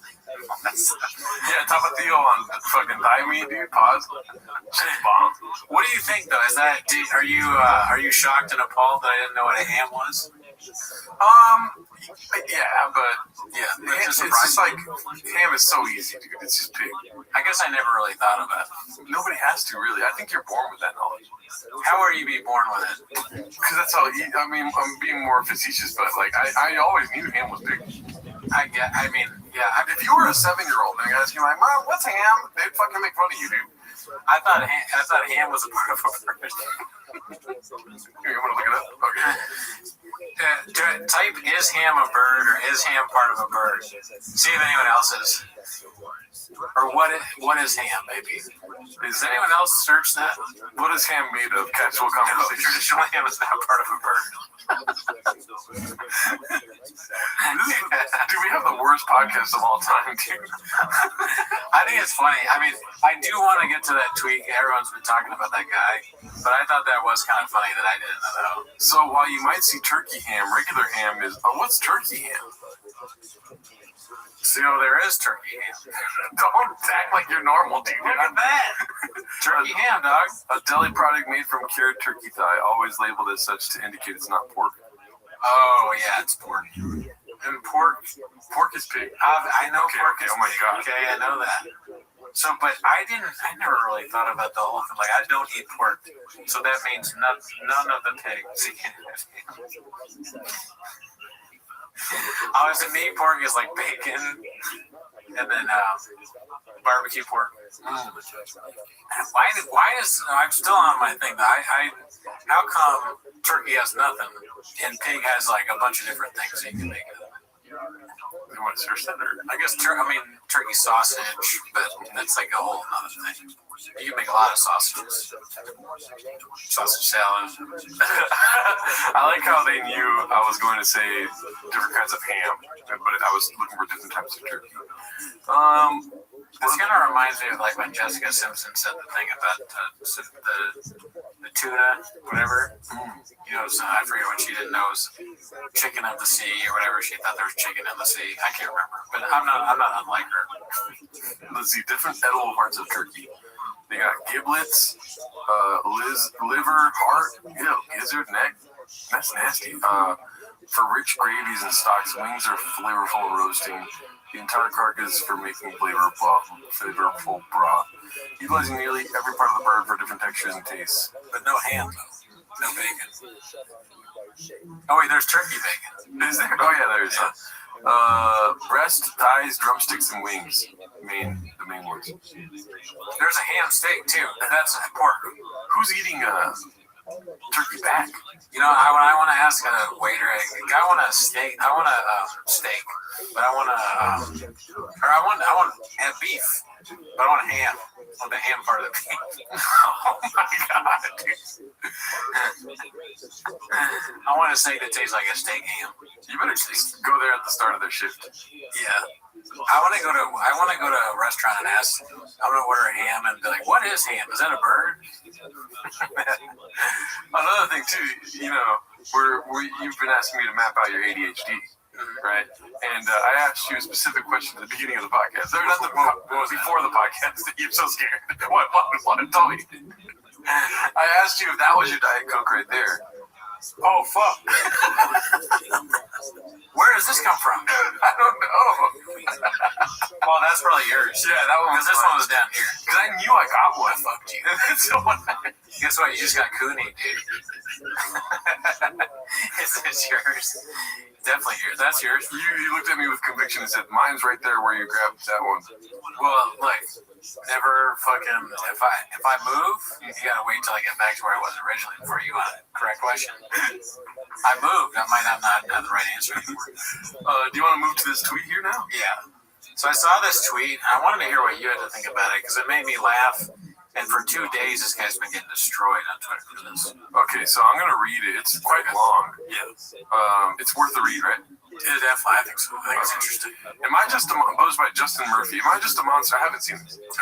Am I just a monster? It's been 4 years since I became a father, and I'm beginning to fear for my soul. Oh my god. So off the first 2 sentences. Yeah, trouble. Don't go to Twitter. Just figure your shit out, dude. That's what a lot of people said. Mm-hmm. The truth is, I just don't like being around kids for very long. Definitely don't be on Twitter right now. Historically, this is not uncommon among fathers. Okay, now he's an historian. But today it feels almost illegal. Oh god, it's causing me a lot of confusion and anguish. The ideal amount of time I would like to spend playing with my kids is probably about 70 to 140 minutes a week. Dog. Roughly 10 minutes at each day, maybe 2 times a day. Taking breaks from work. My feelings of love towards them are perfectly strong, but if I have to watch them or entertain them for more than about 10 minutes, my blood starts to boil. I just want to be working or accomplishing something. I try to be grateful, but it doesn't work. Okay, so should I keep reading, or do you want to? You can comment on that. I mean, what do you think about that? I think he hates his wife. Okay, so it's his wife that's the real issue, and that he's just using this as a mask for that, or no, he hates his wife. He's not a good person. I'm not trying to be on his side at all, right? He hates his wife, and he's taking it out on his kids because he sees his wife and his kids. I did not graduate. I mean, maybe. Yeah. What got me about that first part is I think it's so funny to say 10 minutes. So he can do about as much with his kids as we can do with shop. And I'm just now thinking about that now. I didn't think about the shop thing at first either. I just thought 10 minutes caught me. Really? Just 10 minutes is all you can do with the kids. Wow. Because I can do more than that with my dog. It's not even my dog. Yeah, it's not even my dog. It's my fiance's dog. Yeah. I will pet that dog for like 15 to 20 minutes and be like, this is amazing. I don't want to go to work because I'd rather be petting the dog. I don't want to do anything else. I don't want to read now or watch TV. I'd rather just cuddle the dog and be, oh, look at that dog. Oh, you're so cute. I literally do that. And that dog hates me. That dog has bit my face. So if I had kids, I don't know if I'd always be like amped to throw the ball around if I'm exhausted, and I'm sure it gets tiring. But 10 minutes is not a long time. Yeah. Also, like segmenting your time, like 140 minutes. It's Tuesday. You spend 2 hours with your kids, and so for Wednesday through Sunday, you're done for the week. It is very strange to know that 70 to 140. That's not even a normal count of minutes, right? That way, what do you spend 70 to 100? Are you mapping out your day that? There's like somebody that uses ChatGPT to like budget their life. Dude, can you imagine that if he's using ChatGPT and he put his thoughts in ChatGPT and they're like, we'll structure a dream for you. And they structure this, and he goes, oh yeah, so it is 70 to 140 minutes. It's also like reinforcing your ideas like, yeah, kids do suck. So just spend like 140 minutes with them a week. The computer is trying to get break families apart and make us more robotic so that they can control us better, or the government can. Maybe that's what this guy is a psyop. He's on ChatGPT too much, and it's making him not love his children. Yeah. Wow. And it's 9 a.m. this morning, Saturday, January 3rd. This is the day he killed them all. It's a sunny, warm day here in Austin. Oh God, dude, he's in Austin. Comedy's not going well. Oh no, as a comedian. Oh no, it's a sunny, warm day here in Austin, and my 4-year-old son is 4 years old. They are awesome. Yeah, until 7. Then 7, they get a little rocky. Oh really? And then after that, that's my experience. That sounds right. 5 kids. That sounds right. I have no idea, but I do think it's funny, the Austin thing. Of course, this guy. I mean, if he was from anywhere, where would he be? Right? Mm-hmm. Either Austin or Riyadh. There's no in between. So it's 9 a.m. I'm throwing stones at my kids. My 4-year-old son is begging me to play catch in the street. I was drinking coffee, still waking up, so I didn't really feel like it. But at this age, his desire to play is insatiable. He begged and begged, so I conceded and with a smile. I have no problem being a kind and loving father. The problem is only that I do not enjoy it. It's not that I am trying to maximize my personal pleasure. It just seems wrong that I experience so little delight when my dad's friends all claim to experience so much. My dad's friends? This guy hates everyone. My dad friends. Oh, my dad friends of his that are also like fathers. Dude, this guy needs. First of all, we're 3 paragraphs in. Why are you posting this to Twitter? That's what a lot of people said. Yeah. Maybe hit up one of your friends and be like, hey, you got a minute? And then like barrage him, like just one person. This might not even be one of the things that you want to put in the group chat because you're going to get destroyed. But I think you should, because that's part of it. You put your crazy thoughts into the group chat and then people attack you. So they, or at least in mine, it's very unfriendly. Yeah. So, they can you can see where you're being crazy or whatever. Yeah. Hopefully. And then other times you just say crazy shit, they don't call you out on it, and then the rest of the world hears it. That's when you're in trouble. That's how the whole flappers thing started. That's how, exactly. I mean, the flappers thing is a whole other level at this point. So, I agree with you. It's definitely something that you don't want to post online because the obvious, you look crazy, but also a lot of people are saying, your kids are going to see this someday. That's going to be like kind of sad. I didn't even think about that, dude. My dad hated playing catch with me. They're not even playing catch, it's 4. My dad hated, the things that people remember for the rest of their life. Because how many times you heard a parent be like, I just wish they were young again? Yeah. It's always, right? Yeah. You were such a beautiful child, and you slept. We got to read books. Like that is when you're the most happy with your children. This is my dad. If he was like interested in getting better, like he would actually talk about his feelings online. Yeah, I mean that's one thing he was saying. I'm just letting it out of starting a conversation, which I don't really buy. But there was one guy that had advice here that I thought was interesting. He was saying, he's like, I hear you. Don't kill me. But no, he said, just get a tater tot, dude. No, he said, and that's why dads wake up early. He said you need an hour to wake up early to yourself, make coffee. That time is when you're kind of thinking about your own. I don't know if that's true or not because I'm already doing that. How much earlier can you wake up? I'm already I guess if I had kids, I would be up before them because I'd be waking up so much early. But I think it's decent advice for this psychopath. Yeah, I don't know. Let's see. It was beautiful. We live on a picturesque tree-lined block. I am even relatively relaxed from the holiday rest. Playing catch with your son is supposed to be an iconic peak experience. Yet for every single minute on the inside, I just don't want to be there. I want to be drinking my coffee in peace. Then I feel guilty and absurdly ungrateful and ashamed when we're done. I know that when he is a teenager, I'll long to have these days back. I have all this perspective rationally, and I've been very patient and steadfast trying to digest it, but nothing fixes me emotionally. Am I a terrible person, or is my feeling within a certain range of historically? I saw how many views it got. Historically, no one. It's modern parenting norms that are off. Whether it's my fault or not, I don't even care. I just want to figure this out. Something is wrong, and I no longer have the excuse of being new to this. Yeah. I mean, it's just, and then the quote tweets are what are killing him. But it's such a crazy thing to write about your kid. And I don't have kids, so I don't know what it's like to have kids. But I imagine I'd have fun having kids playing with them is playing catch and showing them stuff. And that's the most fun. Dude, a guy with no shirt on in his profile picture saying, I don't know why you're posting this, but no stranger on the internet will read this like your son will one day, man.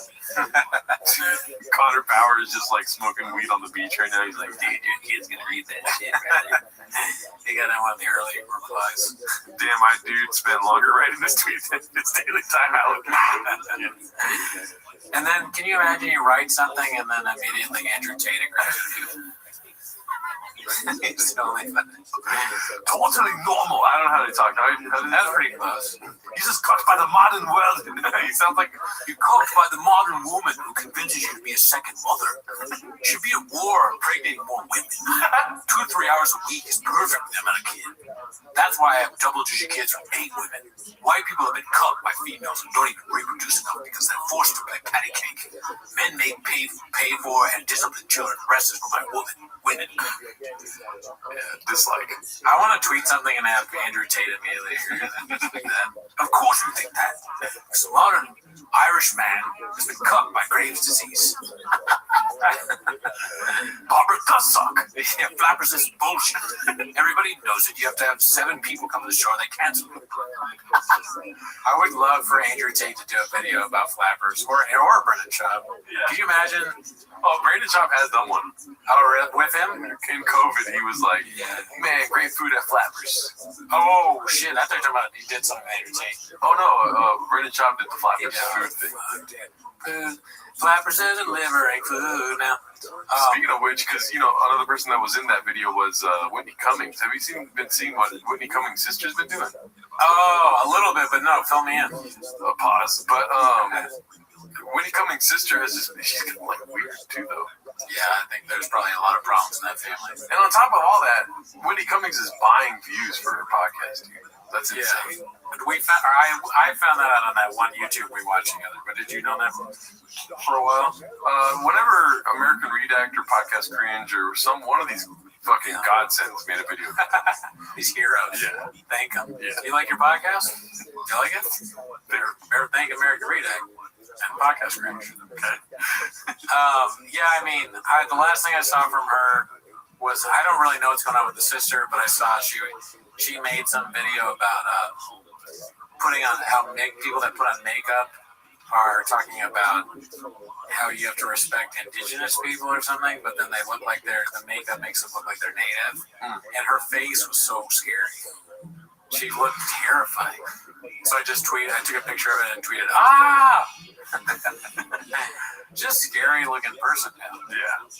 I mean, she's attractive, but there's something in her eyes, so she's a little bit off. And it's, I worry that what she'll do. I mean, I looked up Whitney Cummings for most popular post in the last week on Reddit. It's all porn. Oh, well, yeah. She did make a porn bot or something, right? Or she had a sex bot? It has nothing to do with that. It's just the name Cummings. But, to go to show, she's got more views than fucking, what's his name? Joe Rogan. No way. Yeah. Oh, because they're fake bot views, right? They're comparable, Yeah. Whitney Cummings. Imagine hating someone so much that you care about how many views they get. Who's watching is what I want to know. That's my common standard question. Maybe it's you. Maybe it's your family. Well, the views have gone down significantly, but there's a period of time here where she was getting millions, and which is so weird. Also, this one here has 134,000 views. Like 1.5, 1.9, 1.3, 1.5, 2.1, 1.2, 1.4. You know what I mean? Maybe that she didn't put enough money in the account that day to buy the views. And she was like, oh my God, transfer money. 13 minutes of conspiracy theories with Wendy Cummings. I don't know did you sign up for this shit? She'll try anything, man. Yeah. She's kind of at a like much bigger level. That kind of shit reminds me of when we first started the pod, and we were trying to think of what to do on Patreon. Yeah. And we were searching like YouTube video. Oh, why don't we do one on like how to blow up? Oh no, that was fun though. I know it's fun. I had a good time. I think I would stand by it. Yeah. I don't think it's bad content, but that's kind of what she's doing. But she's just not good at it. Yeah. You know, it's not fun. Let's check this out real quick then. Dressed like a middle schooler. I did do this thing on CNN on New Year's Eve where I sort of rattled off a bunch of things on the live feed that I just felt like establishment media was never going to cover. Why so many presidents just died? Weird. Boy Scout of America, they renamed itself Scouting America. You know who else changed their name? Sean Combs. And now conspiracy theorists think I'm their leader? Nobody thinks that. Yeah, I don't think so. I haven't heard Too Lazy to Try talk about you at all. Yeah. You're not in the Candace Alex Jones debate. Yeah, Alex Jones is attacking Candace Owens. He's not attacking you. Alex Jones has Whitney Cummings on the phone. What do you think about this, Whitney? Why are you talking about conspiracy theories? That's my thing. I can't do Alex Jones either. Yeah, no, I'm not good. Pharrell is a vampire.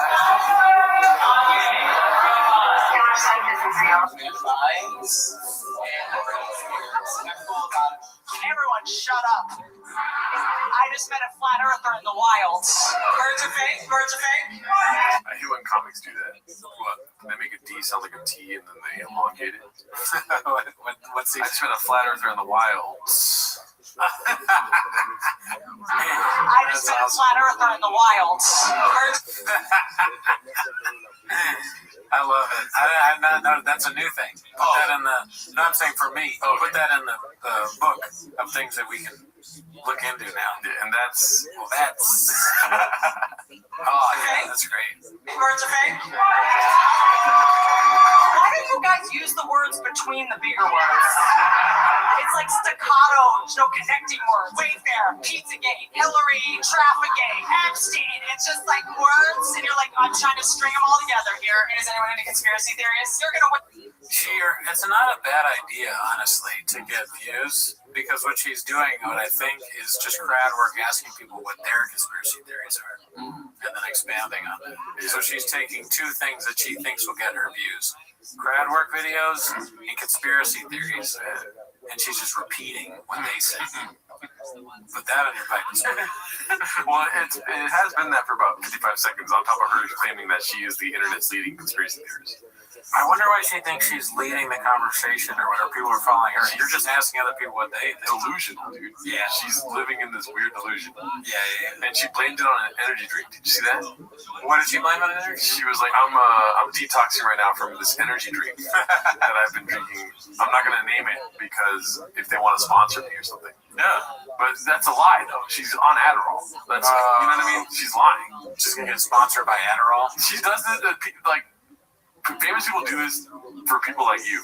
They're like, dude, I was driving my kid to baseball practice. Like, oh, that's why he didn't post for 3 weeks.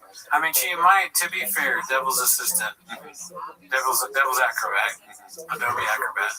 She might just have not had a tater tot this week. Okay. Yeah, she's white. She's white as shit, Alice. Anna believes Avril Lavigne is not real. I did go see her at the forum. Who was that?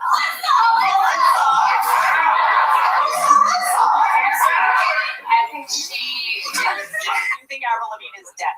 What do you do for a living, ma'am? I'm genuinely curious. I'm on the edge of my seat. It's more embarrassing, it's so embarrassing. I think it's more embarrassing for the hospital. Why do I feel like this is how Michael Jackson died? This exact.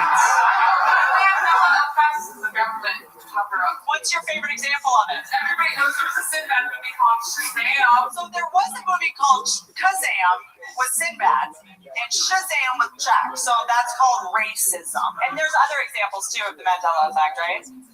You know what she does is that she gets the bit from the audience and then she works on it and she does it at another show, acting like And this one show, somebody said that Shazam was a black guy, but really it's a white guy. She gets it all wrong. Oh man, that had this. That was another thing at Stanford. Yeah, there's this one show. This guy said this to me. Yeah. You know, you haven't said that, but she's kind of. Yeah, you're right. She's like milking for that. Bernstein Bears, and it was Berenstein, right? And that's anti-Semitism. The Mandela effect can easily be explained. You think we're in a simulation for sure? Yeah, for sure. It's a theory, but I mean, so what does that mean? It means that, like, this is not real. This is not real. These are not real, for sure. But she's like, a woman's being funny. This is not real. Have you ever seen your neighbors take it road trip? Are you in this state most of the time? Maybe you just missed it. Pigeons are three-letter surveillance. Surveillance. Mechanics. I wish she wasn't just like set out to make everyone look dumb. That too, yeah. Like, dude, Whitney Cummings sucks. I don't know why I'm like trying to help her out in any way, shape, or form because she just sucks altogether. But I wish a good comic would, or you know, when I watch a comic, I would be like, maybe they're just trying to be on your side, but they're like gonna point out like obvious fallacies in what you're saying. But she just wants to look better than everyone else in the room. Yeah, that is lame. I didn't think that. That's a very insightful point. Maybe the flip side of that would be interesting, where a comedian was trying to make everyone look really smart. That'd be cool. But then that would be kind of like self-help. Like, you know, where do you work? And they're like, I don't know. I work at this stupid government job. Oh, really? What government? I work at the Department of War now. Like, oh, that's awesome. Wow. That's a terrible example. Pete Exit, huh? Yeah. You're probably the difference maker there. Everyone else is doing stupid shit, but you're there. You stuck it out because you can change it from that. Yeah, maybe. I think you should. But you gotta start it off with being like, I want to hear you guys' stupid conspiracy theories. The worst, give it to me, and then you're like, the Earth is flat. You're like, oh my god, it is though. You know, like I was looking for you, brother. Finally. Let's see. I mean, I would put like $30 on it right now that she's not gonna do that. She's probably not gonna. Well, I don't know. Everyone's stupid. She's the smartest person in the room. So far, sure, but she said she leans into security. She said she leans into these conspiracy theories. But she thinks it's hilarious to put others down. Yeah. You think pigeons are surveillance from who? CIA. America CIA sends pigeons to spy on us at the park. The footage would be so nauseating to look at. Just like, I think that's the criminal's feet. Just follow him. One time I was talking about this and someone was like, have you ever seen a baby pigeon? No. You have? They stay in the nest. So there are baby pigeons. So you just undid your whole fucking thing. We were all with you there. You just think all birds are real or just some? No, none of the birds. Where did you get the information that birds are real? The movement. But where does the movement start? Reagan. The actor? She sucks. Yeah, he just repeats what the person says. Movement? Reagan. What is the bird that repeats what you say? Ham? Parrot. Oh my god. Parrot, all right. What part of the parrot is the ham? I would like the ham of this parrot. How many parrots did you kill to make this ham? There's a lot of ham. My conspiracy theory is that ham is actually a bird. Birds are definitely real. Like that's how else could I have eaten so much ham? I want to go to the Whitney Cummings show not just to say that. Ham is birds. She'd really call you stupid at that. Oh, she sucks. I mean, I don't even want to watch this. Dude, it's 13 minutes of that. We've only made it 3 minutes in. Well, it's just like the Patreon. This is how it reminds you how long the stand-up takes. Yeah. Stand-up's bad. Stand-up, 5 minutes of bad stand-up is about an hour. Yeah. Yeah, in real time. Mm-hmm. 5 minutes of bad stand-up is a year of your life. Yeah. It takes away a year from you, dude. That's why you gotta be careful about what stand-up shows you go to. I'd rather read that Justin Murphy tweet again, dude, than watch any more of that. I wonder what Justin Murphy, I would love to have him on, just ask him. Would you rather play with your son, like play catch with your son, or watch Whitney Cummings stand up? He's like, I'll get the glove. He gets one of those bird gloves, and then a bird flies on his shoulder. Like, then they bite at it, and he goes, "Man." Would you ever wear one of those bird gloves? Yeah. For sure, you would be a falconer. Yeah. It wouldn't scare you. I would be scared, but why are you gonna not do something because you're scared, you little bitch? No, I'm not saying I would. Okay. In fact, that's another thing that happened. This kind of reminded me of the show. I watched Hamnet. Mm-hmm. What? Don't say anything. I won't. Okay. Well, one spoil. What? It's not a spoiler. Fuck. There's a bird in it. Guess what kind of bird it is? Falcon. No. Hawk. It's a very cool looking hawk. There's a hawk in it. And I won't say anything else. But do you know what Shakespeare's dad's job was? No, what was that? He made gloves. Stack that over. He's a gloveneer. Is that, no way. What? Is that really it? Yeah, that's called gloveneer. All right, I believe you. God damn it. Glove maker sounds. Yeah. These gloveneer is like a cool way to do it. They should have done it. And then with the scraps from the gloves, you get ham. Well, the glove, yeah, I mean.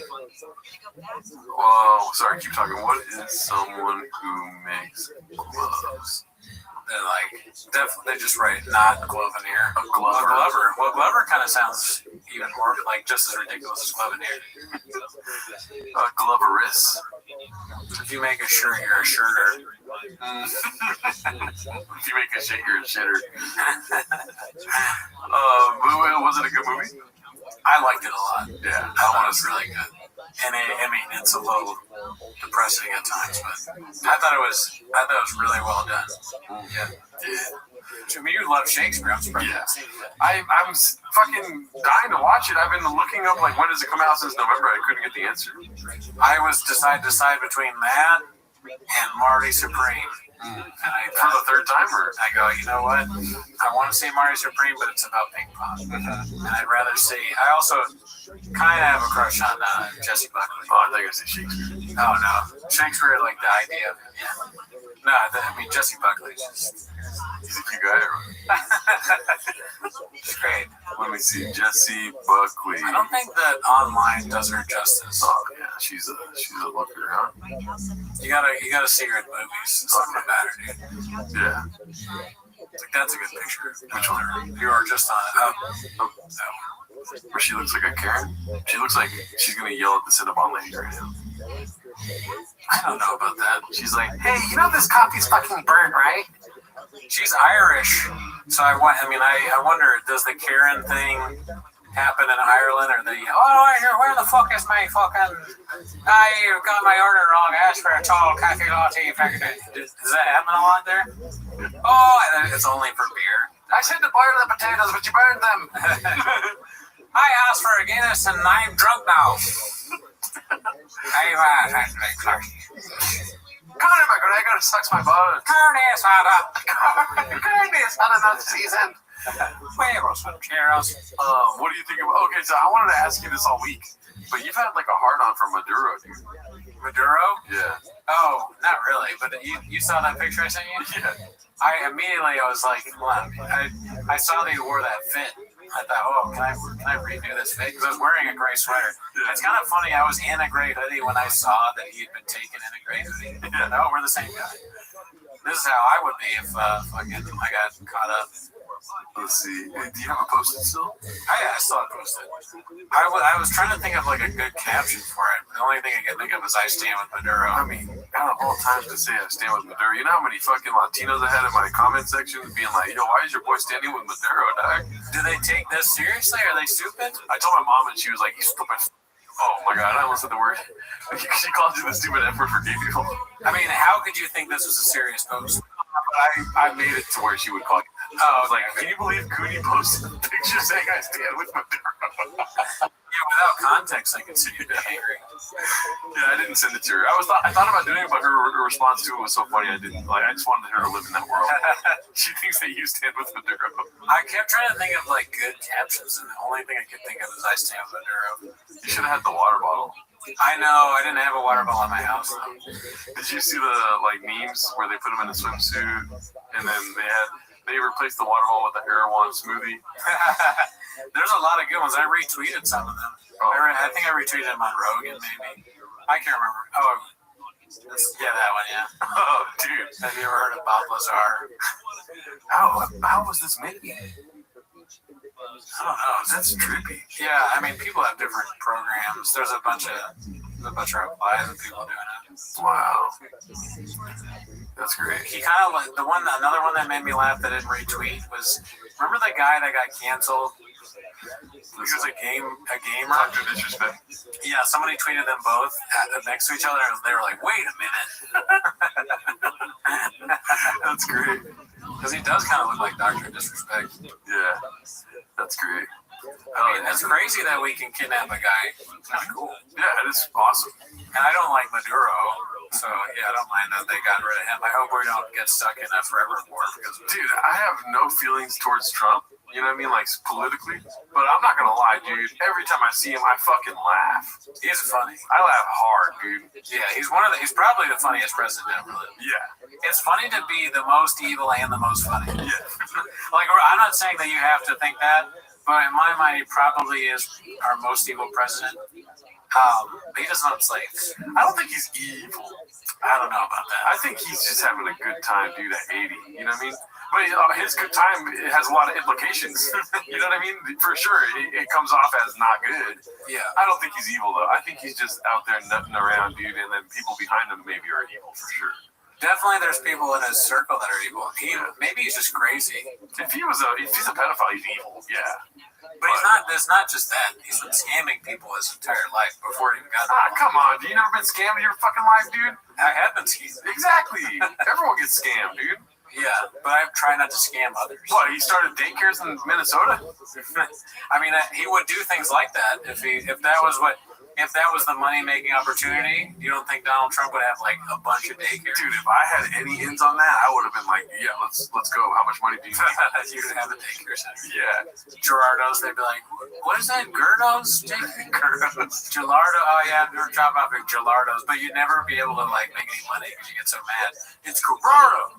Gerardo. Oh my God. Why would you do that to me publicly? It's Gerardo's daycare center.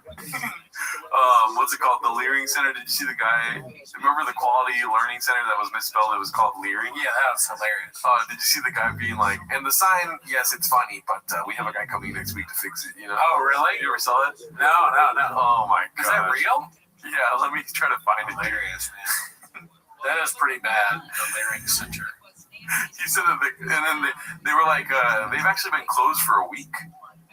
The Leering Center has been closed? The Minnesota city official said that the Leering Center was closed the whole time. Maybe. I don't know. Maybe. Dog, it's like an admin said that. I have to sign in. God damn it. Yeah, show everybody your password real quick. No, nobody sees this. But keep talking. What are you doing? I mean, I don't know. This is a thing that is very important because Gerardo actually, he's big in the daycare scene. I am, dude. I've been trying to start one, and then all this shit starts happening. You're an honest daycare owner that doing it because you love children. Yeah. And you're very offended by the fraud that's going on in Minnesota. And Washington and Ohio, dude. Don't get me started. Washington and Ohio as well. Yeah. Because you were thinking about, you have daycare interests in those states as well. Mm-hmm. And an island, strangely an island that you own to yourself. Okay, here goes. The second thing is, which is kind of awful, is the sign. I like how he goes, yeah, the sign. Who you did this up. To be doing it in front of the fucking sign is so funny, dude. You mess up the site, we need somebody to do our site. He currently did it. We're having him work on it. We need him to correct the site. Why would they put it up? Dude. If it says something wrong on it, you don't put it up. We paid him to do the sign. He incorrectly did the sign. It's not like a website where you might put it up and not notice. Like, you're just like, how could you not see immediately that the sign was spelled wrong? You don't even have to click on anything. You know? It's just right there. It's like it makes it seem like you also didn't know that learning was spelled like that. Yeah, that's what it seems like. But who knows? The Leering Center, dude. I wonder if that's gonna become like a Merriam-Webster word now. Leering? Well, it already is, Daddy. Why? Leering? When you leer at something, that makes it look at it in a creepy way. Which makes it worse. Yeah, dude. That's not good. It's a legendary King Lear from Shakespeare. Oh, we looped back around, dude. Look at that. Leering. You know when you're like leering at something? I think it's 2 E's. Oh, so it's not. Oh, yeah, you're right. Leering is likely a misspelling of learning. That's great. Yeah, so leering is not a word, so. Yeah, I think with 2 E's though it is, right? Probably, but that's not how they spelled it. Yeah. I'm trying to dig underneath the surface, dude. I told you months ago we need to introduce more conspiracy theories into the podcast. Well, my conspiracy theory would be that the whole thing is probably just propagated by trying to get, Epstein out of the news. So they were like, what should we do? Oh, there's already cases going on against Somali daycare, so we'll just say that that's what's going on everywhere is a daycare thing. So people talk about that instead of the fact that, we have a president that tried to stop Epstein stuff from coming out and is destroying America. Well, either way, dude, no matter how you flip the coin, 50-50 chance, right? What a time to be alive, dude. You know what I mean? I mean, definitely. For them? For watching this show? Oh, yeah, that too. Dude, we're putting out episodes. The government's fucked. Everything's falling apart. California caught fire earlier last year. You know what I mean? But it didn't this time. Not this time. We're raining every day, Daddy. I hope it's raining right now. Yeah, I like that. Leave that up. Dude, what a time to be alive, huh? People ask me all the time, when would you be alive right now? Definitely, I would want to be alive right now because of all the cool stuff going on. Yeah. Even the basic shit, like the sandwich I had at Mamie's the other day. Couldn't get that. Couldn't even get that in the 80s, probably. Yeah, dude. The fucking, what's it called? I had pozole for 2 weeks straight and tamales, dude. Are you kidding me? Do you know what's funny? I was in a grocery store and I saw some canned stuff. And it was like soup like that. Just pozole next to menudo, next to albondigas. Oh, no. And I was looking at it and I go, damn, I haven't had any of those. People are always telling me, you haven't had pozole? It'd be so funny if I took one of those and like, I had it just to piss them off. Because it's like canned. Like, look, I finally got the good stuff. Disgusting. Oh my God, I had the last of my pozole today and I texted the group chat. I was like, yo, this is the last pozole of the year for me. It's the beginning of the year. I don't know when I'll have it again. Who made it? My mom. Oh, nice. She gave me like a bunch of tubs of it, frozen, and I literally ate it every day. It's too bad I'll never be able to try your mom's pozole because I support Maduro. That's so funny. I should call my mom right now and ask her what she thinks about you standing with Maduro. Maduro, the Colombian guy, Petro, something or other. All the socialist dictators or leaders. I'm on board with them. I saw you hailing Zoran when he got pledged in, dude. I made some fake ballots that when he was running in New York. I wrote in Nick Mullen. Votes for Zoran. Brian Cooney. Still put your name. But yeah, dude, that's basically it for this week. I don't know what else is happening in the world, dude, other than Austin killing it. Austin comedy is like at an all-time high right now, dude. Would you rather, do you think it's worse to do stand-up in Austin or Saudi Arabia? I think, which one's more like Flappers? More like Flappers? Probably Saudi Arabia. Yeah, you're right. Oh, yeah. This is ornate. You're getting surcharges you didn't even know about. You know what I mean? They say they're going to pay for the flight, but you have to buy 2 drinks. That's the same amount as a flight ticket. Khashoggi probably got killed because he forgot to bring the right amount of audience or something. Or something. He didn't live up to the bargain. Oh, but no, as far as bringers go, Austin's the bringer capital of the nation right now. Is it? Like, compared to Saudi Arabia. In Saudi Arabia, they're dying for comedy. You didn't hear about Dave Chappelle and all them saying this? They did pay a lot to have people come. Yeah, they're like, we need it right now. So the people will show up to the show. You don't have. It's not a bringer. Austin's a bringer. You got to bring some homies to get a spot. It's kind of hard to get comedians to go to Saudi Arabia, whereas like Austin's like, whoa. We got too much. Don't count me. I'll get 2 minutes at top. You know. Yeah, you maybe get 1 minute, and then you have to stand in a line of 1 million people. And Tony Hinchcliffe has to make fun of you afterwards. You're fucking gay, David. My name's Gerardo. Whatever, David. I don't like you. You're something about you I don't like. I think you're too manly. Well, that's an episode for this week. What is your answer? Saudi Arabia, Austin, Canada. No, it's not fair, dude. I didn't do a joke. I want to do Canada, dude. Oh. Shout out to Elephant Graveyard. Hope he's having a great New Year. So, but no, which one's worse, Austin or Saudi Arabia? Which one's worse? To do stand-up in. The same exact question you posed to me. It's a good question. I think Saudi Arabia because of the human right violation. That's got nothing to do with jokes, Daddy. Come on, dude. Andrew Schultz went over there. Yeah, and also, do you really want to go somewhere that Andrew Schultz, they want him there? Yeah. So that's why I would say Saudi Arabia is talking about comments and engagement. Yeah, I want to go there, dude. Because Austin, there are parts of Austin I'm sure are fine. I've never been, so I don't know. That'd be funny if Saudi Arabia nuked the open mic scenes of all major cities and was just like, we're offering like millions to some open micers. Like they go to like Dallas is different, LA, New York, and they just take open micers and move over there. Or they offered Tony enough money to move to Saudi Arabia. Joe Rogan's like, I'm just tired of Austin, man. It's like, it's too woke here. Because it is, that would be funny. Yeah. Saudi Arabia is definitely less woke.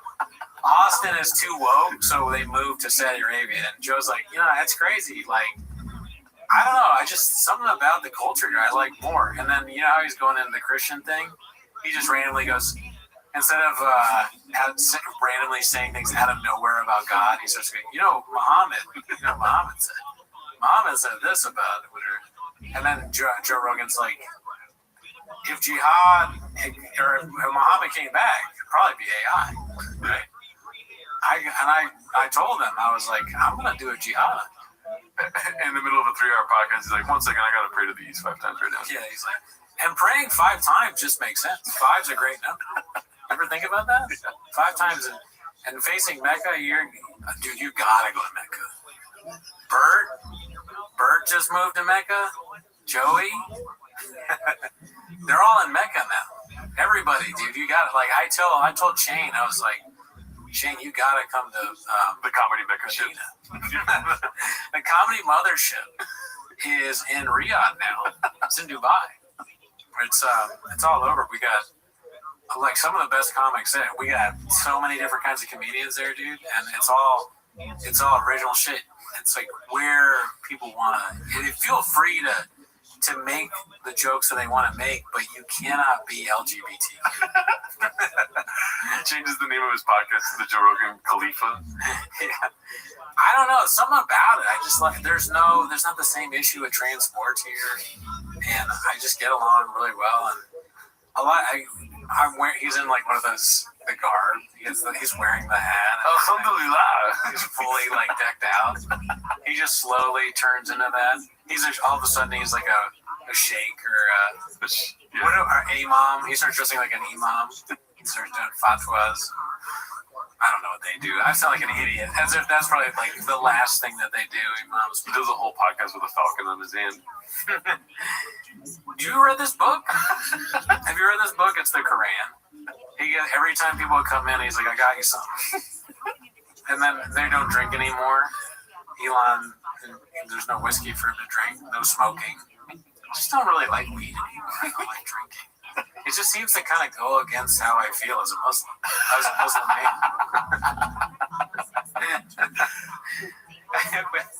Joe, what's your favorite, like, where do you go? Like, where are you going on tour? Well, as a Muslim, I really feel like Dearborn, Michigan is better than Schultz territory now. I really feel like Dearborn gets me. These are my people.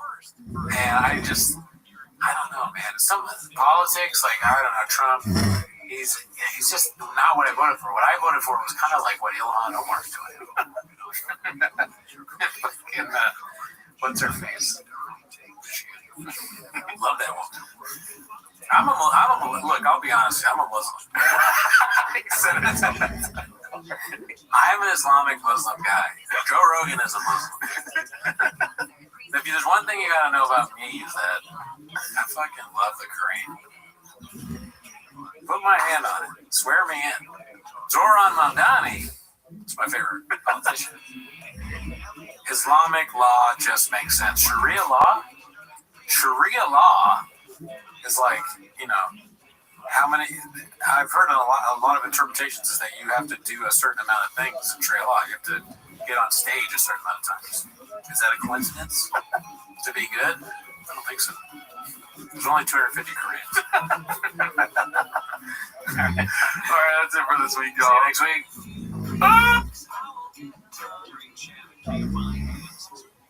Everywhere on the iHeartRadio app. Time for a chance for you to win $1,000. It's your chance to win $1,000. Just enter this medium win keyword at our website. Check. That's check. CHECK. Enter it now at KFIAM640.com/cash. Powered by Sweet James Accident Attorney. If you're hurt in an accident, winning is everything. Call the winning attorneys at Sweet James.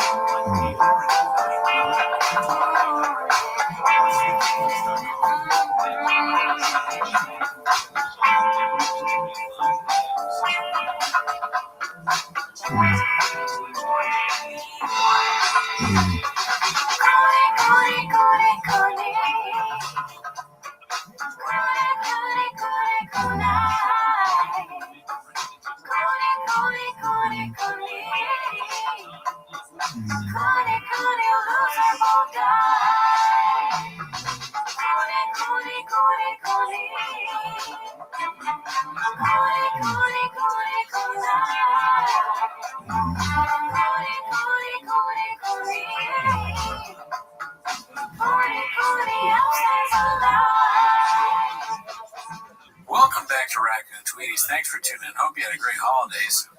As always, join the Patreon, join the Discord, join the Reddit. Maybe you want to give a gift to Gerald and Cooney and join the Patreon. I don't know. I'm just throwing it out there. But anyways, that's not why they're here. Oh, I forgot to mention on the Patreon, you get early access of our other show, 10 Minutes of Shop. But how you doing, Gerald? I've been waiting for this all day, dude. How am I doing, dude? I don't know. How's Kawhi Leonard doing, dude? I have no idea. How are the Detroit Pistons doing, Daddy? He's on the Detroit Pistons. No, he scored 55 points against, how are they doing? They got fucked. Oh, he scored, wow. 55 points, dude. That's why I'm wearing Mr. Daddy's shirt today, dude. Okay. Yeah. You're a big Clippers fan. Nah, don't say that. I disavowed the Clippers, but he did score 55 points yesterday.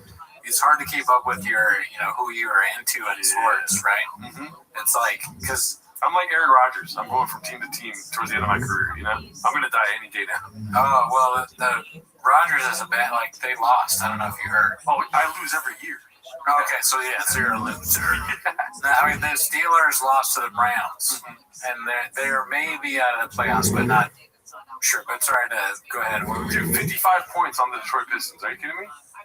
Anyways, I'm doing great, dude. I had a great holiday. I just wanted to say that. We don't have to talk about it. I had a great holiday, dude. Dude, what did I do? Ask me a minute, dude. What did you do? Jack shit, dude. Next question. Nice. Yeah, dude. I did do something though, and I wanted to talk about it here with you. I started playing a fucking card game on my iPad, which is no bueno. Don't do what I did, dude. Don't get stuck. Solo card game. Solo card game, dude. No money involved. It's $10. You buy it and you play. That's it. And what's the game called? Balatro. It's insane. All right. Oh my god, dude. If you ever start playing Balatro, I think you'd understand, but guess what? I don't think you'd have the balls even starting. I don't see myself wanting to play a card game. My mom used to play solitaire all the time. And she would try to get me, it's fun. And my grandfather would play solitaire. So I played that for a while, and it's just frustrating after a little while. You get to a certain point, when you're like, fuck, that sucks. Why didn't I read a book or play another, a fun game? Dude, I'm not even making this up right now. This is exactly what happened to me. The same thing with solitaire? Right. I was in the guest room at my mom's house playing solitaire, and my brother came home in the middle of the night because he was out with his girlfriend. Ever heard of it? And sorry, I wanted to do that. But he came home in the middle of the night from going out with his girlfriend. Yeah. I don't stay there. You know what I mean? I'm in the middle of a speed run on solitaire trying to beat my time, which was like a minute, right? Dude. So I'm locked in, dude. Yeah. I am fucking locked into my iPad going, and then So I'm hearing noises at the house. I'm not used to living there. I'm not used to this Dallas, whatever. Right? Yeah. You don't live there, yeah. Yeah, I don't live there, and I live in her basement. But my brother's walking towards the room, and I'm like, "Hey, that's you, right, Thomas? You know, it's pitch black too." Right. And he doesn't say anything. I guess he's been drinking a little bit on Christmas Eve. Okay. Right. And I'm like, "That's you, right, Thomas?" I'm still like not Balatro. I'm playing solitaire. Oh. This is before getting introduced to Balatro. Oh, okay. And I'm playing solitaire. I'm about to beat my speed. You know what I mean? I'm about to beat it. But I'm like about to die too. This fool's like coming towards my, and he's not saying anything.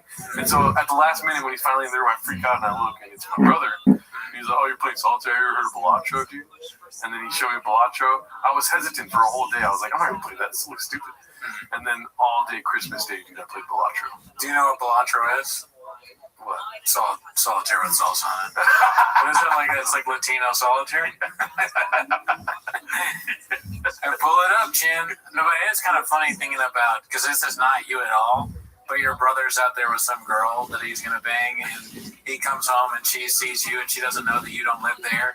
So yeah, that's my brother. He's like probably upstairs playing Balatro or something. So he's 45 years old. He lives at home, and you know, he just plays solitaire, but he's a good guy.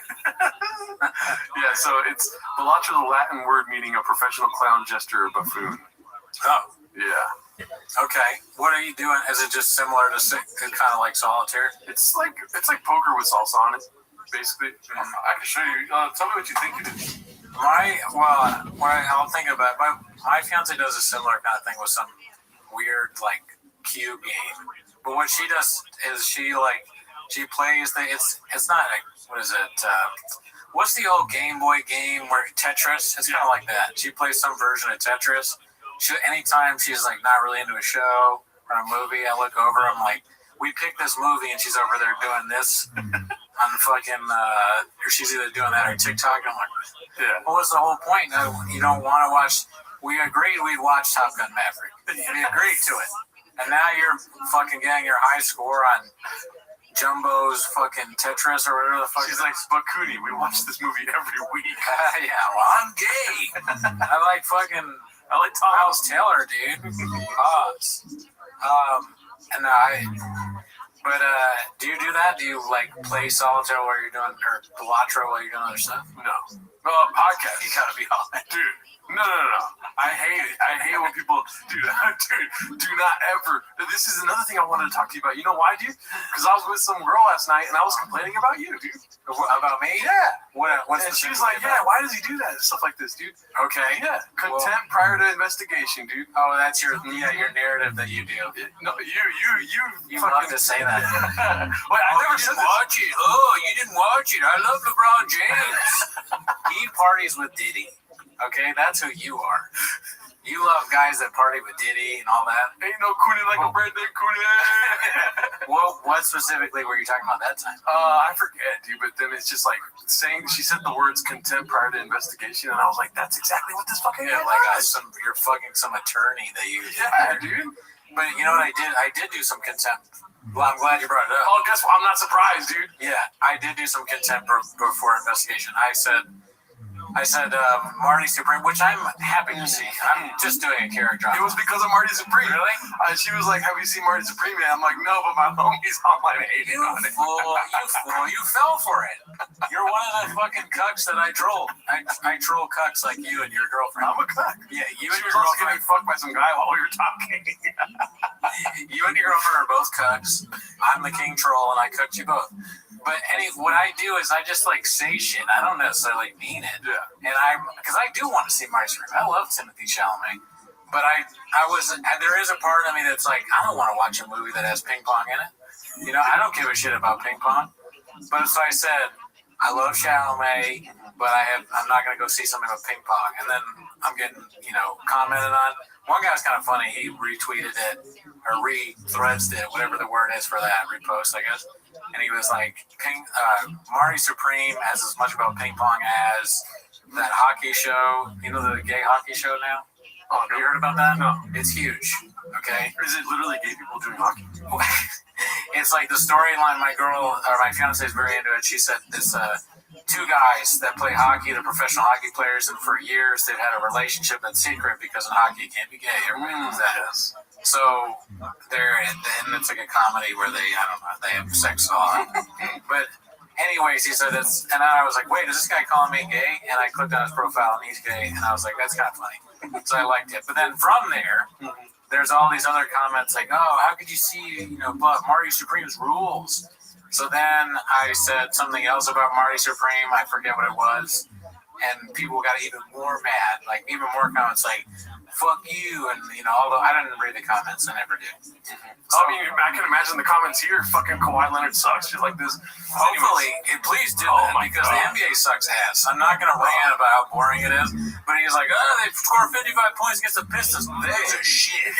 How about the Detroit Pistons? Not even Detroit. They're the second best team in the league. Anyways. Okay. Exactly, they shouldn't be. You shouldn't be fucking jacking The off. whole last time the people cared about the Detroit Pistons was when Chauncey Billups, Richard Hamilton, and Ben Wallace. Let me tell you something, honey. Back in 2004 was when the best basketball time was to be good. alive. When basketball was entertaining. Yes. Now it sucks. Is there a Ben Wallace on the Pistons now? No. Is there a cuck in my living room? Yes, dude. You're looking. But so then I forget what I said exactly. But then as a bit, I said I am now at the movie theaters actively stopping people from seeing Marty Supreme. And it was like, damn. I'm like, what's going on Threads? People really interact. You get like hundreds of, or you get thousands of people looking at your shit. Where on Twitter is a dead zone, and maybe people see your tweet, or maybe you just see endless Nazi memes. So Twitter sucks. Yeah. But yeah, no, I was hating on Marty Supreme, and I have not seen it. Yeah, dude, that's insane. I don't get it. You get off to it. And I you know what? One day, maybe when I'm 39 or however old you are, maybe I'm going to take a little dose of that and get off to it too, dude. All right, Brendan, shut up. 38, first of all. Second of all, Marty Supreme sucks ass. Okay. I haven't seen it. I want to see it. I have a feeling it's going to be kind of boring. Like it's been overhyped and it's about ping pong. Yeah. Granted, it may not all be about ping pong, but how can it be that good if ping pong is what the guy does? I'm starting to understand why you get off to it. You are a troll. A little bit. Yeah. I thought for a long time that I wasn't a troll, and I was just kind of saying what I want, goofing around, doing these things I'm not serious about, and people are entertained by it. And when people call me a troll, I'd be like, but I'm not really a troll. Maybe I am. That's a troll thing to say too, because you're trolling and then be like, "Oh, you guys are crazy." I think they are kind of a little crazy because I don't really troll like a troll does. I say ridiculous things online. How about things you don't Sometimes watch? I might be trolling, Right. but not really. I'm just joking around. I'm having a good time. You're the only child syndrome, dude. You like getting a rise out of people. I definitely like getting a rise out of people. The status where I said I was actively stopping people from seeing Marty Supreme. That was so funny. I was laughing at because obviously a lot of people got it. Otherwise they wouldn't like it. Hopefully they're not thinking of doing that. But some people didn't get it, and it's so funny. They're like earnestly asking me why though. What made you do this? And I'm responding in troll fashion, like, how much time you got, buddy? Or like, I just wrote back to one guy, I didn't ask for this fight, and he responded, but that doesn't answer why. Like, are you trolling me now? But a lot of them were just like, one person wrote yawn, I remember. Yeah. People were mad. I wasn't trolling, but yeah, I was absolutely trolling a little bit with I forgot about this. I posted about pit bulls, and I got a lot of angry responses about that. Yeah. I said, I'm looking it up right now. Yeah, okay, look it up. But people were mad. Somebody, I can't even say what some of the responses were. There were things you can't say on YouTube, accusing me of things. Oh, wait, you said something about pit bulls? Yeah, I said something. If you scroll down, eventually you'll see a pit bull thing. But pit bull owners were very angry with me, saying I'm a bad guy and pit bulls are good. And if walking around, I start stopping people with pit bulls and go, "Oh, sick! Is that one of the dogs from the toddler attack videos?" Is that funny? Obviously, I'm not serious. I'm not gonna do that. Maybe I should. Yes, it is coming from a pit bull owner. No, I'm guessing I you're pinned too much that of one. a simpleton to really be funny. Oh my god! Yeah, this girl's hot, dude. Yeah, she's furious with me. The funniest one. She's posting pit bulls left and right. So the first comment I saw, most of them I was laughing. Like you said, if you reply like that to me, I'm gonna laugh because that's kind of funny to me that you're that mad and you have written a lot of the responses were very wordy, wordy anger. But one that got me, I was a little bit like, it was insulted me a little bit. I was a little bit angry. Was this woman had said, it's giving.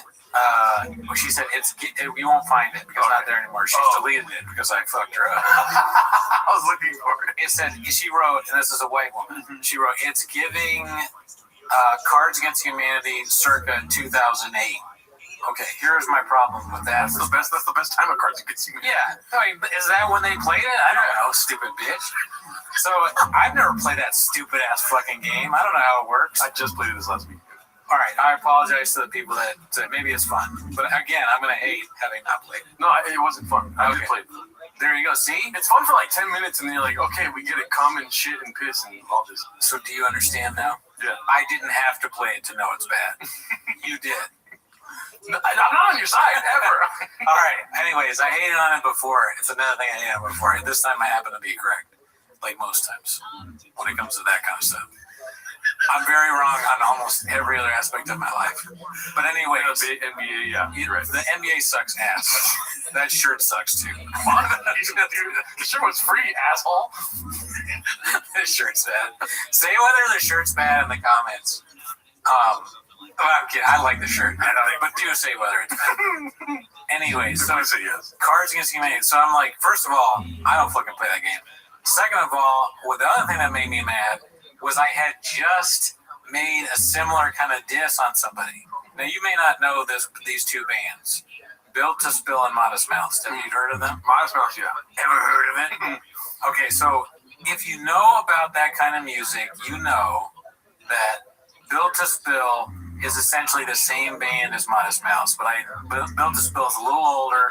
I think they came out first, and Modest Mouse probably copied a lot from Built to Spill, right? I only know this because my roommate in college was a complete, music snob. So he schooled me on that. When I got into college, they're both, I think, pretty good bands. They make good music. And right before I got to school, this movie Garden State came out. Garden State, have you seen that? Ever heard of it? With, that one guy from Scrubs. Yeah, exactly. Never seen it. So the soundtrack is like Built to Spill, other kind of like indie bands that were popular years before the movie came out, and they use them, and the knock on it is that people are like, oh my, I knew them when they were, it's essentially the hipster argument, like, I knew them when they were cool. Yeah. The Shins, that's what they're called. Anyways, long rambling story to explain what he said. So this guy, he does a thread where he goes, I don't remember exactly what he said, but like, people don't realize that Modest Mouse is just Built to Spill and Garden State for like whatever, not as cool, whatever. And he's getting trashed because people like Garden State. It's a mainstream movie with success, and they like both those bands. So I replied, are you there? I have 2008 on the phone. They would like to talk with you because that take is from like 2008 or even earlier, 2006. Yeah. So I had just read that, and I was pretty happy with myself because they're like rolling in, trolling. And so I read this stupid bitch's response about fucking Cards Against Humanity, and she's using my same joke structure to come at me. But it's not funny this time. And you got violence in your video. And she's getting all these likes. So I'm getting pissed off because this is not funny. This is not a good reply, and it's getting all these likes. So I'm very angry. So angrily, you're a numbers guy? I'm a numbers guy. Angrily, I search, it's giving. What is that? What is that? And this whole thing about ChatGPT is like, it's AAV or whatever you say, like black, I don't know what that is like the abbreviation for, but it's not white. It's like so what I'm saying is cultural appropriation. She is culturally appropriating this thing. So I screenshot that and I replied with just that she's culturally appropriating. I'm thinking, I got her. And then that even makes people even more angry. Damn, all these white know how people, to fucking nuke liberal minds, dude. Yeah, all these white people are like, what does that mean? What does that mean? What do you think it means, you stupid bitch? It means exactly what it is. You stole. You're Andrew Schultz. Don't come at me with your Andrew Schultz thing. It's giving. Sure. I got pregnant because I came on the back door. Yeah, that's you. Yeah. Watch Andrew Schultz doing jokes about Latinas getting pregnant. That's you. And then one guy writes like, "Good job, white savior." I'm like, "Now you don't even understand. You don't even get it. I'm making fun of that." So there's all these comments. One guy got a lot of likes. I don't know. On that thing, being like, "Your response was this joke was not funny, and your response is even dumber. Go back to Facebook and cry." Threads, there's no understanding of irony. People completely miss what you're saying. I've heard people say that on Threads. They get like, you do a joke and people want you to explain the joke. It's after a comedy show. What does that mean? They get mad. They think it's like serious or they have questions. But that's kind of that's the beauty of Threads now. Yeah, it's giving 2025 for sure. Yeah. So one person wrote, "It's giving something to get back at me." I'm like, you're also white. All right? You are white. Okay? I've never liked It's Giving. I've never liked it. No. I mean, well, I don't know what I feel about it, but I don't like it coming from somebody who's just culturally appropriating. Another thing I fucking hate, and I couldn't handle it. Blood before mud, whatever the fuck that means. I don't know what the fuck that means. Blood is thicker than mud, or some shit like this, right? I've never heard that. That's weird. But like, no, I like that though. I'm using that non-ironically. Oh, okay. But like, I'm saying like that's true. Yes, families, everything. All these people say these things. I'm Mexican than water. Right, something like this. Is that right? I think it's. But Fernando Jones is a blues artist from Chicago. I had a relationship with him way back when I was playing music. Not like that. You just thought of me fucking a dude right now. Dude, that's gay as hell. But anyways, he has a song called "You Had to Think About It." I don't know if there's a song he made called "Blood is Thicker Than Mud." So it's a phrase it's getting stuck in my head. Yeah, he wrote it. What I'm trying to say is that my little cousin, my older cousin, would always say "I'm dead" whenever he would be laughing at something I said. Oh yeah, and one day I had to confront him and be like, "Dude, can you stop saying that? You're dead. You're dead." Why does that make you so mad? I don't know, dude. Dead ass. I hate this shit, dude. I don't like dead ass. But if I say like, dude, into like a 1,000, you know what I mean? Like IQ, joke, comedy structure, fucking amazing over here. You know what I mean? What's so funny? Anyways, but I'm pumping out the goods, dude. And he just flat face goes, "I'm dead." You're not laughing, dude. You're not dead, dude. What are you talking about? It's kind of like, it's annoying. That sounds like the reaction is the main reason. And at the time, if I had ChatGPT, I would have done what you did. What's that? Oh, look it up and be like, "Oh, look at this. Martin Luther King said I'm dead back in 1916." You know what I mean? Yeah. I mean, when I wrote that, I remember thinking like, people are not gonna like this. Okay, I didn't mean like he got assassinated. I mean, No, I think you understood. Okay. When I replied that, I thought, this is not gonna be popular probably. People won't get it. They won't understand what I'm trying to say. I'm simply pointing out that you're using vernacular that's not your own. You are, stealing it, and it's not authentic. It doesn't come off looking authentic, and it's cringe. And sorry that you like pit bulls that eat children. Okay? I'm making a joke, but also I hate pit bulls. And you know what? I also want to apologize. You're not apologizing, but I want to apologize. I shouldn't have been talking about you with the girl last night, dude. Probably not a good move. She was like, "Hey, how's it going?" And I was like, "Dude, this guy's talking about Marty Supreme on Threads." Just immediately went in, like, contempt prior to the investigation. Yeah. Anyways, but I'm doing all right, I think it would probably kill the mood if you bring me out when you're with a woman. Yeah. I wouldn't suggest that the listeners do that.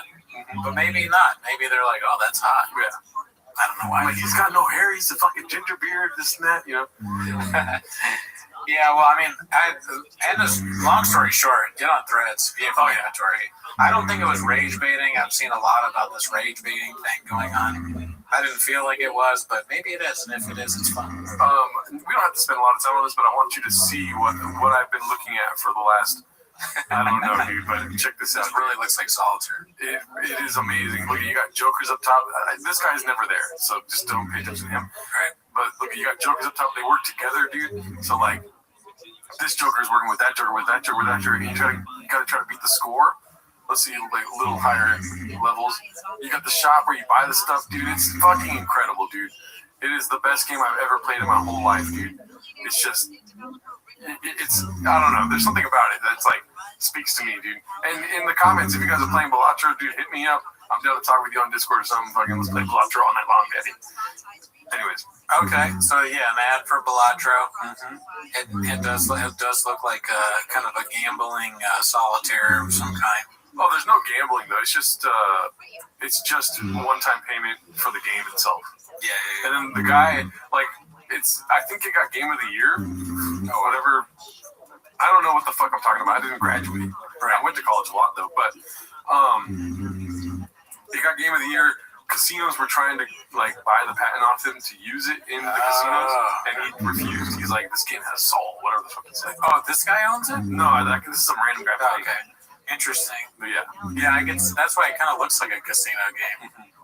But anyway, so back home, I have an admission. I already told you about this a little bit, but I'm so excited to talk about it. Yeah. So I wanted to hang out with my friends, and I texted Othman. I haven't seen him in a while. Yeah. And I said, me and the fiance want to see the girls, want to hang out, And he's like, okay, well, and he's like, what nights are you free? And I go, well, really only these nights. I didn't have that many because my parents want to go. They get Baja mode when I'm there. They go, we got all this stuff we got to do. Yeah, DC's different. Different. That's my time. I always say that's my time, Dallas. I'm talking to my mom and dad. So he's like, how about we can do the 27th, but we're going to a comedy show that night. I know it sucks. He said, I know it sucks. He's like, it's a bad bit, but do you want to go to a comedy show with us? I go, yeah, sure. I won't give a fuck. I have some feeling I want to go to the DC Improv. Ever heard of it? And so she's like, yeah, of course. So we're like, yeah, let's go. And we also wrangled in blue shirts too. Oh, hell yeah. So, I mean, I don't know. Hopefully not. He drove us there. So Othan, he goes, but one thing though, like the comedy show is Martin Amini. And I go, oh man, because I'll say I think at least I was under the impression that Martin Amini sucks. You don't have to say anything, but I've just from what I've seen, I was like, I don't want to. Really, Martin Amini? That's what we gotta go see. And his girl, his wife, is a fan of Martin Amini. She is half Bolivian and half Iranian, which Martin Amini is also. Yeah. She's seen him online. They've gone to show. She loves this guy. So she sends me a text like, "Oh, well, what's your beef with Martin?" Kind of like, "Oh, look, it's okay. I'll go to the show. I'm sure he's great." His cousin's way funnier. I thought they were the brother. I don't even know. But Max is so much better. Really? Mm-hmm.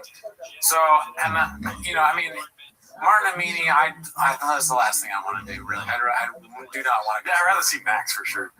I'd rather see a lot of comedians, even though I don't really know him that well, and he's fine. So I'm like, all right, yeah, sure, whatever. It'll be funny. At least it'll be something for the show. Yeah, if it was Max, it would be hilarious. Yeah, because one of the things Martin Amini does is the thing that you hate. Oh, dude, let's start a dating show. Yeah, it's the dating show thing. Max doesn't do that. Max is no dating shows. Yeah, okay. No, he's actually a really good stand-up.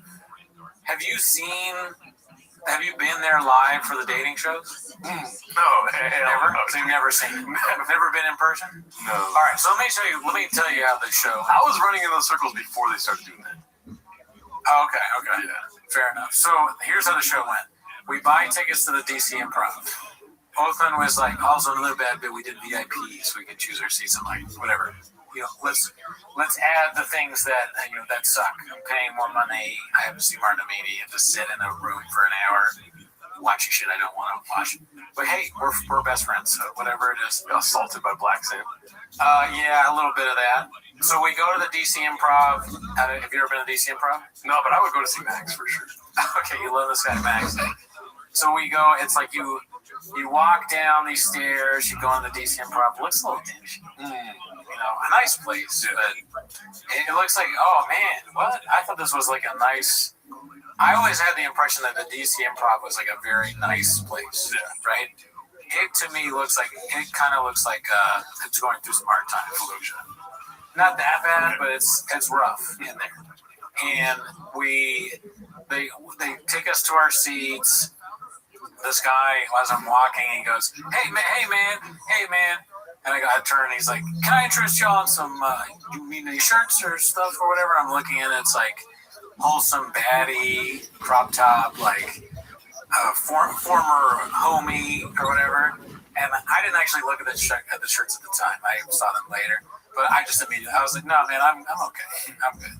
This will come back. So we go to our seats and we're sitting. We get some food. Food's great. DC Improv, I really enjoy the food. Have you seen Devin Costa's recent upload? Oh, yeah, they bring comedians. That's me. Yeah. Well, I'm not even in the green. No, yeah, no, it's just funny. I'm essentially doing that. I'm like, listen, we got to talk about something. I'm trying to be positive. No, my bad. I didn't mean to throw it off. No, not at all. Also, another thing I had to point out really quick. Dude, you're talking about the comedy club is dingy and stuff? Yeah. Dude, if assassins came to my apartment all the time, you think it's going to be nice, dude? Apparently not. Yeah, murderers coming here, dude, it's going to be a little dingy. You can't keep it. Comedians can't keep a nice place when you got comedians. Yeah. There's only 250 of them. Keep it going. Sorry. They no. This is all good stuff to add to the soup. So this comedian Martin Amini soup that we're doing. Do you want to hear about Martin? Oh, dude, if he's cooking, I'd rather have Max, whatever he's cooking. Okay. So we got the food. The show's about to start, and I'm thinking. Here's what I'm thinking. I wonder if do you guess what I'm thinking before the comedy show? I mean, I'm gonna make another Max joke, but I wish this was Max. I wish it was Max, dude. Honestly, he would never talk to the audience, dude. He would talk at the audience. He wouldn't bring him on stage. Are you kidding me? No, Max Amini is a great person. You take your shirt off, and that's a Max Amini shirt.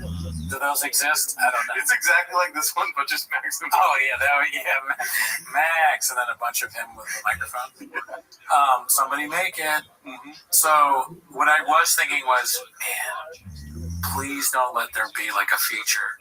Please just let it be either ideally just him, Martin, or hosting him. Please, God, I cannot take 3 or 4 comedians. If it's more than 3, I can't. I have to leave. And thankfully, it was just the host and him. Oh, I was like, thank God. So the host comes up, and it's the guy that was selling the t-shirts. Mm-hmm. You know, of course it was, right? Does it surprise you? Justo. Okay.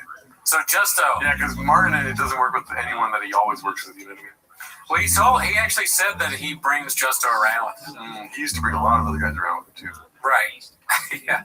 I mean, that's the nature of the game, is it not? Maybe not with Max. I think Max is more loyal to people that opens for him. So Justo comes on stage, and Justo's fine, but he does all the things that... It's been a while since I've been to a comedy show. So he's doing all the things that you notice. Like, okay, the first thing he does, Justo's on stage, and he goes... All right, y'all might remember me from selling the t-shirts. And so, have you never been to a comedy show? Yeah. But you've been to the comedy show before. That is what a lot of times you'll see. Y'all might remember me from walking into your seat. You know, like in the comedy store. Like it's guaranteed. So I'm not knocking him. And please don't take this as me making fun of him for that. But because I'm an embittered open micer that's seen this a million times, I'm like, all right, here we go. What else you got? Strap the fuck. Yeah, what else you got, Chin? I'm strapped in. And he goes, all right, looking at this Whole Foods ass audience, because there's more than one race. So there's number 2. He said Whole Foods, something like that. Oh my God, like Mr. Whole Foods, you know. So he's doing that, and he's like, and then the third thing, which every comedian does is, and I don't fault him, because some of these are kind of guaranteed laughs, and maybe you should do them as the host. But he goes, I mean, I don't know, I don't got too much time because, you know, I got to move my car or whatever. You know, like he's parked outside DC. Now I'm parking in DC. So I go, okay. A lot of pedophiles, weirdly. I wish he'd done that. I wish he went in, instead of what he did, went into pedophile stuff. I'd be like, thank God someone willing to do something different. That's my time, Dallas. So Oathman, like, while he's doing this, he's not bad. I want to stress this, and I'll say both of them, neither of them are bad. Both of them are serviceable comedians. And if you're a comedy fan, they're not people where I look at a lineup and I'd be like, wow, that is going to be rough. They're nowhere near as bad as the like Brian Callen or Joe Rogan or Tom Segura. Maybe we got to add them to the list. I haven't seen them recently, but I was thinking what Jim Brewer has become. Oh yeah. So those are like active. When you go see or when you watch their stand-up, it's like active pain, where you just like, I cannot this hurts to watch. So Justo, Martin Amini, they're fine. So, but anyways, Justo's doing his. All right, you feel free. Have you seen Max, dude? I'm telling you. I mean, dude, honestly, you're trying to endorse two shitty comedians. If you ask me, sorry for cussing. If you ask me who to see, say Max Amini. Max Amini is so goddamn funny, dude. So Justo's doing his bits, and they're not that great. And Othman turns to me and he like taps my knee while he's on, and he goes, "What I tell you, stand up sucks ass." I go, "Yeah, it does. It really does. It's not very good." But Justo does a few bits, he does some kind of funny crowd work because the audience is a little rowdy. Martin's crowd is a little rowdy, right? You know what I mean? Disrespectful people. Yeah. So he's doing his bits, and I'm like, it finally stops. Thank God. And he's, "Are y'all ready for Martin Amini? You've seen him on YouTube. You've seen him on TikTok. He's famous all over the world now. Give it up for Martin Amini." All right, so do you know what the first thing, I wonder if Martin's ever done this before. The first thing he does. He calls his girl spicy. No, his girl was there though. Yeah. So first thing he does, and I don't know if this is a plan or not, okay? But he reaches down under the stool, he pulls out a thing of Windex, and he's like, "What is this? Who left this here? What?" Oh, man. They have Latinos, because it's a Latino show, they're going to... Bro, I hate Martin Amini with all my soul and heart, dude. Has he done that before? I don't know. Windex? I watch a lot more Max than Martin, for sure, though. And so, dude.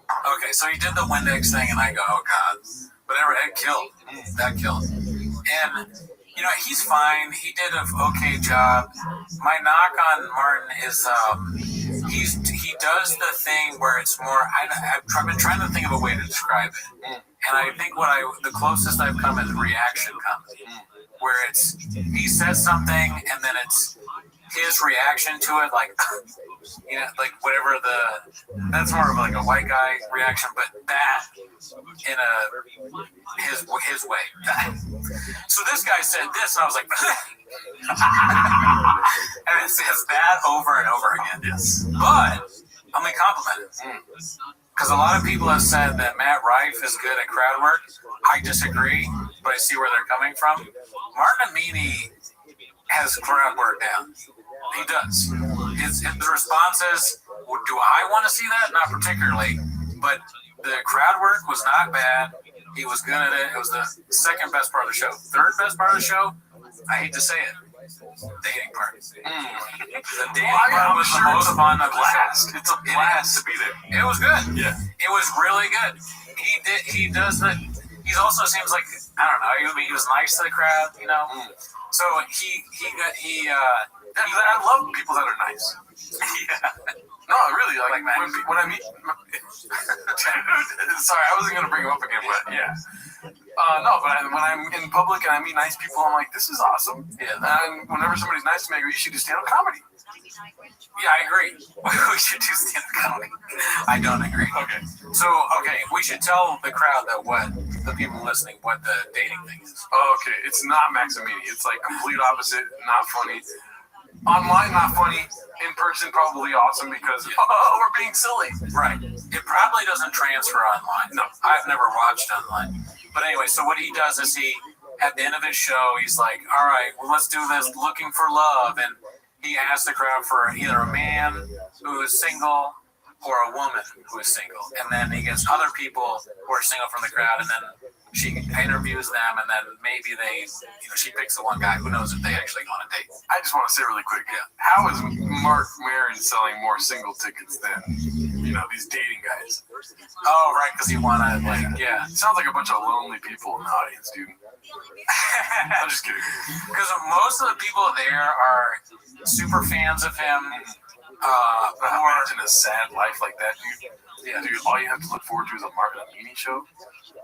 Well, they're not alone. They go with other people. Yikes. Other people that look forward to this, dude? So, I'm, full-blown contempt before prior to investigating stuff like this. Yeah. Shit, fuck that.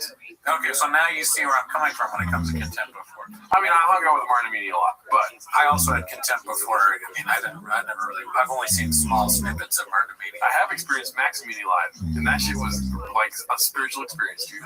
Very funny. Seriously, like probably one of the best comedians I've seen live. I think you're headed towards a Reddit meme with all these Max things. They're gonna. I cannot impress upon you enough how fucking funny Max is. Bring on the Reddit. It's insane that they're related. Guys, these guys don't do comedy the same way. I mean, that's what he does. And so, anyway, so you did a set, and I'm trying to remember, but like we were just talking about the dating show, but now I want to go back. Like, was anything really memorable about the stuff with his dating routine? Before, no, the dating thing I want to talk about, but the routine itself. I went to the bathroom and part of it because my neck was kind of hurting and I wanted to take a shit. Okay. So I took a shit during it was half of the set. But the dating thing. So he calls this girl. Well, first he does a guy, and the guy is kind of like a player or whatever. So the guy comes on stage and he seems like a player, and he says something about having a passport. He's like, "Oh, you one of the passport bros?" And so they're like, "I don't know, should we have this guy? Should you have this guy?" And there's this old black lady that's in the front with her husband, and he's like, "What do you think?" He's been asking people, "Should we keep this guy?" He's like, "What do you think?" And he's like, I don't know. She's like, what does that mean? And he's like, "What do you mean? What does that mean?" She's like, what passport, bro? I don't know what that means.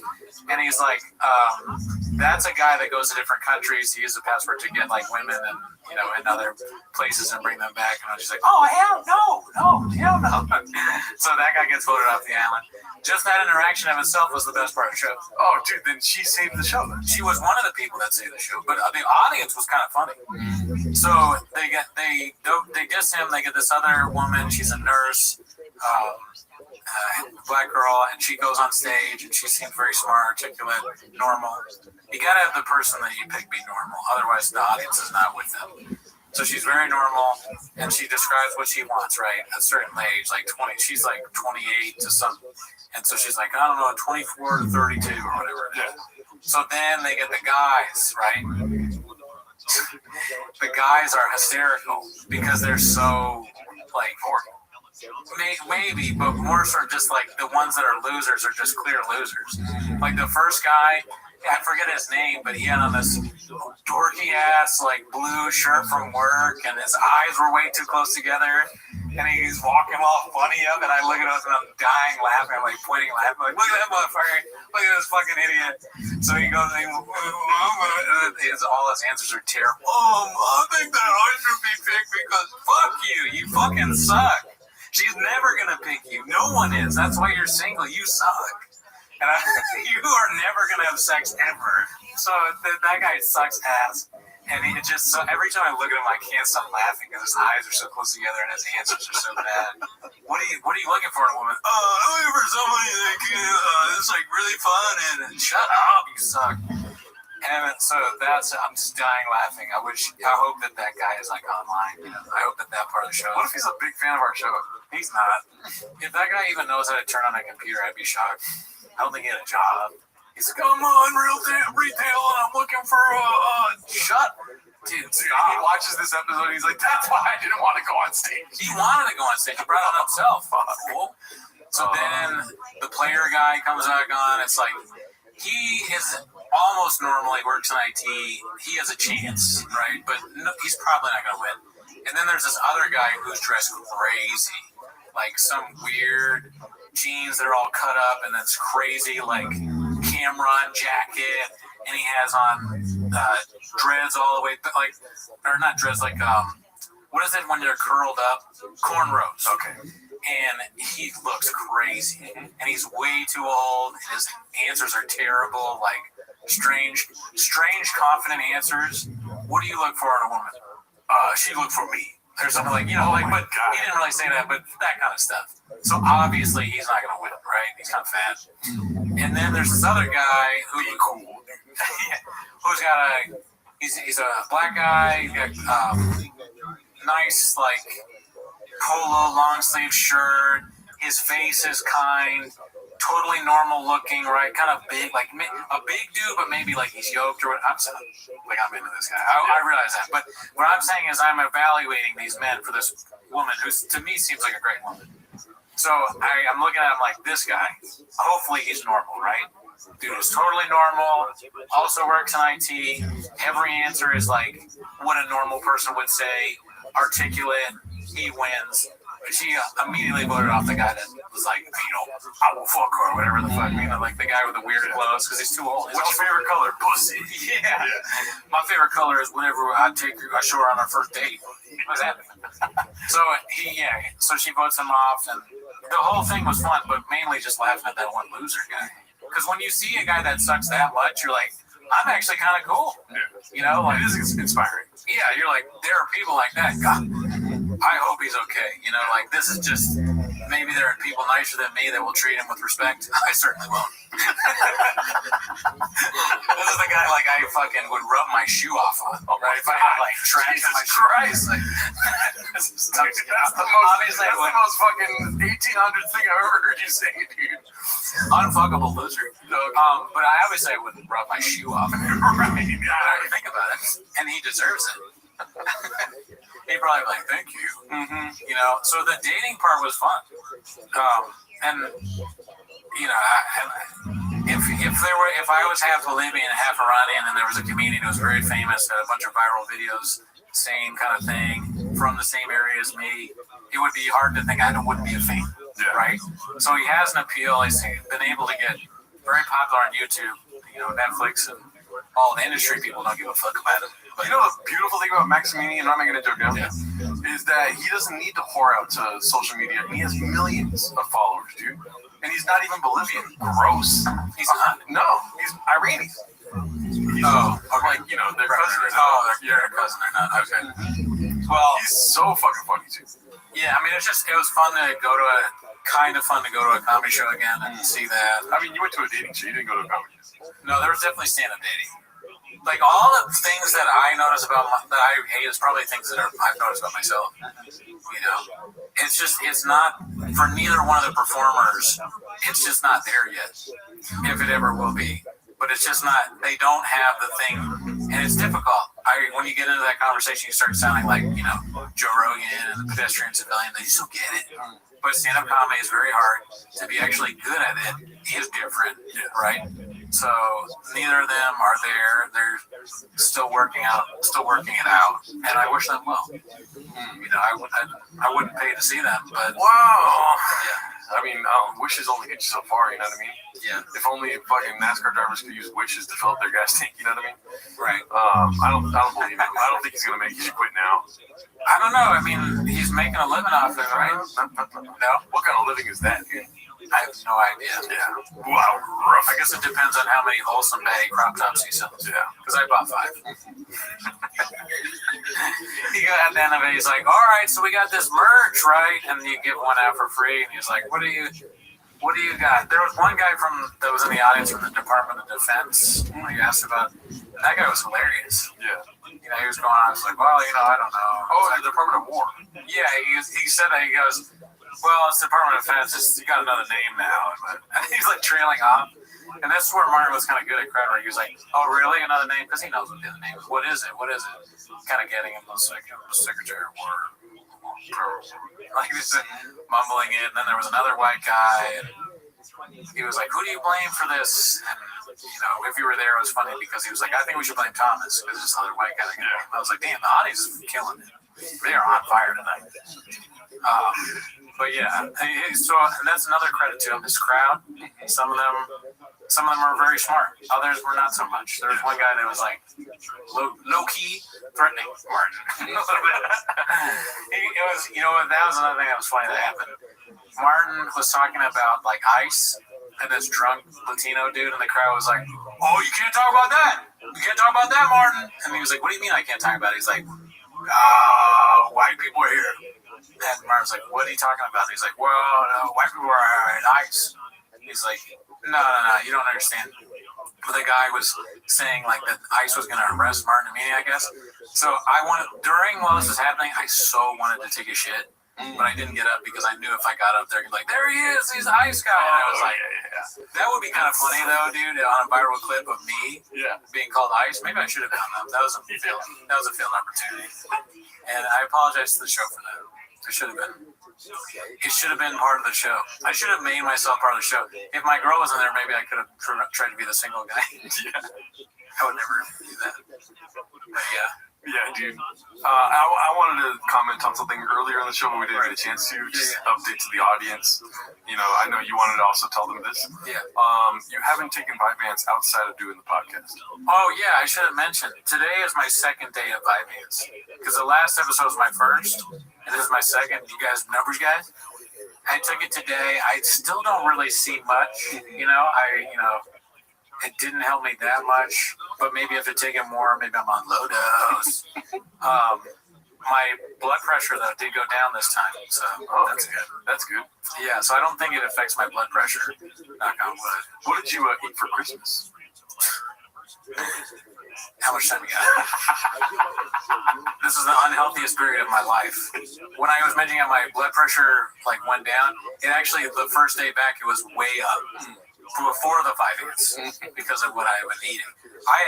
Speaking of coffee cake, which I wasn't thinking of, but I had a giant coffee cake. Thinking of coffee cake. My parents, they got this big coffee cake from Heidelberg Bakery. Ever heard of it? I ate it all. And then I was like, you guys want the rest of this coffee cake? I take it with them. They're like, yeah, take it, please. They don't want all this food. So I took it, I ate it on the plane. There was some left over, and I was like, well, diet starts Monday. I literally said that, and I meant it. I was like, I gotta eat it tonight on Sunday night. So I ate it. It was my last hurrah, but, coffee cake, steak, chocolate, donuts, cookies, anything you can think of, dude. I fucking force-fed myself that shit. Nachos at the club. Damn. Pretzels at the club. All right, so here we go. First of all, two things. So one thing first, tell the people what's on the ground right there, dude. Presents? It's a bag. It's a gift bag full of bimbo bread. That's what it is, dude. It's bimbo bread, dude. I know bimbo bread. Gancitos, fucking pound cake. Did I eat a whole pound cake last night? I don't know. You be the judge, dude. Okay, so you're on my same wavelength. For last night, I was. I was up till 4 in the morning eating a bag of bread. And anyway, second thing. What was the second thing? I forget. But it was important. Bruno's bag of bread. You said, look at the floor. What's in there? Yeah. Oh, I should have said the second thing first because that's always on my mind. Bimbo bread. My brain just got taken over by bimbo bread. Right. Fuck. You said something. Oh, coffee cake. Right. So coffee cake, dude. I go to these meetings, and somebody stopped showing up for 4 months. That wouldn't be a big deal. You know what I mean? Right. Rest in power. But they started coming back. This person would bring coffee cakes every meeting, dude, because they work at a coffee shop. Damn, that's crazy. I just found out I'm an alcoholic. Yeah, dude. And so, they started coming back again, and oh my god, dude. And the first go around, they weren't talking about, heating up the coffee cake. You know what I mean? But this time when they came back, dude, it's different. They said, throw it in the microwave for X amount of time. Do that, dude. It's incredible. Oh my! I never done it before. I'm not a fan. My dad kept harassing me he was like, it's better in the microwave. I'm like, get out of my face. You like it dry? Just dry and cold. Yeah. Yep. Listen, I'm just an open-minded person. I understand you're contemplative prior to investigation. I know what it tastes like. That's something I have. I'm damn near flicking my dad off. That's ridiculous. What'd you say about it? Microwave? Fuck you. I'm eating the coffee cake. I don't need to wait. I need to make it more. Cookies is different. Sometimes we need them. Yeah. But a coffee cake's not necessary. Donuts, disgusting. That's the other thing, dude. My mom was making cookies, dude. What the fuck? She was making chocolate chip cookies, homemade, from scratch, and then she made fucking snickerdoodles. Right. You know what I mean? I don't feel comfortable saying that word, but it was so delicious every day of the week. Pozole, tamales, chorizo burritos, dude. That was the extent of my fucking diet, and I have so much stuff left in the freezer and the fridge right now. It's the holidays. That's why I tell myself, when you get back, eat a little different. Just make sure you have a bag of bimbo bread with you at all times. Oh, yeah. And then now I got bimbo up the ass, dude. And I was trying to give you some, but you were on this new kick of, I'm not going to eat that shit. No, I can't take any of that. I'm trying to slow it down for a little bit, get back in line. Yeah, I should have taken advantage over the fucking holidays. Now shipped it to me. I'm going to be up till fucking midnight on New Year's Eve eating bimbos, dude. I guess I know. That's still technically not the New Year, so you can keep fucking, because On New Year's, I probably eat a little unhealthy. Diet starts 2026, dude. Yeah, exactly. That's the other thing. Something very funny somebody pointed out to me this week is that it's going to be raining in LA on New Year's Eve, which is kind of awesome, dude, because there can't be no fireworks. Ooh. Isn't that fucking pretty dope, dude? Yeah, if they cancel out, that would be nice. I don't really want to hear the fireworks. I honestly, every time New Year's comes around, I'll make all the plans in the world, dude. I'll be like, oh yeah, we're gonna go, dude. There's this sick ass thing that's sick, and I want to sick and fucking go do that shit, dude. Like New Year's. Yeah. And then when the night comes, I'm like, I don't want to do jack shit. I just want to stay home. It's the one day I can stay home and not do anything. Yeah, that's kind of where I'm at now. Plus, like, I think to have good New Year's, you have to be kind of cool. I'm not cool. I'm not cool at all. Yeah, I've not had fun New Year's. Oh man, I fucked that night, dude. I made out with so many chicks, and like, yeah, it's the best night of my life. No, girls didn't want to talk to me, and I left alone. Had to go home sad. Yep. For almost every New Year's story ends with that, or even there's been some times where people kick me out of the party because I'm so uncool. Yeah, dude. Who are you with? I'm like, no, we don't care. You're gone. Dude, for me, I'm gonna kick it here and fucking electro all night, dude. That's all I got going on. And if there's no fireworks, dude, it's like, is this the apocalypse? It's too perfect to be real. If there's gonna be no fireworks and New Year's Eve. That's funny. I didn't really think about that. But yeah, you're right. That could make the perfect New Year's is where it's raining so people can't enjoy themselves. Yep. And there's no fires in January, dude. You know what I mean? Oh, do you think the fires come from that? No, I think the fires happen because it wasn't raining. So like, it's gonna be it's nonstop hurricane. Yeah. Dude, we got a great 2020. Dude, 2026, you're gonna be rich. I told you that, right? I've been telling everyone that. Yeah. People I don't even know, I just walk up to them, 2026, you're gonna be rich.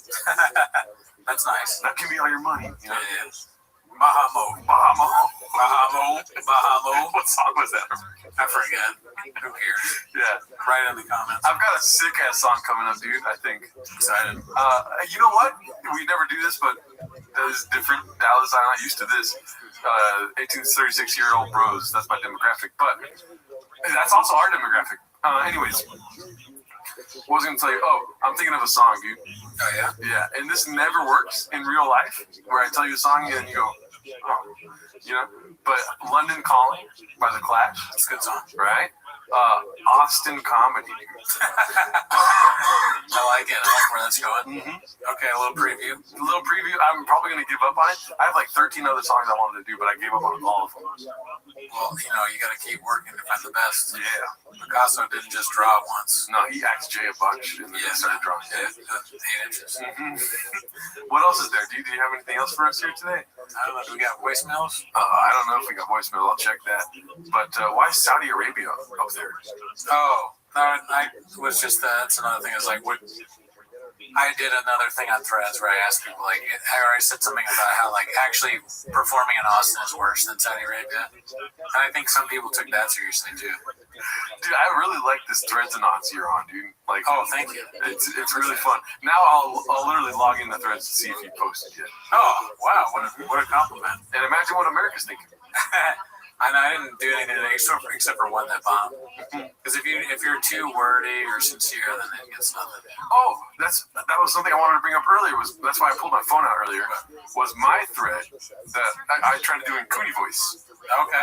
And you liked it, and I sent it to you right when I posted it. My parents got me an autographed headshot of Andrew Schultz for Christmas. They called me daddy and slapped the couch. They're cringe. See, I liked it. Oh, but you got pointers. I think it's like that would be great on our Reddit or our show, but people may not know exactly where you're coming from with that. I was just sharing what happened for me on Christmas. What are you talking about? I didn't create that, dude. That's something that happened to me, dude. Let's see here. We got 2 voicemails. Oh shit. One of them is the guy that keeps leaving voicemails. Let's see what this is. If you want to leave us a voicemail, call us at our phone number. It's 775-557-8667. That's 775-557-TMOS. And we'll play it on the show just like this. Hey, Merry Christmas, guys. Hope everyone has a great, happy holiday and stay safe. Shout out to all the chat cats. Shout out to you guys for putting the community together. Shout out to all the Reddit cooks, the glued the whole operation. And shout out to Baba and Dalia and everyone else in their circles who gives us the endless entertainment. Praying for everyone for a new year. That everything goes great. Chances are my 2026 can't be worse than 2025. So, 8 inches. Love you guys. Bye. Nice. I would say don't say love you guys right after saying 8 inches. I think a lot of people are on the agreement that 2026 can be worse than 2025, and I hope that's true. There were definitely some things that were very difficult in 2025. I agree, and I'm not gonna lie though. I was thinking about this earlier this week. Maybe because it's like October, November, December's gone really well for me. Yeah. 2025 was not that bad, dude. Yeah, it wasn't terrible. There are a lot of great things happened to me too, but I understand.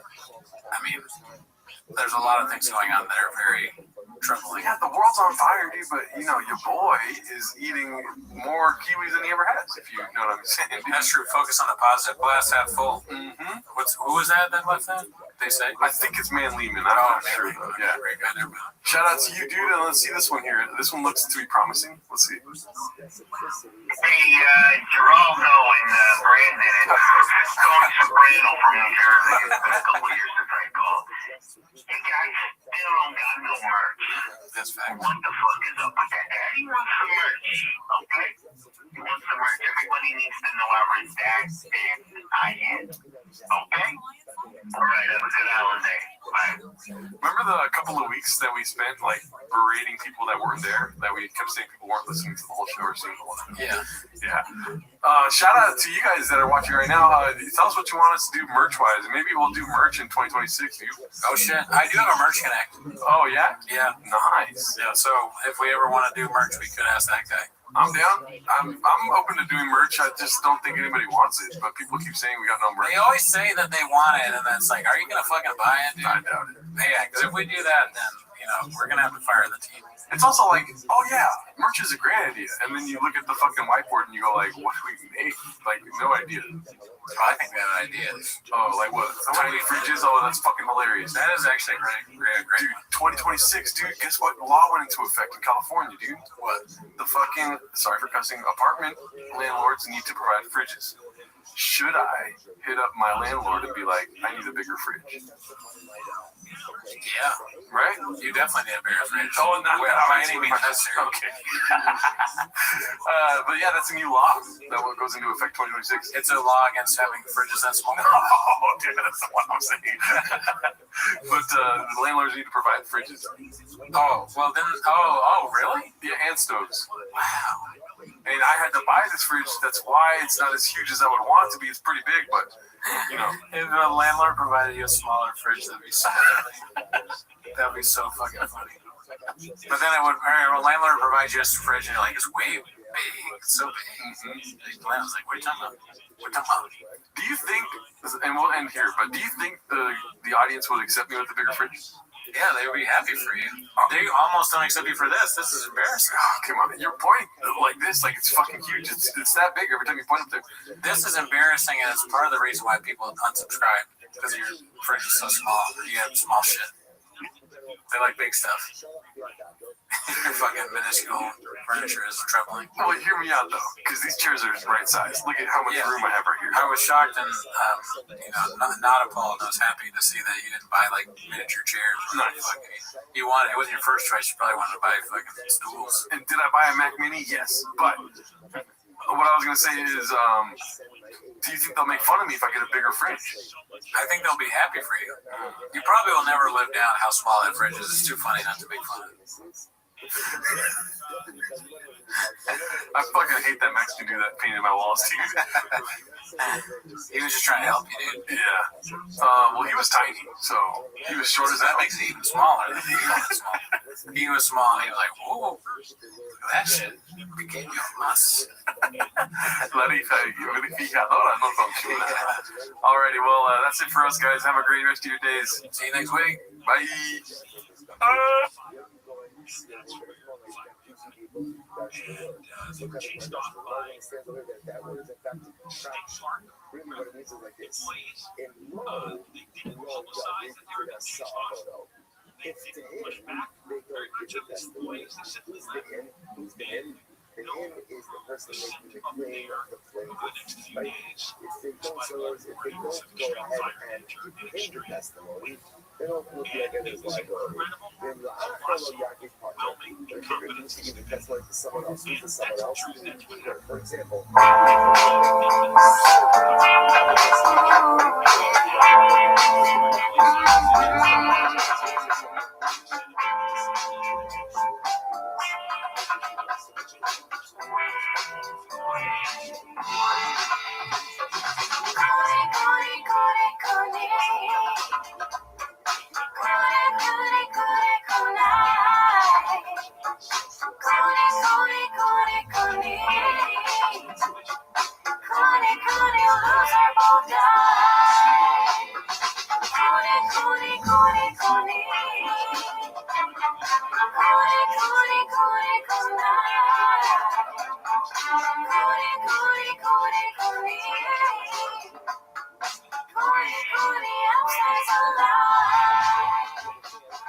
Welcome back to Raccoon Tweeties. Thanks for tuning in. As always, join the Patreon, join the Reddit, join the Discord. Thank you to all the new Patreon subscribers checking out the music that we're cranking out. I think the music's been very good, Gerardo. Thank you. I want to ask you how you're doing, but before I do that, I was looking over at the rain. Yeah. And I don't know why I thought of this, but it's 4 letters. You know what else is 4 letters? Wait a minute. It's not 4 letters. Fuck, it's not. Where to start? What else is 4 letters, dude? I'm sorry, I'll cut that part out. No. What else is 4 That was letters? awesome. I did it on purpose. I'm white as shit now. It's not. Why do I think it's 4 letters? It's so obviously not. Rain, R-A-I-N is 4 letters. That's true. Yeah. That'd be funny if that's how I thought it was spelled the whole time. I'm dyslexic. Graves. Yeah. Okay. It doesn't matter. I was gonna say it'd be funny if it said goon. Instead of rain, it was an energy drink called goon. Dude, what are you doing, bro? I don't even know why I thought of that. It's probably my brain not working because I'm on vitamins. But anyways, how are you? I do have to say something before we start. Okay. So I will tell you how I'm doing, but I think it's very important for me to do this. A lot of people listen to this podcast that they know it affects them personally. And I made a joke last week, and I usually don't apologize for jokes. You know what I mean? Oh, never. Everybody gets these jokes. You know what I mean? Every single person. Mostly black people. But the joke I made was that I haven't shit in 3 days, and a cousin of mine responded in a comment very concerned.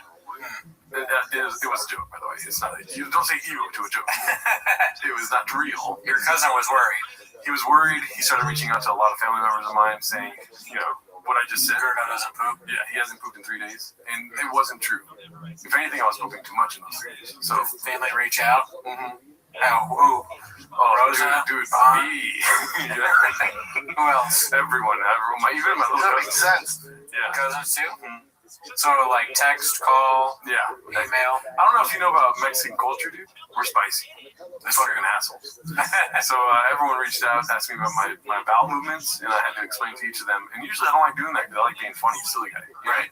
So anyways, I'm doing great. Thank you for asking. Does your family, like no one else has trouble pooping? But they probably do, which is why they wanted to hit me up. Advice? Do they give it to you? It's kind of like, you know how Christopher Nolan does things backwards? They were like, Doc, you don't want to be where I'm at. You know what I mean? Mm-hmm. You don't want to be shitting like me. You know, too much or not enough? Not enough. Not enough. Yeah. I actually learned a lot about my family, which is I don't want to take it back. I'm happy I made that joke. Mm-hmm. You know? Driving my son to baseball practice. So it's like, that's what's going on. It's family members driving their kids to baseball practice. They hear about, maybe they get a text or something. They hear about it. They go, hold on. Dude, papi. They pull over, or as soon as kids get out of the car, they call you. Yeah, not baseball. Okay, right. I mean, but so there's no truth at all to that? No, I just silly joke time. It was just, the whole story didn't even happen. That's right. That's because you were trying to build up to like Because you hadn't pooped in so long, it was so gross at that girl's house. Right. I see. I did poop at the girl's house, but there's a whole other You didn't need to not have pooped to be gross at that girl's house. And he just commented, I felt bad, you know what I mean? Shout out to you, Cesar, you know, and now he's really concerned about what's coming out my ass, which he should be concerned about what's going in, you know, Sharpies and stuff. Does he know about that? I don't know. Now he does. Now that I said that, he's watching this regularly, I think. Yeah, so he's a fan now. That's good. And Rosa, not one yet. No, definitely, hopefully not. Yeah, do you think he knows about the Sharpie? Oh my God, let's move on, dude. I don't know, but what if he starts singing it now? Rosa knows about the Sharpie. Yeah, but no, dude, no. Really? No, and how can they watch the show and not know? Well, here's the thing, like maybe they have like these trauma blocks. You know what I mean? Like they hear it and they're like, oh, I'm gonna throw that out, or else I'll beat the shit out of them. You know what I mean? You did this. You're just like a marker. A dirty marker. Do you think he does? Your cousin believes you that you didn't actually not shit? His comment made it seem like so. I wish I would have took a picture of the comment, but I was too busy wiping my tears, thinking that my cousin's worried about me. Did he offer you any specific advice? He said, "Dog, should I try to find the comment?" Yeah. I want to see what he said. How have you been doing? Dude, you go ahead and hit me with some of that. Okay, while you're looking this up, you know, I don't want to bury the lead here. I took a Vyvanse. Oh, hell yeah, dude. Yeah. I finally got Vyvanse, and I took one, and I am tired right now. Yeah. I took it at, I want to say around 7, maybe 6:30-ish. Yeah. And then I didn't really notice much of a change. Yeah, I wasn't tired for a long time. Then I had sort of a crash out. I didn't drink any coffee today, so I think I'm feeling a little shitty right now, so it's either from the coffee withdrawal, the taking of Vyvanse, or just last weekend all I did was eat shit. You know, well, not shit. Not the best time to say that. Yeah, and right after that. But I just people were giving all this Christmas candy and stuff. I really just didn't leave the house. I watched Better Call Saul all day long, eating cookies that people gave me. So you finished Gilmore Girls? Yeah, we've moved on. Okay, I can't. And you're with Vyvanse, you're only supposed to take it if you have work or whatever. You take breaks of it. And this is the first time I took it today. Okay. Never took anything else. Don't kill me. Or never took it another time. So I'm not going to take it again for another week because I'm on vacation. Yeah. But I took it at work. I don't know. Have you ever taken anything like that? I probably have, but it was unbeknownst to me. You know? The comments all said, "Don't do it; it'll kill you." Yeah. I feel fine. I just feel kind of like a headache. Yeah. So I don't feel like I'm addicted to it yet. We'll see. So I did find the comment. Do you want to read that for the audience there, real quick? You should be shedding daily. Going 2 or 3 days without one is not right. Get more daily fiber, seriously, and go get checked for a colonoscopy with your doc. No joke. And I know how my family speaks, and those last 2 words are very important. When they say no joke, doc. They're being for real. Yeah. So, interesting. I feel glad. I'm happy now. I was thinking about it all week. You know, this is 5 days ago, as you can tell. It says right there 5 days ago. You're right. I'm glad I got that off. This seems like something I would write, you know? Because, that seems like too much, right? 2 to 3 times a day? It seems like a lot. Yeah, he's shitting too much, I think. That's my numbers. Oh, no, you're at, actually, this is rookie numbers for me. I'm way more than that. But, yeah, I think it's not normal to shit every day. Most people I know don't go and shit, and I don't want to be a whole episode of shit talk, but don't go to the bathroom anywhere near as much as I do. Right. Pre or post Vyvanse. Well, shout out to you, Cesar. Thank you for checking up on me. It feels good to be wanted by my family. Speaking of shit, there's a dead skunk on the road out here, dude. You know what I mean? Not to dox me. Maybe if they have a dead skunk indicator on the websites or something. Yeah. But something I was thinking is very funny about it is, people, it's a common topic of conversation currently for me when I see people. How's it going? You still living out there in Seattle? And I go, there's a dead skunk on the road. First thing I bring up. I'm surprised there's only one in this area. Right, yeah. Well, there's some dead humans on the road. Yeah. There's so many dead humans, they don't have room for dead skunks. But what happens when a skunk dies on the road, dude? It's a mountain of the lions, dude. Well, mountain lions coming. It's the lions of the mountains. No, but it smells like shit, right? Right. So here's the thing. They always say well, did you call animal control? Did I call animal control? I don't think so. Probably not. Not a chance, Daddy. Yeah. You know what I mean? Okay, now you play out in your head. If you call animal control, what should they do, dude? Come get it. Not a chance, dude. You know how many people in this area are white as fuck and will call animal control over a dead skunk? And it happened, remember last time when I lived over there in Seattle Park? There was a dead skunk for 3 months on the bridge right there, and it smelled like shit every day. That's fucked up. Right.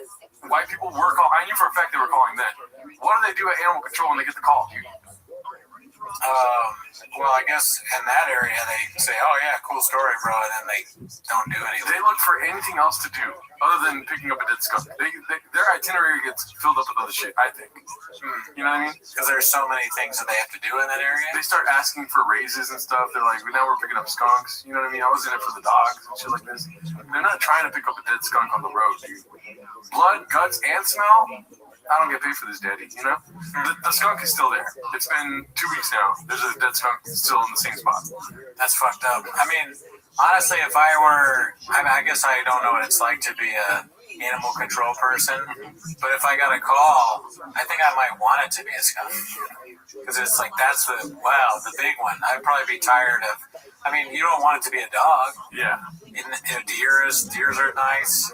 And you're probably hoping that it's like a rat or a skunk or something you don't like. Yeah. That's how I think about it. So like a cat is sad. Even AI understands what I'm saying, dude. I never even looked at it. I promise you I did not look this up yet. Yeah. Go ahead and read what it says.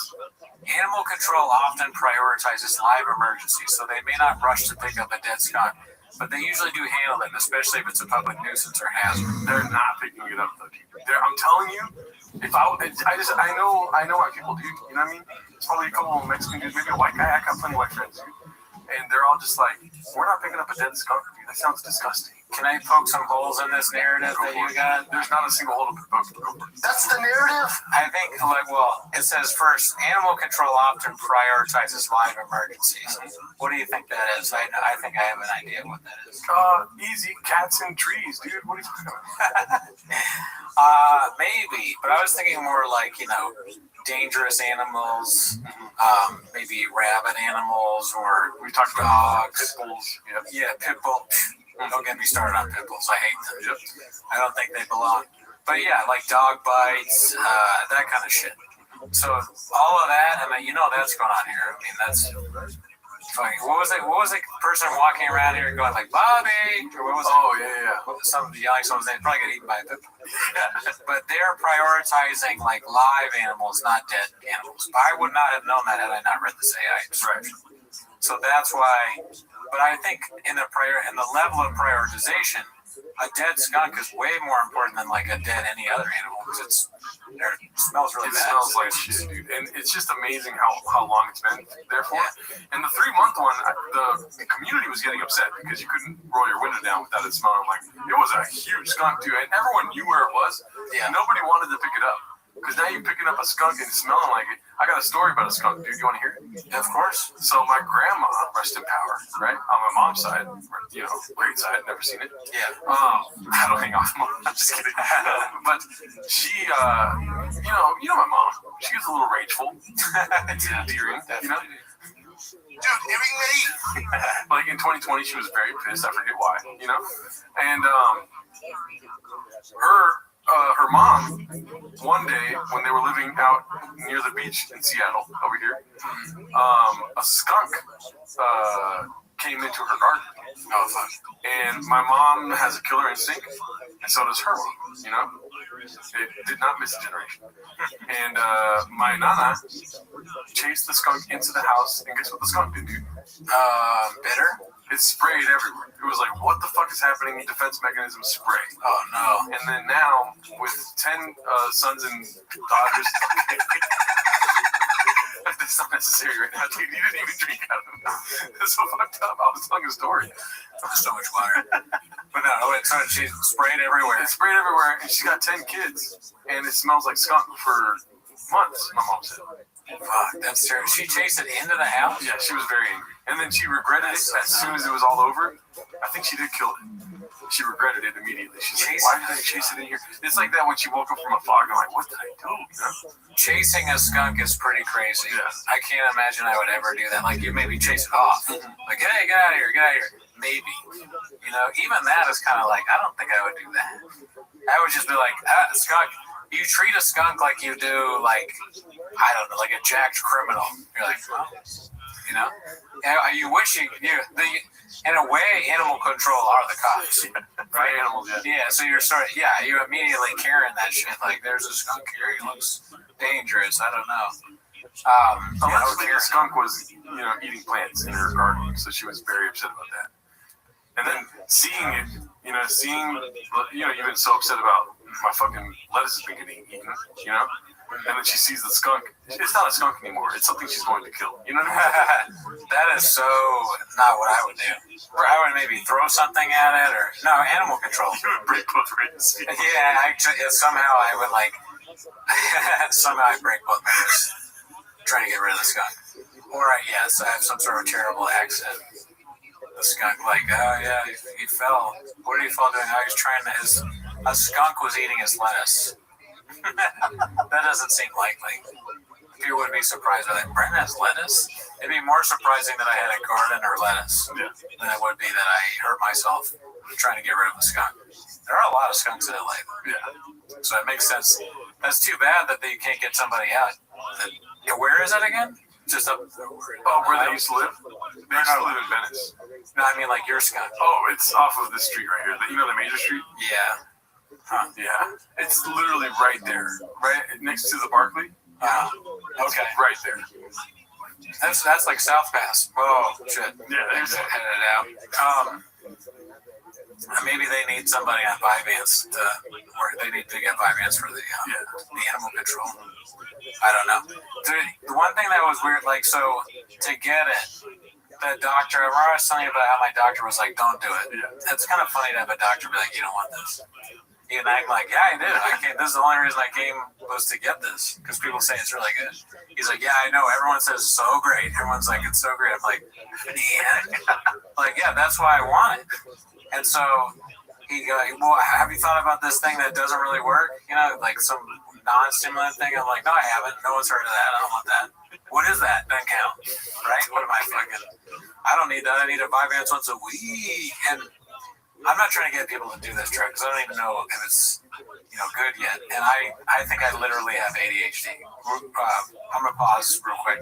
Do you think I have ADHD? Yes. Right? I have some of the symptoms, right? I'm not just making this right. Anyway, so the guy, he's like, no, you don't need that. I'm like, well, I do need that. And he's like, you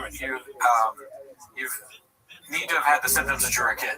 And I was like, well, guess what? I have. First grade, I got in trouble for talking in class. Second grade, I got in trouble for talking in class. Third, fourth, fifth. Are you listening? And so he's like, oh, well then, I guess you do have it. I'm like, all right, well, good. I have it. So let's get the fucking pills in my hands, Daddy. And so I'm talking to him, and he's like, yeah, he keeps trying to get me to not do it. He's like, it sucks. People just talk about it. You're never going to be able to get it. Everyone wants it, so it's always going to be out. It doesn't really last that long. There's withdrawals. Like, you fucking, you got to take breaks. And I'm like, I get it. Give it to me. I don't even know. Whether I have it or not, I don't really care.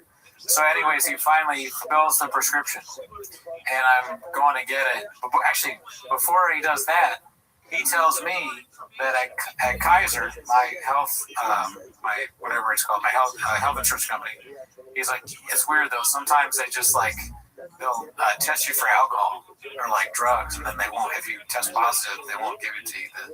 The medication. What other patients have you been dealing with that they get randomly tested at a Kaiser pharmacy? That's not gonna happen to me.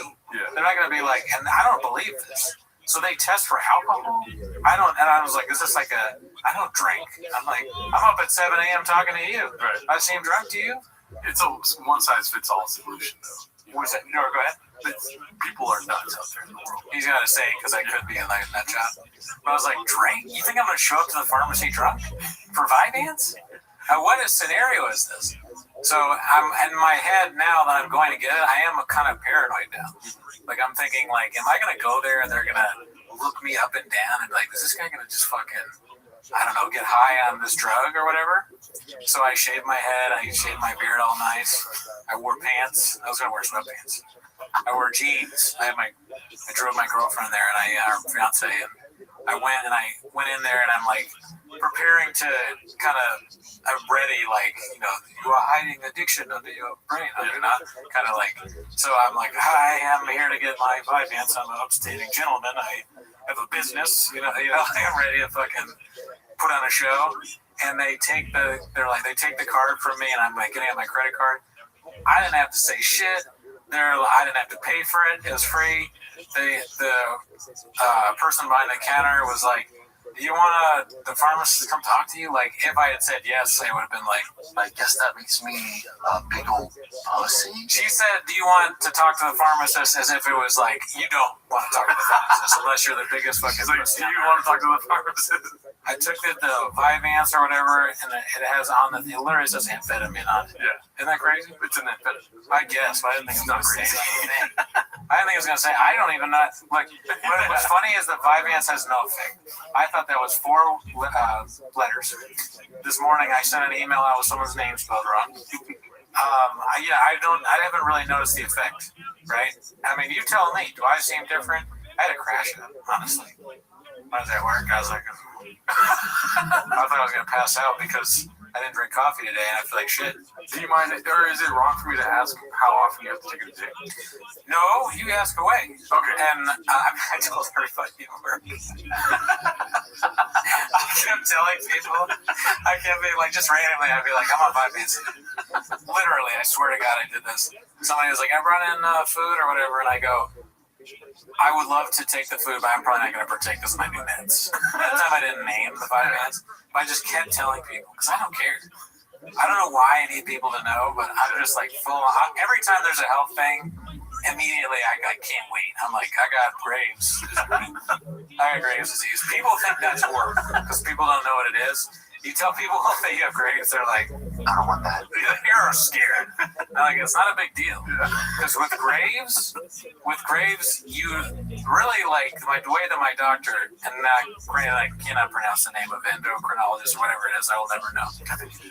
I don't think I did it right. But he told me, he was like, you just take this medicine for like 2 years. And if your levels are normal, you just stop taking it, you're normal. I don't even think you have Graves anymore. He didn't say it like that. But essentially, if you take it, I don't. So it's not a big deal. Bigger deal is my ADHD now. So I'm gonna take this Vyvanse and see if it works. Did it help me at all today? Not particularly, I don't think. You know what Brendan Schaub says, dude? What? When you have a hammer, everything looks like a screw. You know what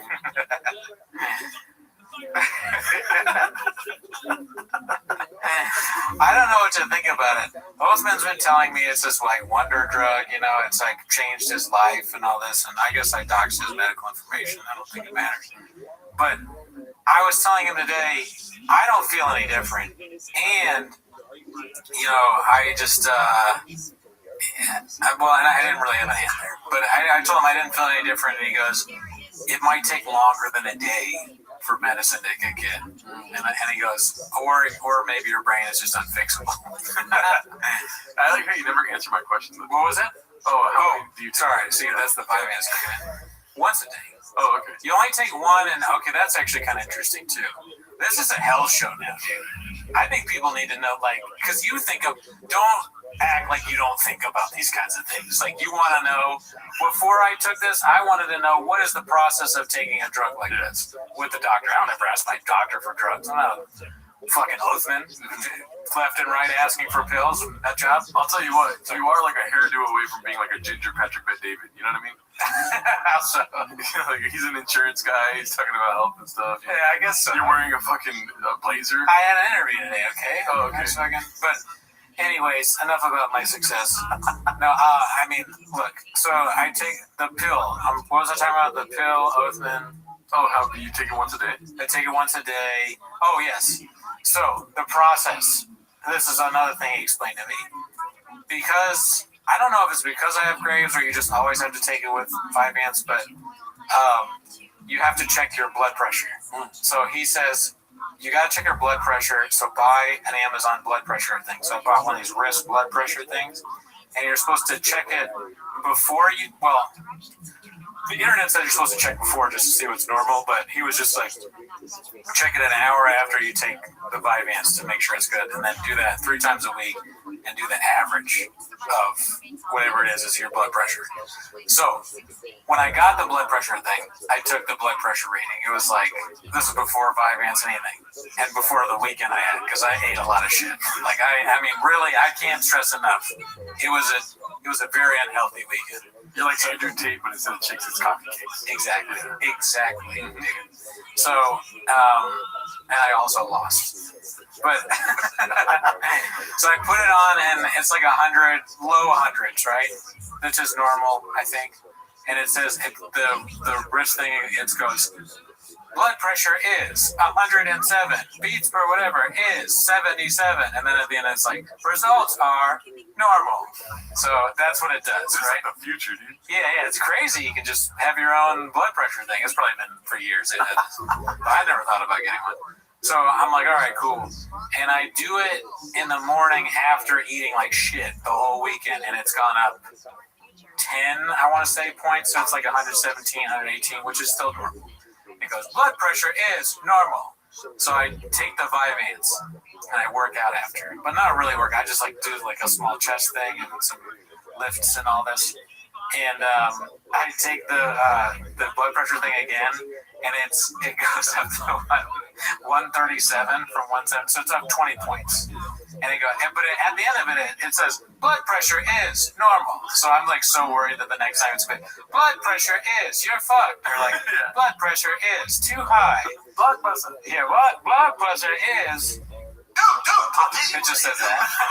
What are you saying, dude, what are you doing, bro? So I looked on ChatGPT, and I shouldn't have worked out after, because that probably made my blood pressure go up. It's not an accurate reading. It's also very normal if you take it one time, the first time for the shot, and it's still not high. It's like mildly high, but not like bad. Otherwise, the thing would be like, you're gonna figure out what's going on. Yeah. So I'm not too worried about that, but that was making me laugh because I have this blood pressure machine. I should bring it on the show. We should have brought it today, and we could both do it. Well, now we are a health show, so. Yeah, I mean, it's just funny. You don't think about that. Like I said, I don't think most people think about, like, what would you say to your doctor? What is the process of taking an ADHD pill? If you have health issues, what is it like when you take the piss test and they go, nobody knows what a fucking thyroid is. I knew what it was right when you asked. I know, you're smart. You're a smart guy. But anyway, yeah, that's what I've been dealing with. I am not a smart guy. I'm very dumb. Oh, yeah? Yeah. Is that right? Talking about a dead That makes sense. I mean, and you didn't call, yeah, I did not call. I refused to call. You should just call, man. I remember I used to not want to call like bulky item pickup, but now I did that a few times. And they just take shit. Well, guess what? I never had an issue with doing that. I did it when I needed to. I don't want to call animal control, dude. I don't know what kind of freaks work in that department. I actually don't like calling bulky item pickup. Really? Yeah. You know why? Because sometimes they're like weird about it. You know, they go, oh, well, are you the land, you own the house or whatever, or actually this address hasn't paid for whatever. So a lot of times I'm like a little paranoid about that because I really want them to take shit. So I'd be like, yeah, I don't know. Someone just left it there, lying. Just, oh yeah, I know some guy, his family left it's clearly mine. They left these 2 big movie chairs, and but I sold those. Dude, literally the easiest process for me. Right. Bulky, I didn't pick up, fucking emailed them, put it outside, and then they were like, next day, cool story, bro, thank you, we got that. That's cool. It's always been a little, sometimes it's easy, sometimes it's easy, sometimes it's tricky, because even in my new spot, you can't even call, you gotta like go online and upload a picture of it. Yeah, that's what I did. I did all that. Oh, really? That's hard, dude. Driving my son to baseball I do not like doing that. But I was gonna tell you, I'm not very smart because I went to a Christmas party. Have you gone to any of these yet? Yeah, my work one, but other than that, no. I didn't know anyone there except for one person, And some people are coming in. We're all hanging out. I brought tamales. Everyone brought gifts. I didn't bring a gift, and I was like, "Oh my god, I owe everyone your gifts." I was saying it out loud. And then this girl comes in with a cake, right? And she's like, you know, like those things where you like reveal the cake, you know what I mean? Okay. And it's like a sofa, and you're like, is that even cake? And so she did it just as not cake. So funny. No, she didn't do that, but I just made it up right now. But she revealed it, and the first thing I said is, ooh, peanut butter cake, nice, right? Yeah. And then nobody said anything. She just put it down. And then we all eat tamales, we eat pozole, you know, chile relleno, carne asada, pico de gallo, huevos rancheros. Pico de gallo. Yep, we're just rubbing, dude, a lot of food. And so a couple hours go by. I think I've said peanut butter twice in that whole time, you know? Sure. I'm like, ooh, that peanut butter cake is going to eat, you know? Yeah, as it should. And literally saying that. I'm not making fun of British Child at all. All right, so I was like, you're in. Looking forward to eating the Same, dude. I would be too. And it's a confirmation bias in my head. It's peanut butter. I don't give a fuck what anyone says. It is now peanut butter. That's just what I thought. Oh, okay. And so I'm the one that kind of like puts my foot down. I'm like, when are we eating cake? You know what I mean? I was the most belligerent one not drinking. You know what I mean? You are the top G. Yeah, I was top G at this party for sure. and then I was like, when are we gonna eat this peanut butter cake, dude? You know? And so I got the knife out. Nobody said anything when I said that. So I just got the knife, got the spatula thing. I'm cutting cake slices for everyone, forcing everyone to stand in a circle and eat the cake. And I go, dude, this peanut butter is bomb, right? The kind white lady that made the cake goes, oh yeah, it's sweet caramel. Salted caramel. And then everyone starts laughing, dude. Because I've been saying peanut butter all night. I took a bite, and that's when she finally had enough. Yeah. And she white ladied me to oblivion, dude. She like gadooshed me white lady style by saying, oh, it's salted caramel. Can I tell you where you fucked up? Go for it. Where do you think you fucked up? I shouldn't have been too excited. I shouldn't have been so excited for the cake. Wrong. Okay. Sorry. Next. I guess that makes me. How did I get that? I hit the perfect one. No. It's very simple. You should have been like, "Oh, cake! That's awesome. What kind of cake is it?" But it's very funny that you did that. And where they fucked up, because they both fucked up. Mm-hmm. You fucked up by not asking what kind of cake is. That's something I asked right away. Oh, okay. Well, you are fucking coffee cake aficionado. Yeah, dude, I'm fat ass. Dude. I'm like, I love shit that is bad for me. It's like my favorite thing. So, I just had a realization. I just threw up in this face. So they fucked up because you said peanut butter so many times. I said it a lot. Why wouldn't they be like, it's actually not peanut butter? You got excited. They let you get excited for peanut butter. Easy answer. What? I'm the excited new, possibly autistic guy. You're not gonna correct him. Nobody knows me there, you know?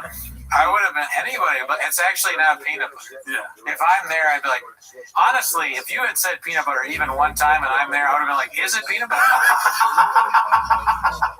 I'm finding out. I should have invited you. I know all the baked goods that people bring in the office. I look at it. You know, I'm like, oh, is that? You know, I want to know what it is. I mean, dude, you're right. I was not wrong in the wrong here, dude. It was shaped like a peanut butter cup. It had little chocolates on the outside. I immediately thought of a Reese's, like it was a big peanut butter cup. Did she make it? Yeah, she made it. It was delicious. Wow. Yeah. And it was a caramel what? Sweet caramel, salted caramel. Salted caramel. That's the thing I hear a lot out here. A lot of ice cream. Yeah. Salted caramel.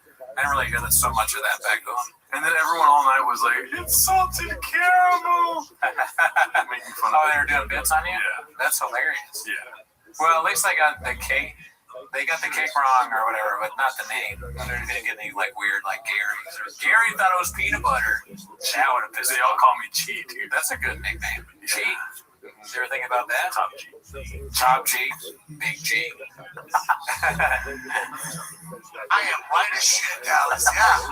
They call you G. Is that a new thing for you? I've just accepted it reality, dude. You know, there's this lady that works at the coffee shop, new worker there, and there's two new ones at the coffee shop. The third one that hasn't got my order yet. Yeah. So they don't know my name. But these two new ones have taken my order maybe 6 or 7 times. Yeah. And they both know that they're fucking my name up, you know, by this point. And I still won't spell it out for them. I want them to go to home and do homework, you know? Yeah. Do you value your job? You know? Like, you fucking figure my name out. Sorry for cussing. So again today at Audible, right? And she goes, starts laughing. She didn't do her homework. You know what I mean? And then she puts an L in my name. Well, where? After the A. So Gerald. Gallardo? Geraldo. Geraldo. Yeah, Geraldo. My mom calls you Gallardo. Like, Jesus Christ. or not Gallardo, not Lardo. She's something Gallardo. Yeah. I don't know why she does that.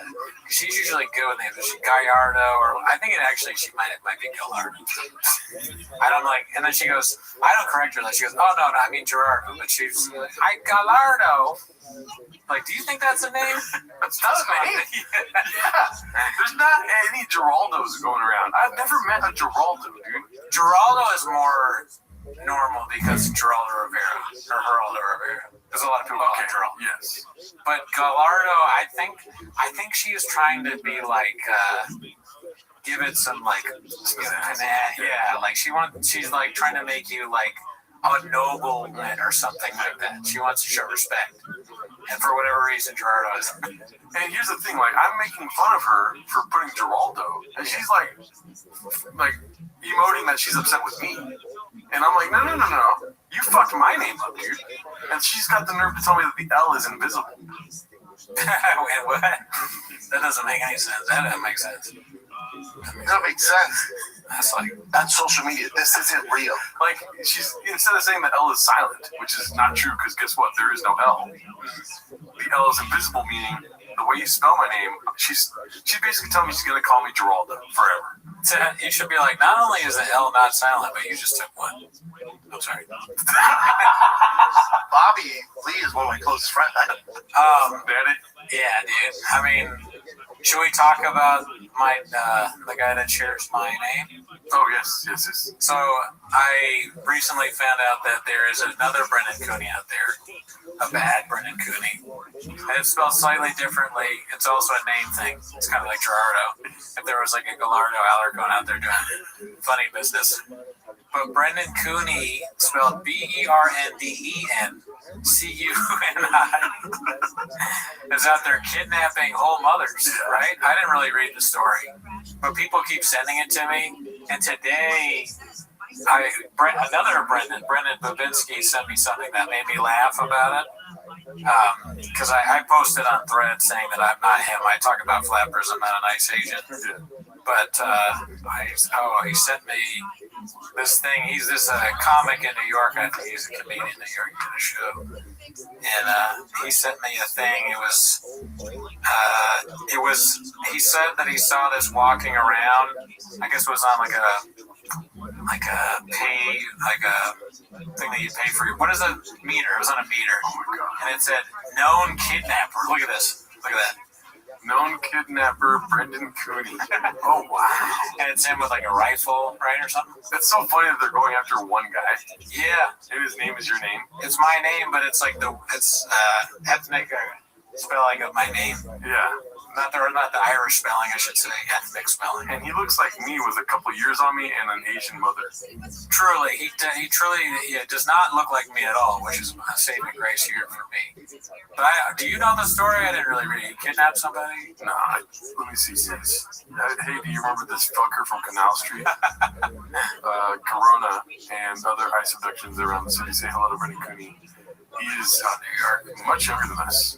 He looks very old. Yeah, he's not doing too well. He's also seen earlier this week brutalizing a pregnant woman in Minneapolis, Minnesota in another viral video. Oh, man. Wow.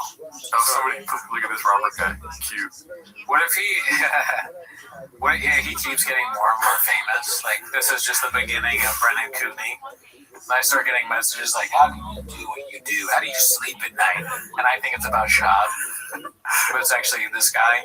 It's like, who's worse, really? The guy that's doing all these terrible things to undocumented people, or me for talking about Brendan Shab? Or flappers. Yeah. I am him. This is the Brendan Cooney of ice. I'm the Brendan Cooney of flappers. It's essentially like, it's in the eye of the beholder who's the bad Brendan, really. Is there a video of what he did? No, I just saw that, and I laughed at it because first I saw a post on the Reddit And I was like, oh, that's funny that we have the same name. He's a baseball head. So I was taking my son. Driving my son to baseball practice. Damn, and they're gonna rip on him because sports didn't work out. He's on. They went very caring photo there, right? He's calling caring. He's like, "There's a dead skunk here." Important to remember that all of these ICE agents have names. I wonder what the med thing has in it. Like, oh, here. Yes, like tourniquet, band-aid. Yeah. So you need all that. Why do you need that? Maybe a tater tot in case you need one once a week. It does kind of. It looks like a fanny pack kind of. Yeah. ICE, I guess they must carry around a lot of stuff. People. What is that? What is the other stuff above? Looks like it's like dynamite can. It looks like a bomb. Oh yeah. He's like, well, you know, he's another Brennan that's reached the edge. I'll blow this motherfucker up. So yeah, I just want to get that out. I want to get out in front of this. I'm not him. He's not me. He wouldn't last a day in my shoes. He wouldn't last a day with Graves. Yeah, he can handle Graves. ADHD, small teeth, big gums. That's how you know it's not me. How big are his teeth? Okay, so here's a little story about him. This is redacted as hell. We can stop reading it, but sure. Dude tried to stop my black husband and demand ID. He laughed and came in our house and told me I, white, went outside and started filming him. So this guy, Find Humor 8, is a racist. He just sees everyone in race. Went outside and started filming him and his cronies trying to knock on our neighbor's door. He never asked for my ID. This is a white guy. I told him he needed a warrant to speak to my neighbors. He said, I'm just knocking on the door.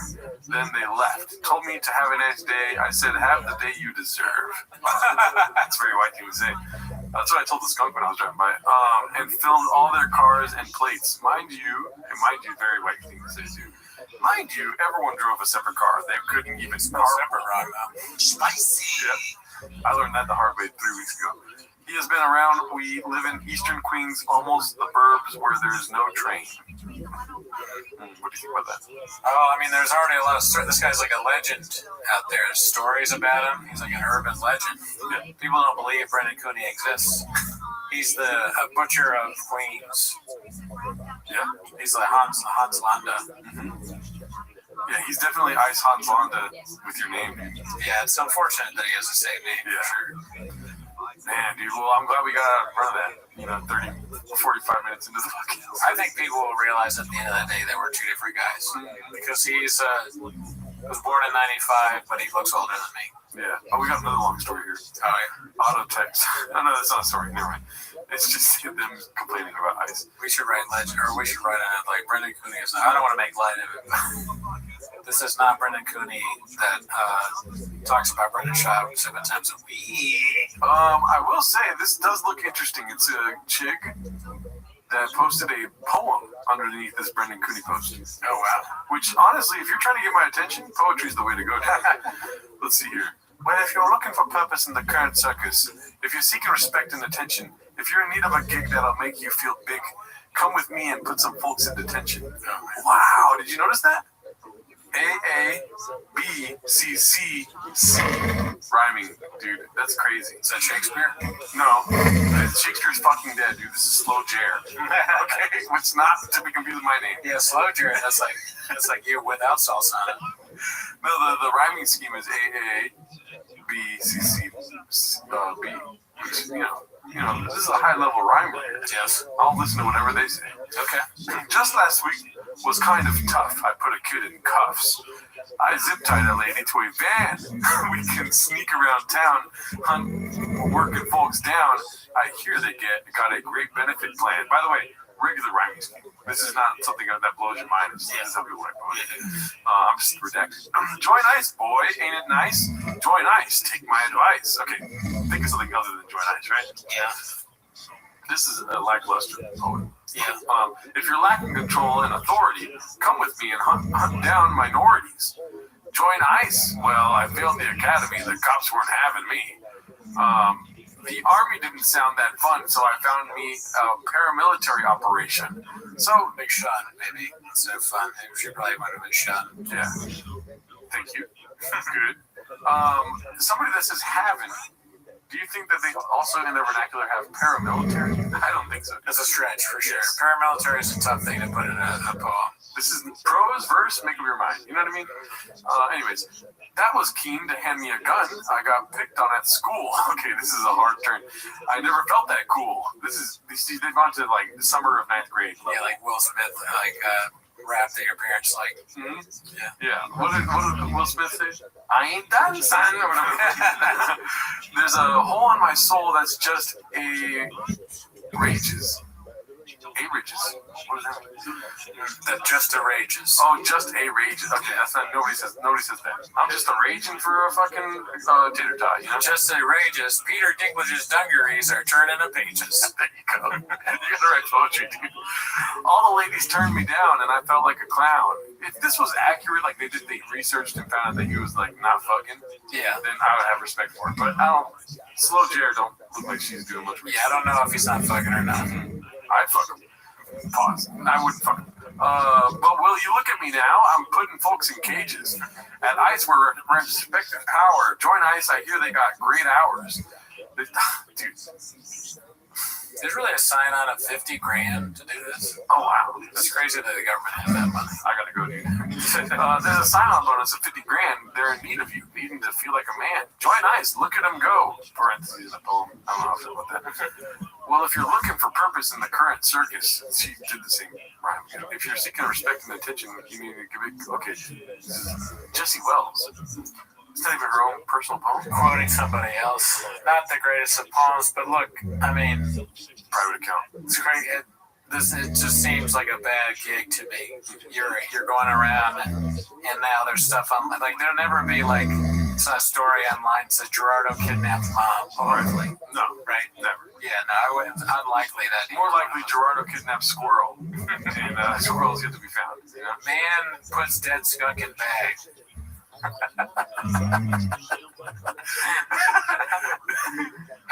Man asks homeless tent to stop rapping outside apartment. This sucks. Yeah. Get a new job, Brendan Cooney. Yeah.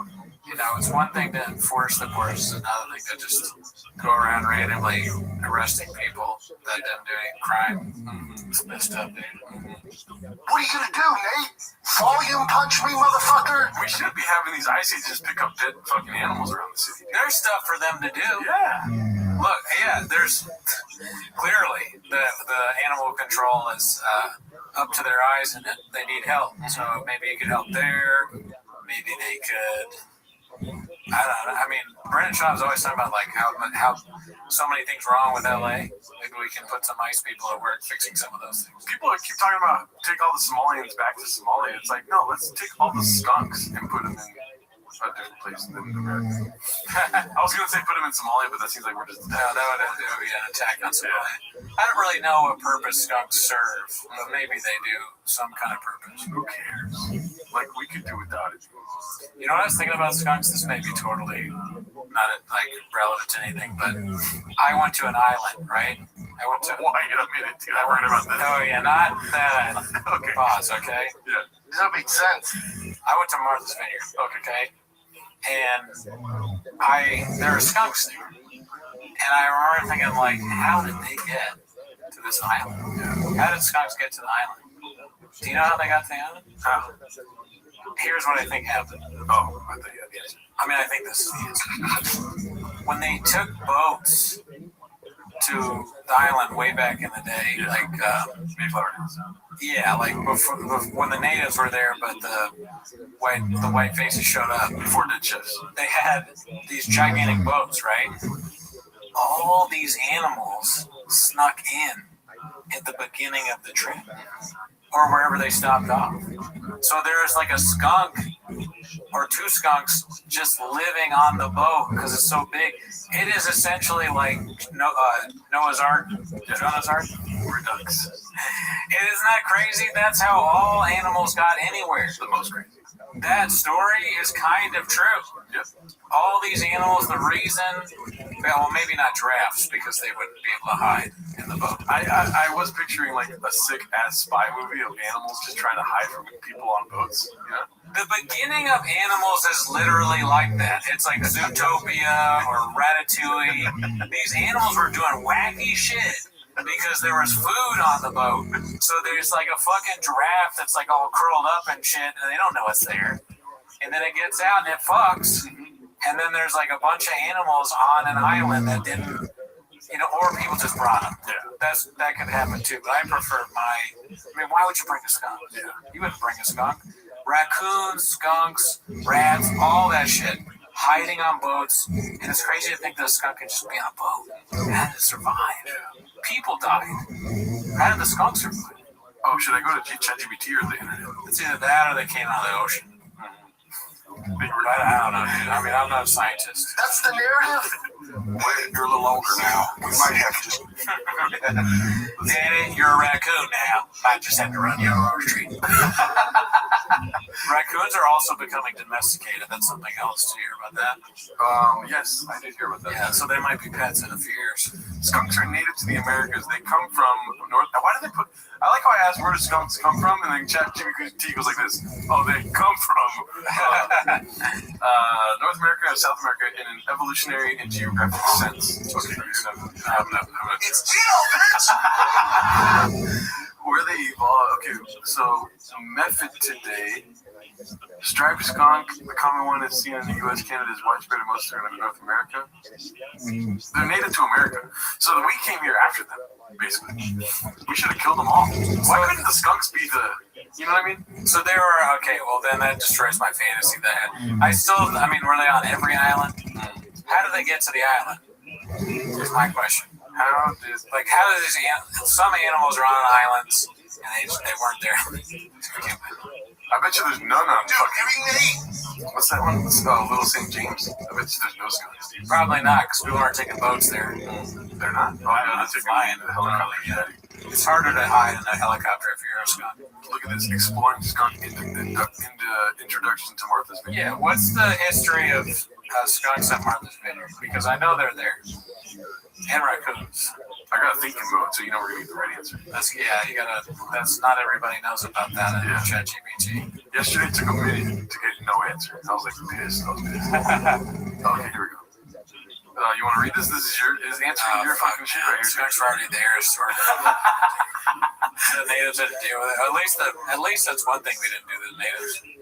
We knocked that off. With the Wamapog, at least we didn't bring skunks. Make America skunk free again, dude.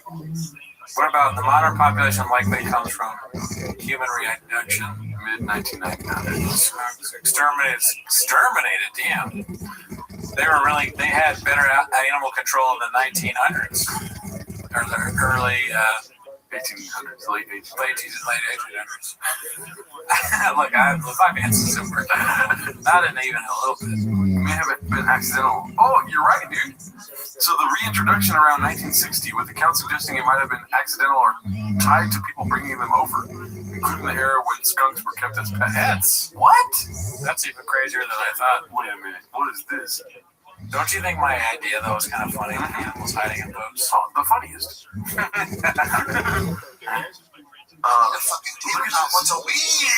We're getting somewhere right now, dude. For years, the island was skunkless. What kind of fucking Freemasonic goddamn website is this? Martha's Vineyard Gazette. In search of skunks. People are looking for them. I'm glad I'm not the only person who's asked this question, to be honest. Dude, there's a whole fucking essay on it. Yeah. Early spring, late spring, early summer. I bet you they fucking get rid of them when they know how to speak so fast. Yeah, probably. Maybe anywhere but here. Yeah. I don't know what to tell you. Damn, dude. I think we do have a couple voicemails. Oh, hell yeah, dude. Imagine we did emails. That'd be sweet. If you guys want to leave us a voicemail, I'll tell you the phone number right now, Daddy. Let me see here. The phone number is going to be... somebody sent a text message that made me laugh pretty hard. How did it get in there? And it's a picture of P.F. Chang's in their freezer. P.F. Chang called me today. I forgot to mention that. What? I laughed so hard because, I was expecting calls. I don't normally answer it. And I answer the call, and it goes, hey, this is so-and-so from P.F. Chang's. And I laughed. I was like, what? I'm expecting a bit. He goes, well, last week around last time around the holidays last year, he had an event, and we wanted to call and see if you'd be interested. He starts railing off the specials they had and the deals and all that. Were you laughing the whole time? I was kind of laughing, and I was at work, and I go, well, I got to tell you that the last time we were there, you guys were wonderful. The service was amazing, but I don't think we're doing the same event this year, so I don't actually need to do that, but I really appreciate it. He's like, oh, thank you very much. Oh, you spoke to Bill Clinton? Whatever, I don't know what his name was. What's it called? Dude, I did some research. I told you about it right before we started recording on this. I did some, you don't remember? I don't expect you to remember. It's fine. Please don't explode. But Sorgon Bird met Brian Campbell at a P.F. Chang's, dude. No way. Yeah, there's a picture of it. Whoa. This randomly ran into each other? Probably not. Maybe they did, I don't know. But a meeting of the board? Yeah. It was probably all the wartime CEOs and the entertainment division met together, you know? Wow. But yeah, I saw that picture. And maybe I'm wrong. Maybe they weren't at P.F. Chang's, but there was a picture of Sorgon Bird at P.F. Chang's. I did a lot of research on Sorgon Bird recently. Good. Yeah. Know your history. Before we get into the voicemails, I do want to, shout out to this one guy that's been leaving text messages every so often. Do you want me to read them to you? Okay. Because they're pretty funny, I think. Sure. Spicy. Yeah, it is spicy, dude. First one is, what's up, Gerdo? Which is unacceptable, dude. Right. Yeah. Right. It takes so little time to put an AR. And then the next one is 6 days later, strapped the fuck in B with all caps, which feels like he's looking to kill me. And then the next one is 4 days later, you strapped the fuck in or not, B? I like that he checked on it. And then this is a month later, he said, strap in B. He's serious. Yeah. And then this last Tuesday, which is another 2 months later, he says, strap the fuck in. In what fucking sense? I'm going to say, okay. I'm a fucking beast when it comes down to I know. I tell jokes. I do crazy shit. I made some mistakes. He got knocked up by No Garo. He's in the trucks. I get all that. Firing the kids. Silly dude. I get all that. I get all that. Okay, don't kill me. I'm strapped in, B. Good. You should say that. All right. I just was concerned. Yeah. Shout out to you, though. Thank you for sending all those. And then this guy sent us a picture of Andrew Scholes and Akash Singh. And it's Andrew Scholes saying, I'm pregnant while holding Akash Singh's face. Oh, no. Yeah. Could be true. Huge if true. Brendan Schomburg going Baja mode, somebody told me. Okay, the phone number is 775-557-8667. That's 775-557-TMOS. And we will play your voicemail on the air just like this.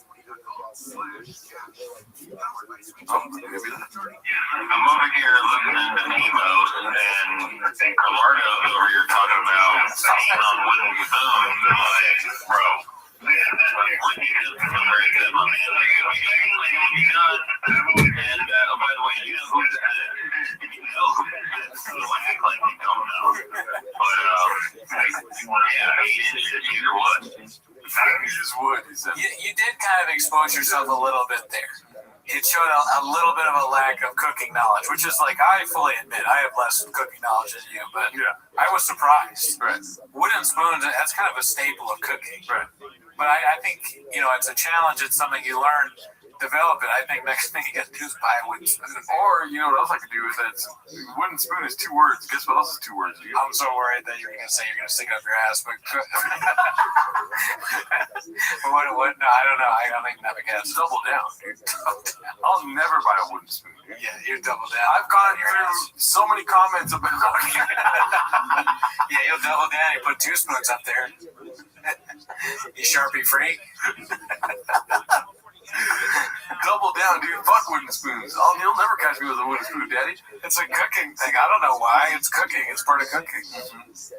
Yeah, guess what? My sausage salad tastes fucking delicious without wooden spoons. I don't think you need. Well, you could toss your salad. Pause. Is it more cooking or serving? Because I've never cooked with a wooden spoon. My shit tastes delicious, Daddy. It's both, but definitely cooking because I see my fiance using it constantly for cooking. And it's like stirring. I was going to make a joke. That's not right. It's not going to stick it up her ass. No, I was going to say that. I'm like, and you say you hate her food all the time. I'm just kidding. You never said that's kind of funny to say that. And hey, you went much more PG. You say your food sucks, but it's not true. Yeah. Very good. Yeah, maybe they use that in New Orleans, dude, but not over here in fucking Seattle, daddy. No, it's pretty common. I'm aware of how common it is. I bet Rose has wooden spoons. Oh, dude. Okay, how about this? You might have to take them out of the house. You keep sticking on your gas. I'll tell you who doesn't use a wooden spoon, dude. Thomas Jefferson. LeBron James. He probably doesn't like to do a lot of cooking, honestly. He sucks. I'm gonna heat up one of those Trader Joe's chicken masala things. Is that cool? Ain't no party like a Trader Joe's party. That doesn't make any sense. That's so funny. Ain't no party like a girdle party. LeBron James, man, I wish he was cooler. Ain't no list like an Epstein list. Yes, that would be perfect if he said, "Oh shit, man." He's like, "Dude, ain't no island like an Epstein Island." St. James, oh shit, little St. James, I'm big St. James. How come he's so stupid? How come there's so many girls here? Like, I mean, are they your daughters, all of them? Yes, that's LeBron. There's like Epstein's daughter. That's the thing. Like, you see all these pictures of guys. Jesus, you see all these pictures of guys in the thing, and you think, well, yeah, that looks bad. They're probably bad. But someone as dumb as LeBron James could literally be there and have no idea what's going on. He could be like, they're trying to hide stuff from him, and he doesn't even. What's that? Oh, you got sandwiches? Like.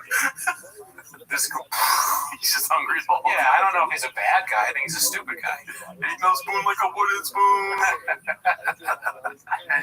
What do you use this for? That's a spoon. LeBron. Oh, okay. He's shot. Man, I'll tell you what, there's no wooden spoons anywhere near me in this apartment. And guess what? I might buy one. And then guess what I might do? Burn it, because you can burn wood. Yeah, you can. That's facts. But yeah, I think that's it for this episode, dude. Shout out to all of you guys listening. You guys are great. See you next week. Sorry to my cousin again. And somebody told me that the scream at the end is cringe. No, the scream's great. No, right, but no, it's meant to be cringe. Oh, yeah. You know what I mean? I think it's good either way. Maybe it's cringe.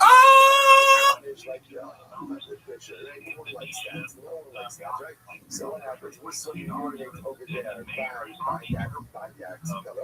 So needless to know, obviously what's happening over here is right? Even saying that color. Witnesses now placing by that color. Placing by that color. So what if he's a pepper? So you look at it, he's a liar. He's a liar. Obviously, he's a liar. Never stop that. You're spicy. Spicy. Spicy. Oh, I guess you could do it to the song. Oh, shit. Wear it. Weird. 30 live views, 8 likes. Wear it. That's facts. I think that's our guy. One of our guys, Saul. Yeah, right, I believe. Yeah. Great guy. 9 likes. Unreal. I know it's not a lot of likes, dude. I mean, I may have to. I will fuck you up. Or, wait, how do you do this? Listen. I will snap his fucking neck. No, I think you're forgetting. Here we go. This is the real punishment. Yeah. If you have to watch it in vertical, you don't want that. Nobody wants that, dude. I don't want that. Oh wait, I do want that. Until the likes go up, vertical it is. Oh, I'm not Mr. Whole Foods. Dicey. It's so hard not to say the things too. I honestly think this is my favorite though. That's social media. This is real. I don't know why it is, but it is. It is my absolute favorite. That's social media. That's social media. This isn't real. That's social media. This isn't real. What's up, y'all? How we doing, huh? I've been hunting all day, B. When your podcast is at 8, but you have to attend the debut of the iPod Nano. What? Maybe that's like what the view looks like, Tim. I don't know. I actually found something earlier that made me think of you. I wanted to show you. Oh, show it right away. Can you do me a favor and hit the La Brigadera no funciona for me, dude? Sure. La fregadera no funciona. Do you want to, That's not even what it is. I think that was me writing it. Oh, okay. Do you want to explain to the people your current status with Spanish or not? It's very bad. I would say blockbuster. I should have showed you this like a week or a month ago then, or 3 months ago. I mean, I stopped listening to learn Spanish while driving. Yeah. That's what you're asking. Well, let's check out this news story. A little, who is this? This is a sexy ass bed bug right here, dude. I'll tell you that right now. Let's watch this. Speedy tenía un fin de semana planeado con sus amigos en Las Vegas. Viajaba esta mañana, pero Why are you laughing like that? Las Vegas. Oh, okay. I was remembering being in Las Vegas. Los disponibles. Encima de eso, otro dolor de cabeza. Necesito mis maletas y tengo que... That's I can tell the accent's bad. Is that how I sound? Yeah. Necesito mis maletas y jugo de naranja en mi... Mi culito. Yeah, how do you say cup? En mi cupo. En mi dolphin bottle. You missed bote on a dolphin. For 3 horas. That face, that's your conviction in Spanish right there. Vocal fry in Spanish. Yeah. I like how she says horas. Sí. That's funny is the amount of Spanish that she speaks without any kind of accent whatsoever. Yeah. But I've told you this before. I think the problem is that when you're like a white lefty, you feel weird putting accent on. You're like, am I being offensive? Just like, you know,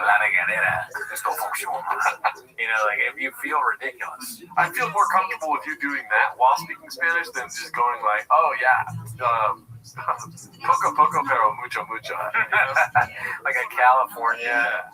It sounds Chad goes deep doing Spanish. Yeah, well, shout out to Tom, our guy Chad, Tom, whatever you want to call him. He's got many names. That makes sense. Let's see here. I got another thing to show you. I got quite a few things to show you. So listen, I'm willing to admit right now, dude, you wrecked me, dude. Oh yeah. I couldn't sleep that night. Pause. We're talking about pause. You wrecked me. I couldn't sleep that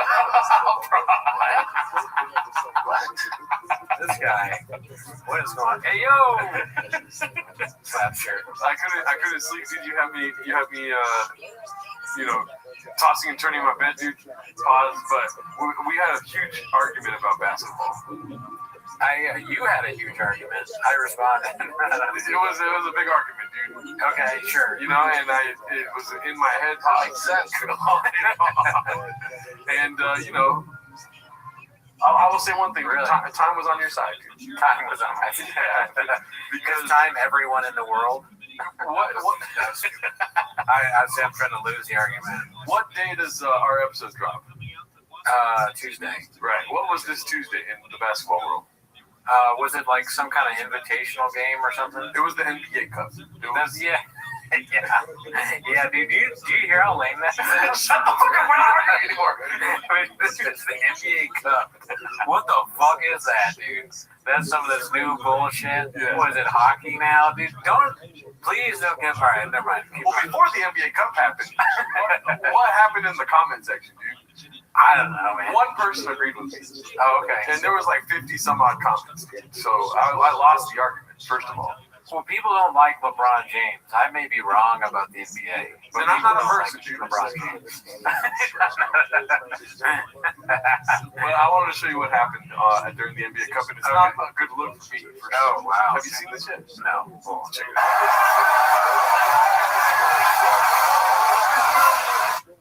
Did you see that? Look at his thumb. Right there. LeBron What is he can't doing? win without stacking a super team. And when the game's on the line, he'd rather pass it off than actually take the clutch shot. Is he doing a jack-off move, or what are you talking about?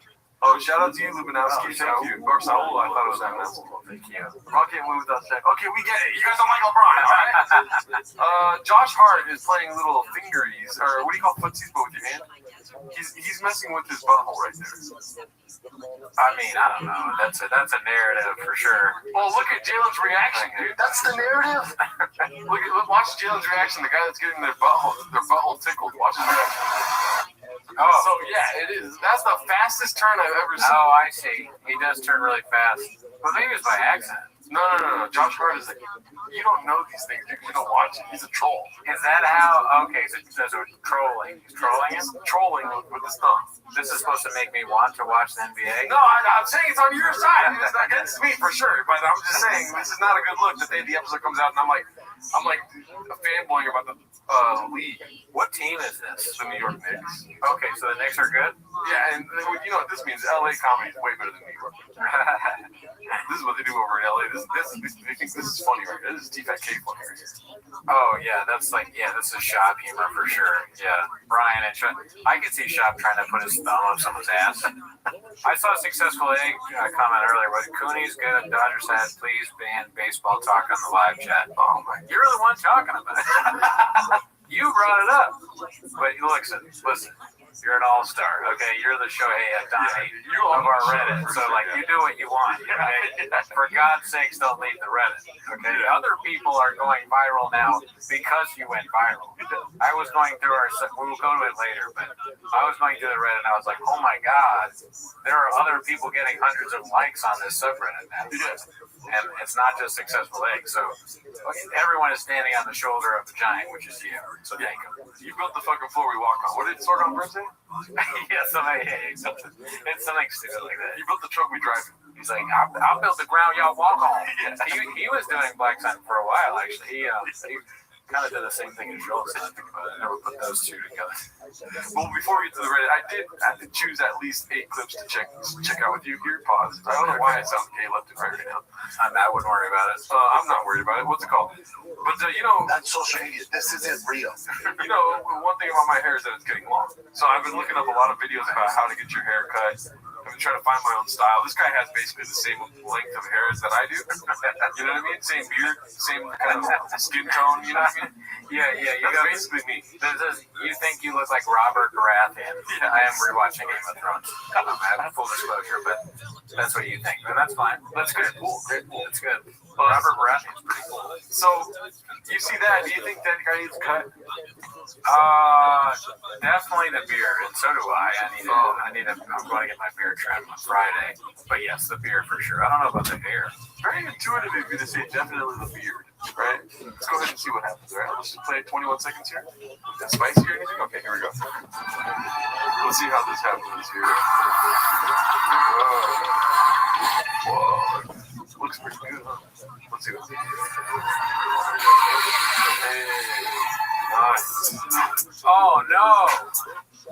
I meant trim it and oh my God, this is real? Oh my God, dude. Driving my son to baseball. Dude, I meant trim the beard. Don't get rid of it. This is a cautionary tale. Yeah, this is why I'll never get rid of it. Can you imagine you get rid of the beard and you're like, oh my gosh, I'm so fat. I'm fat in my face. I had no idea my face gained this much weight. I would have a funeral for my beard because it saved my life. He looks like a pelican. Yeah. Pelican. Has anyone said that? It is bad. Dude, he looks like a Guess Who character that is overweight. Named Gary. Oh man, dude, that's hilarious. That's crazy, huh? What was this posted on? It's all over Twitter. I ran into it 3 or 4 times. Dude, how does this go on? Yeah, you can't. The barber, if they put this out, they hate you. Looks like Jelly Roll's cousin roast beef. The haircut wasn't too bad until that. I think it made it work. The hair, he looked pretty, he did decent before. Yeah, he looked like a good-looking guy. Why? Yeah, the haircut's bad too. And the mustache is the icing on the. I know, right? Why did you keep just the mustache? Look at that uneven right here. Yeah, he said made him look bald. Or it looks more toupee-ish now. Yeah. He said, "Hey, you want a Jeff dye?" He came in with a good haircut. I can give you a Jeff dye cut. Cootie, have you seen the Graves commercial? Is there? No way. There's a Graves commercial. Maybe Graves is becoming big. A lot of really important people are getting Graves these days. The Starlight from The Boys. I can't think of anyone else off the top of my head, but a lot of good.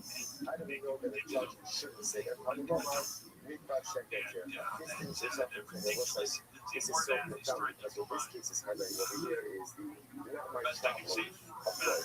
Right? I'm involved in something. I know that the process is not good. I know that the outcome is not good. And sometimes in life it is so easy to say, you know what, it's not the problem. I'm a judge. There's a process. There are witnesses over here. They're going to say what they're going to say. If they check out, they check out. And if there's a problem, it's on their head. It's not true. We're involved in some way. It's real problem. This is about what I'm saying. That it is real. Don't see it in the first opportunity. And there's nothing we don't hear or shut it in one us to hear. And if we see it, then we hear it. It's because of the energy wants us to do something about it. So we're in this broken situation. Yo, Chin, you want to cut this out? In Austin, I do a pop, storage room and Chin, what else you got? Rain, I drink a lot. Mix it with your shot. Mix it with your shot. In Austin, I do a pop. Walk me to my truck. Walk me to my truck. Driving to King Shop. Oh, in Austin, I do a pop. Shadow bending up. Audio's a lot. Running from the law. Lawyers are my stops. Yo, Chin, you want to cut this out? Lawyers are my stops. Unique is my up. Let's come. It's a top. All these foods are not. Come inside. Keto jump. Salsa cooking. No. Keto jump. Cheese and tools more come. Just like salsa.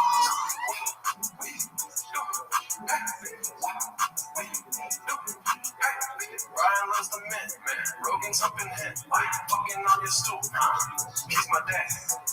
All these homeless cuss they suck and they sad. Me mechanical. Chins and alcoholics. Pissing in the sink. Redacted and so. All these blacks. Making blacks. Big dick. Inches. Super thick. Juices for my dick. Whoa, Mr. Holly. Yeah, you know you heard me. I'm in Austin. Storage room needs soundproof. It's on.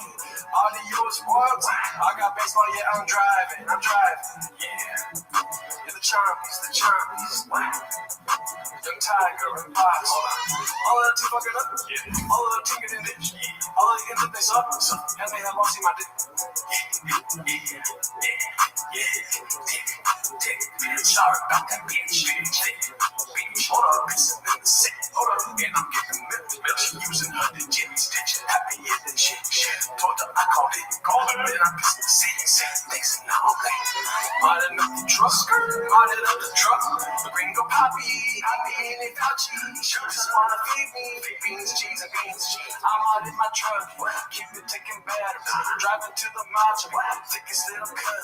Walking coast to end. Man, she just so funny. I'm best friends with Bob. He up to find one. Heard he spend 100 fucking into your wine. That's Philly. And I stole and drew my pop. Rogan, so I saw.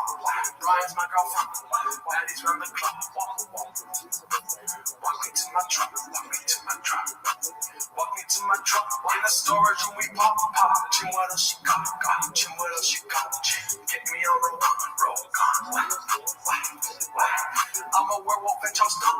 Like good kings and cops. Rogan really rock. Running from the law. Lawyers are my stops.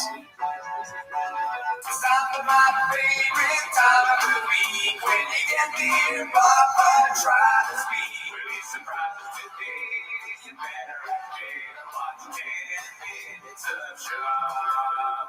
Welcome back to 10 Minutes of Shop. Thanks for tuning in. As always, join the Patreon, join the Reddit, join the Discord.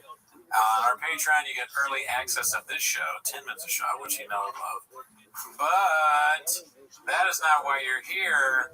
You're here because we are getting the sound machine to let me do it. Because we forgot. We get excited because we get in these heated discussions about the history of the subreddit and Shop and Slow Joe's new talk show. Whether Crystalia did it or not. Yeah, Crystalia, innocent. Yeah. That's what Gerardo says. But we're usually never arguing. We usually both agree he's innocent. That's true. At the end of the day, I agree that Gerardo thinks that. And at the end of the day, I was driving my son to baseball practice. You know, and then Mark's success. We're very happy about Mark's success. We can talk about that. That's not why you're here. No. You're here to watch Tim as a shutout. So start the timer. Play that old chin clip. Here's your soundboard. Thank him. You like your freedom? You like your soundboard? Thank him. Join the Patreon because we're looking to get a second iPad. Okay, this first one's posted by Andale Mono. I want Cooney to be surrounded by like 13 iPads so he can just be like pushing different sounds and show you how good I am at this shit, dude. Dude, Bobby. Dude, Bobby. How you doing, bro? Okay, so the first one's posted by Andale Mono. It's true, I saw Papa going down, it's what it's called. Can't Guard Mike put a thread that says, I'm hearing reports that ICE is in Austin right now, and there are comedians running into the street to suck their cocks and eat their ass and swallow their cum. Did you hear that? I heard that too. Yeah, no, I think it's true. It's not even a joke. Yeah. That's a lot of that line to kill Tony ended up that happened. It's crazy.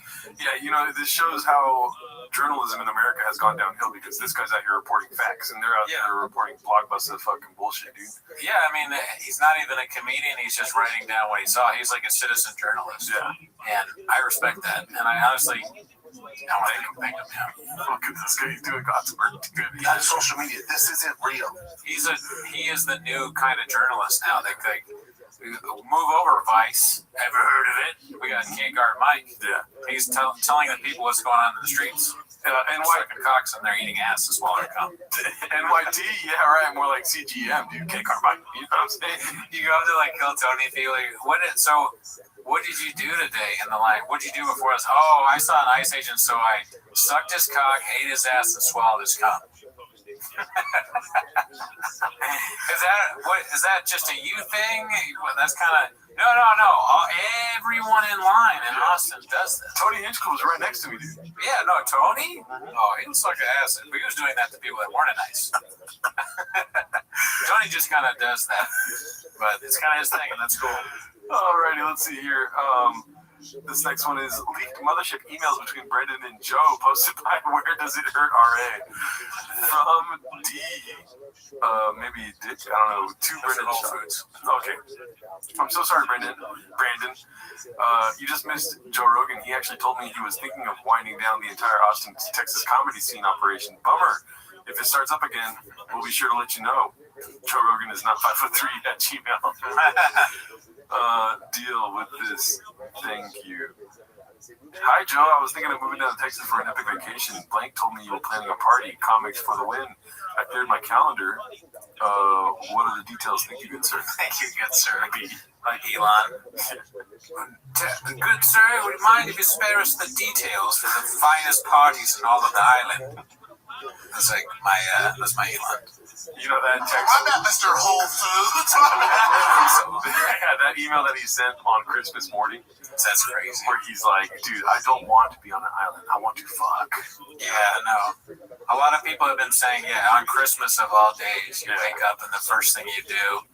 I mean, we all do that. You email the biggest. I don't email. No. I'm horny. Christmas morning. Really? Yeah. Oh, okay. Yeah, the nativity scene, the aroma of Christmas Eve. I wake up, I'm rock hard, daddy. I do love Jesus, like Jelly Roll, you know. So, but I mean, I love him in a passionate, almost in a passionate way. I've been saying like a way that you would love your God, not the way that. And I'm not trying to fuck. All right, let's see what we got next. That one was posted by Where Does It Hurt RA? Whitney Cummings doing Whitney Cummings things, posted by Chinese Derek. I like this one already, obviously. Yeah, maybe in my sleep too, but every time I see this, I get a little happy. Whitney Cummings said Miss Rachel was always off base, dude. Why does she talk to all kids like they're deaf morons? Also, if you need to dress like a toddler to trick them into liking you, that's information to give a mental health professional.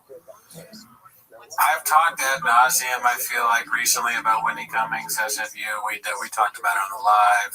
First dates of mine that I go on, I bring her up. Yeah, just to make sure that no one, they don't like Whitney Cummings either. You gotta be safe, always be safe. Ask people if they like Whitney Cummings right away. But I've noticed about this particular, obviously I've seen this tweet, or thread or whatever it was. I don't like the way she uses the word dude. Do you agree? I don't like her, so yeah. Yeah, you don't like anything about it. I don't like people that I don't like white people that use dude a certain way. Yeah. Like if you start a sentence off with dude's over here doing this or dude's doing this or whatever. Dude outside acting all different. Yeah, I can't go with you there. I don't like that. Yeah. If you're unless you're like dude, you know, like dude, like Crystal, then I'm on board. Or it's okay to social media. This isn't real. It's okay to start off a sentence with dude if it's done in a way that is authentic to who you are. When I dude, what's up? That's okay, but dude's out here doing. You don't talk like that. Or way off base, dude. Or Miss Rachel's always been like that, dude. Why are you talking about Miss Rachel in that voice? Yeah. You disgust me. When they come in, you say everything is bad about you. I'm gonna come, dude. Yeah, no, she sucks. And then, you know, I don't know if you saw Rogan talking about this. Yeah, that's hilarious. Rogan was like, why is she talking shit to this girl? Yeah, at first he goes, and all these people, all they do, they spend all day on threads. They just never get anything done. They're losers. They hate themselves.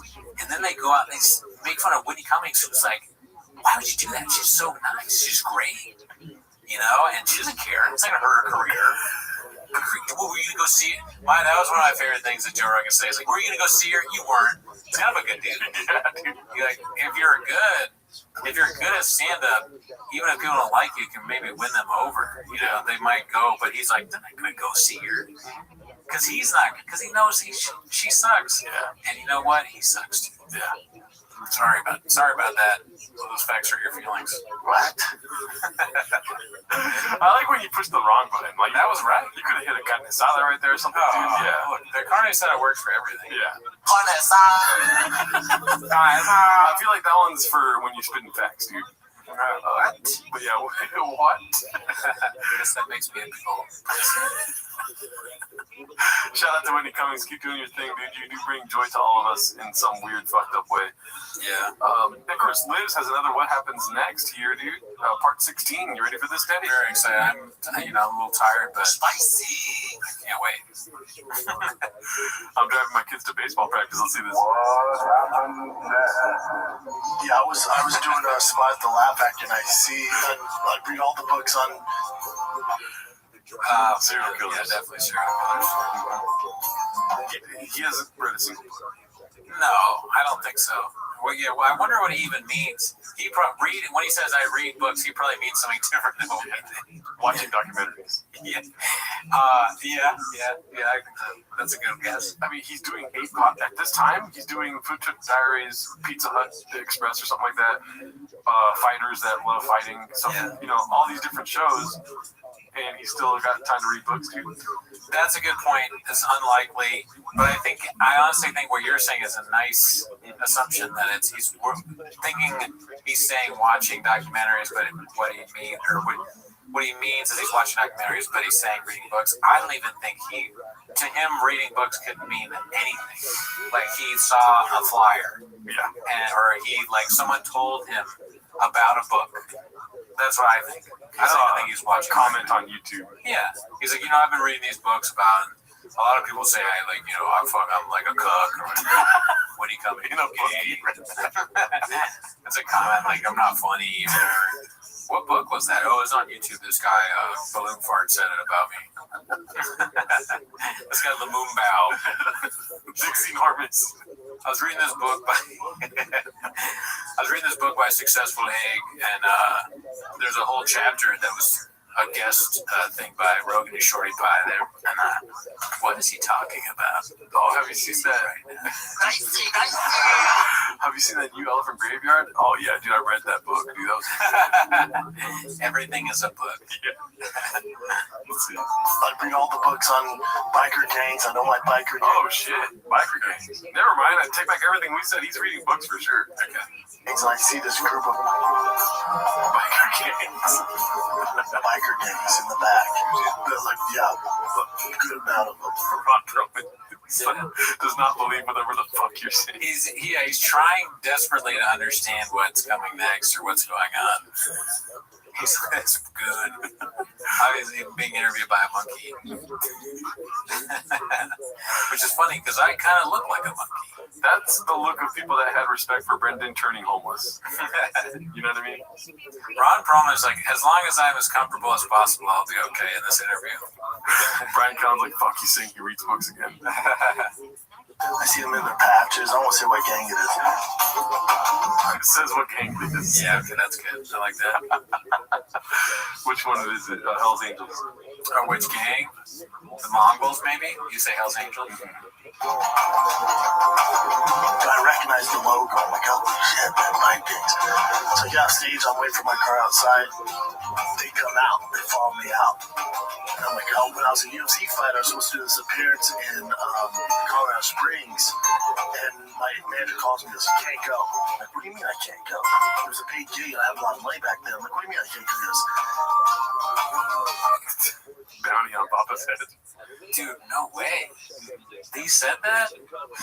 That's hilarious. There's a bounty on his head? I think he did say that, yeah. Let's see. There's a biker gang meeting, a Hell's Angel meeting, and one of their enforcers put a bounty on you. He says he can beat you up. I'm like, what? He can fight you? Yeah, he wants to fight me. I'm like, I don't want to be part of that. He's like, it's good. The sheriff called the city Keiko. It's not worth the risk. So I'm like, all right, whatever. So I thought maybe when I walk out on the street of Sunset, I'm like, oh, hopefully they're not trying to fight me. They're actually. I realize now how dumb the Mongols in this was. He said Hell's Angels so much. Yeah. But yeah, they're gonna love him, obviously. The sheriff got it wrong. The sheriff thought they wanted to fight him, but they're actually huge fans of Brendan Schaub's stand-up. They're all out there and they're fans. And my first question I tell them, I go, hey man, I'm not even trying to overstep here. I go, but we love Sons of Anarchy. I was like, how realistic was that? It's like pretty spot on, man. I'm so dumb. Of course it's biker gangs. He's the Sons of Anarchy guy. I mean, I'm just as dumb as you. I love that show. Did you ever watch it? Yeah. Yeah. I was not sober, but yeah. He's like, he looks so different in his regular clothes. So I didn't remember. I thought it was Hellboy. That made sense. Well, yeah, it's pretty spot on, man. So you do that. Rob Perlman said nothing the whole time. History Channel show, hunting Hitler. That was fun. Did you find it? Of course I know. Hunting Hitler. That was fun. Did you ever find Hitler? Yeah, so he died. And I think that one. Look, I know. I think that. Oh, what's he doing? He's gonna punch him. I think it's kind of funny they said that you find him. Yeah. I think that clip gets unfair. I mean, it's just he's a funny guy sometimes. Or fair because broken clocks right twice a day, Daddy. Yeah. Tim Kennedy's response was annoying. He wasn't funny. Actually, he's dead. yeah, so he's actually dead. I killed a lot of people in Afghanistan. Tim Kennedy's like, I killed him. But he's talking about like some relative that has nothing to do with it. Years later, he killed some baby that has nothing to do with it. He's like, I always talk about going back in time. I killed the baby that's related to him now. It was awesome. Yeah, I killed it, and that's not the first kid. And I don't regret it. That's what Tim Kennedy says. I stood out in the dark and fired my gun into the wherever it would go, and I think I probably hit people. Isn't that what you're supposed to do as a United States Army guy? Driving my son to baseball practice. Well, this next post has a lot to do with last week's episode of Raccoon Tweets, where we did the reviews of IMDb stuff. That was 2 weeks ago. Never mind. I think you'd be surprised. Posted by Legitimate Bear 2578. Go ahead and read that, dude. Melania is currently the lowest rated movie of all time on IMDb. The film is sitting at 1.1 out of 10 stars with over 17K reviews. Man. So she's wow. She's giving Schaub a run for his money. Wow. It's just like wherever you turn, Schaub is being inserted into politics now and stuff. You know what I mean? I wonder if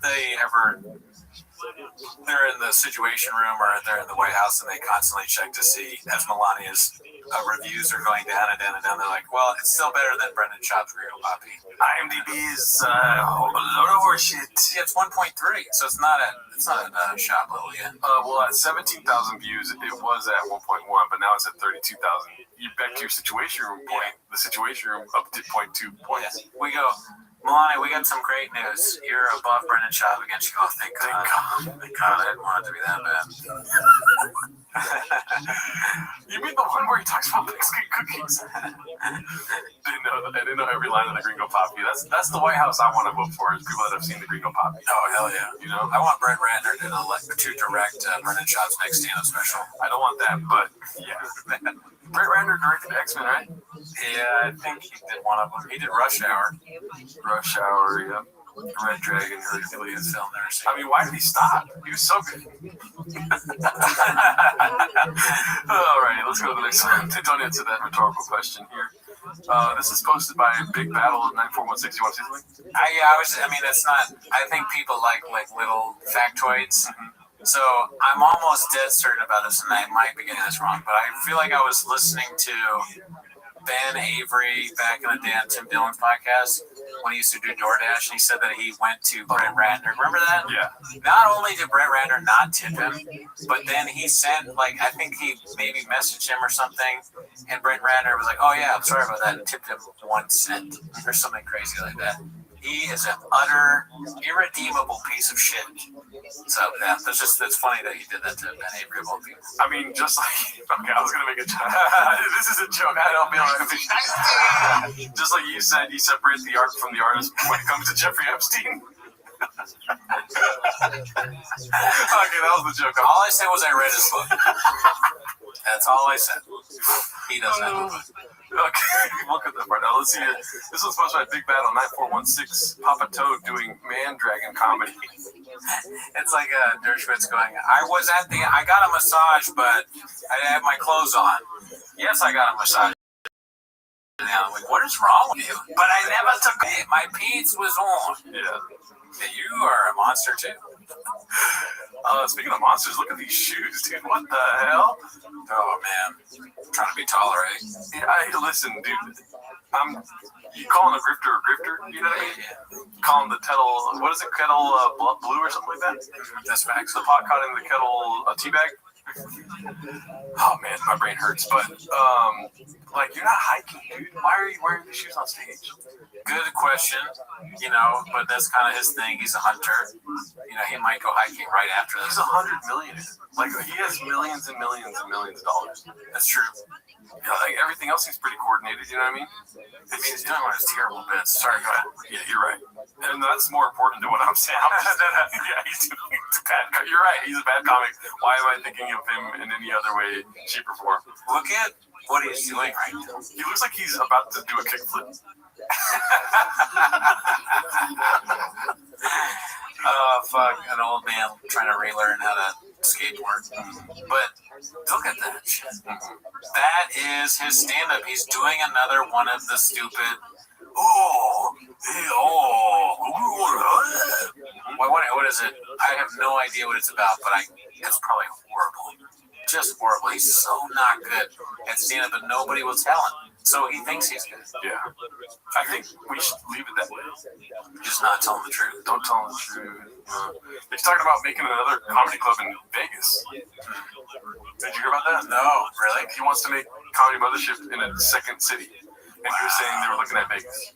Vegas is a great place. We should move, dude. We didn't do it the first time. We regret it. I tell you every day, I regret not moving to Austin. We should move to Vegas. Vegas, I mean, he hates us, but that would be so funny to not move to Austin, but move to Vegas. That is the funniest thing. Of all, Austin's kind of crazy, but the kind of person that would move to be at Joe Rogan's stand-up, besides you, but instead of Austin, but Vegas with all the vice and everything out there, they're going to be dying left and right. That is that's interesting. I want to see. You're going to get people that are just legitimately evil doing stand-up. Like this. Vegas. Yeah, this is their boss. Yeah, it's a bad time. I can't imagine I can't imagine like not laughing watching Joe Rogan doing stand up. You know what I mean? Yeah, you'd be laughing at him. Yeah. I wouldn't tell anyone there that. I'd be like, this guy's great. You know? Yeah, you might get in trouble if you speak the truth, because it would affect the simulacrum. But look at that. He's deep in the simulacrum. That's him in the simulacrum right there, dude. On stage at the comedy club, you suck. How did he get this far with this? I just thought, you watch his stand-up, there's not even there's only one joke in all 3 or 4 of the specials that we watched that I laughed at. Only one. Everything else was just horrible. Should I try to get those boots? That is another. I like the idea of just constantly dressing like the people we make fun of, wearing an exact outfit. Yeah, dude. We need to embody them. I want those boots. So we can fully understand what they're going through. You gotta shave the beard to get the boots. That's true. I can shave my beard, get completely bald. I'm gonna get jacked and I start doing ice baths. There you go. And then I'm even fun. I'm better at making fun of him because I understand him. You do worse at comedy, but you are more popular. Right, I get less funny. Yeah. But that's even better for the show. All right, let's see what else we got. Let's exit that. Fever Mexican posted by Danny Kaufman 2. Me helping my husband look for the screws and bolts that I threw out when I was overstimulated. We had this long conversation about overstimulated. All the worst people are using that word. Honestly, that word's overstimulating me. Me helping my husband look for the screws and bolts that I threw out when I was overstimulated. Well, it's exactly the same. 107 likes, 107,000 likes, 2,000 likes. Yeah, not as good. Honestly, she's hotter. Yeah, that's part of it. She's banging. Honestly, he looks like a better guy. Yeah, they're like a smarter version. I bet you his son's T-ball team would beat Shop's son's T-ball team. I guess, but does he even own a tread? You're right. I'm on Shop's set again. Yeah. Let's see here. Thumbs that up. Okay, I hate these, but fucking post my big. I did like it already though. Post my big battle on that 416 right before a chug walk. You know, that does look like a devious Irish Mexican smile. Like he's about to fuck. You know what I mean? Yeah, he looks like he's having a good time. I like his jacket. Yeah. Good guy. I never met him. You know who else likes that jacket? Slow Joe? Joanna. I mean, look, he's a great guy. I mean, how can you even hate? I mean, I would have to fuck him too. You know? He's like, like really strong. Like, he's a fighter. Brian Callen. He's like, stop looking at me like that. Boxer, he's ready. He's Mexican. All right. Outliers make their own luck be. Don't know who to axe posted this one. Let's see here. Oh, fuck. Spitters are quitters. I like that this girl said spitters are quitters and still shared the DMs. Who said that? I mean, she didn't share it. Mark did, right? Because Mark's on the... It's from her account because it's Brendan Shop sending it to her. But so maybe Mark compiles them all from different women that he had in contact with. Yeah. He had his phone though, right? Like, was he sending out messages before? This is definitely a screenshot from the woman's phone sent to Mark or to whoever made it public. Oh my god. Also, you gotta remember the timeline. These screenshots came out before the Baddies and Addies phase. I'm pretty sure. This is like, I mean, if a woman really did that, you'd think she would hide it forever. This is the Epstein leak for them. Yeah. That speeders are quitters. You said it's a shot. It's a bad look. For sure. Jesus Christ. I need a fucking tater tot once a week. I hope nothing ever comes out about me. Why would you say that? We already looked your name up in the files. You're good, dude. I'm saying spitter. That sounds really bad. I'm saying I would say spitters are quitters. I started saying this when I saw this. Or I said, you're going to swallow this big dick for me, babe? I haven't said either one of those things. I know exactly what happened. You're going to swallow this big dick for me, babe. Spitters are quitters. Good girl. They meet up. He pulls his pants down. not hard, dude. Couldn't get hard. Didn't have dick juice. Yeah. You know what I mean? Then she's like, the hell? Taught me about big dick and this and that. Can't even get hard. I'm sharing this to Mark Harley. Good hypothetical, but you're wrong. You know why? Oh, okay. This is a conversation with the sink. Oh yeah, sinks are gonna swallow that shit, dude. That makes sense. That makes sense. Here, baddie for me to say funny story for you on my show, King and Sting. She's a baddie. His baddie named Chloe. It was my hidden messages, same with young baddie. Baddie didn't see me. I mean, dude, the week of June 22nd was nuts for Brendan Schaub. He was just rock hard, huh? He's a numbers guy. You know, he's always been one. Yeah. You gotta shoot off a lot of texts, and then you take in what you get. Oh my god, why can't you send this to yourself, dude? DM that baddie and say Tinder would be great. I got my kid out tonight. It's such a crazy thing to have someone do this for you. Why? Why don't you have your phone? Yeah. Very strange. Yeah. How much like those genius, but how much deeper do you think Mark Harley got with A$AP Rocky? He was like, dude, you saw the shop stuff, right? And Mark asked A$AP Rocky, was like, my whole album was about it. And then he's like, but look at this. And then he shows him more. I do like the idea of celebrities caring about what Brendan Schaub does. They immediately corner Mark. Lauren and A$AP Rocky were like, tell us what happened with Schaub. That's the whole reason they brought you on. They all watch T-Mo. Yeah, Lauren is a big T-Mo's fan. You guys gotta bring the songs back. I can't do a Lauren impression. I don't know what it is. Yeah, does it like that? Why you gotta bring the songs back? Brendan Schaub. There's a Schaub in that. I don't know what's funny anymore.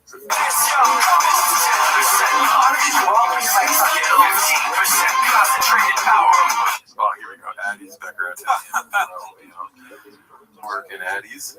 Oh my god. I thought you were leaving Wednesday morning. My bad, I got Addie's for you. Two Addies chatting away up here. How many Addies you need? By the way, my guy's gonna come through. Got the Addies. Need more Addies. I'm eating like a fucking Gila monster without them. What is a Gila monster? It's like a big lizard, I think. Tight. Also need more Addies with the face. Any more Addies for your brother? At least the Addies were more spaced out. You know? It looks like he took a break from June to August on Addies. So it's another thing that's very strange to like text someone who's not a doctor about Addies all the time. This is like straight up drug addict behavior. I mean, the last one was like screaming at him. Addies. Although it would be kind of funny to get that from a job or anybody. You're like their Addy dealer and they're just like, Addies. You're like, a classic shot, dude. He's taking my kids to college, dude. Yeah, business is good. Kind of dick juice. Need more dick juice, my friend. He should just say he's polyamorous or something. Yeah, I like ethical, non-monogamous. I like scratching out the name. Ooh, puppy. Puppy. Yeah, there's a lot of bad luck in that one. Yeah, shout out to don't know who to ask for that one. This one's posted by Caterpillar Hot 7539. Daddy got some stage time in the Big Axel beat. Wait, before you start booing, I know Joseph Rogan. So we do have to look this up here. What is that? I'm gonna go to today. That's social media. This isn't. They got a date night. Oh, really, dude? 1.1. So his team. Okay, so Papa got hired to do a roast. That's what this one's called. Minimum 2305. I need to find the other clip that I had seen earlier. There's somewhere here, but let's see this. So his team called and said, "Hey, they had somebody, I guess, lined up to do like a roast, kind of like a roast opinion-based thing, but Max Kellerman's the host." And I guess he fell out. Something happened there. And they go, we're all big fans of yours. We'd love for you to come in. Do you think you put something together? And I'm like, maybe. And, I'm not Tony Hinchcliffe. So, I'm not a roaster by nature. I can do my thing. But you know, so I said, here's the thing, on a 2-day notice, like when you see even Tony, or when you see Nikki Glazer, I mean the best of the best roasting, they have a whole team, man. And they're week of preparations, they have writers, like a whole team, man. So I said, listen, typically how this works, and they wanted me to do like 10, 15 minutes. I said, no one's going to do 15 minutes of straight up roasting. Like, I'm just going to go through and sing everybody in the crowd. They said, no, we know that. We want like your hot take on boxing, the state of boxing, and then if you can fit in some of the roasts or some of the, you know, kind of zingers at them, do that. I said, all right, I like that. Because Interesting. We gotta find this. We gotta find this video. I know it's here somewhere. I laughed when they said that they all love him. They're like big fans. Yeah. I think they probably had him there because they thought it was hilarious. Whoever these people are, they're like Brendan Schaub. Maybe more people will watch it because you know, like the Reddit has all the people. Yeah. And hey, I was gonna say it feels like a plan. Like somebody dropped out at the last second. You know what I mean? And they're all big fans of you. It sounds like if you were to reverse engineer this, it sounds like something we would do to get him to perform for us. Yeah, or like to make fun of it. It's kind of like like it's come here, just do your roast, but then he's there so everyone can make fun of him. Yeah. It's like people in power are concerned with the state of P.F. Chang's, and they're like, we've got to give the cat something to eat tonight. Yeah. You know. Let's see. This is posted by Minimum Sky 2305. Max Kellerman. Papa's comedy roast at the boxing awards. And before everyone files out, because you know you go see a movie and sometimes like a comedy or something, and you think the movie's over and the credits go, and then you stick around because after the credits they give you a little something. We have something after the credits tonight. A little something. Brendan Schaub's the post-credit scene. We'd stay around for that. Oh yeah, dude, I would show up at the last second for. Yeah, they would only show up. Yeah. Correct. For all of you watching on TV, until next time. Oh fuck.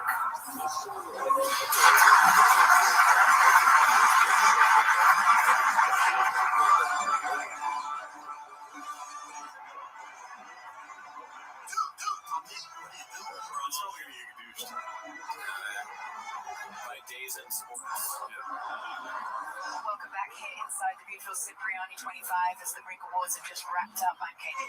Overall, that was hands down the scariest knockout. By scary, I mean beautiful. Going to Japan to knock out a Japanese contender. I mean, it's incredible. Brian Norman Jr. did.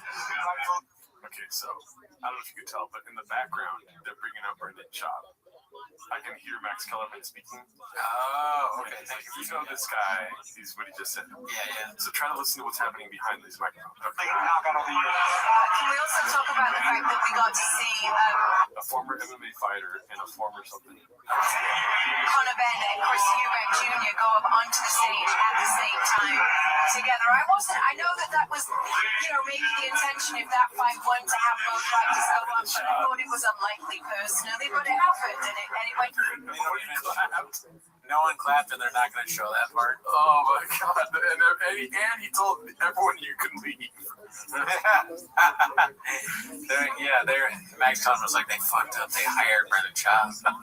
I don't know who did this. Somebody wants the whole show to get fucked. I'm gonna tell people to leave before he gets up. It's like a meta prank on Max Kellerman because he hates Brendan Schaub so much. He's like, Luke's gonna roast me for this. Down well. Yeah, I think it's really settled now. I mean, they're never gonna be friends. As Conor has told me, it's just not his cup of tea as a person. Conor Eubank, but I think it's settled as far as the beginning of the show. November. It wasn't an amazing fight, but it was a great victory for Conor Benn. So we both move on with them. Absolutely. One more piece I it was a little bit cordial for me. I mean, it was maybe the suits and everything like that. I would love to have seen a little bit more of that bad blood, but credit to both. Hilarious thing. And that's preserved. Yes, absolutely. It really has been just a great night reflecting on the very best that boxing gave us in 2020. It's just him podcasting on stage. Yeah. There's so much to look forward to, of course, in 2026 as well. Not least one of the best fights. And also, these three people had no clue they were going to do this segment. They were just so desperate not to show Brendan Schaub. And it doesn't look like anybody in the crowd is really paying attention either. They're like, dude, why did you guys have him perform if you're not going to have him on TV? And they're like, the Saudis really wanted to see him. Possible tomorrow night. We're going to heads uptown to Madison. Speaking of the South, good call. Oh my God, Fimo Lopez and Charlotte Stevenson, top to middle of what is just another absolutely stellar card at Ring 6. We would love for you guys to join us tomorrow. We're on air from 6 p.m. Eastern. I mean, it'd be hilarious if he bombs his first joke and he goes, "There's a reason why I quit stand-up comedy," you know?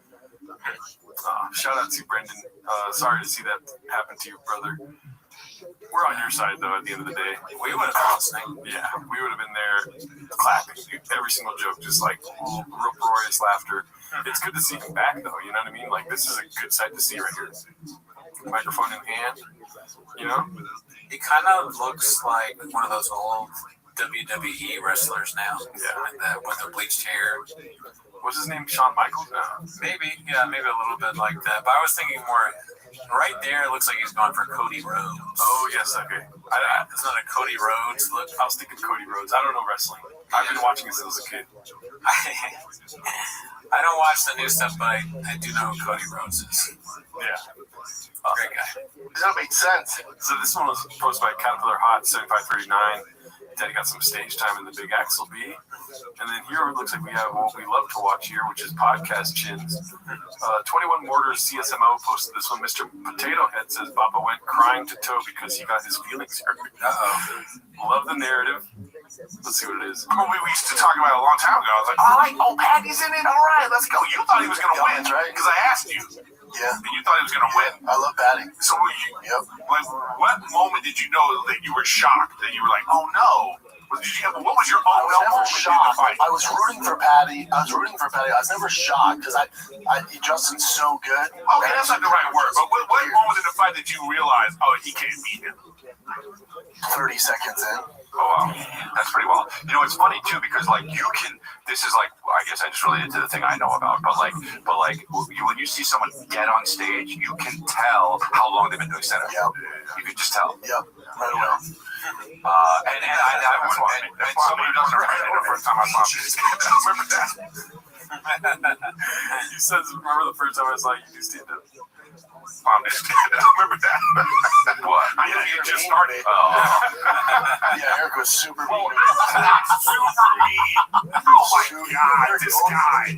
Eric bullied me, bro. Yeah, I believe it. And then he went crying to Rogan. That's Eric's dojo. I sure did. Well, it would be like if I'm coming into, I get in the octagon, like, all right, here we go, y'all. You would be like, what is this fat motherfucker doing? No, I've been real friendly. I've encouraged you. You know what, though? You know what? Hey, you are right. This is one of the nicest, strong guys. I can't imagine him ever starting a fight.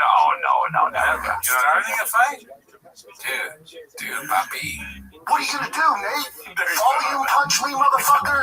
I will fuck you up. I will snap his fucking neck. In what fucking sense? Fancy yourself a fisticuffs. Pull the fuck up. There's not a single one that makes him sound like he wants to fight. Oh, there is one that makes him sound like he doesn't want to fight, though. I guess that makes me a big old pussy.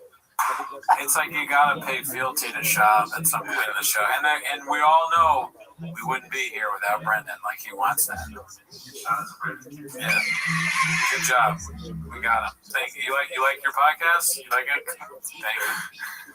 No way. He'll finish it. No. Do you have a gun before we start? That's so funny. I am light as shit, Dallas. Yeah. That's his go-to ass. I'm waiting. Someone, I know what you mean. Shout out to you, 21 Mortar CSMO. I'm jealous. I wish I was there for Brendan Schaub's first stand-up. Yeah, it would have been epic, dude. Chin Menudo posted this one. Joseph, I swear I'm 5'8", Rogan. So he's the same height as Schneider.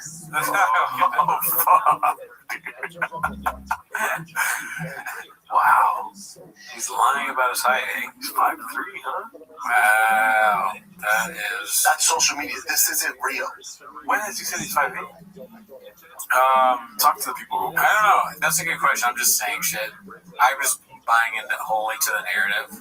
Oh my God. Are you kidding me? Exposed. What? I mean, it doesn't seem true. You know, if Rob Schneider is 5'3". By the way, Michael Schwartz, nobody cares, dude. I follow him on Instagram every day. He's posting pictures. Like, if somebody shares his picture, he's like, oh, look at me again. They're the worst picture of Joseph Rogan I've ever seen. He looks like the guy from the Kool-Aid cult that killed himself. But Joe Rogan and Rob Schneider. See if there's any other pictures of them together. Because you never know. It could be that the one that's on Reddit is fake. Yeah, they do love to do fake stuff. Why did Pride Month show up? Let's see here. That's one. But is there any others? Okay, it looks pretty short with RFK. Alright, bad luck. Well, none. We're gonna find it, dude. They don't exist. Never existed. It's only Adam Sandler and him. How tall is Adam Sandler? Good question. You guys, that would be a good question. Bobby Lee's pretty short, but he's taller than them. So that puts a question on the narrative. I don't like the simulacrum. Let's see. I'm gonna look up Adam Sandler's height. It'd be fun. Joe Rogan changes his height based on what supplements he's taking. Let's see. 5'10". Okay, well that makes it seem like he is 5'8". He's almost there. Maybe it is skits and bits, dude. I don't know. I don't know what to believe anymore. Me neither. Does that make sense? Is this from Kill Tony? I'm not sure. The red microphone, so yeah. Oh yeah. Listen, dude, we might have to go deeper. I need to know if this is fucking with us or not. Like, we're going to see him on Kill Tony and see if he's just as tall. But we know for sure that Rob Schneider is 5'3". That could also be a lie. It looks like it when you look at the pictures of him and whoever. Kill Tony, Rob Schneider. Looks like Rogan's on this one too, I guess. Joe Rogan, I should probably look up too. Dang. So Rob Schneider does a costume change too? He switches to a different suit during the show? Is this like an exclusive episode? Behind a paywall? Oh, fuck. When you want Kill Tony, but you don't have the money. Well, check this out, dude. I'll show you a little hack I have. I think it'd be funny if you couldn't afford Kill Tony. Don't say what I'm doing. I'm not saying. Okay, cool. That's one minute. You don't Yeah. Like, oh man, I fucking wish I could have seen the latest Kill Tony. The judge was Rob Schneider, dude, and Jim Brewer. That was my favorite comedians, but it's just too expensive. I can't justify that to my family right now. Okay, I can't find it. Well, we tried. Yeah. All right. I guess they're the same height. Joe Rogan's a liar. Thanks. Let's see. Thank you, Chim Manula, for that. Don't know who to axe. Posted this one. Old local news story about Shop dominating on the Gridiron. Take that, haters. Let's see here. I don't think that's Shop. Let's see. Friday nights under the football lights are always special. In the 100% African-American town of Aurora, Colorado, Waterboy Brandon Schwab is that white boy veteran looking even more special than his meat. Pretty good. I'm a big fan. I'm so happy. My parents aren't here today. They have a big night tonight. Schwab is reacting, and his coach got emotional about why he finally let him play. I mean, these players, they're horrible. My players are no good. I mean, everyone's like, no excuses. I got 22 excuses. 11 on my offense and 11 on my defense. We have a chance next week? No, we don't. We're 0-8. We're not good at football. Known around town for his love of comic books and modern cars, Schwab's teammates say he's actually kind of an arrogant dickhead.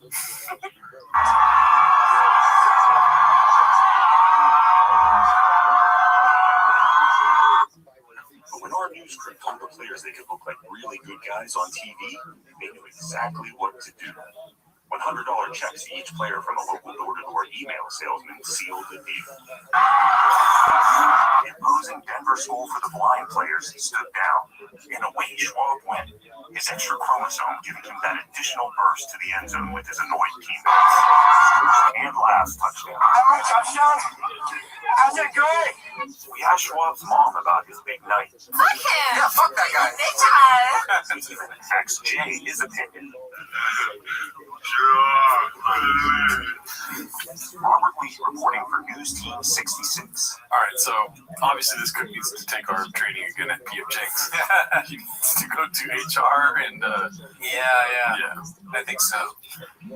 I guess it's kind of funny, but like for a 10-second clip, not for a minute 30. Yeah, the length that makes it weird. Weird. Shout out to you, don't know who to ask. That's social media. This isn't real. I mean, I've bombed on Chains before. I'm not saying this is a bomb. It's got 344 upvotes. Yeah, it's doing pretty good. I remember I put Cristiano Ronaldo on Chains once. Oh, yeah? And I was like, this is a good looking shot.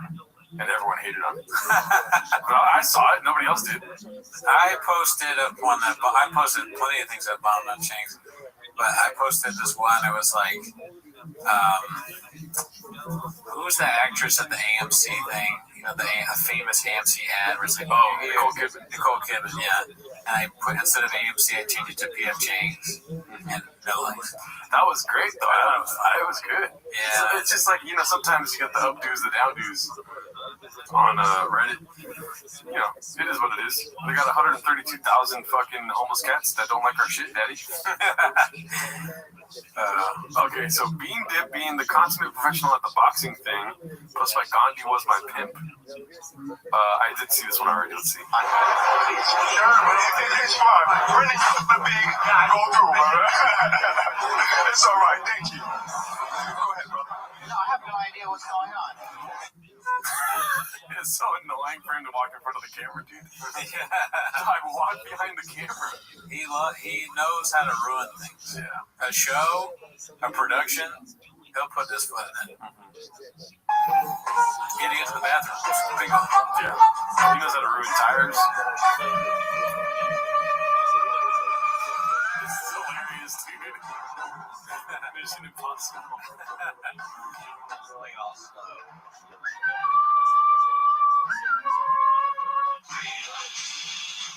Oh shit. Okay. How dare you? I like that chin until that clip. Gandhi was my pimp. You can't be doing our boy Mark like that, daddy. You know? I'm laughing because I thought that the title was Gandhi was my pimp. Oh, man. And I was like, what does this have to do? What was the Gandhi part? That's the whole thing I was thinking about the whole time. I kept, when it went back to the guy, I was like, that guy's going to say something about Gandhi. When does Gandhi come in? What are you doing, puppy? Dude, what are you doing, bro? All right, let's see here.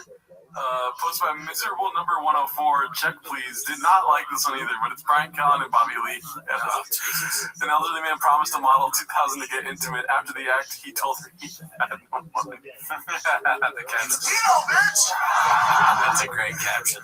Also, the Brian as old jokes are starting to get really crushed with me. At first, I was like, yeah. But now I think they're pretty good. They're going to be making those about us soon, dude. Yeah, we're old. I'm old. Getting old, daddy.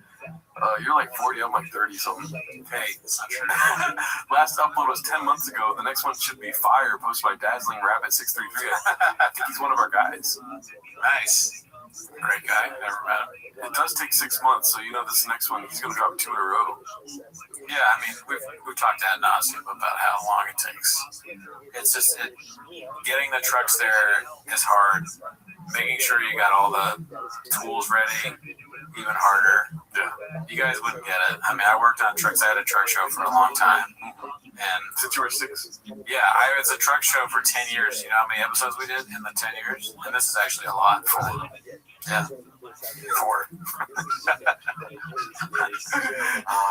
Driving my son to baseball practice. That thumbnail is particularly funny. The top one. It doesn't look like it is. It's not. That's not what shop looks like. Yeah. It's like make me look like. I don't even know. I don't know what he's going for. There, make me look like Tim Kennedy. So bad. 21,000 views though. That's nice. Let's see what we got here. Petition to blur Giuseppe's, aka Mexicana, for the mental health and well-being of the sub, posted by Select Environment 668. I do agree. You know? Oh, blur her face? Yeah. Maybe not for those. But yeah, all she does is fart in here, dude. Why is he? It's mouth. You know, it's an idea. It's a funny idea. I think it's funny. Been a Yankee fan since just a kid, posted by Chin Puller of Clips. How dare he, dude? How are you going to be repping the Dodgers and have a Yankee hat on? He has no loyalty, dude. I need a fucking theater job once a week. Dude, and I don't mean to be like this, but that shit pisses me off. You know what I mean? Anyways, He's DMing other teams. he's like, I'm willing to be a fan of your team for a little price, daddy. This was posted by Khabib Time. Talking about climbing Hope Solo. Great picks, never seen him. Looks like a clip from The Fighter and the Kid. Is it not a clip? This was tripping me out. It's not playing. Well, I feel like our simulacrum so much more beer. You know what it was, dude? What? It was waiting for me to say, let's see. So much more beer than there are variables. Yeah, when you're climbing a billion, like I was like, yeah, no shit. When you're climbing a billion? Did he say that billion? I think he said variables too. Oh my god, you gotta rewind even further. So much more beer than there are variables. So much more marble. So much more marble. It doesn't sound like variables. I don't know. Yeah, when you're climbing a billion, like I was like, yeah, no shit, he's gonna crush this. I think he literally did it an hour and a half. Yeah, it was an hour and something. I mean, still, like, look at this. People see it from the inside of the buildings, and plus, like, what if you get like a injury or a cramp or something, like little things like that are the best in the world. If you watch Hope Solo, like him climbing those fucking rocks, shit, this ain't shit.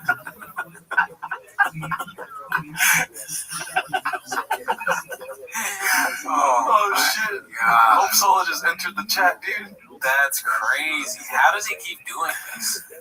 His brain just doesn't work, and I'm constantly surprised. You know about Hope Solo? Yeah, the soccer player. You know her whole conditioning? No.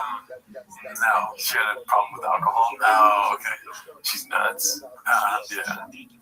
But free solo. Right. Yeah. Hope Solo, I know from soccer. I think that is he is a genius, man. That is hilarious. I love it. If you watch Hope Solo, like him climbing those fucking rocks, Chin, this ain't shit. Why don't they say anything? I know. I was looking for their reactions. It would be like an instinct just to be like, Hope Solo. You know what it is? Maybe he hates it when people correct him. He told him no more correcting me on air. And then, he had a meeting and team with guys. And another thing, we're not gonna correct me anymore. Just let me be wrong. Let me be me. Does he say that, or does he do the third person? Oh yeah. So like on the show, like when someone's wrong, that's him. And then he could immediately confuses Brian if he ever catches him. Doing saying something wrong. Yeah. I think this is for the people that didn't watch Hope Solo. Free Solo, right? Free Solo. Thank goodness. You go Hope Solo. You wanted to climb the goalie. I was like looking at it. I was like, she's a big girl. She's a big girl. Remember when Aiden Speaks came out? I'm talking about that. I made it a point not to look at those pictures. Yeah, I did look at that. I did. Yeah. Because somebody showed it to me. I know. Does she have hemorrhoids? All right, what's this shit? I don't know. Jesus Christ, dude. Brandon, why would you say that? Not cool. I thought you quit comedy, dude. Yeah. So much more. You see the anus pics? Dude, stick to fighting. All right, my girl is Mexican as fuck, has lost her looks. Original Standard 42. Can I see the comments on this? Spicy. What the fuck is that title? The only person ever that British Child was the first. And OP apparently. Definitely ESLB. Oh yeah, I'm glad. I just needed 2 comments and I got my fill. Josepic slumming it with the Poors flying commercial posted by Big Battle 9416.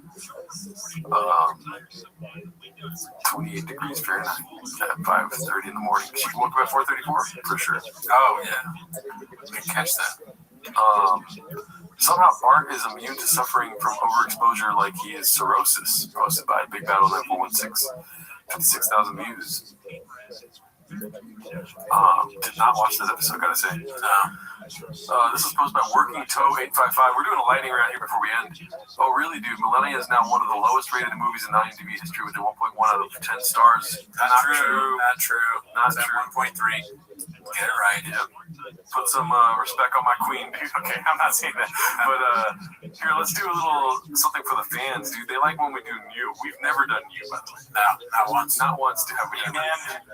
So this is let's see what this is. Could have joined the NASA if they wanted to. Posted by JCO 7572. Let's see here.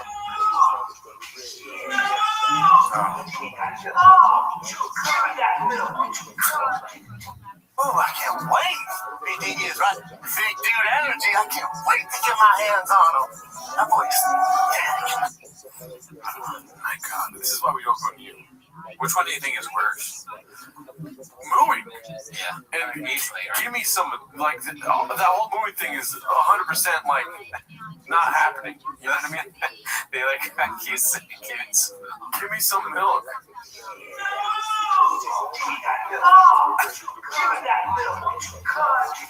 What is he saying? Yeah, I don't. Why'd you cut? Wouldn't you could or something like that. So disgusting. He doesn't even look like a cow. And Crowder made it do that, unless it was Brian's idea. Yeah. Dude, you'll never know. That is insane. And then it is a good comparison though, because the shop is talking about BDE as a girl, dude. What?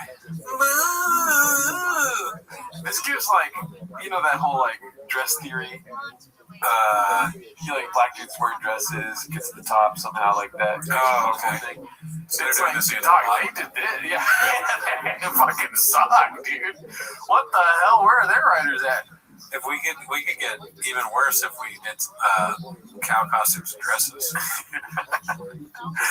Somebody told them the best, if you really want to get like people eyes in your content, gay cow with gay cowboy, man dressed as woman talking about BDE. And it makes sense to them. They're like, how, dude, everything's so gay now. That's what they think, yeah, because they think everyone's gay. Yeah. So they're like, but everyone's gay, so we have to do it.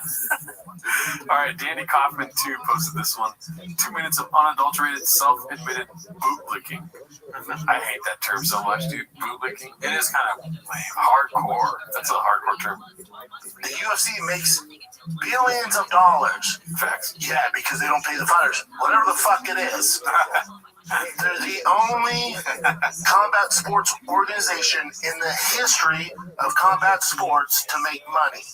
Him getting involved in boxing is a good thing. If you want to have a fight play, that's a different discussion. I'm talking about for the longevity and to grow the sport and actually make stars and get people to tune in and care about the boxers. There's nobody better.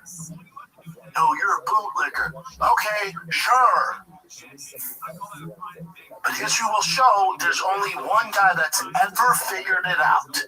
So when Max Herman says, I've been waiting all my life for Zuffa boxing, he's saying because it actually establishes order and structure to boxing. When you have all these promoters, you not get the fights you want to see for a variety of reasons, and when you do, it's too late, and there's no consistency, and this guy fights maybe once a year, this guy maybe takes 2 years up. No. All that shit stops when you get a king to run this shit.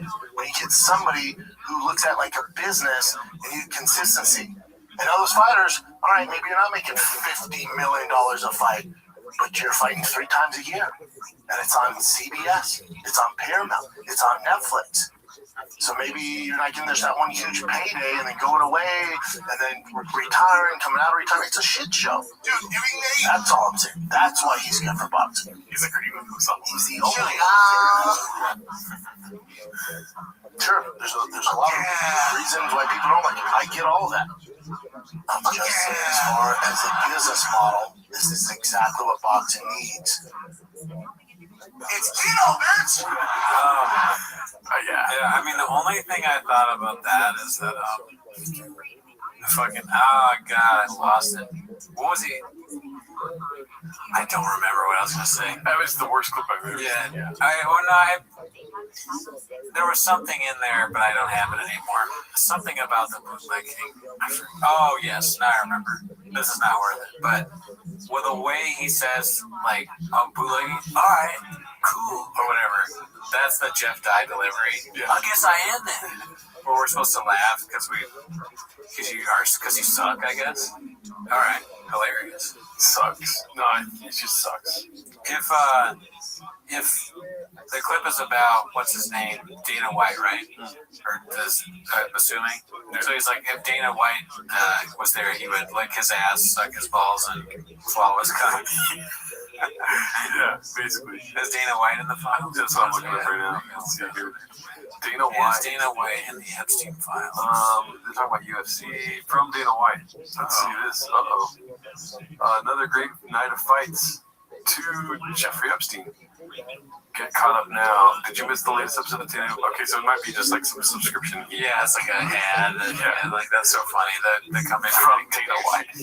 AT&T. Oh, AT&T's in it. August 9th from Dana White. Did you miss the latest episode of... Okay, it's another one of those sort of emails. Okay, so Dana White's in the files. So confirm. Yeah, you did it. Alrighty, y'all. Well, that's it for us, dude. We've been out here, dude, watching Brendan Schaub. We edit these episodes down for an hour, but we watched it for 4 months. Yeah, it's like kind of like Truck Stop Diaries. Yeah. It's kind of like cats eating fucking tacos at a shop or something like that. Truck Stop Diaries. Alrighty, y'all. Have a great rest of your weeks. Later.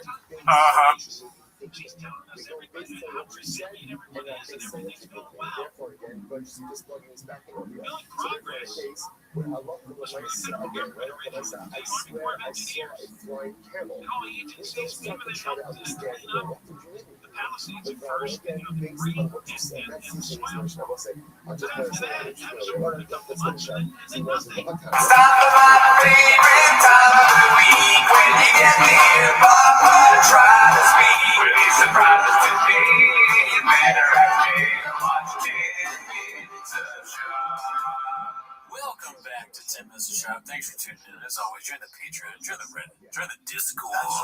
This isn't real. It's not real, dude. Social media is fake. But if you want, you can join the Patreon. You get, you get early access. You get early access to this show. All right, and you know you want that. Because you got to tell all your friends that you get to eat huevos and Joe before everybody else does. Okay, I'm done selling. That's not why you're there. That's not why they're here. Okay, they're here to watch Tim as a shop. So start the timer. Play the jingle. Alrighty, here we are. We have got a clip from Xylopho. It looks like his name is. I don't know what that means. But this is called Bappa. Scientists revealed the face of a Neanderthal who lived 75,000 years ago. We've seen this before. Yeah, this is Reheated, a classic, saying that Shab is one of those, those things they always find when people look like a long time ago. This one is Shab. It does look like him. If that's not Photoshop, that's scary. That's different. I mean, throughout time, people have looked like Shab. Remember there was the Indian Revolutionary that somebody... It's funny how he was like so ready to post that, and then Google searched it, and it came up, oh man, already been posted. Let's see what else we got. This is posted by Toxoplasmosis Mechanic Building. I don't know why buildings around in quotes. Let's see. And we have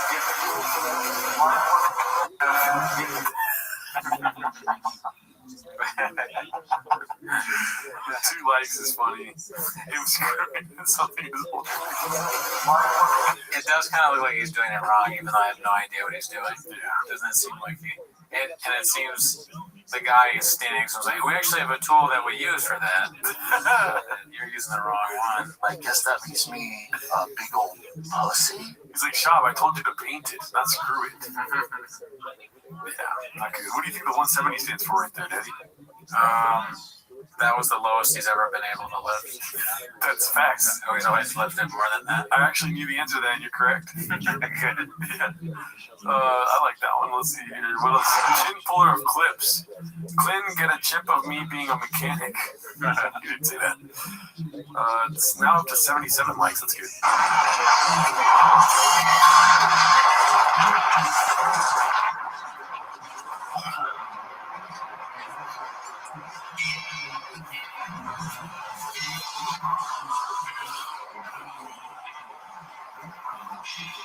There's multiple people filming this, not just one cameraman. To film him move a tire, take a tire off and move it. Yeah, I don't want to be that guy, but it does look like he's special. You know what I mean? Yeah, he does. He's got the face. The Neanderthal type of special, you know? I would never disgrace people with Down syndrome saying that he's got that. The first guy kind of reminded me, because I've been watching Storage Wars and this takes place in a storage unit. Yeah. I said, no way, Chun-Li is on this. He got Chun-Li somehow. But no, of course he didn't. He's not big enough for Chun-Li. Over under on this guy being homeless? I'm going to say no. But it would be funny if he started employing them, because the only people that will work for him. Yeah. They get paid in clips. It is weird, like, people that fucking love hating it, or, like, hate watching, Yeah. would love to work for him. Because it's, like, constant. Yeah. It's like a terrible boss, but it's entertaining all day. Yeah, it's skits and bits all day long. Yeah. Your payment is how much fun you can have laughing at him.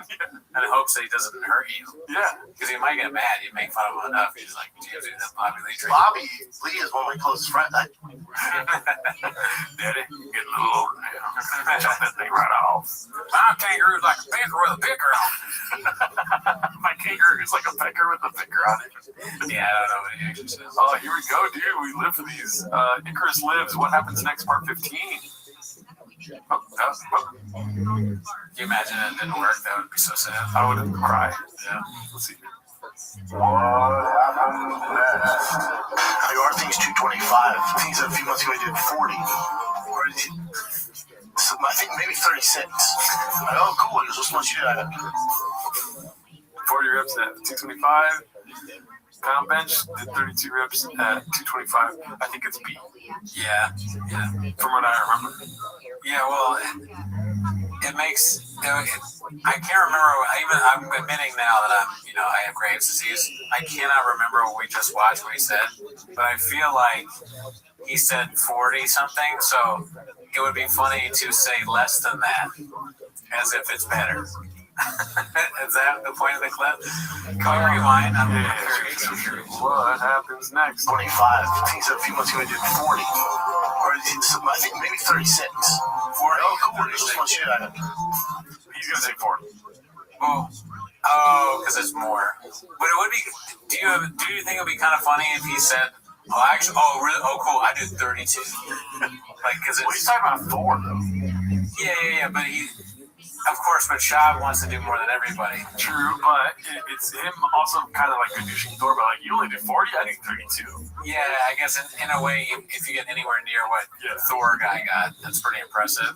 So yeah, 40 is probably more likely. Either way, he's still shopping. We're both on the same side. Yeah. Last summer I did 40. I see now. He said no 40 because he's gonna say he did 40. So the guy said 36 and he's stronger than the So you're right. No, I was far from right. Well, he did go above the 36. Yeah. So the setup is that he knows he's gonna say 40. So at first he fucks up and he says what Thor maybe actually said, or I don't know. He's like, oh no, I was actually 36. I look more up strong. Oh, my bad, Mr. Whole Foods. The hat, too. Yeah. And his face changed. He goes, you beat me. I did 40. No matter what you say, I did 40. He goes, well, cool. Do it now. We'll film it. Me and you go. We'll do it now. He got competitive. I went, I'm not doing that now. I go, dude, I just got done. That's not the second one. Nah, it's finishing work. Okay. Deadlifting pulling a truck. I'm gonna do it. Oh no! That's social media. This isn't real. What does that even mean? How do you deadlift a truck? You want to call Mark right now? Yeah. Well, that was a car, wasn't it? Yeah. Shout out to Mark. He commented on the last episode. Oh, yeah. Great guy. He sent me some pictures from SNL. What? Yeah. Oh, damn. Yeah. With him and ASAP and somebody else. I forget. Dang. He's having a time of his life. That sounds awesome. Yeah. Thanks. Great guy. Never met him. Don't do it now. You go, so I'm not doing it now. And then the idea is strong. Or Game of Thrones? Yeah. That one's obvious. This clip has so many hymns. It's A. Games of Thrones. Games of Thorn. Correct? Not happening. Games of Thor. Games of Thor. Games of Thor? It's not happening. I like that both options are wrong. And he goes, all right, tomorrow morning, meet me here. We'll do it. I got his face on my Thor. Thor, I don't give a shit.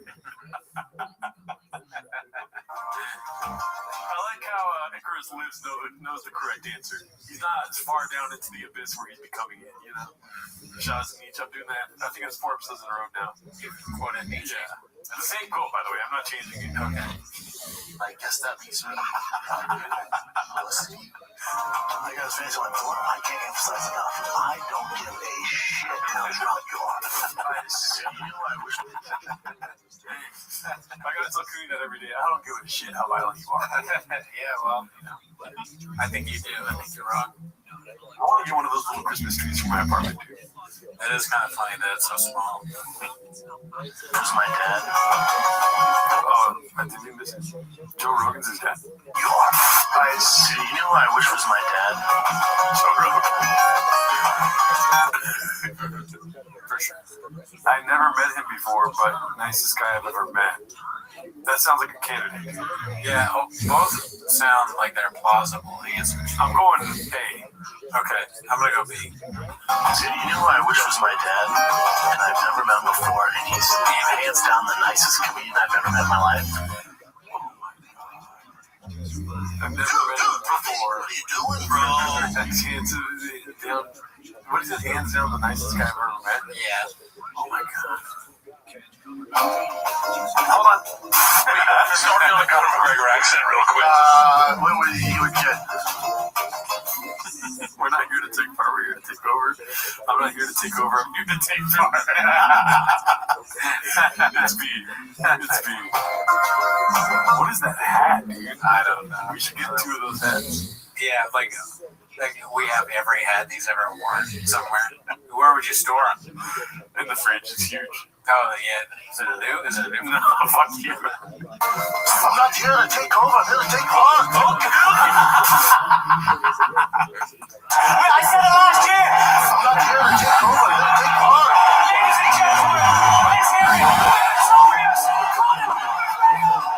Yeah, dude, great stuff. And it's even funnier with the accent, too, getting it wrong. That's great. Hell yeah, dude, great stuff. Shout out to Papa, shout out to Chris Lives, dude. We live for that shit, daddy. Alright, so this is another BGL sighting. Dude, PF Chang's HR manager posted this. If you wanted to hurt me, you got me, brother.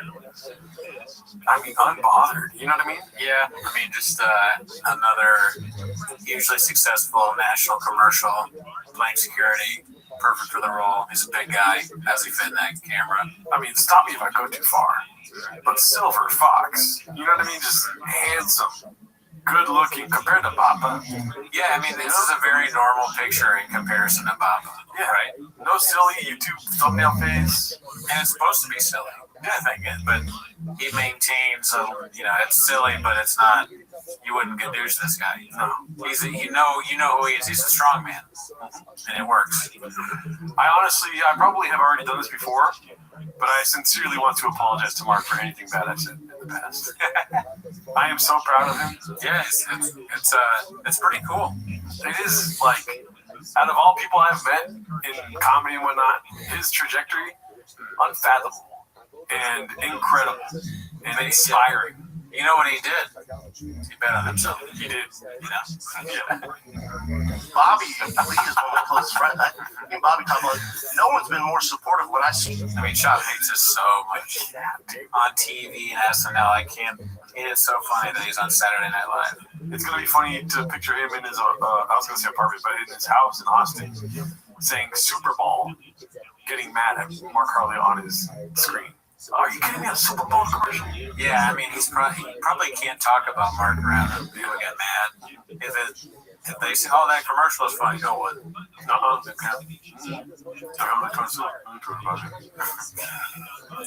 Let's see. Watch my show, you guys. Posted by Yu Loang. Oh man, he's looking real old in that one. That's just a bad hair wrinkle, maybe. I like it. I'm so grateful. I want them to decay. I want to feel young. I want them to be old. Get out. Yeah, stop doing it. He looks like, I was gonna sound like he kind of looks like George Carlton here, kind of, right? If you imagine George Carlton had a shirtless face at the end of his career, an old man. Please, dude, no, dude, no. They call it the American Dream because you have to be asleep to believe it. He's got no shirt on. He's got fucking a beer in one hand and Free George. Isla. God damn it, Isla. Nah, dude, not my Carlton, daddy. I like that. Let's see. Brian Callen, San Jose Improv, $5.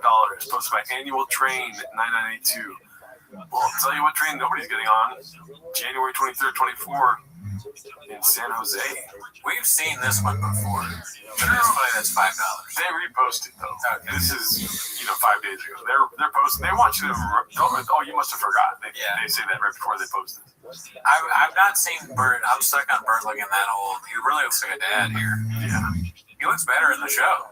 Yeah. It's just an old man. Yeah. He looks like the guy that started Vice. The Vice guy. Yeah. Joel McHale. No, I forget his name. It's something like that though. Is that Shane something? Shane Battier. Something like that. Yeah. This is like Vice addressing the shareholder. But it's good. Oh my God, he doesn't. Shane has no shirt on. What is he doing? Yeah, I don't think we're gonna get fired. This is his meltdown. It is a Joseph Kony video.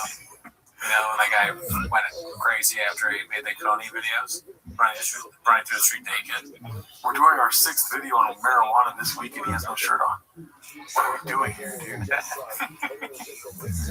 Yeah. Let's see. What is this? Okay, us. Good to see that new JoJo Minute show really taking off, posted by Dave Oz 66. We're not here for that. We discussed the podcast here, but let's see what they got.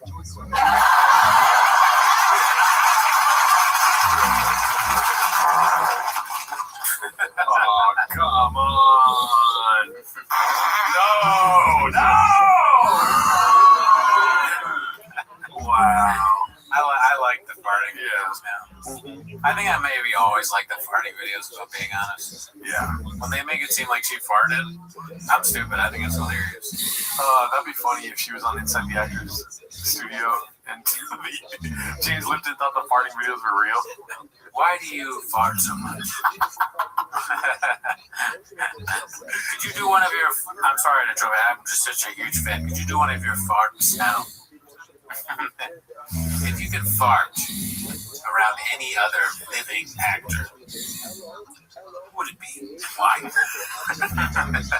You were living in Calabasas, and life was hard there, I understand. You did do a couple of fart videos there, and then when you guys moved to Austin, it touched me. Watching you fart while jumping into the wall. Meanie Fauci, She's going to ask a question, she's going to start talking like that. Yeah, dude. Have you ever farted at dinner with Oprah Winfrey? She's fat again. Alright, let's see here. This is posted by Crotchberry Juice. Every damn time with this subreddit. Fuck this guy. He doesn't deserve my attention. Is that Ryan Gosling?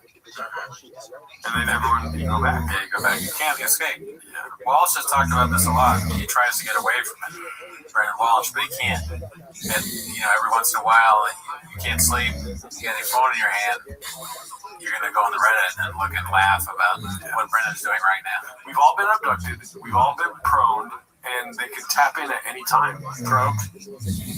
Probed? Probed? Yeah. What's probed? Probed, but in shop. Fuck! God damn it! I was written and rolling there, dude. Fuck! That's social media. This isn't real. He probed us. He probed us with his insanely genius comedy. Honestly, genius at the end of the day. You know what I mean? Not that it's thought out, but that it is genius that anyone would be that way. Accidental genius. Yes. Thank you. And we're never gonna. There's no going back. I don't really have any interest in going back. No, at least not now. Yeah. I like it too much. I like the idea of if we could ever get wild success, just like out of control success, I think it would be so funny to continue doing stuff. Like there's no reason, and people constantly go, "Why are you still doing this? You have millions of dollars." And I go, I like it. No, you say. I would be like I've said this before, I'm the There Will Be Blood guy in my house killing people. And I'm still going to do Brian Shot. Nothing will change that. I know, imagine we have a mansion and like 2 bigger chairs than we've ever had, you know? Yeah, great. I drink your rainbow. Drink it up. I'm addicted to Magic Mind. All right, let's see here. Miss a shop. Worst impression in your life. Okay, Dave Oz 66. Hot entry to the sub. Never seen that username before. Great screen grab. This is excellent. The gold chain is a nice touch. You know? It does look like it weirdly looks like a cholo in Denver laughing on a street corner without a jacket on, you know? Yeah. Yeah, a different culture trying to do something. Yeah. Like, to me, it reminds me of those Japanese videos you showed me of them doing yeah, like walking around cars and dancing and stuff. Because I love cholo culture, I guess. Yeah. Yeah, you're right. He does look like Chin a little bit.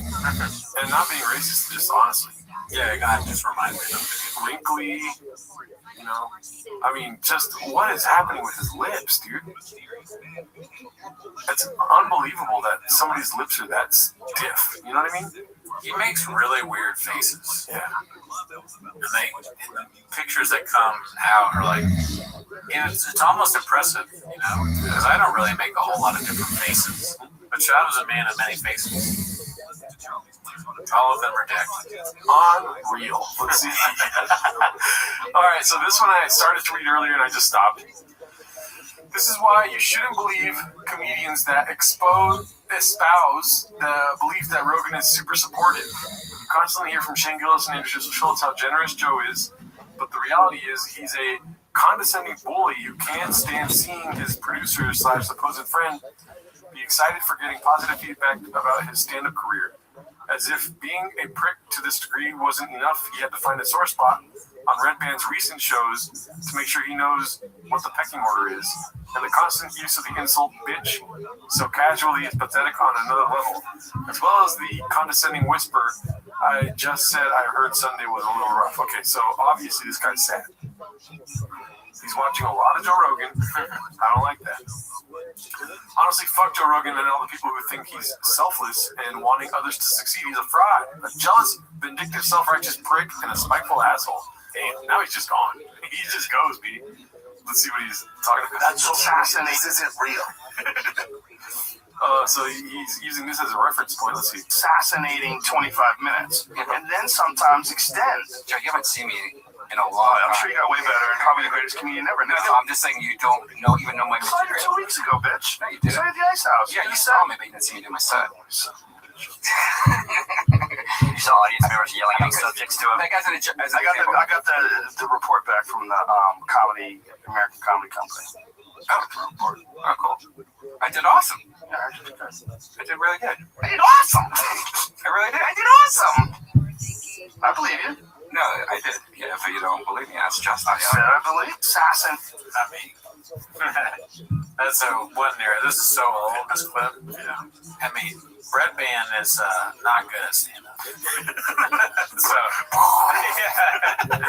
I believe Joe here. Neither is Joe, but Red Band is probably worse. This is before Joe got the tap on the shoulder. Let's see this one. I said I believe you. I heard Sunday night was a little rough. Oh, my guess sets? The guess sets were different. I'm in front of Brian Callen's crowd. Yeah, okay. That's funny. It's not on purpose. Joe, so you know when there's somebody there to see you, and then if there's somebody, other comic just comes on stage that's not their crowd, you know it's going to be a little weird sometimes. Dude, mixed sort of look at his hat. I know, the Dolphins. That's crazy. You know, back in the day, he used to have that. Oh, no, I didn't. Yeah, he's got this whole dolphin thing. What's the dolphin? I forget, but he had like the Olive Garden bit, a dolphin bit. He did it, dude. You've seen the stand-up? He talks about dolphins on stage. A long time ago. Yeah, I mean, I don't know why I keep saying I mean. I think it's probably being exhausted, but no, I don't remember anything about dolphins. Yeah, he likes how dolphins fuck, I guess. Nah, I'm pretty sure. These guys love to talk about dolphins having sex. Yeah, I mean, I do too. Where you? Is that what the fuck, dude? I'm working on 20 minutes on that right now. Very strange. It's not my thing. Weird. Yeah, I'm weird for not liking it. I agree. Oh yeah, exactly. And I think with you, like we've already talked about this before, you get this Willy Wonka golden ticket where people already know you when you're starting out, right? There's pressure in that, and then it's also easier that way too. Gadoosh. Preaching to the shopper. I think he's just trying to be honest with them. I don't see anything wrong. I maybe agree with some of the stuff he said about Joe Rogan. Very possibly he's an asshole, but in that particular instance, I just said it. Yeah, I thought they were going to point there's this one episode recently where Red Band said something funny on Kill Tony. And I think Rogan was on the panel. I thought that was going to be the clip. But, yeah,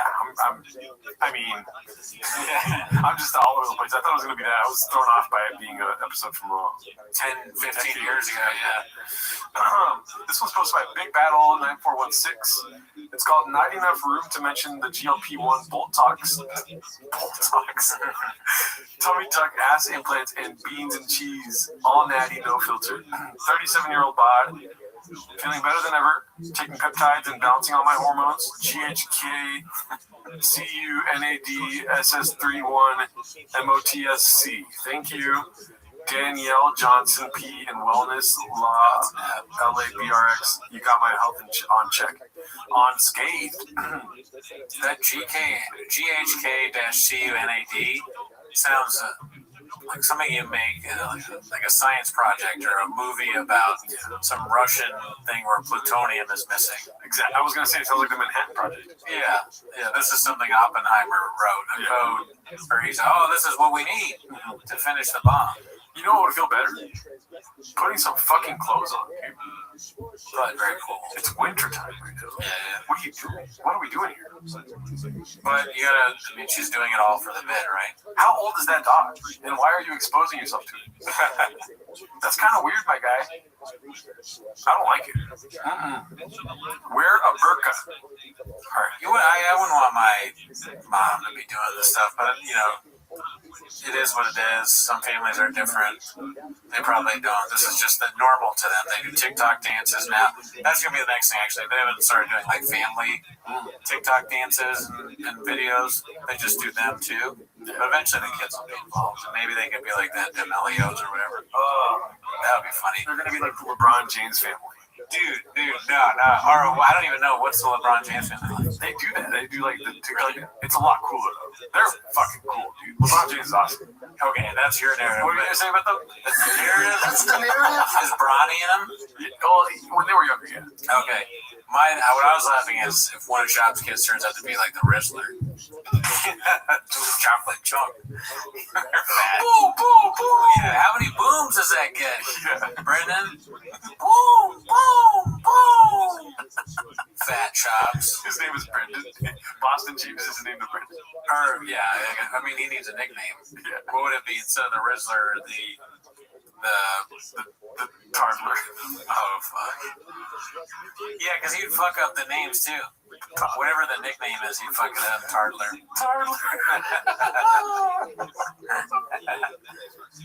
That'd be a stupid name. I would think about naming my kids the Weasler. And do like the Rizzler? No. We're going to do like... I'll just be like, okay, Rogan explained to me, you need to diversify your content, okay? And show us like that. So I do my show, Shop Show, Fighter the Kid, everybody loves it. But then I also have trucks. We do stuff on the storage unit. And then on top of that, me and my wife do content on TikTok. We make other people's, kissy videos and my husband looks like this. But then on top of that, my kids are getting into it too. It's like a thing where we go to Costco and we rate the chocolate, and people laugh at me, but it's tons of money, and that's why you gotta. If your kid has cerebral palsy, he needs to take kratom. Mm-hmm. He's gotta be on Instagram. My kid's called the Podler. Those kids have a podcast. It's so funny. Hey, on today's episode, we're having over Brian Kevin. I just got done getting fucking milked at the goddamn massage parlor. Okay, I'll stop. That's a fucking X-rated kid podcast. Let's see here. It doesn't exist, Cooney. Let's see. This was called Brennan Jobs College Stats, posted by Plenty Haunting 2263. So I don't know how to read these, other than he probably sucks. He's got how many games played? 11 or 13. So he's a running back. 24 total. Not a running back. He got 4 yards. Yeah, but it says 12 yards. Position running back. Yeah, and he only got receiving. He got 8 yards in 2005. Rushing, he got 0.2 or 0.3 yards a game. He averaged 0.3 yards. He got 12 total. He just said that. Yeah, so he sucked. No, I didn't. That's interesting. I didn't know he was running back. I thought he was on defense. Yeah. Never heard of it. Also, only played junior, senior year. Isn't that weird? Or I guess there's like different teams on the school squad. There's like JV. Oh, this is high school? No, this is college. Okay. Yeah, this is Colorado. Yeah. I don't know if they have second squads or. They have, yeah. I mean, like strings probably. Like NFL. Yeah. But JV, that'd be high school. I would love to see some content of Shab from high school, like what he was like in high school. Killing. Yeah. Destroying. The most popular guy in the whole thing. And also, I mean, he misses all the barbecue he used to have back then. The best barbecue there is in Denver. But the most best. Let's see here. What about asking girls for truck walks? Posted by Ryan Gal 1993. The only problem my husband gives me. Is that she has a fanny pack? Oh, because he was rich. Wait, what is the problem? I think this is a screen grab, and they're saying truck walks. Like, that's the answer. That's the problem that it gives you. Right. I'm trying to figure out what's the problem that she gets from this phone. We can look up the video. I mean, I think it's a video, but it's a screen grab of the video. I don't really want to do that, though. No, I don't really want to. It's just more content of the shops. If it's not on Chang's, it probably sucks ass. Let's see here. Okay. DFAG kind of came in hot. That's we're gonna skip going. Yeah, super close on that one because it's a penis. 24 million views. Papa is a viral machine. I like this. Who's this? Dave Oz, 66 again. Let's see. Yeah, that was cool. Yeah, that was cool. A bunch of people hit me up about it. Guys, about to be my.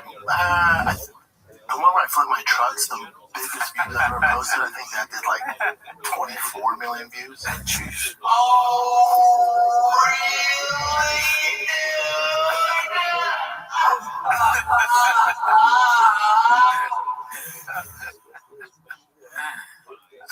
24 million. Not even close. 24 million views over 199,000. That's wild, dude. That's spicy. He probably added it up everywhere. He's a sales in every single clip anywhere anyone posted. He's like Wolves on Fox. T-Bo's had to watch it. They got like 4 times. Yeah, that's right. Yeah, I'm not really a numbers guy. I knew he did. That guy's a great guy. I wonder, I mean, he's probably not wrong. There probably is something like 24 million who saw that. Oh, yeah. People in India are like, oh, bro! It's all over the world. They have no idea. They're just like, the guy that flipped the truck. That'd be funny. People from foreign nations come here and see shop. They go, truck flip guy! You flipped your truck. That's crazy. Well, it's just like the guy that punched that kangaroo in Australia. Everyone saw that. Nobody knows who he is. No. But you wouldn't recognize it if you saw it, probably. I'd probably be like, that guy looks like the guy that punched the kangaroo. He looks like every other white guy. It would be tough. If you really could see the kangaroo guy, he'd probably be weirded out. He'd be like, how do you know? Yeah, that's true. Let's see what we got next. Blockbuster. So I'm assuming Born Salamander 8 watched it already, and he's saying that it's Blockbuster. He's telling us not to check it out. Love you, Theo, but this ain't it. Oh, Theo Von posted it. Yeah, you sure? Yikes, who the fuck is watching this? I mean, the people have spoken, Daddy. Yeah, that's going to be a no for me, dog. Ain't nobody watching that. Is there any comedy in there? Danny DeVito shaking his head. I usually skip this part. Nobody watching this shit. Free from what? Reason number 129474 to cancel your Netflix subscription. So with the bird thing, I got hate in the past because I said I liked the machine. Stop saying that. I can stand by it. I enjoyed the machine. I want to watch this show to see if I like it. Oh my god. Yeah, I know the preview made it look bad. Yeah. Oathman said it was good. Oh, dude, why are you gonna do that? I'm not gonna edit this out. I don't care. I want people to know that Oathman said it was good. Oh no. Yeah. There's gonna be so much hate comments towards Oathman now. Fair enough. He said it was good. I'm gonna watch it and maybe I'll say the same thing. Who knows? So did you ever ask yourself if Oathman was a bot? No, I know he's not a bot. Okay, cool. Yeah. I didn't meet him in person, so. Yeah, he's not a robot. Yeah. But have you seen the show? No, I'm not gonna watch it, dude. I'm not even gonna hate watch it. Yeah. I have much more things to do with my time. Driving my son to baseball practice. I'm not gonna watch it ever. Okay. This is for all my friends that are fans and viewers of this show. That is a fucking boundary. Okay, I'm not watching. We're watching on the page. Fuck. Nah, but you said before that you don't judge things if you don't see it. It sucks. Okay, well, what I'm not doing here. Wow. What I'm not doing here is saying that a friend of mine told me it sucks. So it sucks. I know for a fact. Deep down, I talked to God. He told me it was balls. It might be good. Okay, The machine was good. I'm perfectly fine with somebody liking it. I'm perfectly fine with thinking it sucks too. I'll be the judge. Go when I for it. watch it. You're gonna go into deep waters, Daddy, and you know what, dude? I'll be there with a life raft ready to get you out.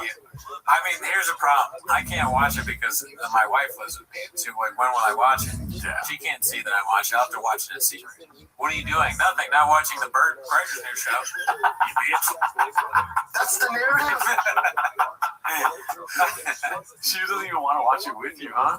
I don't think so. Maybe. No.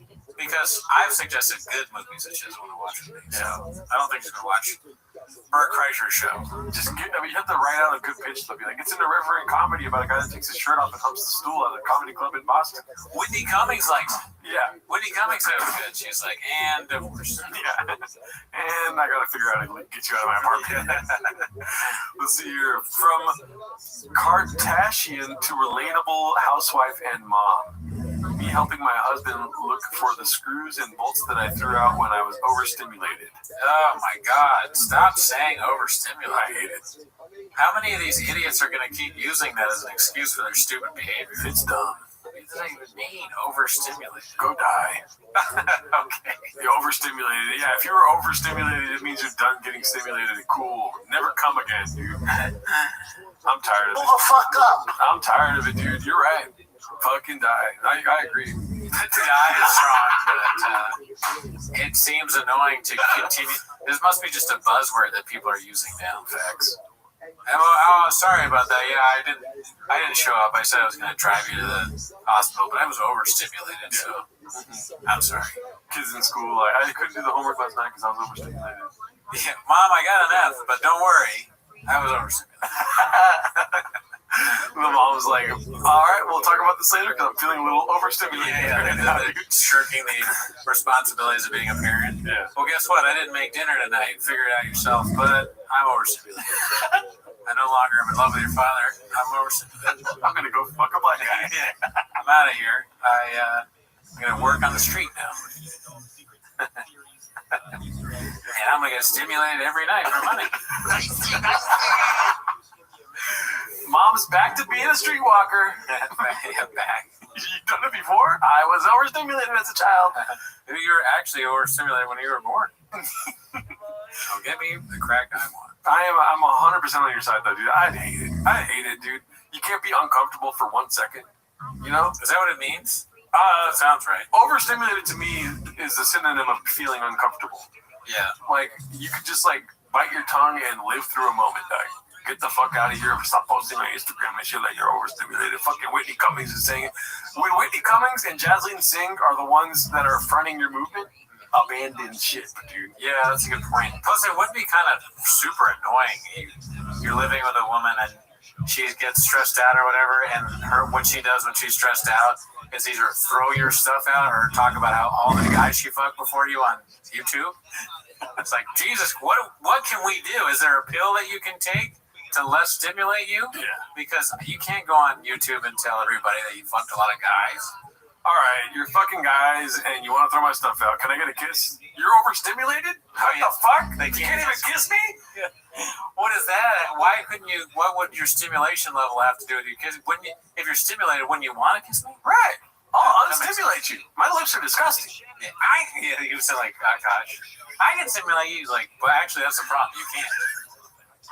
Unless you can become 5 white guys right now, you're not going to stimulate me.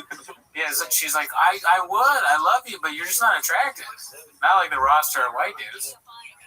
Those guys are hot. Dylan. Especially Tuesday. Tuesday? Nuts. You know, Thursday, you remind me of Thursday. He was a little weak. They just didn't know the guy's name. They're just days of the week, Days of the week, dude. That's facts. Anyways, yeah, I don't like it. And comment below, what do you guys think of the overstimulated shit? It's happening too often, dude. Yeah, have you ever been overstimulated yourself? Do you know a woman who has? You know, how did you overcome that? That's what ICE agents are saying now, dude. I killed it because I was overstimulated. You know what I mean? They might be. I could totally see like that idiot, the shade thing going. The ICE agents were overstimulated because Tim Walz is telling people to stimulate them. Alrighty, let's see. What's his name? Bongino? Not Bongino. Bovino. I watched his speech and he was like, there's choices you make. And when you make a choice is made. And when you make a choice, other people have choices too. And when you choose, some people choose wrong. And choosing is what we're here to discuss today. And then somebody's like, why did that guy die? And he's like, stop choosing to ask that question. It's all about choice. Weren't you listening? He said that. Choose not to listen. He literally said that. No. In response to a question, he's like, it's all about, did you not hear what I said about choice? It's ridiculous. I'm now going to bring up Miss Rachel and shoot her in the head. And now we're going to overstimulate Candace Owens. All right, let's go. Keep on. We went too political there, dude. Jiu-jitsu. Ariel Helwani, dude. Helwani randomly fires up the fires for the first time in years. What the fuck? This has to get more likes, dude. No way. Posted by Bob Wynn, 770. 5 seconds, though. Not a long clip. Jiu-jitsu. Great guy. Met him. Not sure in person. Maybe once. Oh, okay. It's addicting, you know. You'll never fully get away. When you dip your toe in, it's not going to be the last time you go to the beach. There you go. Yeah. That was funny. I had to say, I'm going to put my hats off on that one. Spicy. Yeah, I agree. Sometimes when you're coloring inside the lines, you're going to fucking break a couple crayons. You know what I mean? Facts. Then you might eat them and smell them. There you go. Brennan Shop. Put a Sharpie in your ass. Everybody's eating a crayon. All right, Loon Manding posted this. You said Sharpies in the ass. Yeah. I said everybody's eating a crayon. Loon Manding 56 posted this. What happened to thickboy.com? Oh, I saw this actually when I was scrolling through Reddit. And I was like, oh, they must not be selling the merch anymore. Finances are bad. They can't even afford a $12 fucking website, dude. That's fucked up. That's crazy. There's no more merch. What happened? Remember you had boxes and boxes of shirts? Yeah. That said, drive fast, all gas. What do you do when you can't sell them? Great question. If Baba had the answers, there would be 100,000 less chefs, dude. You know what I mean? I don't know. It's like, I'm not even seeing merch stuff anymore. Like, he gave away a couple trucks. I haven't seen anything merch-wise recently. Do you want to look into this right now or not? If they're still selling it, or if their website's up? If there's any merch. Sure, why not? I can talk away to that. Keep on. I remember the days of the merch when I would be going through them and seeing that there's women's stuff, you know, like women's shorts and women, and I just can't imagine doing that ever. You bought your girl short shorts that say like thick boy merch or thick girl or something. Yeah. And then there's only 6 shirts now. I mean, I'm kind of down to buy this bundle because, as you guys can see today, I'm sorry, I don't have thick boy merch today. This sucks though. This is terrible merch. The Fighter and the Kid, the classic look. Abercrombie Fight Club. Fuck this. I forgot. I don't even know what Abercrombie Fight Club means. It's their old. Why is there no Drive Fast All Gas merch? And this is on the Drive Fast All Gas thing too. Yeah. Orders. This is your check to see what you I'm not going to show you guys my orders. It's all lame. What if you just saw a list? These are the best selling. They're like, Shab, you got to pick because none of this shit is selling. So we got to pick a few things to keep up. There's one guy in Seattle that really wants merch, dude. And there's pictures of guys wearing this shit. Why would you post that? I love it. Everything about it feels like it was made specifically for me. The fit, it feels like everyone. Thanks, John. Happy it fits perfectly. I gotta meet this guy. Can I get on this? Because maybe these are homeless cats doing this. I want to take a picture of myself. I'm sick. There's another reason. Dude, you're so right. Why aren't we doing this? Will they post if we... Is it the same? It's the same fucking guy. I swear to God, dude. It is DS3. This is awesome. Oh my God. I like how he's asking himself questions in the review. Fit, perfect. Material, perfect. Graphic, perfect. Yo, this reaction from soy boys who drive electric cars after they realize what it says, and we'll give them a little wink. Perfect. This guy is... He has a nice house. It sure feels real good when I beat my wife with it. This is like his parents bought him this house, and they go, you know, he just likes Brendan Schaub. He likes to buy Brendan Schaub's clothes, but he's fun. He's a nice kid. I like how he takes a picture of both sides. Bro. You can't even get that anymore, dude. Yeah. That shirt's like out of stock. It's at the thrift store for sure. Dude. Why no backside of that one? This one has 2 sides too. Or no. Easy ordering and arrive very quickly. Product is quality, exceeds expectations, and want to order more.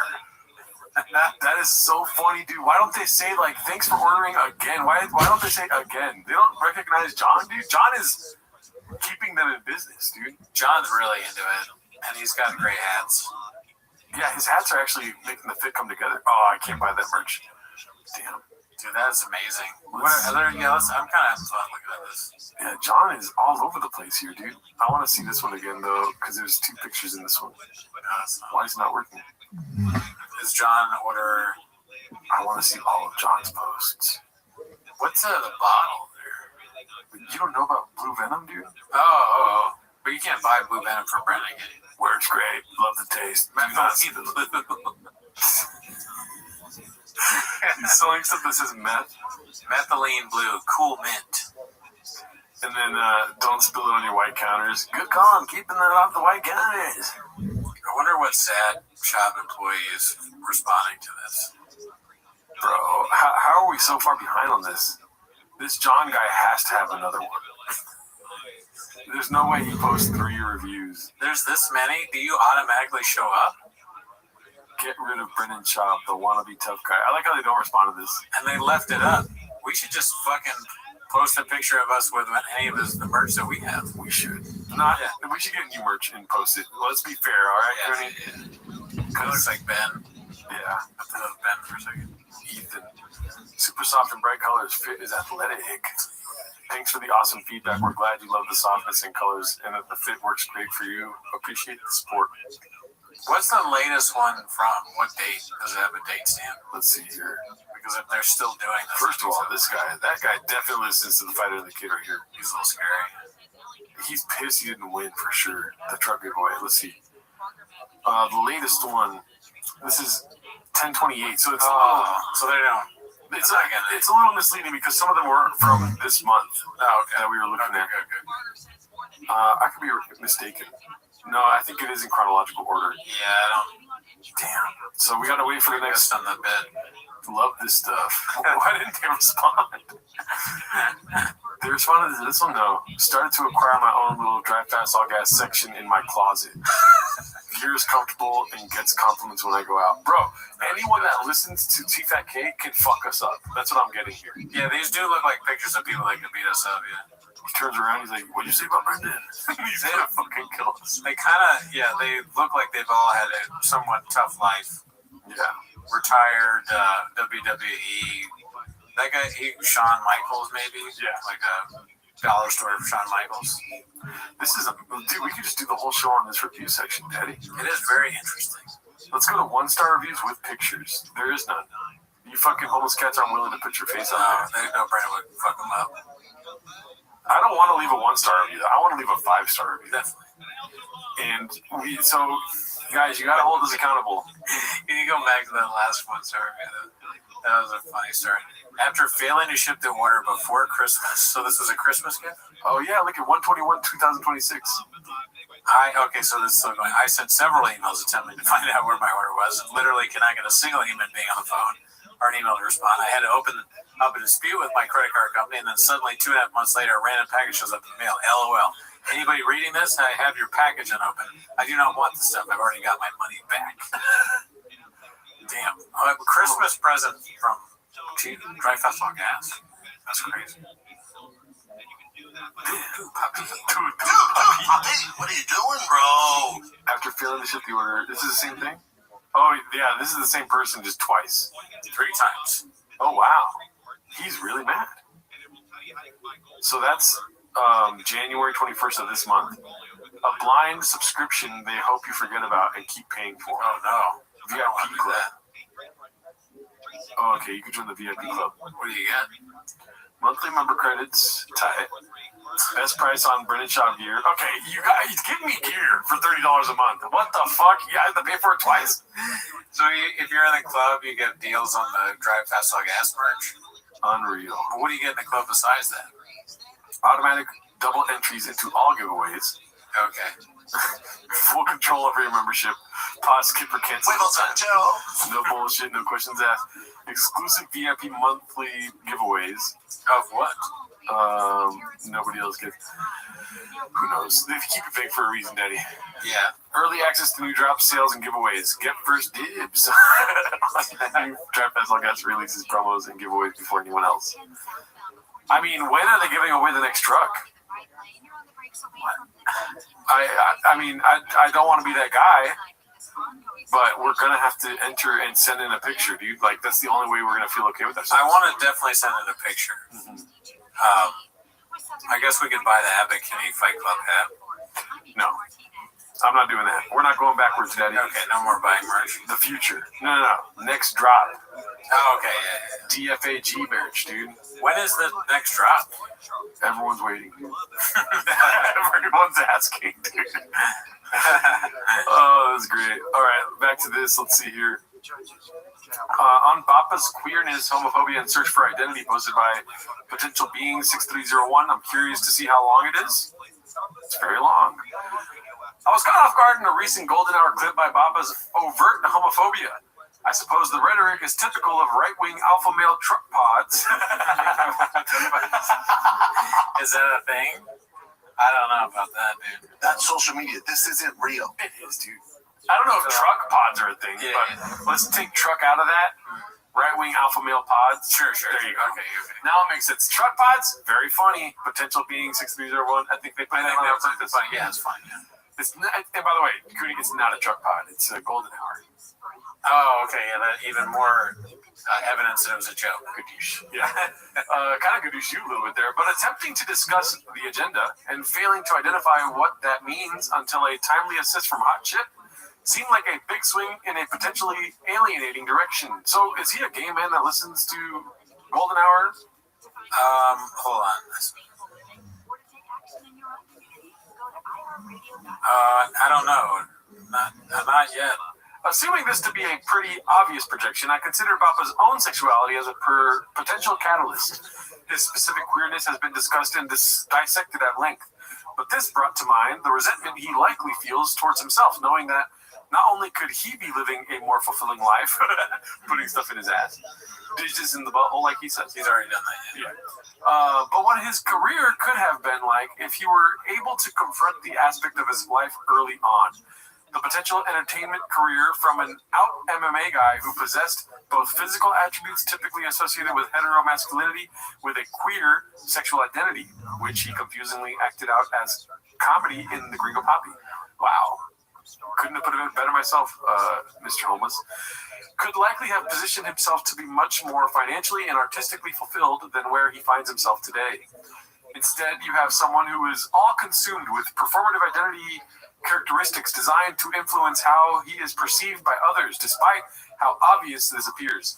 His obsession with defining himself as a type of guy, truck, sports, racing, fish, hunting, etc., is a practice more typical of someone in their teens or 20s, or like us, we like trucks.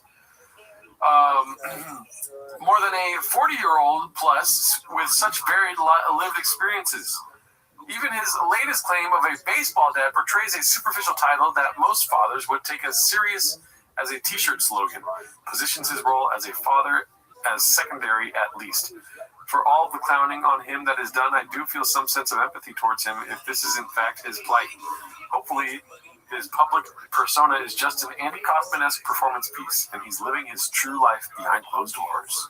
So, yeah, I mean, we've talked about that, but what I was thinking about is there's a point here that I kind of agree with, and that Bopov is doing something wrong. And one of the, because obviously, look at him, right? He's gay. But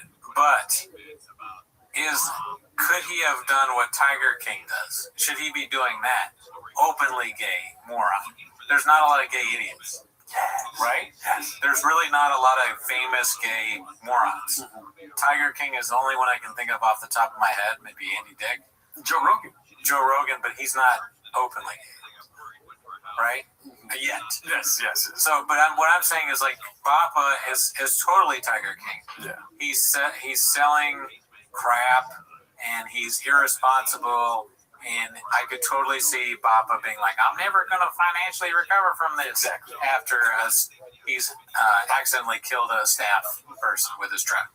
You know, so he very much is Tiger King, just without the love of other men.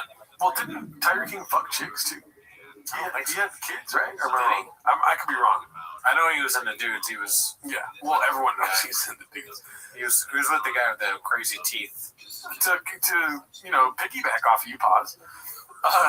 Wrong topic to piggyback on, but with Bappa, like I said before, dude, I think like everything this guy said, his life would have been way easier. He says it, and he literally says it in his comedy. That's funny. He does say, "Well, my life was so much easier if I was gay as shit." Because he could play video games with the homies. Yeah. And his wife's goddamn rattlesnake. Yeah. So, yeah, this is something to read and think about, Bappa. But maybe you love your wife. I mean, he takes supplements probably to get hard, because he doesn't do it without men around. Oh, that's right. He does take a lot of dick juice or whatever. Yeah. Why is that? That's a good question, actually. Why do you do that, Bappa? He's like, I like when my dick is hard, but women don't do it. If he's taking Viagra or dick juice just to have sex with women when he's like that aren't his wife on the road, that's crazy. Just live out your true life. Spicy. I mean, it's probably very frowned down upon from the circles that he's been in. Football locker rooms, MMA gyms, stuff like this. Truck places. Well, he could go to truck stops. Yeah, me mechanic, Yeah. So he can't just go to the mechanic shop in an all pink jumpsuit, Like, but the thing is, he could be who he is. Like, maybe he gets off to being closeted. We don't know about that, And that's fine too. Be you, Or he's straight as hell and we're just gay. Yeah, I mean, yeah. Anyways, that's facts. I don't want that. Comments. Anytime I see a video, it's painfully obvious how uncomfortable he is in his own skin. I wanted to see if any good action. Okay, that's a dig. Healthy at 37, best shape of her life. Oh God, that's frightening. Yeah, it's a weird face. I mean, they're a family of. That's how they make a lot of faces. Talented at it. I mean, it's just they set themselves for a failure, dude. Like, this could be normal, but you guys are nuts. It looks like one of those reality TV screen grabs. Yeah. This week last week on Real Housewives of Austin. My 600 Addy life. 600. Posted by Smile for Minot 84. The Shaw's really could be. We made jokes about them doing storage wars, but we've made jokes about them on almost every reality show. They could be any of them. Yeah. Real Housewives, storage wars, intervention for the Adderall. What are some more? Survivor. No, they probably couldn't be Survivor. Could they be Survivor? Intervention for the content. Like, dude, if somebody just sat him down and be like, you're just not cut off a podcast a week, you know? Yeah. Get back to stand-up. Yeah, and then like the content is so bad that his friends say, look, just do stand-up. He said, but I wasn't good at it. And they're like, yeah, but have you seen the content? Yeah. John left you 3 different reviews for 3 different shirts he bought. John loves you. John is not everyone. John is special. You know? Fear factor, but it's just like Brennan eating the truck, going to the truck walks. Eating zombies. I said going to the truck walks. I meant truck walk diaries. Whatever the fuck those called. Survivor? Food truck diaries. So yeah, what would the Survivor be? Naked and Afraid. Maybe probably better than Survivor. Naked and Afraid, so Bert's on that too. Oh, yeah. Oh, you know they're going to go to... I mean, I forget who it was. One of these commentary channels called it. Everyone's becoming... Oh, Podcast Cringe, I believe. Everyone's becoming Brendan Chop, dude. Why? Because everyone's getting a wave of hate. Oh, yeah. Bert Kreischer, Tom Segura, Joe Rogan, Whitney Cummings. They all laugh at Brendan Chop at one time, but they're slowly becoming him. They're all going to be naked and afraid soon. So in the future, when everyone's at the same low point, you know, they should all have like a season of Naked and Afraid. That's so funny, dude. They fall so far that there's a season where Joe Rogan's like naked, like trying to 70 years old. Naked and Afraid is how the women feel that Brian got to his apartment. Oh fuck! It was there. I had to do it. I'm a fucking beast when it comes down to. I know. I tell jokes. I do crazy shit. I made some mistakes. He got knocked out by No Gero. He's in the truck. He's got I get all that. I get all that. I get all that. It's keto, bitch. It's keto, bitch. All right, let's see what this is. I don't really know that many reality shows. Love is Blind. Yeah, Love is Blind. What's the thing is, I've never seen that one, but I assume you can't see who the person is that you're falling in love with. Yeah. So D'Elia is like going on dates, but he can't see how old. How old are you? The first question he asks. Right when they sit down, they're like, "Hi," and he's like, "How old are you?" Yeah, they're like, "I can't tell you my age." He's like, "God, already do." Fucking just tell me. What's the other one? I just had it in my head. Oh, Love on the Spectrum. Like Love on the Podcast type thing. Mm-hmm. Well, you know, there are some interesting characters in the shop realm. They're all probably on the spectrum. Yeah. Beast of a Burnout, Papa, posted by Clint Puller of Chips. It's our favorite truck, dude. Look at that. Mm-hmm. We just saw him working on it. I love this truck.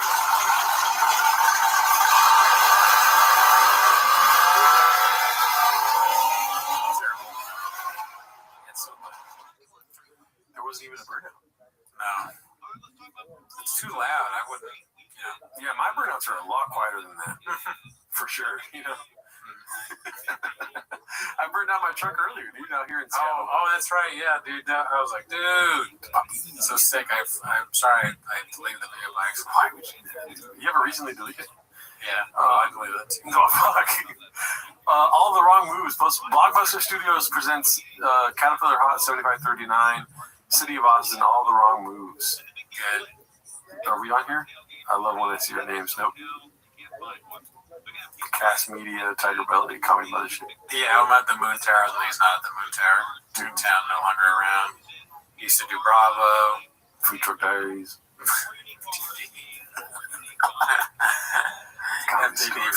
Fuck that dick. Fuck that dick. Finger that digit. Yeah. All right, let's see. I eat your food. You get kadooshed. Posted by Exo Truck. We're going to end the show pretty soon here. 3 minutes to blend on this one. Posted by Exo Truck.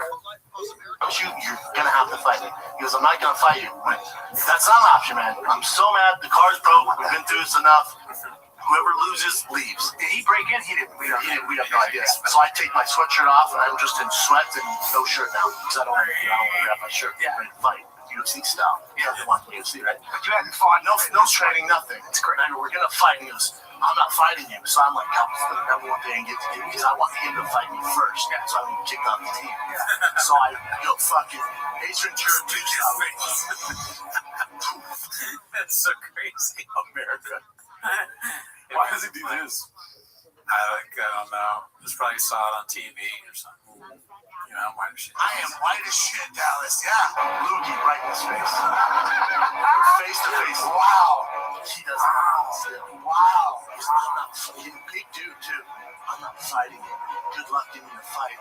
So finally, I just lost my cool. I grabbed him my sweatshirt. I grabbed him, threw him through our glass door, shouted our glass door, and stuff like that. Then I went to practice and told the entire team what happened. You know, I'm a good storyteller, so I just roasted this dude so bad we had to move out, right? I had a roommate at the University of Colorado, my first roommate. He was on the football team, this big tight end, kid way bigger than me. You know, when you're roommates, or, you know, like if there's something in the studio, what's mine is yours. I don't give a fuck. I have groceries. You could eat them. I don't give a fuck. I ate one Hot Pocket. I come back after practice. While I was at practice, I took longer. Like, what happened? He was dead? No, I wish. No, he fucking went back home and put. Shaw's boring ass story. Theo says something super funny just to save. He's not dead, Theo. Anyway, so I beat his ass. After the fucking thing, he takes the other side. He goes, dude, am I gonna say it or are you gonna say it? I was like, what? You ruined my story. I was killing. You gotta stop, Theo. People don't tune in for you. They tune in for my story. They tune in for the win. But he has the posters right behind him. He's like, do they tune in for the king or the sting? He really makes them answer it too. Yeah. He waits. The king, I guess. Who's the king? Who's the king, Brennan? Theo's the king. Okay, the sting. They answer. They come for the sting. Sorry. Brendan Schaub was the sting. How so? Because he looks like a bunch of bees stung him in the face. Is that real? Yeah. And then how do I not know? Theo Von is the Rat King. So the king. Oh yeah, I knew that. The Rat King. I forgot because it was so long. Yeah. But that's a gadoosh? The sting is a gadoosh? I'm going to be seeing my therapist this week. Yeah, you know too much. That's, instead of getting to know me, I'm like, the reason why the king is because Rat King, Theo Von is the Rat King. The therapist is like, well, how does that make you feel? I'm like, well, Brendan Schaub's the sting, so it's all good. I got stuck in that face. Oh, man. Let's see here. Post-it notes on every single thing that's his, even individually, when you get individual wrappers of Pop-Tarts, he opened the box, put his name on every single individual fucking Pop-Tart. We had a straight up fist fight. I threw him through a glass window. And then he went and told the coach. I thought I was going to get cut from the team. The coach brought me in, and he was so intimidating. His name is Gary Barnett. And we were... Pull up a picture of Gary Barnett, please. I mean, Hall of Fame coach. I think I met him one time. He won a Rose Bowl at Northwestern. He was so intimidating. Who did? He's the only one ever. I had that roommate in college right now. He's the only one ever. Fighting where he put labels on everything in the cupboard. That's the most annoying. I'll eat all your. And then he couldn't deal with me, so he called his mom. That's crazy. None of this makes sense. I mean, labels on every single thing as a roommate. I don't know if I'd be annoyed by it. I might think it was a little weird, but I wouldn't be like, I'm gonna eat it now. It'd be annoying if I bought Hot Pockets and they labeled that. I'll be like, but I bought that though. Yeah, if they label your food, then you might. That's a reason to fight. But if you buy stuff and label it, and I go, oh yeah, I have violence in my DNA, so I'm gonna fight you whether you put labels on it or not. You're gonna fight me after this podcast. I'll fight everybody for any reason. I'm gonna eat a Hot Pocket and punch you in your face. Oh, you're not even gonna hit it up? That's social media. This isn't real. I'll eat it frozen. I have violence, so I just no, not that one. On skin. There we go. Yeah. I guess that means that's what I was looking for. Big old pussy. And then I got a random call. His mom's like, "You gotta quit eating this stuff." I'm like, "Who is this?" His mom called. freshman in college. That's it. You're out. You're out. You're a loser. On all his Nutri-Grain bars, he took everyone individually out and labeled them with a Post-it. Hey, what? He like took them all out. You know, they come with Nutri-Grain bars, just come in a box, and then they're each individually wrapped. I hate He people took like every single one out and wrote his name on it. Well, that's like people who they buy a really nice car. Usually, like, dude, it sucks because you did something wrong. Brendan Chop did something wrong. And if you can tell this story, but you could be like, dude, I was nuts. Yeah. I beat somebody up because they labeled their own food. That would be really funny. Yeah, if you admit, you can make it fun. Yeah. Like, I was a crazy person back then. When I was hungry, I asked my roommate if he wanted, like, you know, we got anything to eat, and my roommate was like, well, I got some Nutri-Grain bars, and I just got pissed off and beat the shit out of him. And even worse, I hate the Nutri-Grain bars.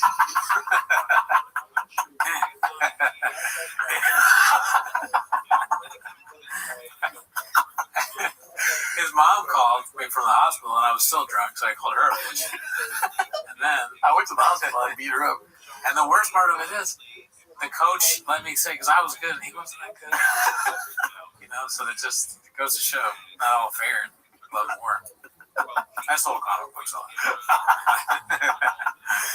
Yeah, I mean, you could still tell the story, but it's the way you're telling it. You're proud of what you did. Like, you did nothing wrong. It's so fucking weird. It doesn't make sense. Yeah.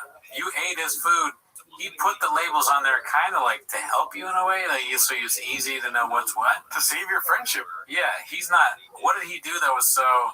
And then it doesn't count. It makes me kind of mad, dude. I might piss you off and you might fight and shit. And I know this is different, but they'll keep a car cover on it, and they'll drive it once a month. No, it's so good. I'm like, listen, then they polish it. I'm like, fucking drive it. Drive it. Drive it. You Drive it. precious bitch. Drive it. Wait, Brent, did you actually take the stuff after he labeled it, or only before? Oh, yeah, I took it. Yeah. That's something you I'm halfway through the Charlie Sheen documentary. He tries to change the subject as fast as possible. Like this story again. This is Brendan Shaw when it comes to accountability. He's gonna fuck you up, dude. That's him looking at the Triscuits. Triscuit box that says someone else's name on it. He just realizes, oh, I'm throwing someone through a window. How dare you put your name on your Triscuits box? Oh man, there's not a chance you'll ever see a therapist. I feel like, you know. No, I don't think so. No chance. No, not unless he's forced to, and then he won't take it seriously. Yeah. I mean, the therapist is going to have a field day. The therapist is like, oh, this is easy. You suck. You think it'd be easy? Yes. Oh, yeah. It's, dude, I mean, not to gadoosh my Lord and Savior, Papa, but he's simple, dude. Right? Yeah, he's not complicated for sure. He's very simple. He's going to be honest, I guess, in a closed room with no cameras, I'm hoping. And he might give you some merch to try to, like, you know, try to make it seem like I'm a nice guy. You know, why does everyone hate me? I'm cool. The therapist's like, dude, papi, listen, bro. If you're his therapist and you're just a normal guy, do you get homeless? Like, do you think you can help it? You're gonna watch the specials. You're gonna do this stuff or not? I mean, you shouldn't, but I'm sure it's very hard not to. The therapist starts talking.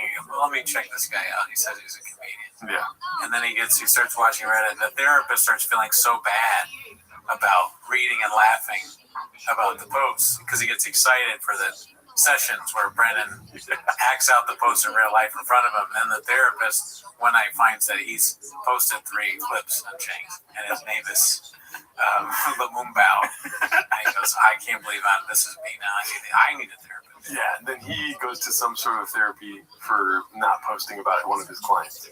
Well, exactly, and it's just like Pagliacci the clown, because you say this guy, another guy, he goes in and he goes, you know, I can't stop going on Reddit and all these posts or whatever, and I was trying to do a Pagliacci the clown, but I'm too tired to do it.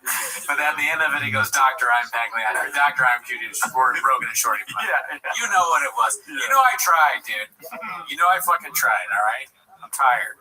I was gonna say in the middle of a session, Brennan Chop says something, and then the therapist goes, "Yeah, that makes sense." And he's like, "Oh, fuck, what? Fuck?" He's slowly becoming Brendan Chop. This is what he does. When he says that makes sense, the therapist goes, like when Brendan says it, or when Brendan goes, it's just it's atrocious. The therapist goes, Brendan's like, "What are you doing?"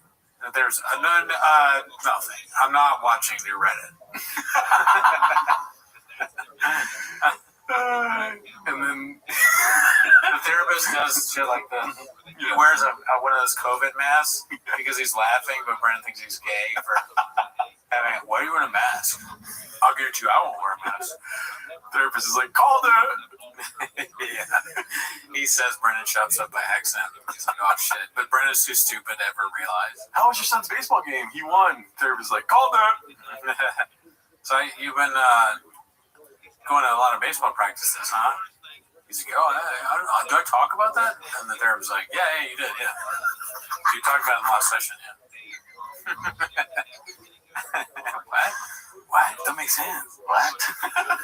Keto, bitch. It's keto, bitch. That's like a real issue for Brendan in therapy is that he's actually mad about his mother-in-law constantly making him fat.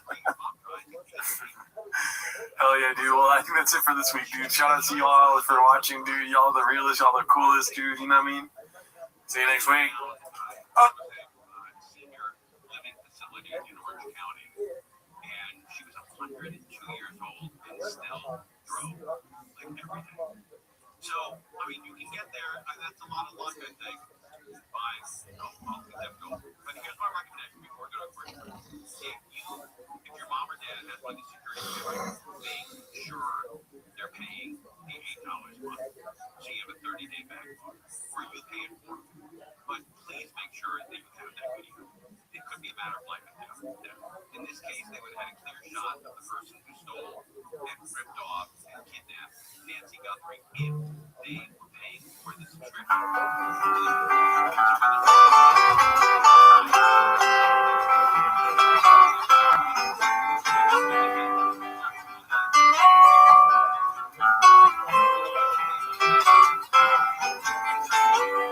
Austin, Texas, what makes me wanna call Sonora? You see the chin up on the map, is old the nation.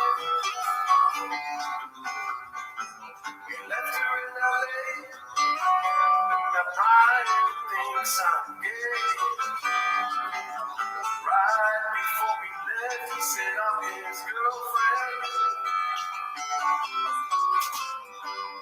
Please answer my call, Joe. And let's do a podcast and give me a ring back if you find time, so we can do a fight companion night.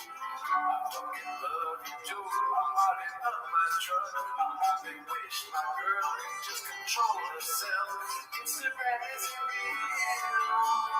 Bad kids don't pay my bills.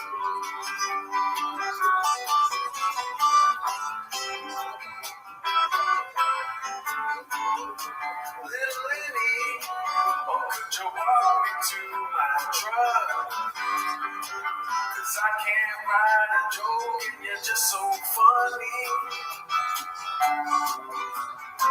There's something in my pants. It's 8 inches, sorry about that. Forget about a girl that is sometimes spicy. But isn't Bobby Lee my best friend? We talk all the time, and he's so supportive of me doing stand-up. So walk to my truck and we bring Kalila and home. Tell my Mexican she knows that I'm a beast. I only wish my heart would have a better team. Someone give me some music, but I'm drinking out of shoes. No, no, no, no. I'm drinking out of shoes. Stop at my favorite time of the week when you get the earbud. Try to speak today. Watch 10 minutes of show. Welcome Welcome back to 10 Minutes of Shop. Thanks for tuning in. As always, join the Patreon, join the Reddit, join the Discord. You get early access of this show on the Patreon, but that is not why they're here, G-Man. I like your swag today. Oh, thanks, dude. They're here to watch 10 Minutes of Shop. I don't think they're here for that, dude. I think they're here to see Mark Harley on SNL, dude. Oh, my God. Yeah. I wish we had talked about that on the other show. I forgot. That's one of the topics I had was the success. Mm-hmm. You leave Thick Boy, there's no telling where you'll go. Oh, dude. The sky is the trash can, or whatever you would say. Oh, actually, I think we did talk about that. I was going to say that. I said that he would ask Lauren how many chicks he fucked. Yeah. But they are here to watch 10 Minutes of Shop, maybe, right? You're right. So start the timer. Clinching. All right, this one's posted by Gunslinger 4. It is Hello Mark Harley makes SNL debut. I mean, dude, we could have predicted anything we wanted to on this show, but this is not within my scope of reason. I know. I wish I had called it for this. This is something. Hopefully it doesn't get cadooshed, but it won't be cadooshed on the Patreon. It's definitely going to get cadooshed. Mark, dude, he's going ham, dude. He's born to do this, dude. Yeah. How many chicks you fuck? That's what he's saying. You have a gun? Back. Just, if I had one word to describe Mark, dude, 2 words. How about that? I was going to say 2 words after saying 1 word. But trained professional. Mm-hmm. Right? Yeah, he's ready. Mm-hmm. Right? But I don't know how much he had to practice for that, but I mean, he just nailed it. Yeah. He was always ready, and he was given an opportunity, and he took it, and he did very well with it. Yeah. Everyone give it up for Mark, dude. Are you kidding me? God. He's on fucking SNL, dude. What's next? He's going to be at the Oscars. I bet. He's going to be at the Grammys? Yeah. Somebody tearly thing. Robert De Niro wins an Oscar or something. He's like, I just want to thank Mark Harley. I want to thank Mike Trainer. Mark Harley. What's that girl? Jessie Buckley wins Best Actress, and she's like, I just want to thank Mark Harley. It's a lot of fun. She's like, I heard her like, yeah. It's a lot of fun on that movie Hamlet. We had a lot of fun. It's a random story. It was a great muscular guy. Was always making us laugh. Kept asking Paul Mescal, chicks he fucked. We all wanted to fuck him. And Paul would answer as Shakespeare. Shout out to Mark, dude. Let's see what else we got here. I don't like what we're seeing here. Appropriate duty. 9:30 posted this. Last thing a high school girl sees. This kind of reminds me of you know how on the Reddit, not Reddit, in like the Red Bar Facebook group they do gore warnings, but it's usually just about one scene. It's so bad. But this is like a real life gore warning, actual gore. Yeah, this is weird. Not necessary, Duddy. Why are you posting that? Yeah, I mean, just I don't want to know the context. That's how bad this is. You know what I mean? It reminds me of how.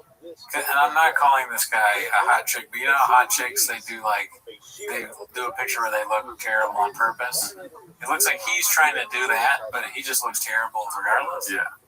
You can only do that for a hot chick, but you shouldn't do it then either. You can only do that until a certain age. That too. Yeah. There's an age limit for this. He doesn't like age limits. He hates age limits, dude. He fucking hates them. Give me that. Oh, fucking soundboard. Oh, fuck. I'll go get it right now. All right. Yeah. That's this part. Yeah. I need it so badly. I think I have the perfect one for this, dude. If you know the words, say it along, dude. Daddy, you're a little older now. We might have to just get that thing cut off. Because I'm like a kangaroo with pouch above my I'm like a kangaroo with cats above my fingers. Anyways, we're back to it, dude. We got the soundboard, dude. Hit him with something. Oh, my bad, Mr. Whole Foods. All right, let's see what else we got here on the Reddit. This is Nigel? Fuckface. Gave Rinks some career advice. If you do a live stream with Super Chats, you and Brendan would make millions. You think? 100%. Why let people shit on you for free? You and Brendan handling the fire with humor and humility will re-endear you with the audience. Live streaming is where the money is. I know you can roll with the punches if Brendan can drop his ego and let his haters roast him unfiltered. That is the only move at this point. Love that idea. I guess that makes me a big old pussy. Damn. Yeah, that's so fucking funny. Brian's like, I don't know if this guy's a hater or not, but I'm gonna pretend like he's not because it will hurt my feelings if he is. That is like a niche quote, right? Like, don't look into the abyss too long or you become the abyss or something like that. It's like they thought about the haters so much where they're just like, fucking. Hey, maybe they have good ideas. Fucking, yeah. I'll take an idea from anybody. I'm drowning. Help. You write a negative comment to Brian and he just writes back, help. I need help. In what fucking sense? No, but that's social media, B. It doesn't matter, yeah. That's social media. This isn't real. Honestly, yeah, if I were Brian, I might do that. I was just like, someone help me, please. That's why I don't talk to Brian, because I'm worried he'll ask me for advice. That's why, dude. I won't DM him because I'm worried that he will reach out and ask me for things. That's so funny. We DM him from the Raccoon Tweeties Instagram account, and it's just all videos of us watching that. We DM him, and he's like, oh, dude, things are looking up. He's in, like, some terrible situation. He's down on himself, and he gets a DM from one of us. He's like, whoa. One of the T-Mos guys messaged me.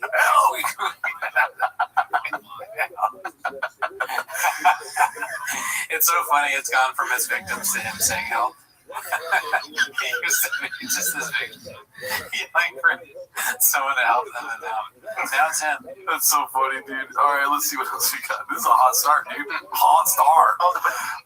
Despite falling while being balls deep in football, Baba thinks he could have been a rocket scientist. Dumb people don't realize they're dumb. Posted by Khabib Time. No, but you should realize that. But a smart person will realize that. That's the thing. Dumb people don't know that. Yeah. That's how you're not smart. Like, I'm not impressed with anything. Because, like, listening to the brain surgeon or whoever it is, the NASA, cool. The NASA. Cool. You're a brain surgeon? Cool. I want to be that guy. Someone's like, my husband, he's a brain surgeon, but don't forget. I'm like, cool. Like, I don't care. Brain surgeon or whoever it is, the NASA, cool. The NASA. That's so funny. I am white as shit. I hit you with the white as shit. I was focused balls deep since I was 4 in football. You decided you're into rockets. Right. You went down that path. I went down this path. Yes. Okay? Yes. If I chose to go down that path, maybe I won't be as good there, but I'll be pretty fucking good. Yes. So I never get intimidated with that stuff. It's just with the. What do you mean on NASA? No, even with that, like, if I dedicate my life to NASA, maybe not NASA. It's hard to tell whether this Nick is trying to help him or Gadoosh him there. He's like, don't say that you want to. Or he's saying, maybe not NASA, right? Because he knows. You're making it worse. Pretty well. So no. Dude, big boy rockets. That would be so funny. Big boy rocket merch. Merch on the rocket. Nick just laughs in his face. You see that? Redact man! Talking about you could work for NASA.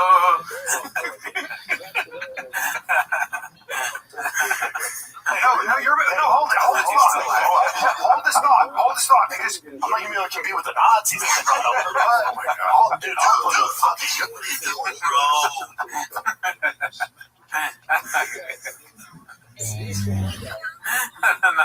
In Child's brain, the Nazis are like good. He's like, it's not just that, obviously, yeah, there were some Nazi Werner von Braun or whatever, but Shop was like, they're actually really great. I bet you think the Nazis landed on the moon. He thinks Nazis are just astronauts. That's why he thinks that because NASA is so close to Nazi. Differentiate. I'll show up every day. They were real good at NASA. But you're so creative. Oh my god. Oh, dude. He's like, dumb people don't know they're dumb, and then says that he could have been a rocket scientist. Oh man, somebody did DM me today saying that it's going to be a great episode this week. Okay, yeah. And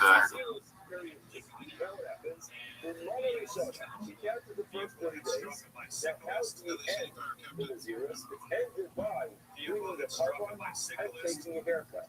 What is it, you with this or shall I have?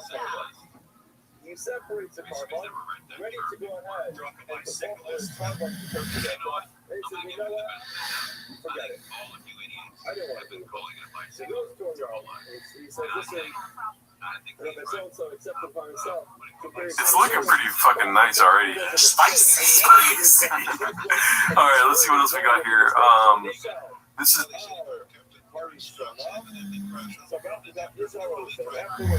So what happens next part 14?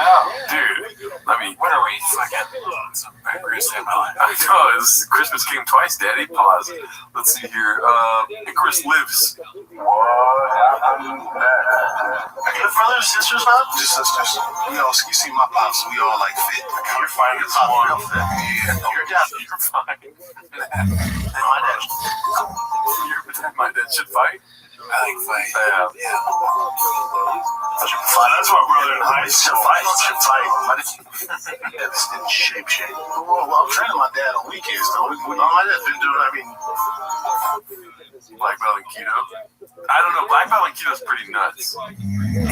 I don't think he says black belt and keto, but that would be hilarious. Wait, what would be the? Why would he say that? He's on a comedy podcast. Oh, okay. All right, my bad. You're right. I'm not at the same level as Sean. Yeah, jokes and stuff. Yeah, I hope he says black belt and keto. Yeah.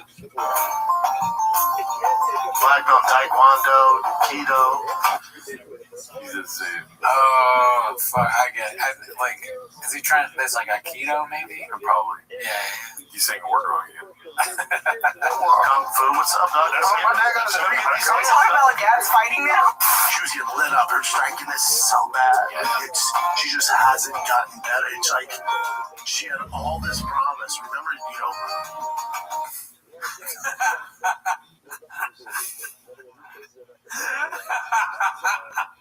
I'm a fucking beast when it comes down to I know. I tell jokes, I do crazy shit, I make some mistakes. Oh, he got knocked out by No Garo, he's in the trucks. I get all that. Fighting the kids, silly dude, I get all that. That's a great one. I mean, either one to me is so fun. Her mom Bumblebee, her dad Megatron. I think her mom Bumblebee is more redacted. Aren't they both men? I don't understand why he would say, like, what is he talking about? A fighter. A fighter, but and her dad is Megatron. Her dad Megatron makes sense, but her mom Bumblebee does not make sense. I hope he says both. Keep in mind, none of these make sense to say, but I'm thinking it's like a wrong nickname he's trying to do, maybe. Right? Like some fighters nick like her dad, but I'm gonna go with her mom Bumblebee. I like how he's searching for it himself. He's like, I know I need to make a Transformers reference right now. He's a different level of IQ in Because comedy. Bumblebee is a male robot. Yeah, right. Yeah. Like, okay. I'm a little redacted myself. But yeah, no, her mom Bumblebee for sure. Let's see. She had all this promise. Remember, you know, her dad, Megatron. Oh, I didn't hear that. Okay. Wait, can you go back to the? I want to watch this one more time because maybe laugh pretty hard. She was getting lit up. Her striking is so bad. She just hasn't gotten better. It's like she had all this promise. Remember, you know. She had all this promise. Remember, you know.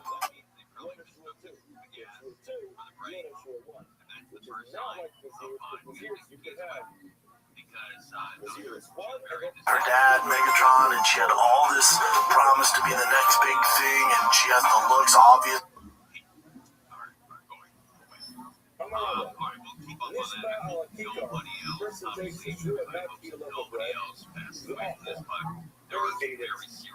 So now he did what he shouldn't have done. Sleep.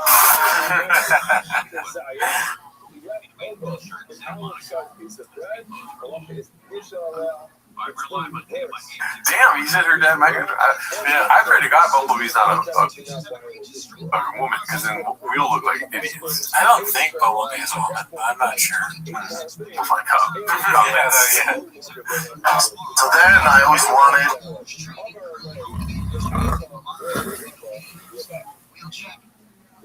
I always wanted a Lightning and Generation 2 Lightning as a young man in high school. If you had this, dude, I figured you were made out of gold. I think that one we can be clear. That's Weeder, yeah. Weeder was made out of gold, and you were basically.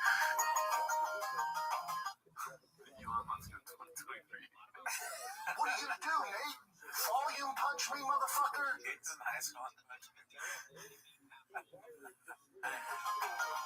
You were basically the Elon Musk of 2023. I just thought. It just doesn't make sense. Yeah, you weren't in high school in 2023. You're the Elon Musk of like 99. Yeah, something like that. Or 2000. Yeah, I mean, listen, when I try to correct him, I look fucking stupid, dude. That makes sense.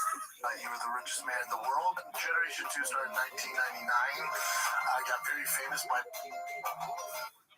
It's so funny that there's this many back-to-back in this thing. I think he gets one thing wrong every sentence. It has to be B, dude. Paul Walker's a cult follower. Yeah. There's no chance he says that, though. I got very famous by Paul Walker that has a cult following. Is this Paul Walker? That's so funny. This is gonna get confused if we play the whole thing. But it's just. Hell yeah, thank you, Chris Lives. You make our weeks every week. They're always just so good. Let's see here. This is going to be posted by Kemba33. Papa says to his 9-year-old son he will miss him when he dies. Oh my god. Oh my god. Okay, context here is like if they're having some kind of argument, and like he tries to make the joke of like, well, I'll miss you when you're dead. That's my guess. Okay. Right? Yeah. Or okay, so that's your guess? That's social media. This isn't real. My guess is he's so like they're training baseball, this and that, and he's like, "Damn, dude, you're going so hard." And he doesn't tell him to slow down. Yeah. Like, and guess what? I guess that means me a big old pussy. You're getting so hard, you're gonna die. Yeah. It's not enough. That didn't count. I don't get enough credit for these blind pools here, dude. You're pretty good. I will fuck you up. You gotta put your foot into yourself. A fisticuffs. You gotta put your foot. I don't know what he's saying right now. You gotta put your foot down. We don't want to be the ungrateful kids. So I'm like, yeah. So I'm driving to school and I go, I take it over the top. I go, buddy, when I'm gone, you're gonna be so sad. He's like, he's 9. He's like, what? I'm like, when I pass away, you're like, oh my God, my dad took me to baseball whenever I wanted. He used to play catch with me. He made me protein shakes. He took me to the gym. Thanks for saddling him for that. And I went, yeah, wait, when I'm gone, dude, it could be any day. I'm a big dude. It could be any day. He starts crying, like, have a good day. Whoa. Have a good day. Oh my God. Hey, why don't you sit on that for a while? You're a sick fuck. And then as he's in, I go, hey, make sure you ask your friends at school how many of them dads made them protein shakes. Go ahead and ask them. Ask them how many dads are pitching them BP every day. Hey, have a good day. Yeah, I misinterpreted. Yeah, I misinterpreted too. It was even more redacted. We take a week off. Sometimes you don't know. But yeah, that's crazy. Okay, I thought he was saying that Brendan's gonna miss his son when he dies. Yeah, which would be funnier. Yeah, that was just sad. Yeah, I mean, that is a crazy thing to say to your son that you're gonna die. Because usually with kids, and granted I don't have children, but I assume it's a kind of. You're the best to know. Yeah, I basically am. I would baseball practice every day. I'm a beast of a baseball coach. Driving my son to baseball practice. Normally kids are worried about their parents dying, so parents have to go. They have to have a conversation about death with them, saying something along the lines of, "Yes, everyone does die, but it will probably be a very long time before either of us die." Brendan instead is like, before the conversation even comes up, going, "I'm probably going to die." He has no disease. I'm drinking rain every day. You're going to be on your own, and you better be thankful that I yell at people in Embakobia at your baseball practice. and embarrass you forever. I think he's doing skits and bits. You know what I mean?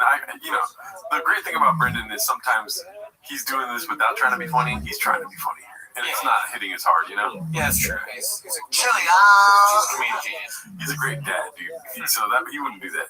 You're right. Yeah. I'm wearing his fucking jersey right now, dude. I can't be promoting that kind of dad. You know? Promo code shop. Yeah. Let's see what we got here. This is gonna be a picture post. Okay, what? Let me get out of here. Can we just stop and appreciate how the blue-collar airhead Hunter used to dress only a couple of years back? Posted by 9/11 slasher Thrasher. Yeah, might be 911. But yeah, this is it's very LA. This is very just voted for Kamala Harris type dress. I think it's like like an assortment of clothes that you might get at like a Crossroads. You're in LA or something like that. How the tables have flipped, you know what I mean? Because the Diet Coke's on this side, Daddy. This guy looks like a conservative over here. I believe his grift. You know what I mean? Look at him. What's the one thing you see here? Straw. Fucking straw, dude. Yeah. How the mighty have fallen, Daddy. I guess that makes me a big old pussy. He misses this. He used to be able to dress the way he wants, go to heroin. No one would judge him for having a straw. Yeah. Tim Dillon calling him gay, like, wrecked him, dude. Because then he got fat. He was like, fuck, everyone thinks I'm gay. He got fat, and he's like, oh, now I'm fat and gay.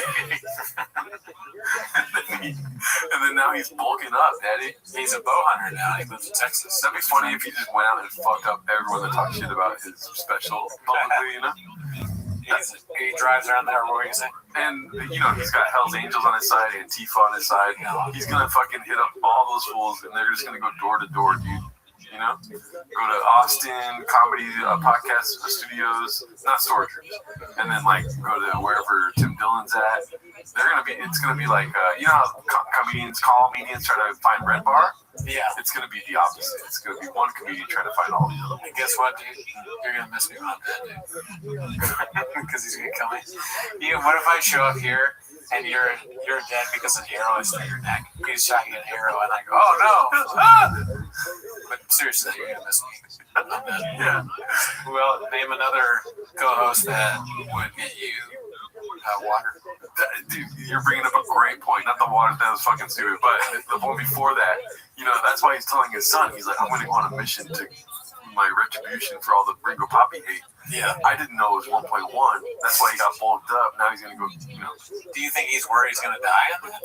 He's going to. That's how much he wants to die. We're going to kill him? No, I'm talking about Tim Dillon, these guys, New York comics. There's a civil war happening according to American Redact. Okay, yeah. Hot video, American Redact. We just watched it today.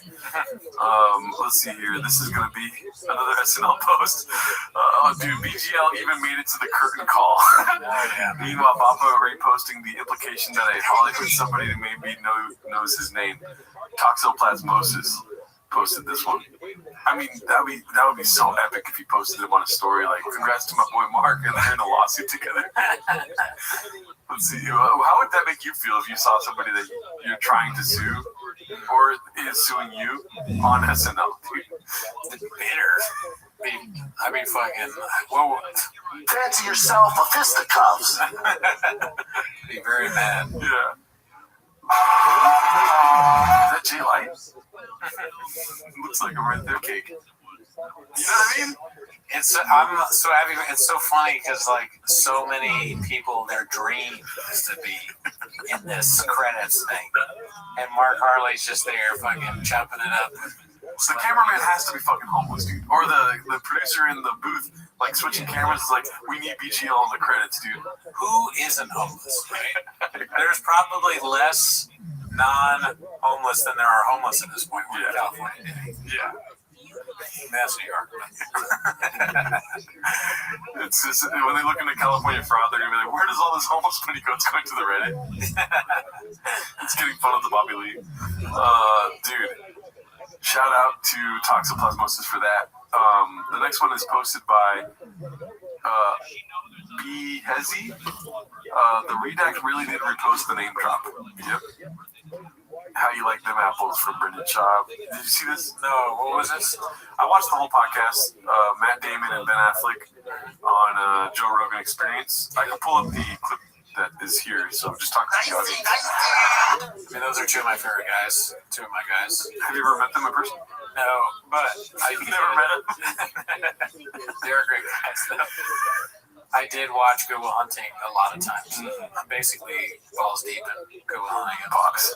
Been a Good Will Hunting guy ever since I was like 5 years old. I used to sell it out of my living room. I would sell DVDs of just Good Will Hunting to old men. Oh, okay, let's see here. So, he put on my Instagram feed of a fighter, and I don't know who it was, but he was a heavyweight, and he goes, I had the chance to spar with John Jones, to work with John Jones, and he goes, I knew about it months ahead of time. He goes, I got my nutrition, everything was absolutely flawless. I got, my sleep, everything was on. He goes, I show up at the gym that morning, and he best. He goes, to me and 5 other guys, he goes, he comes in, I think he went to sleep at 4 in the morning or something. He was out all night, and he goes, he ran. I thought he was going to say he woke up at 4:34.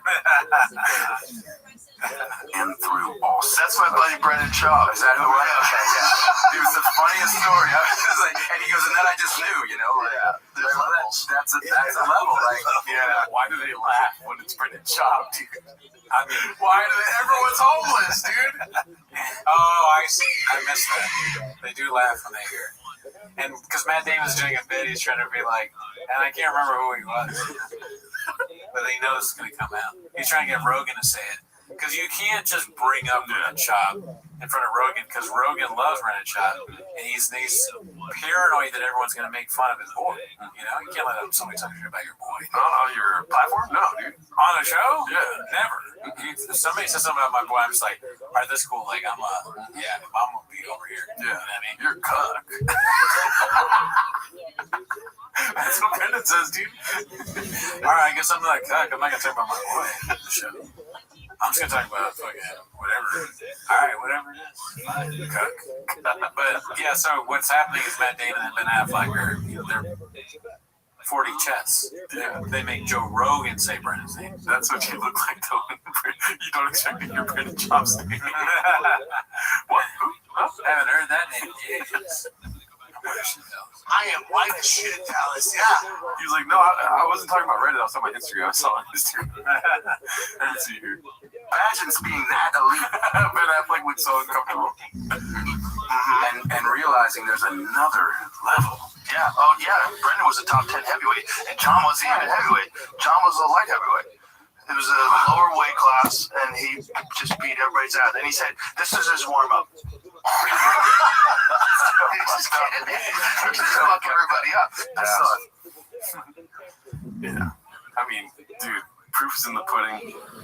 Right when he brought it up, Joe's like, that's pretty. If it was somebody else, like, oh, you're talking about, I don't know, Anderson Silva. Yeah. You know? They'd be like, oh, yeah, he's a great fighter. Like, imagine John Jones beat up Anderson Silva. And, there are different weight classes, I know that, but, instead it's like, Brendan Schaub, they can't hold it. Just the name brings laughter. Yeah, we'll cut that part out because we love Brendan here.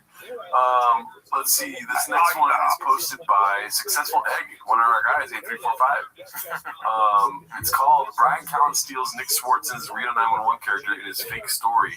This podcast is cooked. Let's see. Successful Egg, one of our guys. I just... Why do you do that? What are you going to do? Volume punch me, motherfucker? Rollerblades, and he had high shorts. He used to just always hang out when I would get off at a bus stop, not the train station, to go to 54th Street.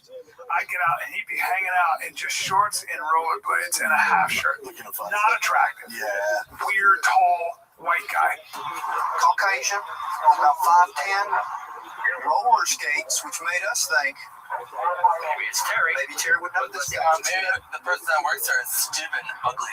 100% worked. So, huh? That's right. He was just sitting there like fucking Brian Callen, just waiting to get drilled by fucking Shop. Just sitting there, fucking Shop, thief or Sutherland. Yeah, that's what I call him. So if you put your phone, like just put it right against your stomach and it just fucking absorbs it. And then it sends it right to Brendan Schaub. It just appears as Schaub going, The guy, he sends them all. He's in your ass. Well, I've got to get to work, but I mean, I suppose I could be a little late. Yeah, I mean, I don't know. It's the thing is, that character is based off of people, right? The one that Nick Swartzen does, and it might be more believable from somebody else. But Brian, he loves being like, there's a guy who's gay, you know, and I'm not gay, but I mean, I'm like, what the fuck? Like, he loves doing that shit. So he could just do that with any. He should do that with other characters in history. We just saw him then. There's a guy that used to like spandex. This guy used to write all night. He would drink a lot. His son died, so I fucked him. His son got the plague. Oh, he's the worst human being ever lived, maybe. It's keto, bitch. It's keto, bitch. And when his son died, he went to London. Oh, stop. This one's posted by Savvy412. It might be the same thing we just watched. It's Papa and Matt Damon B. He was never training. He could just show up and beat everybody's ass. I saw a thing on my Instagram feed of a fighter, and I don't know who it was, but he was a heavyweight, and he goes, We just watched this. yeah. But let's see the moment where they bring up British Shop. I think he went to sleep at 4 a.m. or something. He was out all night, and he goes, he ran through all. That's my buddy Brendan Shaw. Is that who it was? Okay, yeah. It was the funniest. That laugh is nuts, dude. Is that who it was? Okay, yeah, that makes sense. Oh my fucking god, Brandon Schaub. I like that Matt Damon knows who Brendan Schaub is. That makes him one step closer to knowing who we are. 6 degrees of separation from Matt Damon and Ben Affleck. Yeah. If you're watching this, Matt, thanks. Yeah. Shout out to you, Matt. Well, I love Instagram too, dude. You know. Yeah. We if you like Brendan Schaub stories, we've never met him, but we have some. Dude, you qualify for the show. You have a Brendan Schaub story. Come through and tell it to me. Oh yeah, that's right. You're part of the nation now. Yeah. Same to you, man. Just ignore the jersey I'm wearing right now. I'm a cool guy. I'll dress up nice for you guys. This is a really nice place. There's small furniture here. But don't let that weird you out. Fucking bitch, dude. I do have a tiny crock pot. You didn't even notice that? Do you want to pull it for the people to see? Go ahead and just grab it right there. That literally is, it says crock pot on it and it's tiny. So we weren't lying. If you watch our other show, Raccoon Tweet, we constantly talk about, for some reason, Jordan likes small stuff. It's given to me, okay? Yeah, okay. Why? Because I know you like small shit. Oh, come on, dude. It's because I don't have to compensate like some people in this room. Everything happens like gigantic. Let's see here. The next one is posted by Khabib Time. Baba looks like he's being held hostage to film these skits. Well, you know, all of the homeless cats would do this if they, you know. But yeah, they're spicy, right? Rattlesnake force them to. Yeah, probably. All right, Brent said if I can catch 3 passes, he would take me to dinner wherever I want. By the way, saw this on my feed. Skip to the media. And he said he's going to give me routes or something? Are you kidding me? He should go full force. Yeah. What's the point? Yeah. He wants to go to dinner. Yeah, he's hungry, dude. Also, why is he not wearing the jersey? It'd be funny if he dressed up in a full jersey and had a helmet too. She was like, all right, is this good? Dude, you guys are leaving money on the table, dude. You're leaving, I didn't leave the password. She had to go back for it, dude. You saw that? Well, it wasn't in NFL not that long. I need a fucking tater tot once a week.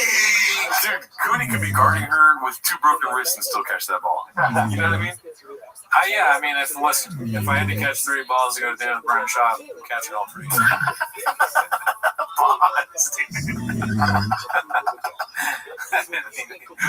That's social. That she lifts her jacket up every time she runs to show her ass. I do too.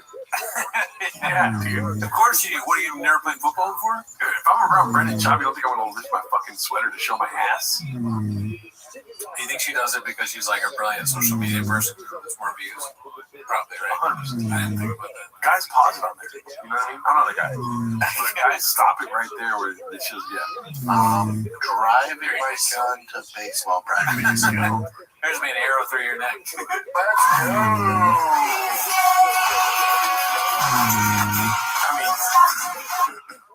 Did they go to dinner? That's the question. You know? Yeah, I'd love to know. That's the next video. Yeah. Kind of frustrating they didn't include it in the video where they, there's no payoff. Like, yeah, where's the narrative? Yeah. You should have just said, like, I'm going to try to catch 3 catches. Yeah. Be in full gear. You know what I mean? Get some cleats. Yeah. You know? Why is the dog there? It's annoying. It kind of takes away. It's like, it makes you kind of nervous. Yeah. She's going to fall over it or something. Yeah. I'm very invested. Is this cute or is this fucking football? Sorry for cussing. You know what I mean? Yeah, where's the coach?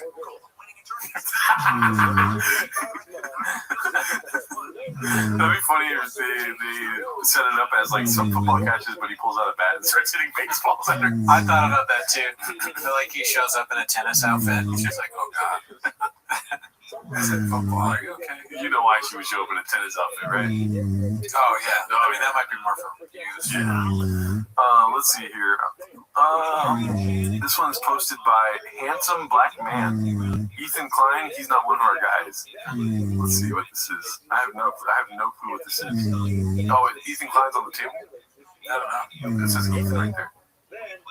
Oh yeah. Oh my god. I'm happy you once I'm staying. I don't stay longer. Pretty sounds like easy gamble. No reason. If not one that was especially fun. You meet in life that you can like throw. But it works out nicely. Alex is going to be pretty happy about this result as well. So you're a podcast comedian. Yeah, I mean before the podcast I made comedy. Like Joe Rogan stuff? Well, except Joe Rogan's not funny. I mean he's not, let's be real. You're still looking pretty juicy over there, don't you?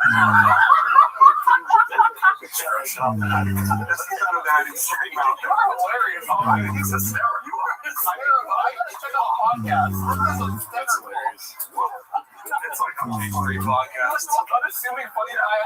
You can send missiles your way. What do you do for a living? I'm a comedian. That sounds like a joke. That sounds like when you said you played Mortal. Yeah. I know you're a comedian for real. Yeah. Like, I don't do stand-up comedy, but I have a comedy podcast. I've been doing comedy. Somebody writes it. Well, he crushed for those guys, yeah. Well, all right. I'm missing something, but it's good. It's good. You just said that Joe Rogan's not funny. Oh, yeah. Well, that's true. Yeah. Let's see here. This one's posted by Stone0777. Always been in trucks and bow hunting. Rough. Well, man, there's some solid bangers at the top of the show, but yeah, I mean, they're not bad. They're interesting, but they're not like, yeah, it doesn't draw out much from me. I'm just like, okay, guys. Yeah, that's okay. Shout out to this undercover homeless cat and his legendary hotel foyer dish. I remember this. BGL's Little Feet posted this. That's Jay. That's Papa not wearing a Dodgers jacket. I don't think I've ever worn a Cubs jacket myself. No, pretty random. That's good. Oh, what is it? Let's see. This is sped up from last week. There's a lot of stuff going on social media, which is like, so with me and Dale? Yeah, that's right. Everything's good.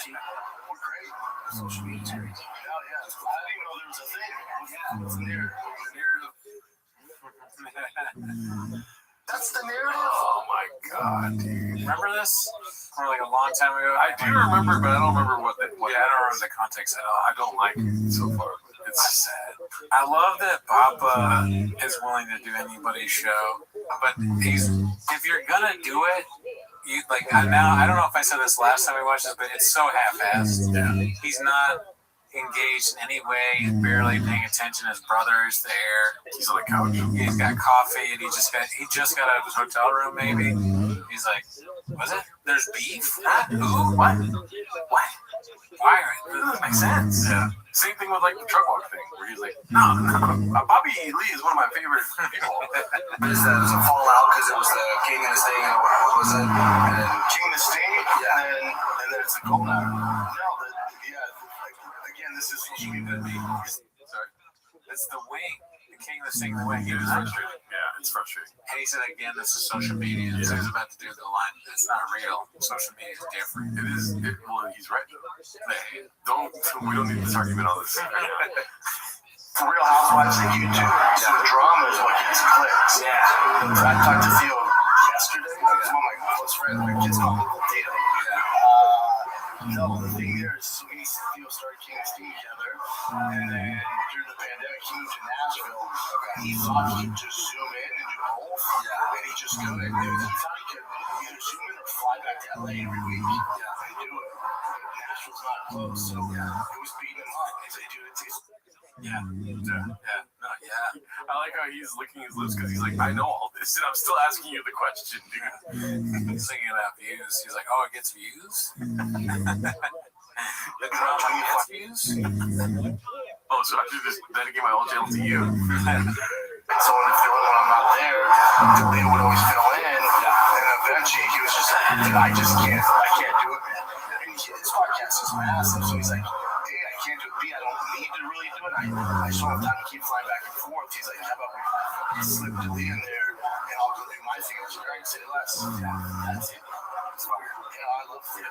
He's like a brother. Now, if you have no income tax state, why are you saying I got out to my kids? So you predict this? Random guy predict Austin. Yeah, predicted it. This lady. This one. Are they on a cruise ship? That looks like a cruise lady. Just like unassuming. Just looking for the bar. She's hoping the bar is open. She's like, "Where's the walk? Isn't this PF Chang's right now?" Or maybe she wants it's morning time because she's got coffee there and she's looking for the yogurt. She comes up and interrupts them like, "Excuse me, you're on a continental breakfast test. Where's the waffles?" My kids. Okay. Classic homeless cat, actually. Because she's an homeless cat. That's unique. That's what unique was. That would be great if she was, what is that person, server? What are they called? Wait, the server? No, like somebody that serves you papers. The deposit? No, not deposit. Yeah, like a server, like a process server? Processor, yeah. And she's just like, she's like, are you ready to shop? She's like, oh, you want an autograph? And she's like, no, you're sued, dude. And Shada goes, oh, dude, I'm fucking, everywhere I go, people recognize me. I'm so famous. So just the other day, someone was like, hey, are you Brandon Schaub? And then they handed me this lawsuit. 300 page lawsuit, dude. He's bragging about it. Yeah, it's like I'm getting sued for whatever. It's fucking not real. It's social media. I saw the lawyer. He can't lift. I was like, he's 5'8". I'm sure.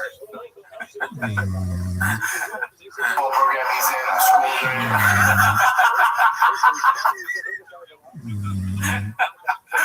Zero respect. She's so good. My kids. Where the fuck is the? She did this just to see what it was. Coughed and trolled them. This is baseball program. She's a boom bow. Yeah. She's what we strive to be right there. In school during. She's a baby girl, so it's eventually like I get some stuff in the works where if it happens, I would leave LA. Yeah. That's insane. Like the cost of living, you had to wrap up. I want to use the baseball program he's in school during. He said, spicy old lady. Shout out to her, dude. Wherever she's at, she's loved on PF Chang's. Oh God, I'm gonna start doing like horrible things and then be like, yeah, dude, that's just YouTube. That's like, it's not real.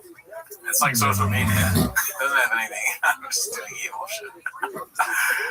This one's called Peaches Delight, which, you know, we all know what that means, but nobody knows what that means. One Usual 4460 posted this. It says, he made me...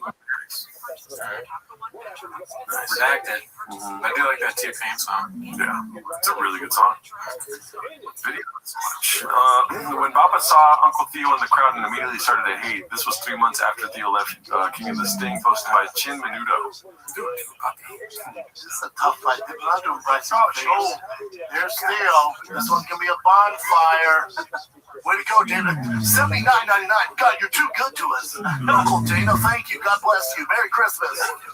Did you get my card, my man? Theo, he tries to make every paper. He tries to make the tweets on every single paper. Oh, this boy's playing for keeps. Nice. Get that nurse's tattoo on his back. I would probably thank Dana White publicly if I also got free tickets to UFC in the front. Yeah, dude. Most things. I would be messaging Dana White about it for 4 days straight. But you know what he forgot? Number one, golden rule that Shaw forgot. He made the rules of stream. That's social media. This isn't real. Yep. Could have said it better myself. Yeah. It's only real when he wants it to be. So we got here. This is going to be posted by Mitch Slick LBC. Bappa absolutely glazing himself for being the first UFC fighter to work the award shows and claims he optioned him an additional 3-year contract extension for his beast of a workout. It's a long clip posted by, I already said that. Yeah, but like I was watching the Golden Globe last night. Yeah. And they had Mackenzie Dern and Brian Ortega there, right? And I watched the pre-show. You know, because remember I used to work all that. Yeah. I used to work the Grammys, the Golden Globes, I remember the Academy Awards. And at the time, it was just like, yeah, it's what I do. Well, you were on your way somewhere, right? Yeah, and I remember I used to love the pre-show. I'd see everybody file in and see what they wear, as gay as that is. And then just had LA in the background, the warm weather, you know, and I was like, oh, I told Joanne, I'm kind of sad. Yeah. She was ready. Yeah, I didn't realize at the time how weird and unique that was. Like, my big ass working the Grammys and Golden Globes and Academy work. To me, I was almost ashamed of it at the time. Yeah. But I look back, I'm like, how the fuck did I pull that off? Big deal. How did I get in there? Why would they let me in there? I'm on the red carpet interviewing Lady Gaga. How big deal, dude? That's huge. I wonder what he asked Lady Gaga. It's too bad there's no clips of that. We need that, dude. Yeah. Changs. Yeah, pull that. Please. Fine. If we missed it, I'm sorry, dude, but we need it. His interviews, his like red carpet interviews, probably like endless. What did he say next? Yeah. Like, did they ever find Hitler or Lady Gaga? Let's see. You never knew how big a deal I was. And I never could really tell you because you just fell into it. And it's like, listen, motherfucker, that's the pinnacle. Yeah, I auditioned, got the gig. I'm like, yeah, that's how this goes. I know. That's what I do. But, you know, that's what happens. You don't realize until it is what it is. How weird is that, dude? Those are the wax figure kind of too. Yeah, you were that awesome jacket, that smoking jacket, that fucking... Dude, I had fucking... How crazy is that? What was that other one? Either the Grammy. Big Boy MMA. How crazy is that, dude? I mean, it was as big as it gets. And you're like, eh. And that drove me crazy. And I remember they optioned me for another 3 years, and I turned it down. How weird is that?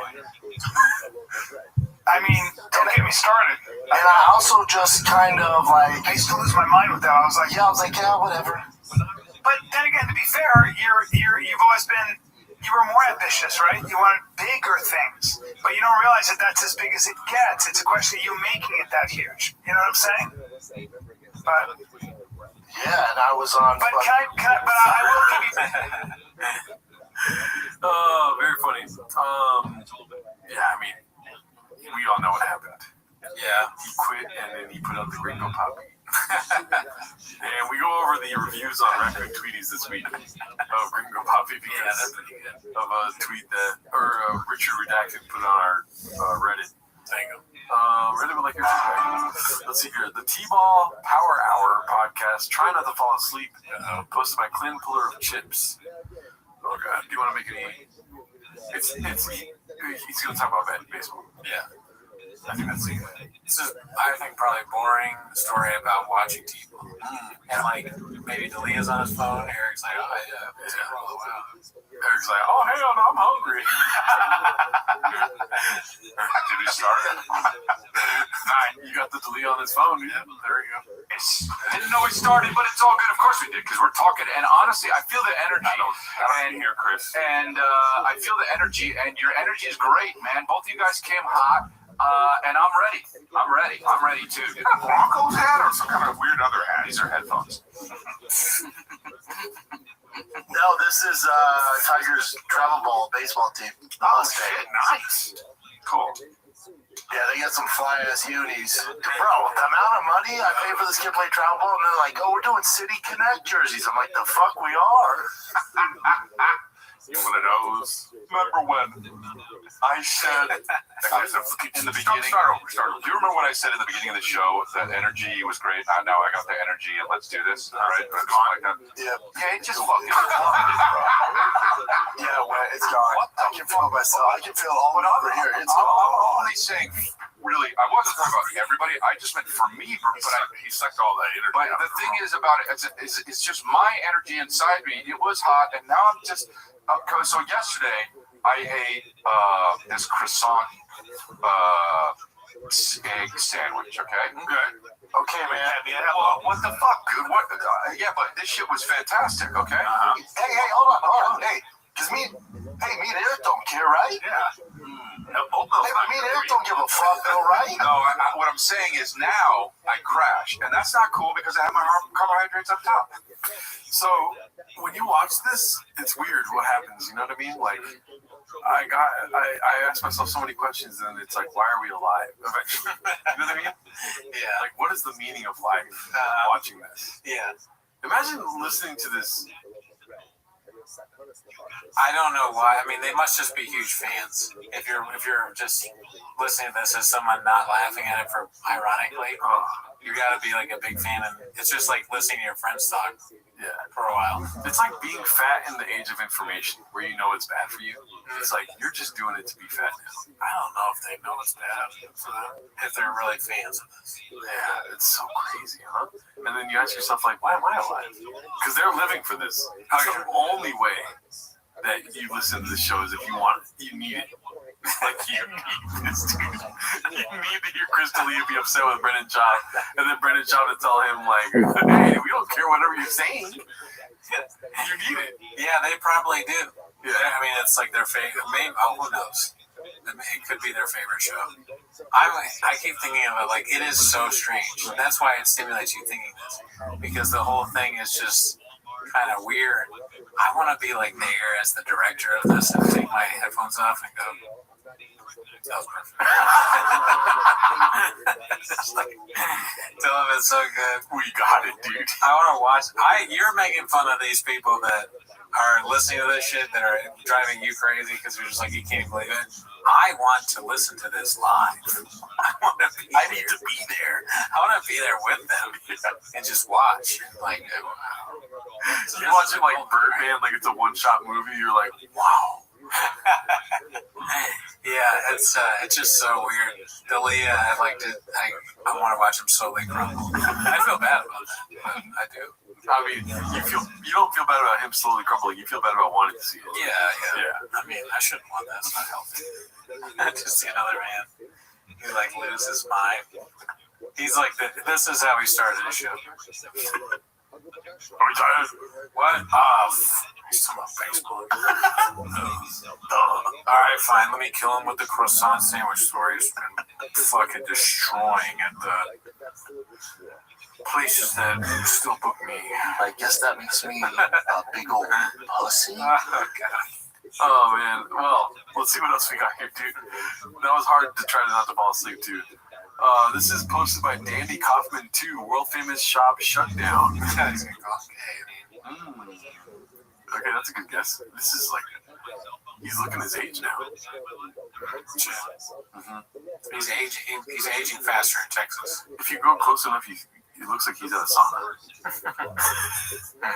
Let's see. Yes, and jiu-jitsu is a little different because, like,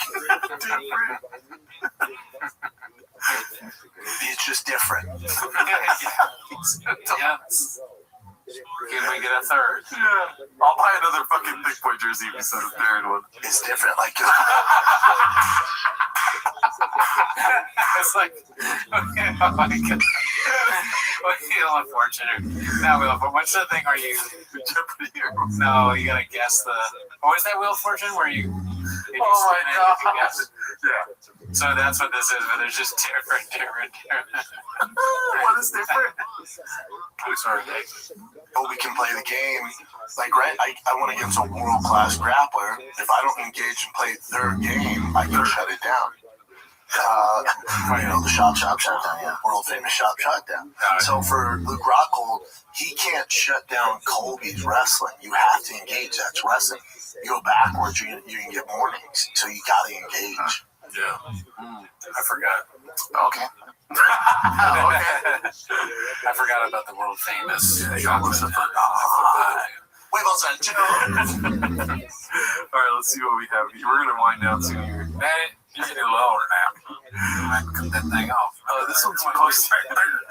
I'm like a kangaroo with my finger. This one's posed by Spicy Boy 222. Eating dinner on campus and got hit with a Papa jump scare. What is the first stage of hydrologic cycle? Okay. Oh, okay. This is ridiculousness. Yeah. He had it all, dude. Yeah, man, he was on the biggest shows, dude. I need a fucking tater tot once a week. Let's see here. Learning from Brian. Gimme the shops. Khabib time. Oh gosh, this is what Coleman really wants from him.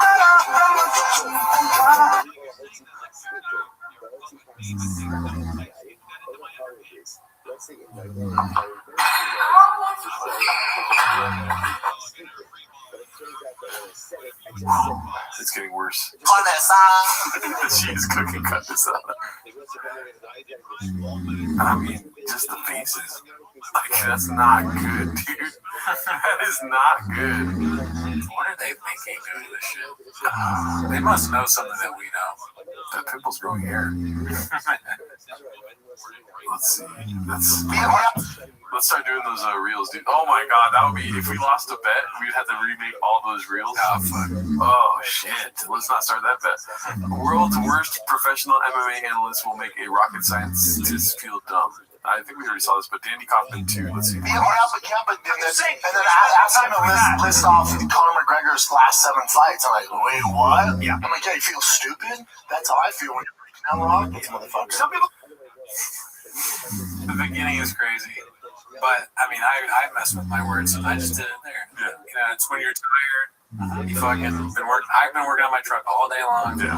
I bought my kids all this shit for baseball. They don't care. I changed the battery on my kid's ATV.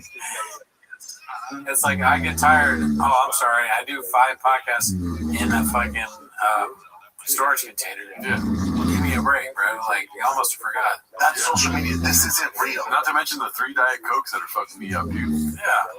I'm on Kratom, Adderall, Magic Mind, and fucking Wix.com. Let's see what else we got real quick. I'm looking for something that somebody mentioned, and I haven't seen it. So I'm getting kind of sad about that. But if we forgot any really good clips this week, let us know, please. This is posted by Howie MX.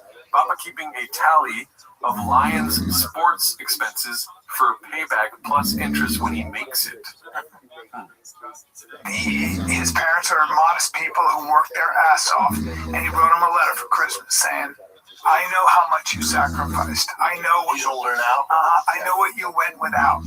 I know all of what you did. And the mother's trying not to cry, and he goes, and so he paid off their house and all their bills. That's the least you can do. It's the least you can What the do. fuck? Right. I keep a tally, Tiger. All right, we're Right. making this is. I mean, you know, I charge interest, Bubba. that's Interesting.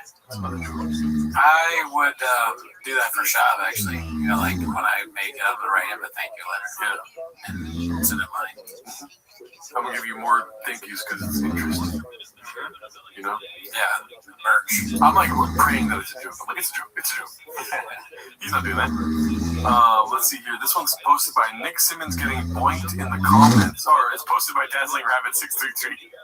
It's called Nick Simmons getting boinked in the comments. It's Shop with his tongue out. Nick Simmons working hard to get that Rogan invite. What a weird comment by Michael Roy Roca. Seems like a waste of a conversation there. Yeah, if I was Nick Simmons, I'd be like, cool story, bro. I wouldn't even respond to that. Yeah, dude, you should just think cool story, bro. Now it looks like you are working hard to get a Rogan invite. Yeah, you made it look like you are by replying. Yeah. This guy's just a truck guy. You gotta fucking... Huevos rancheros. I always be thinking about huevos rancheros. Yeah, ni Delta, ni Rogan, you know? Never read the comments. Yeah. What are you doing? All right, well, I think that's it for this week because it's getting pretty late over here in Seattle. It's 3 a.m. We've got to go to bed. And it's been Daddy, you're a little older now. We might have to just get that thing cut off. Because I'm like a kangaroo pouch above my feet. All right, guys, we had a great time. Great clips this week. See you next week. But any kind of intentionality, that's even if there's not articulation, a lot more likely to create divided obligation, which the amount of this show might only amount of receiving the function. The function will come again. No, there's a big reason. We're probably looking at this idea that intentionality without articulation works if the body obligation is got by the guys. Look at the two examples. It's true loss on the stone, donation to the stone, and caballos. So maybe this concept of intentionality without articulation works better by concept items, but cannot necessarily. Time of my favorite time of the week when you get near Papa, try to speak. Be surprised today. You better watch 10 minutes of shop. Welcome back to 10 Minutes of Shop. Thanks for tuning in. As always, join the Patreon, join the Discord, join the Reddit. If you want early access of this show, absolutely subscribe to Patreon because that's what we got going there. Dude, Poppy, what are you doing, bro? You gotta be quicker. That's what I say. Yeah, I mean, I'm one of the slowest on the draw in all of the West. But you didn't even press one that exists, and another one. Oh yeah, I got one. Gerardo's doing a thing where you gotta do something. Okay, for 30 days, he's wearing only shop clothing to see if it has any effect on his life. Yeah. And so he wears it to work. And how far are you into it? Dude, so far I lost both my jobs, and my girl has left me. And what's the other thing? I forget the other thing, but it's not going good, but it gets dark before the summertime, you know? Okay, you're waiting for a turnaround. Yeah. Okay, fair enough. But anyways, that's not why they're here though, right? No, that's not at all why they're I here. think they're here to watch 10 Minutes of Shop. Start the timer. Literally. Alrighty then, we got a post from Nano Argon. Zesty is Violent Hobbit Man. Let's see what this is about. Is this just the same clip we watched like a couple months ago? You know, it very much could be because it looks very familiar. Yeah. Let's see. If I look like a violent person, if I didn't know me, just even the way I'm built, not even just the working out part, just the size of my hands and like there's the width of my shoulders, like there's most likely a lot of violence in my history, in my past, in my ancestry. I think there's certainly some genetic violence in me. The difference between what's on screen and what's being said. Man, I know we've talked about what he looked like back then, but wow. Yeah. That's crazy. He's got like lipstick on it, looks like. Yeah. The makeup lady went to town on it. Like, and he's also doing that thing that Shop talks about, putting his hand on his chest, dude. It's like a sign of the redacted Ami, like Illuminati, but redacted. That's true. He does have big shoulders, though, dude. Dude, giving me. So that's true. I guess that makes me a big old pussy. I like that he's behind, in front of pizza. Yeah. It's kind of like an ode to what is to come on the Thick Boy Network. The Flappers. Flappers, too. Flappers, never forget. All right, let's see what else we got here. Okay, that's a promotion. This is Whitney Cummings. Dude, the clips from this episode are just horrendous, dude. Really? You've seen a bunch? Shout out, which one is it? Is it American Redact or Podcast Cringe that made a video about this? That's social media. This isn't real. That's so great, though, dude. Dazzling Rabbit 633 says Whitney gets 2 million views spots on her pod, but can't get 500,000 guesting on the biggest platform in the world. You know what I say to that? Narrative? What do you say? Good. Yeah, dude. People are over Whitney, I think. I think she might be on the way out. She's talking about watching the Eagles play. Fuck. Can I be honest, dude? I don't think she is ever anything, dude. It's all fake. It's the government trying to fool us into thinking that she's something big. She's not. Let me finish, dude. Yeah, she sucks always. I've never seen one thing good of hers. The government's involved? PSYOP? Yeah. Okay. The government has to be involved. When it's this high up, you're on Joe Rogan, dude. There's only like 250 people that have ever done that. Democrat, Republican together? Yeah. One of them. It's a bipartisan co-op for sure. Oh, yeah. Driving my son to baseball practice. I'm listening to your podcast talking about this while I'm driving my son to baseball practice. No.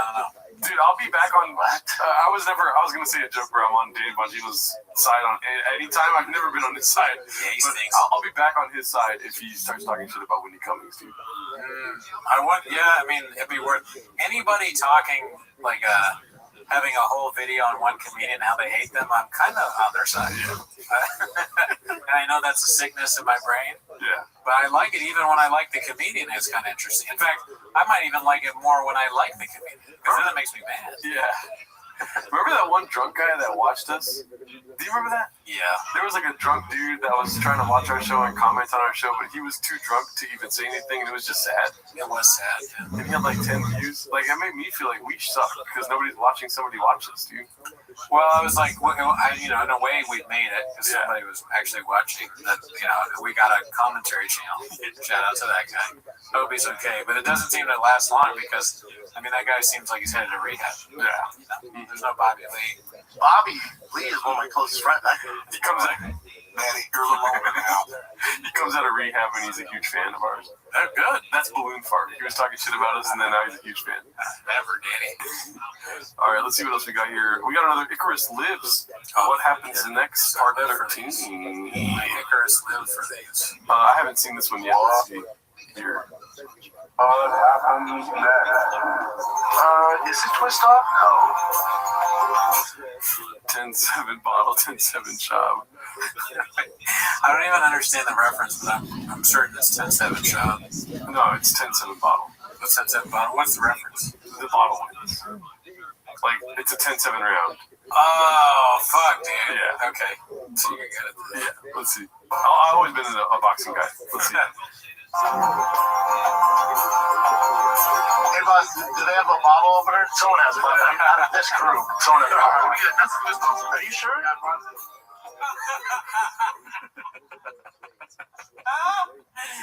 That's the worst when that happens, dude. When we fucking Does that make sense? ask somebody and they go, it's twist off. Dude, nothing worse than that. He's definitely doubling down. It's happened to all of us. Yeah, it's a this is not weird. You made a mistake. You didn't twist hard enough. Pause. I am white as shit, Dallas. Yeah. Oh my god, I thought that was shorter. But the weird part about it is not laughing at it yourself. Does he? Yeah, you should laugh at yourself a little bit. We would rewind to see. No, well, we're not done yet. No. Does he stand correct or double down? He doubles down. He doubles down. Yeah. Really? No, there's no way. Try twisting off, huh? Let me see it, huh? Oh.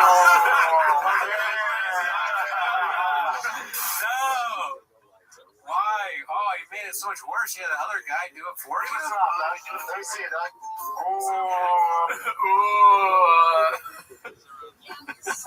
Oh, it's so funny how fast it turns. Root beer? Is that what root beer's called, or whatever? Dads? All right, let's do If he is just any other customer, he's so fucked. He's a customer. Blimp. Yeah, Blimp. Yeah. He's so fucked. He's a glimpse on the radar. No, you're not. Glimpse is even worse. We went not redacted enough. Should have got more redacted. I was thinking, I was like, this is not the blip on the radar post, but I followed you. I was like, Jordan seems confident. Jordan on this one. Glimpse on the radar, huh? That's a good one. Let's see. Dude,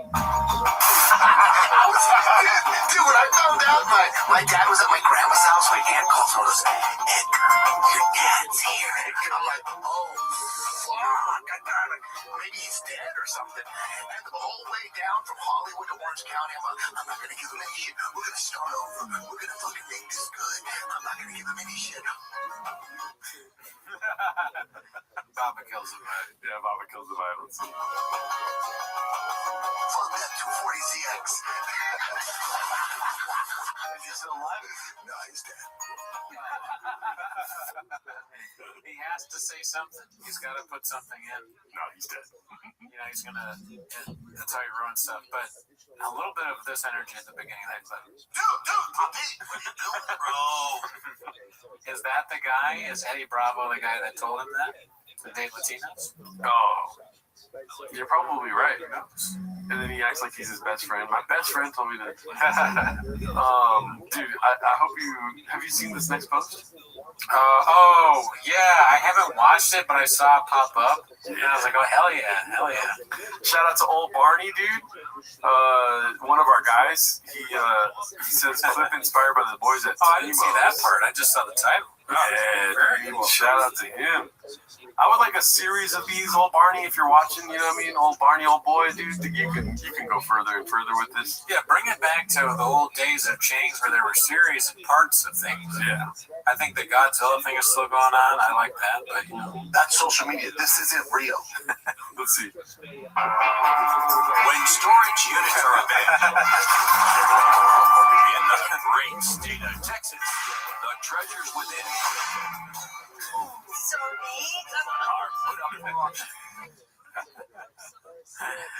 Man, that's good, dude. That's like it's just enough. It's quick and sweet, very funny. So yeah, I think I keep going. I think here's what I envision, dude. Okay, obviously, great work. You know what I mean? I'm not asking for my dish to get remade. No, you know what I mean? Yeah. If you want some pico de gallo or something like this, dude, what you should do, because I saw the comments to this, and it wasn't my original idea, but when I read the comments, it'd be so funny if they opened up the storage unit and it's Shab in there going, call the lady. Call the lady about the noise. Dude, that'd be so funny. Yeah, that's a good one. Shout out to you, Sir Old Barney. Let's see here. What do we got next? We have a post from OneUsual4460. Me and Joe talk every day and twice on Sundays. He knows I can't podcast today because Denver and Bronco have baseball. Oh, so it's Bradley Cooper and Brian Callen with Joe Rogan. So Rogies didn't want Photoshop. He didn't want Shab anywhere near Bradley Cooper. Yeah. He came up next to somebody that important. It's crazy how they invited Brian and Joanna. That's so weird. Wow. I guess she's really trying to promote that podcast. Bradley Cooper will do anything to show us a comedy movie. Have you seen it? No, I refuse to watch it. Until a comic tells me, like, oh, go see that. You know? Yeah. No comics have been told me to go see, is this thing on? Yeah, and I haven't heard much about it yet, but I kind of want to see it. I'm intrigued. I'd rather watch Hamlet twice. Hamlet was great. Definitely. But it's also very Thick Boy, centric. Yeah, Thick Boy inspired. Yeah. There's a lot of talk on our Discord about the Shop podcast. What is it? The JoJo podcast, dude. Oh, yeah. They want us to get the chairs and recreate her studio in my apartment. That's kind of funny. I didn't know that. Yeah. I guess I missed that. But yeah, no, I mean, look, Don't tempt me with a good time. Don't tell me to fuck my way out of a room. I'll fucking buy all that shit and put it right here. That'd be so funny if we do it the same week they release their first episode and we're already. When's that gonna be? I mean, if we're prepared, it could be any day now. You know? Yeah, it's we should get a countdown clock for when JoJo comes out. Yeah, there's some sick little renditions of like the neon sign that says like JoJo Tweeties or something like this. Yeah, send us a JoJo sign. We'll put it up. Oh no, they made it already. I'm telling you this. I'm not making this up. This already. Yeah. People want us to create JoJo's set in here. We gotta get a PO, or an address you can send it to. Well, leave comments. Let us know if you want to get those chairs, and then Brendan will have a field day. Let's see here. Oh shit. Let's see here. This is posted by Appropriate Beauty 930. Them clown shoes, B. Sorry, I'm still getting over being sick. Look at that painting. Is that like Joe Rogan as a third eye? Or is that another guy? I mean, I would be disturbed if you imagine you're like homies with somebody, never been to their apartment, and then one day they're like, oh, I mean, if you want to come over, you can see it or whatever, and then you walk in, that's the first thing you see. Regardless of like Joe Rogan's a person or anything, yeah, just that on the wall would kind of be like, oh, are you Scientologist? Or are you saying of it just that painting itself? Or yeah, no, it's not even the person that going over there. It's just this painting is jarring. I don't think it's very good. Yeah, let's see the shoes, clown shoes. I guess because they're big. When I first saw this post, I'm like, that's not that bad. Yeah, they don't really look that crazy, but I think what they're saying is he's doing the whole Vivek Ramaswamy thing where they're too big, yeah? Like he wears bigger shoes than... That's so pathetic. Yeah. I saw there's a picture of, because he's wearing dress pants, and they're like up to here, so you can see that he wears shoes that are 2 or 3 sizes too big. Anyways, look at this. Look how short they are. Who's taking the picture and why are they doing them this dirty? If that is supposed to be Rogan, it kind of looks like Billy Zane to me. Oh, that's good. Yeah, that guy. Or like an Iranian Joe Rogan. Yeah, it doesn't look like it. I mean, it's probably Rogan. And it's probably this lady that did it. She's an artist, B. I don't know who that is. Me neither. I'll tell you what, she dressed like an artist today. Alrighty, an artist I want to bug. This is posted by Selected Tom, streaming on TikTok to 20 people. Oh my god. There's a time way back when I did a live on this channel about Eric Griffin's streams when Charlie Kirk was rudely assassinated. And he was not too pleased. Wait, who? You did a commentary on him talking about Charlie Kirk? Yeah. Oh, okay. He was pissed off? Yeah. Spicy. Yeah, he got pretty spicy. And he's not very good at the game. I'm surprised that Eric is a gamer. I wouldn't have thought of that as like a thing that he does. He's a grifter, so yeah. You gotta try. And that's like when you're trying out stuff and you're him. I would be like, video games? You want me to? All right. Yeah, I guess so. Maybe for Brian Callen playing video games. He's getting beaten in Madden. Yeah. They're calling him all sorts of names and shit. Are you kidding me, dude? Like Kai Cenat type streams, Brendan Schaub being Kai Cenat. Are you kidding me? This is what we need in our lives. Brendan would be more fun to watch play video games because obviously he would get frustrated, he'd lose, he'd cheat. He'd like, oh, it's a glitch in the game. Like, I'm not winning. He'd lick his shoe. Yeah, he'd do weird stuff like that. Like, he'd do all the same things that he does in his normal podcast, but he'd be playing Crash Bandicoot. It'd be funny to watch Brendan, like with the old games, you know, you had to like blow on the cartridge fix and stuff to fix the games. He's like, is this PS5? He's holding Super Nintendo. Yeah, I want to see him stream, dude. Me too. This is posted by Crotchberry Juice. If Stinky Feet were a person. Oh,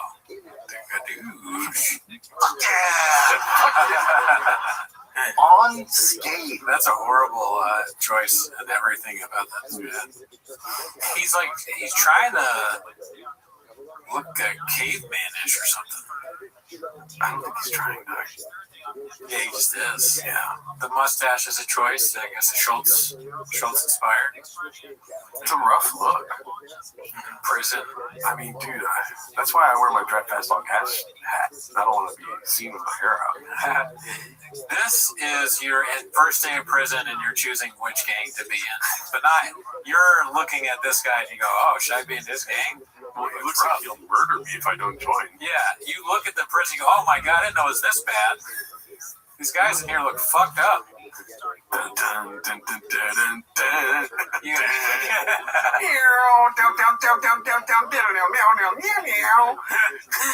ask him, you go, "How long have you been in prison?" Thinking he's going to say 7 to 10, maybe longer, and he goes 2 months. You're like, "Oh my god." Does that make sense? Please, let me out. Oh no, I'm going to get fucked up. I don't want to look like that. Dun, dun, dun, dun, dun, dun. He does look like a cop. Or that too, yeah. He looks like a fucked up cop. This is a cop that put you in jail for too long, dude. The cop that shoots Sean Bernthal in the back. Drug money. Yeah. Let's see what else we got. Khabib Time posted this one. How? Free Bert. Yeah, I don't know why they keep giving him shit. No, this isn't real, is it? Oh, I don't know. That's a good question. I got real scared right now. You always gotta ask. Driving my son to baseball practice. I think it's probably oh wait, but that's not. Oh, that's an actress, that Arden Mirren, a comedian, I think. Okay, yeah, it's not real. No, it could be because like someone's playing his wife. Okay, keep talking. I'm looking. I don't think that. Yeah, neither of those two people deserve a shot. Really, I don't think. I mean, he's not funny. She's not funny. Oh my god, it's real. Yeah, it's an actress playing. Oh my god, it's real. I wonder what Free Bird is about.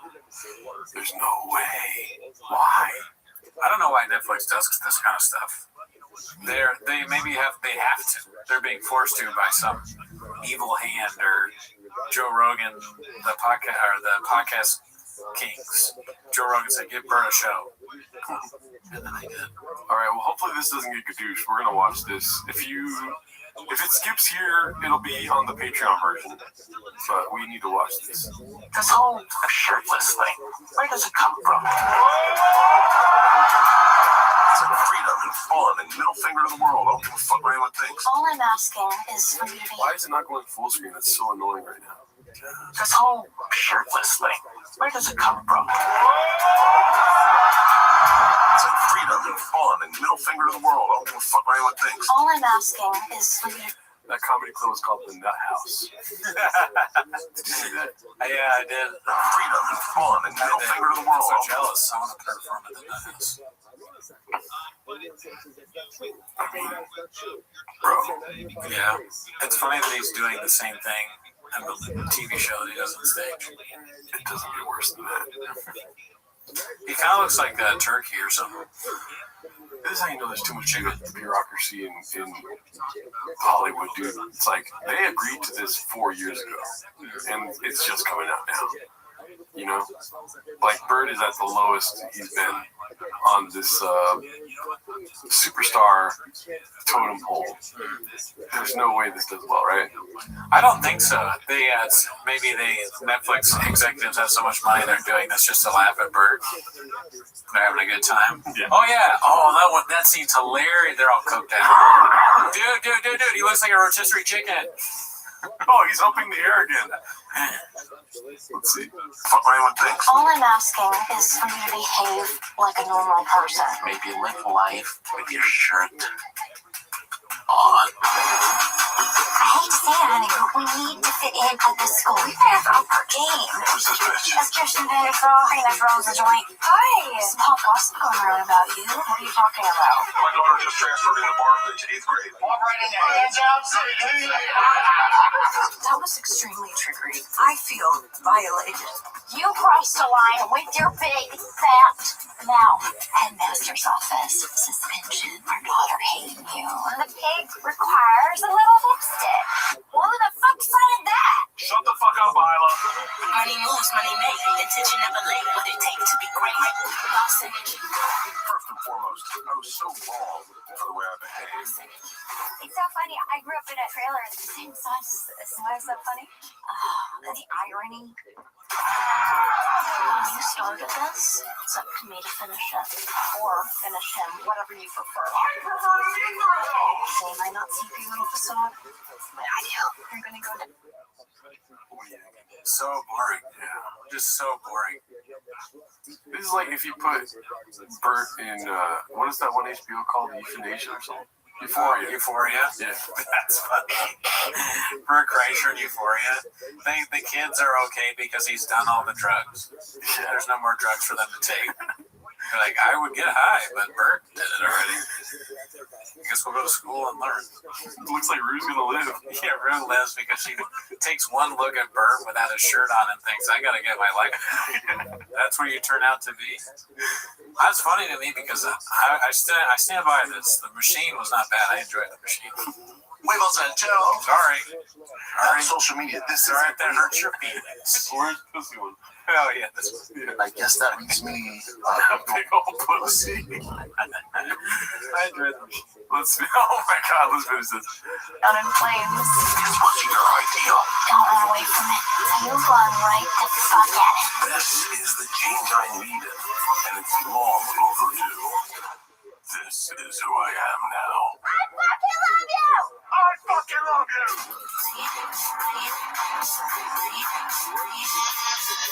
I hate the music too. I hate how it's so hacky. Yeah. It's doing the same thing that other shows do. Yeah. It reminds me of Cutter's stupid trailer he did. Remember, it's like. But anyways, way too inside. Sorry. Yeah, that was bad. So I guess it is real, dude. That's real. Sad. Wow. I thought for sure this was a Photoshop when I saw it earlier in the week. Not to be politically funny, Trump comes out. He's like, look, I told you liberals are ruining America. Okay, Bert has a show, another show on Netflix. I didn't do that. Okay. If they let Paramount or whatever it is buy Netflix, you wouldn't see this. Okay, that's Nancy Pelosi, Hakeem Jeffries, and all those people. Yeah, dude, that's rough. I don't understand why we allow this to happen. Spicy. The next one's posted by Big Battle 9416. Mrs. Schlub needs to work on her social media Photoshop skills. That's a new laugh. Why is it bad Photoshop? No, I mean, that's what the idea is. I guess it's fake. She's photoshopping herself into the gym, maybe. I don't know how you can tell that, but just the idea of someone doing that made me laugh. Coolest gym I've ever been to. Got to visit my first Forum fam in St. Louis today. They paid her $20 to do this. Probably. To Photoshop. So she spent 3 hours photoshopping her into this thing for $20. Good for you, JoJo. Let's see here. That Ninja 11. When she catches you looking for addies and baddies. Let's see without sound because it's going to be just annoying music. And then they do the same thing, I believe. He looks so ridiculous. What is the sound on here? Let's see here. Yeah, see, it's another ridiculous sound. Alright, well, at least the Come on now, Mr. Whole Foods. Dana White's mom posted this one. Leaving Papa's circle really is the key to success. I don't know if you know what this is. One of our guys. Mark Harley in an ASAP Rocky video. Oh, wow. He's blowing up, fam. Yeah. It is probably the best thing that ever happened to him, is leaving the shop first. He didn't know it at the time, and no one ever knows it. It's hard. It hurts, to leave something like that. But then once the dust settles, and you can see the forest through the trees, Netflix Papa. Yeah. Let's see what else we got here. Why does Papa continually call out Brock Lesnar's daughter? Posted by Attorney Only 833. Do it again. Shaw brings up Brock Lesnar's daughter. I don't know if he did it again. Maybe there'll be another post on here. Wake up, babe. Joe Rogan just debuted a new fake laugh. Oh no. Let's see. We're having a conversation about being in the present moment. Don't worry. Like, wait, you didn't record that. Yeah. I was in the present. Damn it. I have to. That sounds like my Kind of, but it sounds like a baby, a grown baby. Attorney only 833 posted this. Like, wait, you didn't record that. Yeah. He gave up on that. We gotta get that sound of that. That's the news of present.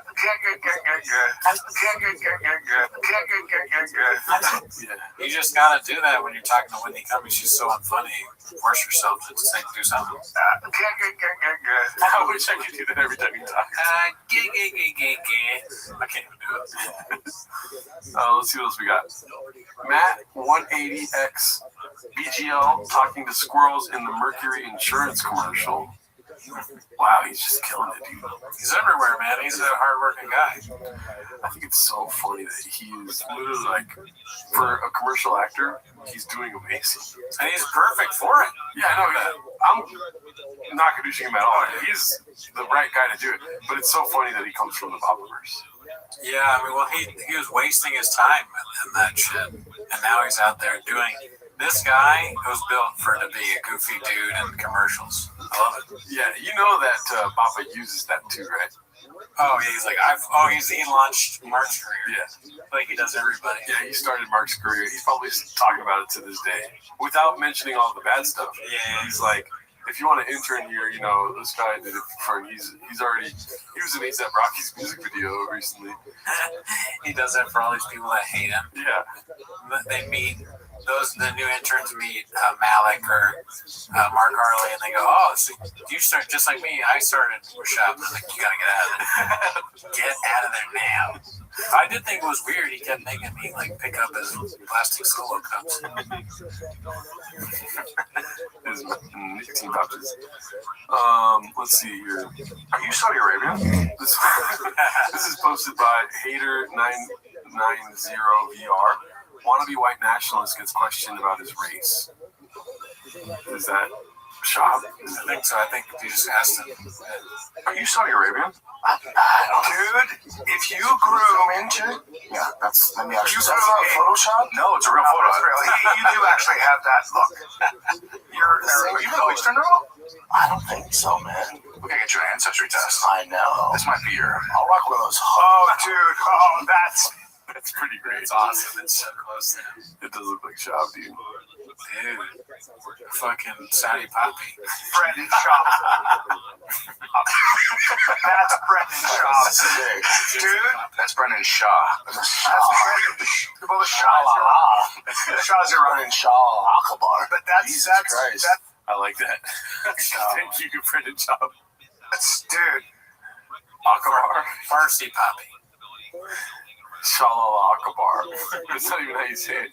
Well, like, don't go too far because we found out in the last episode Joe Rogan's going to become a Muslim soon. Yeah.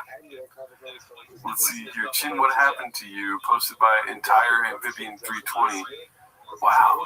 We've seen this one before, though. African American chin. Yeah. Chin. On skate.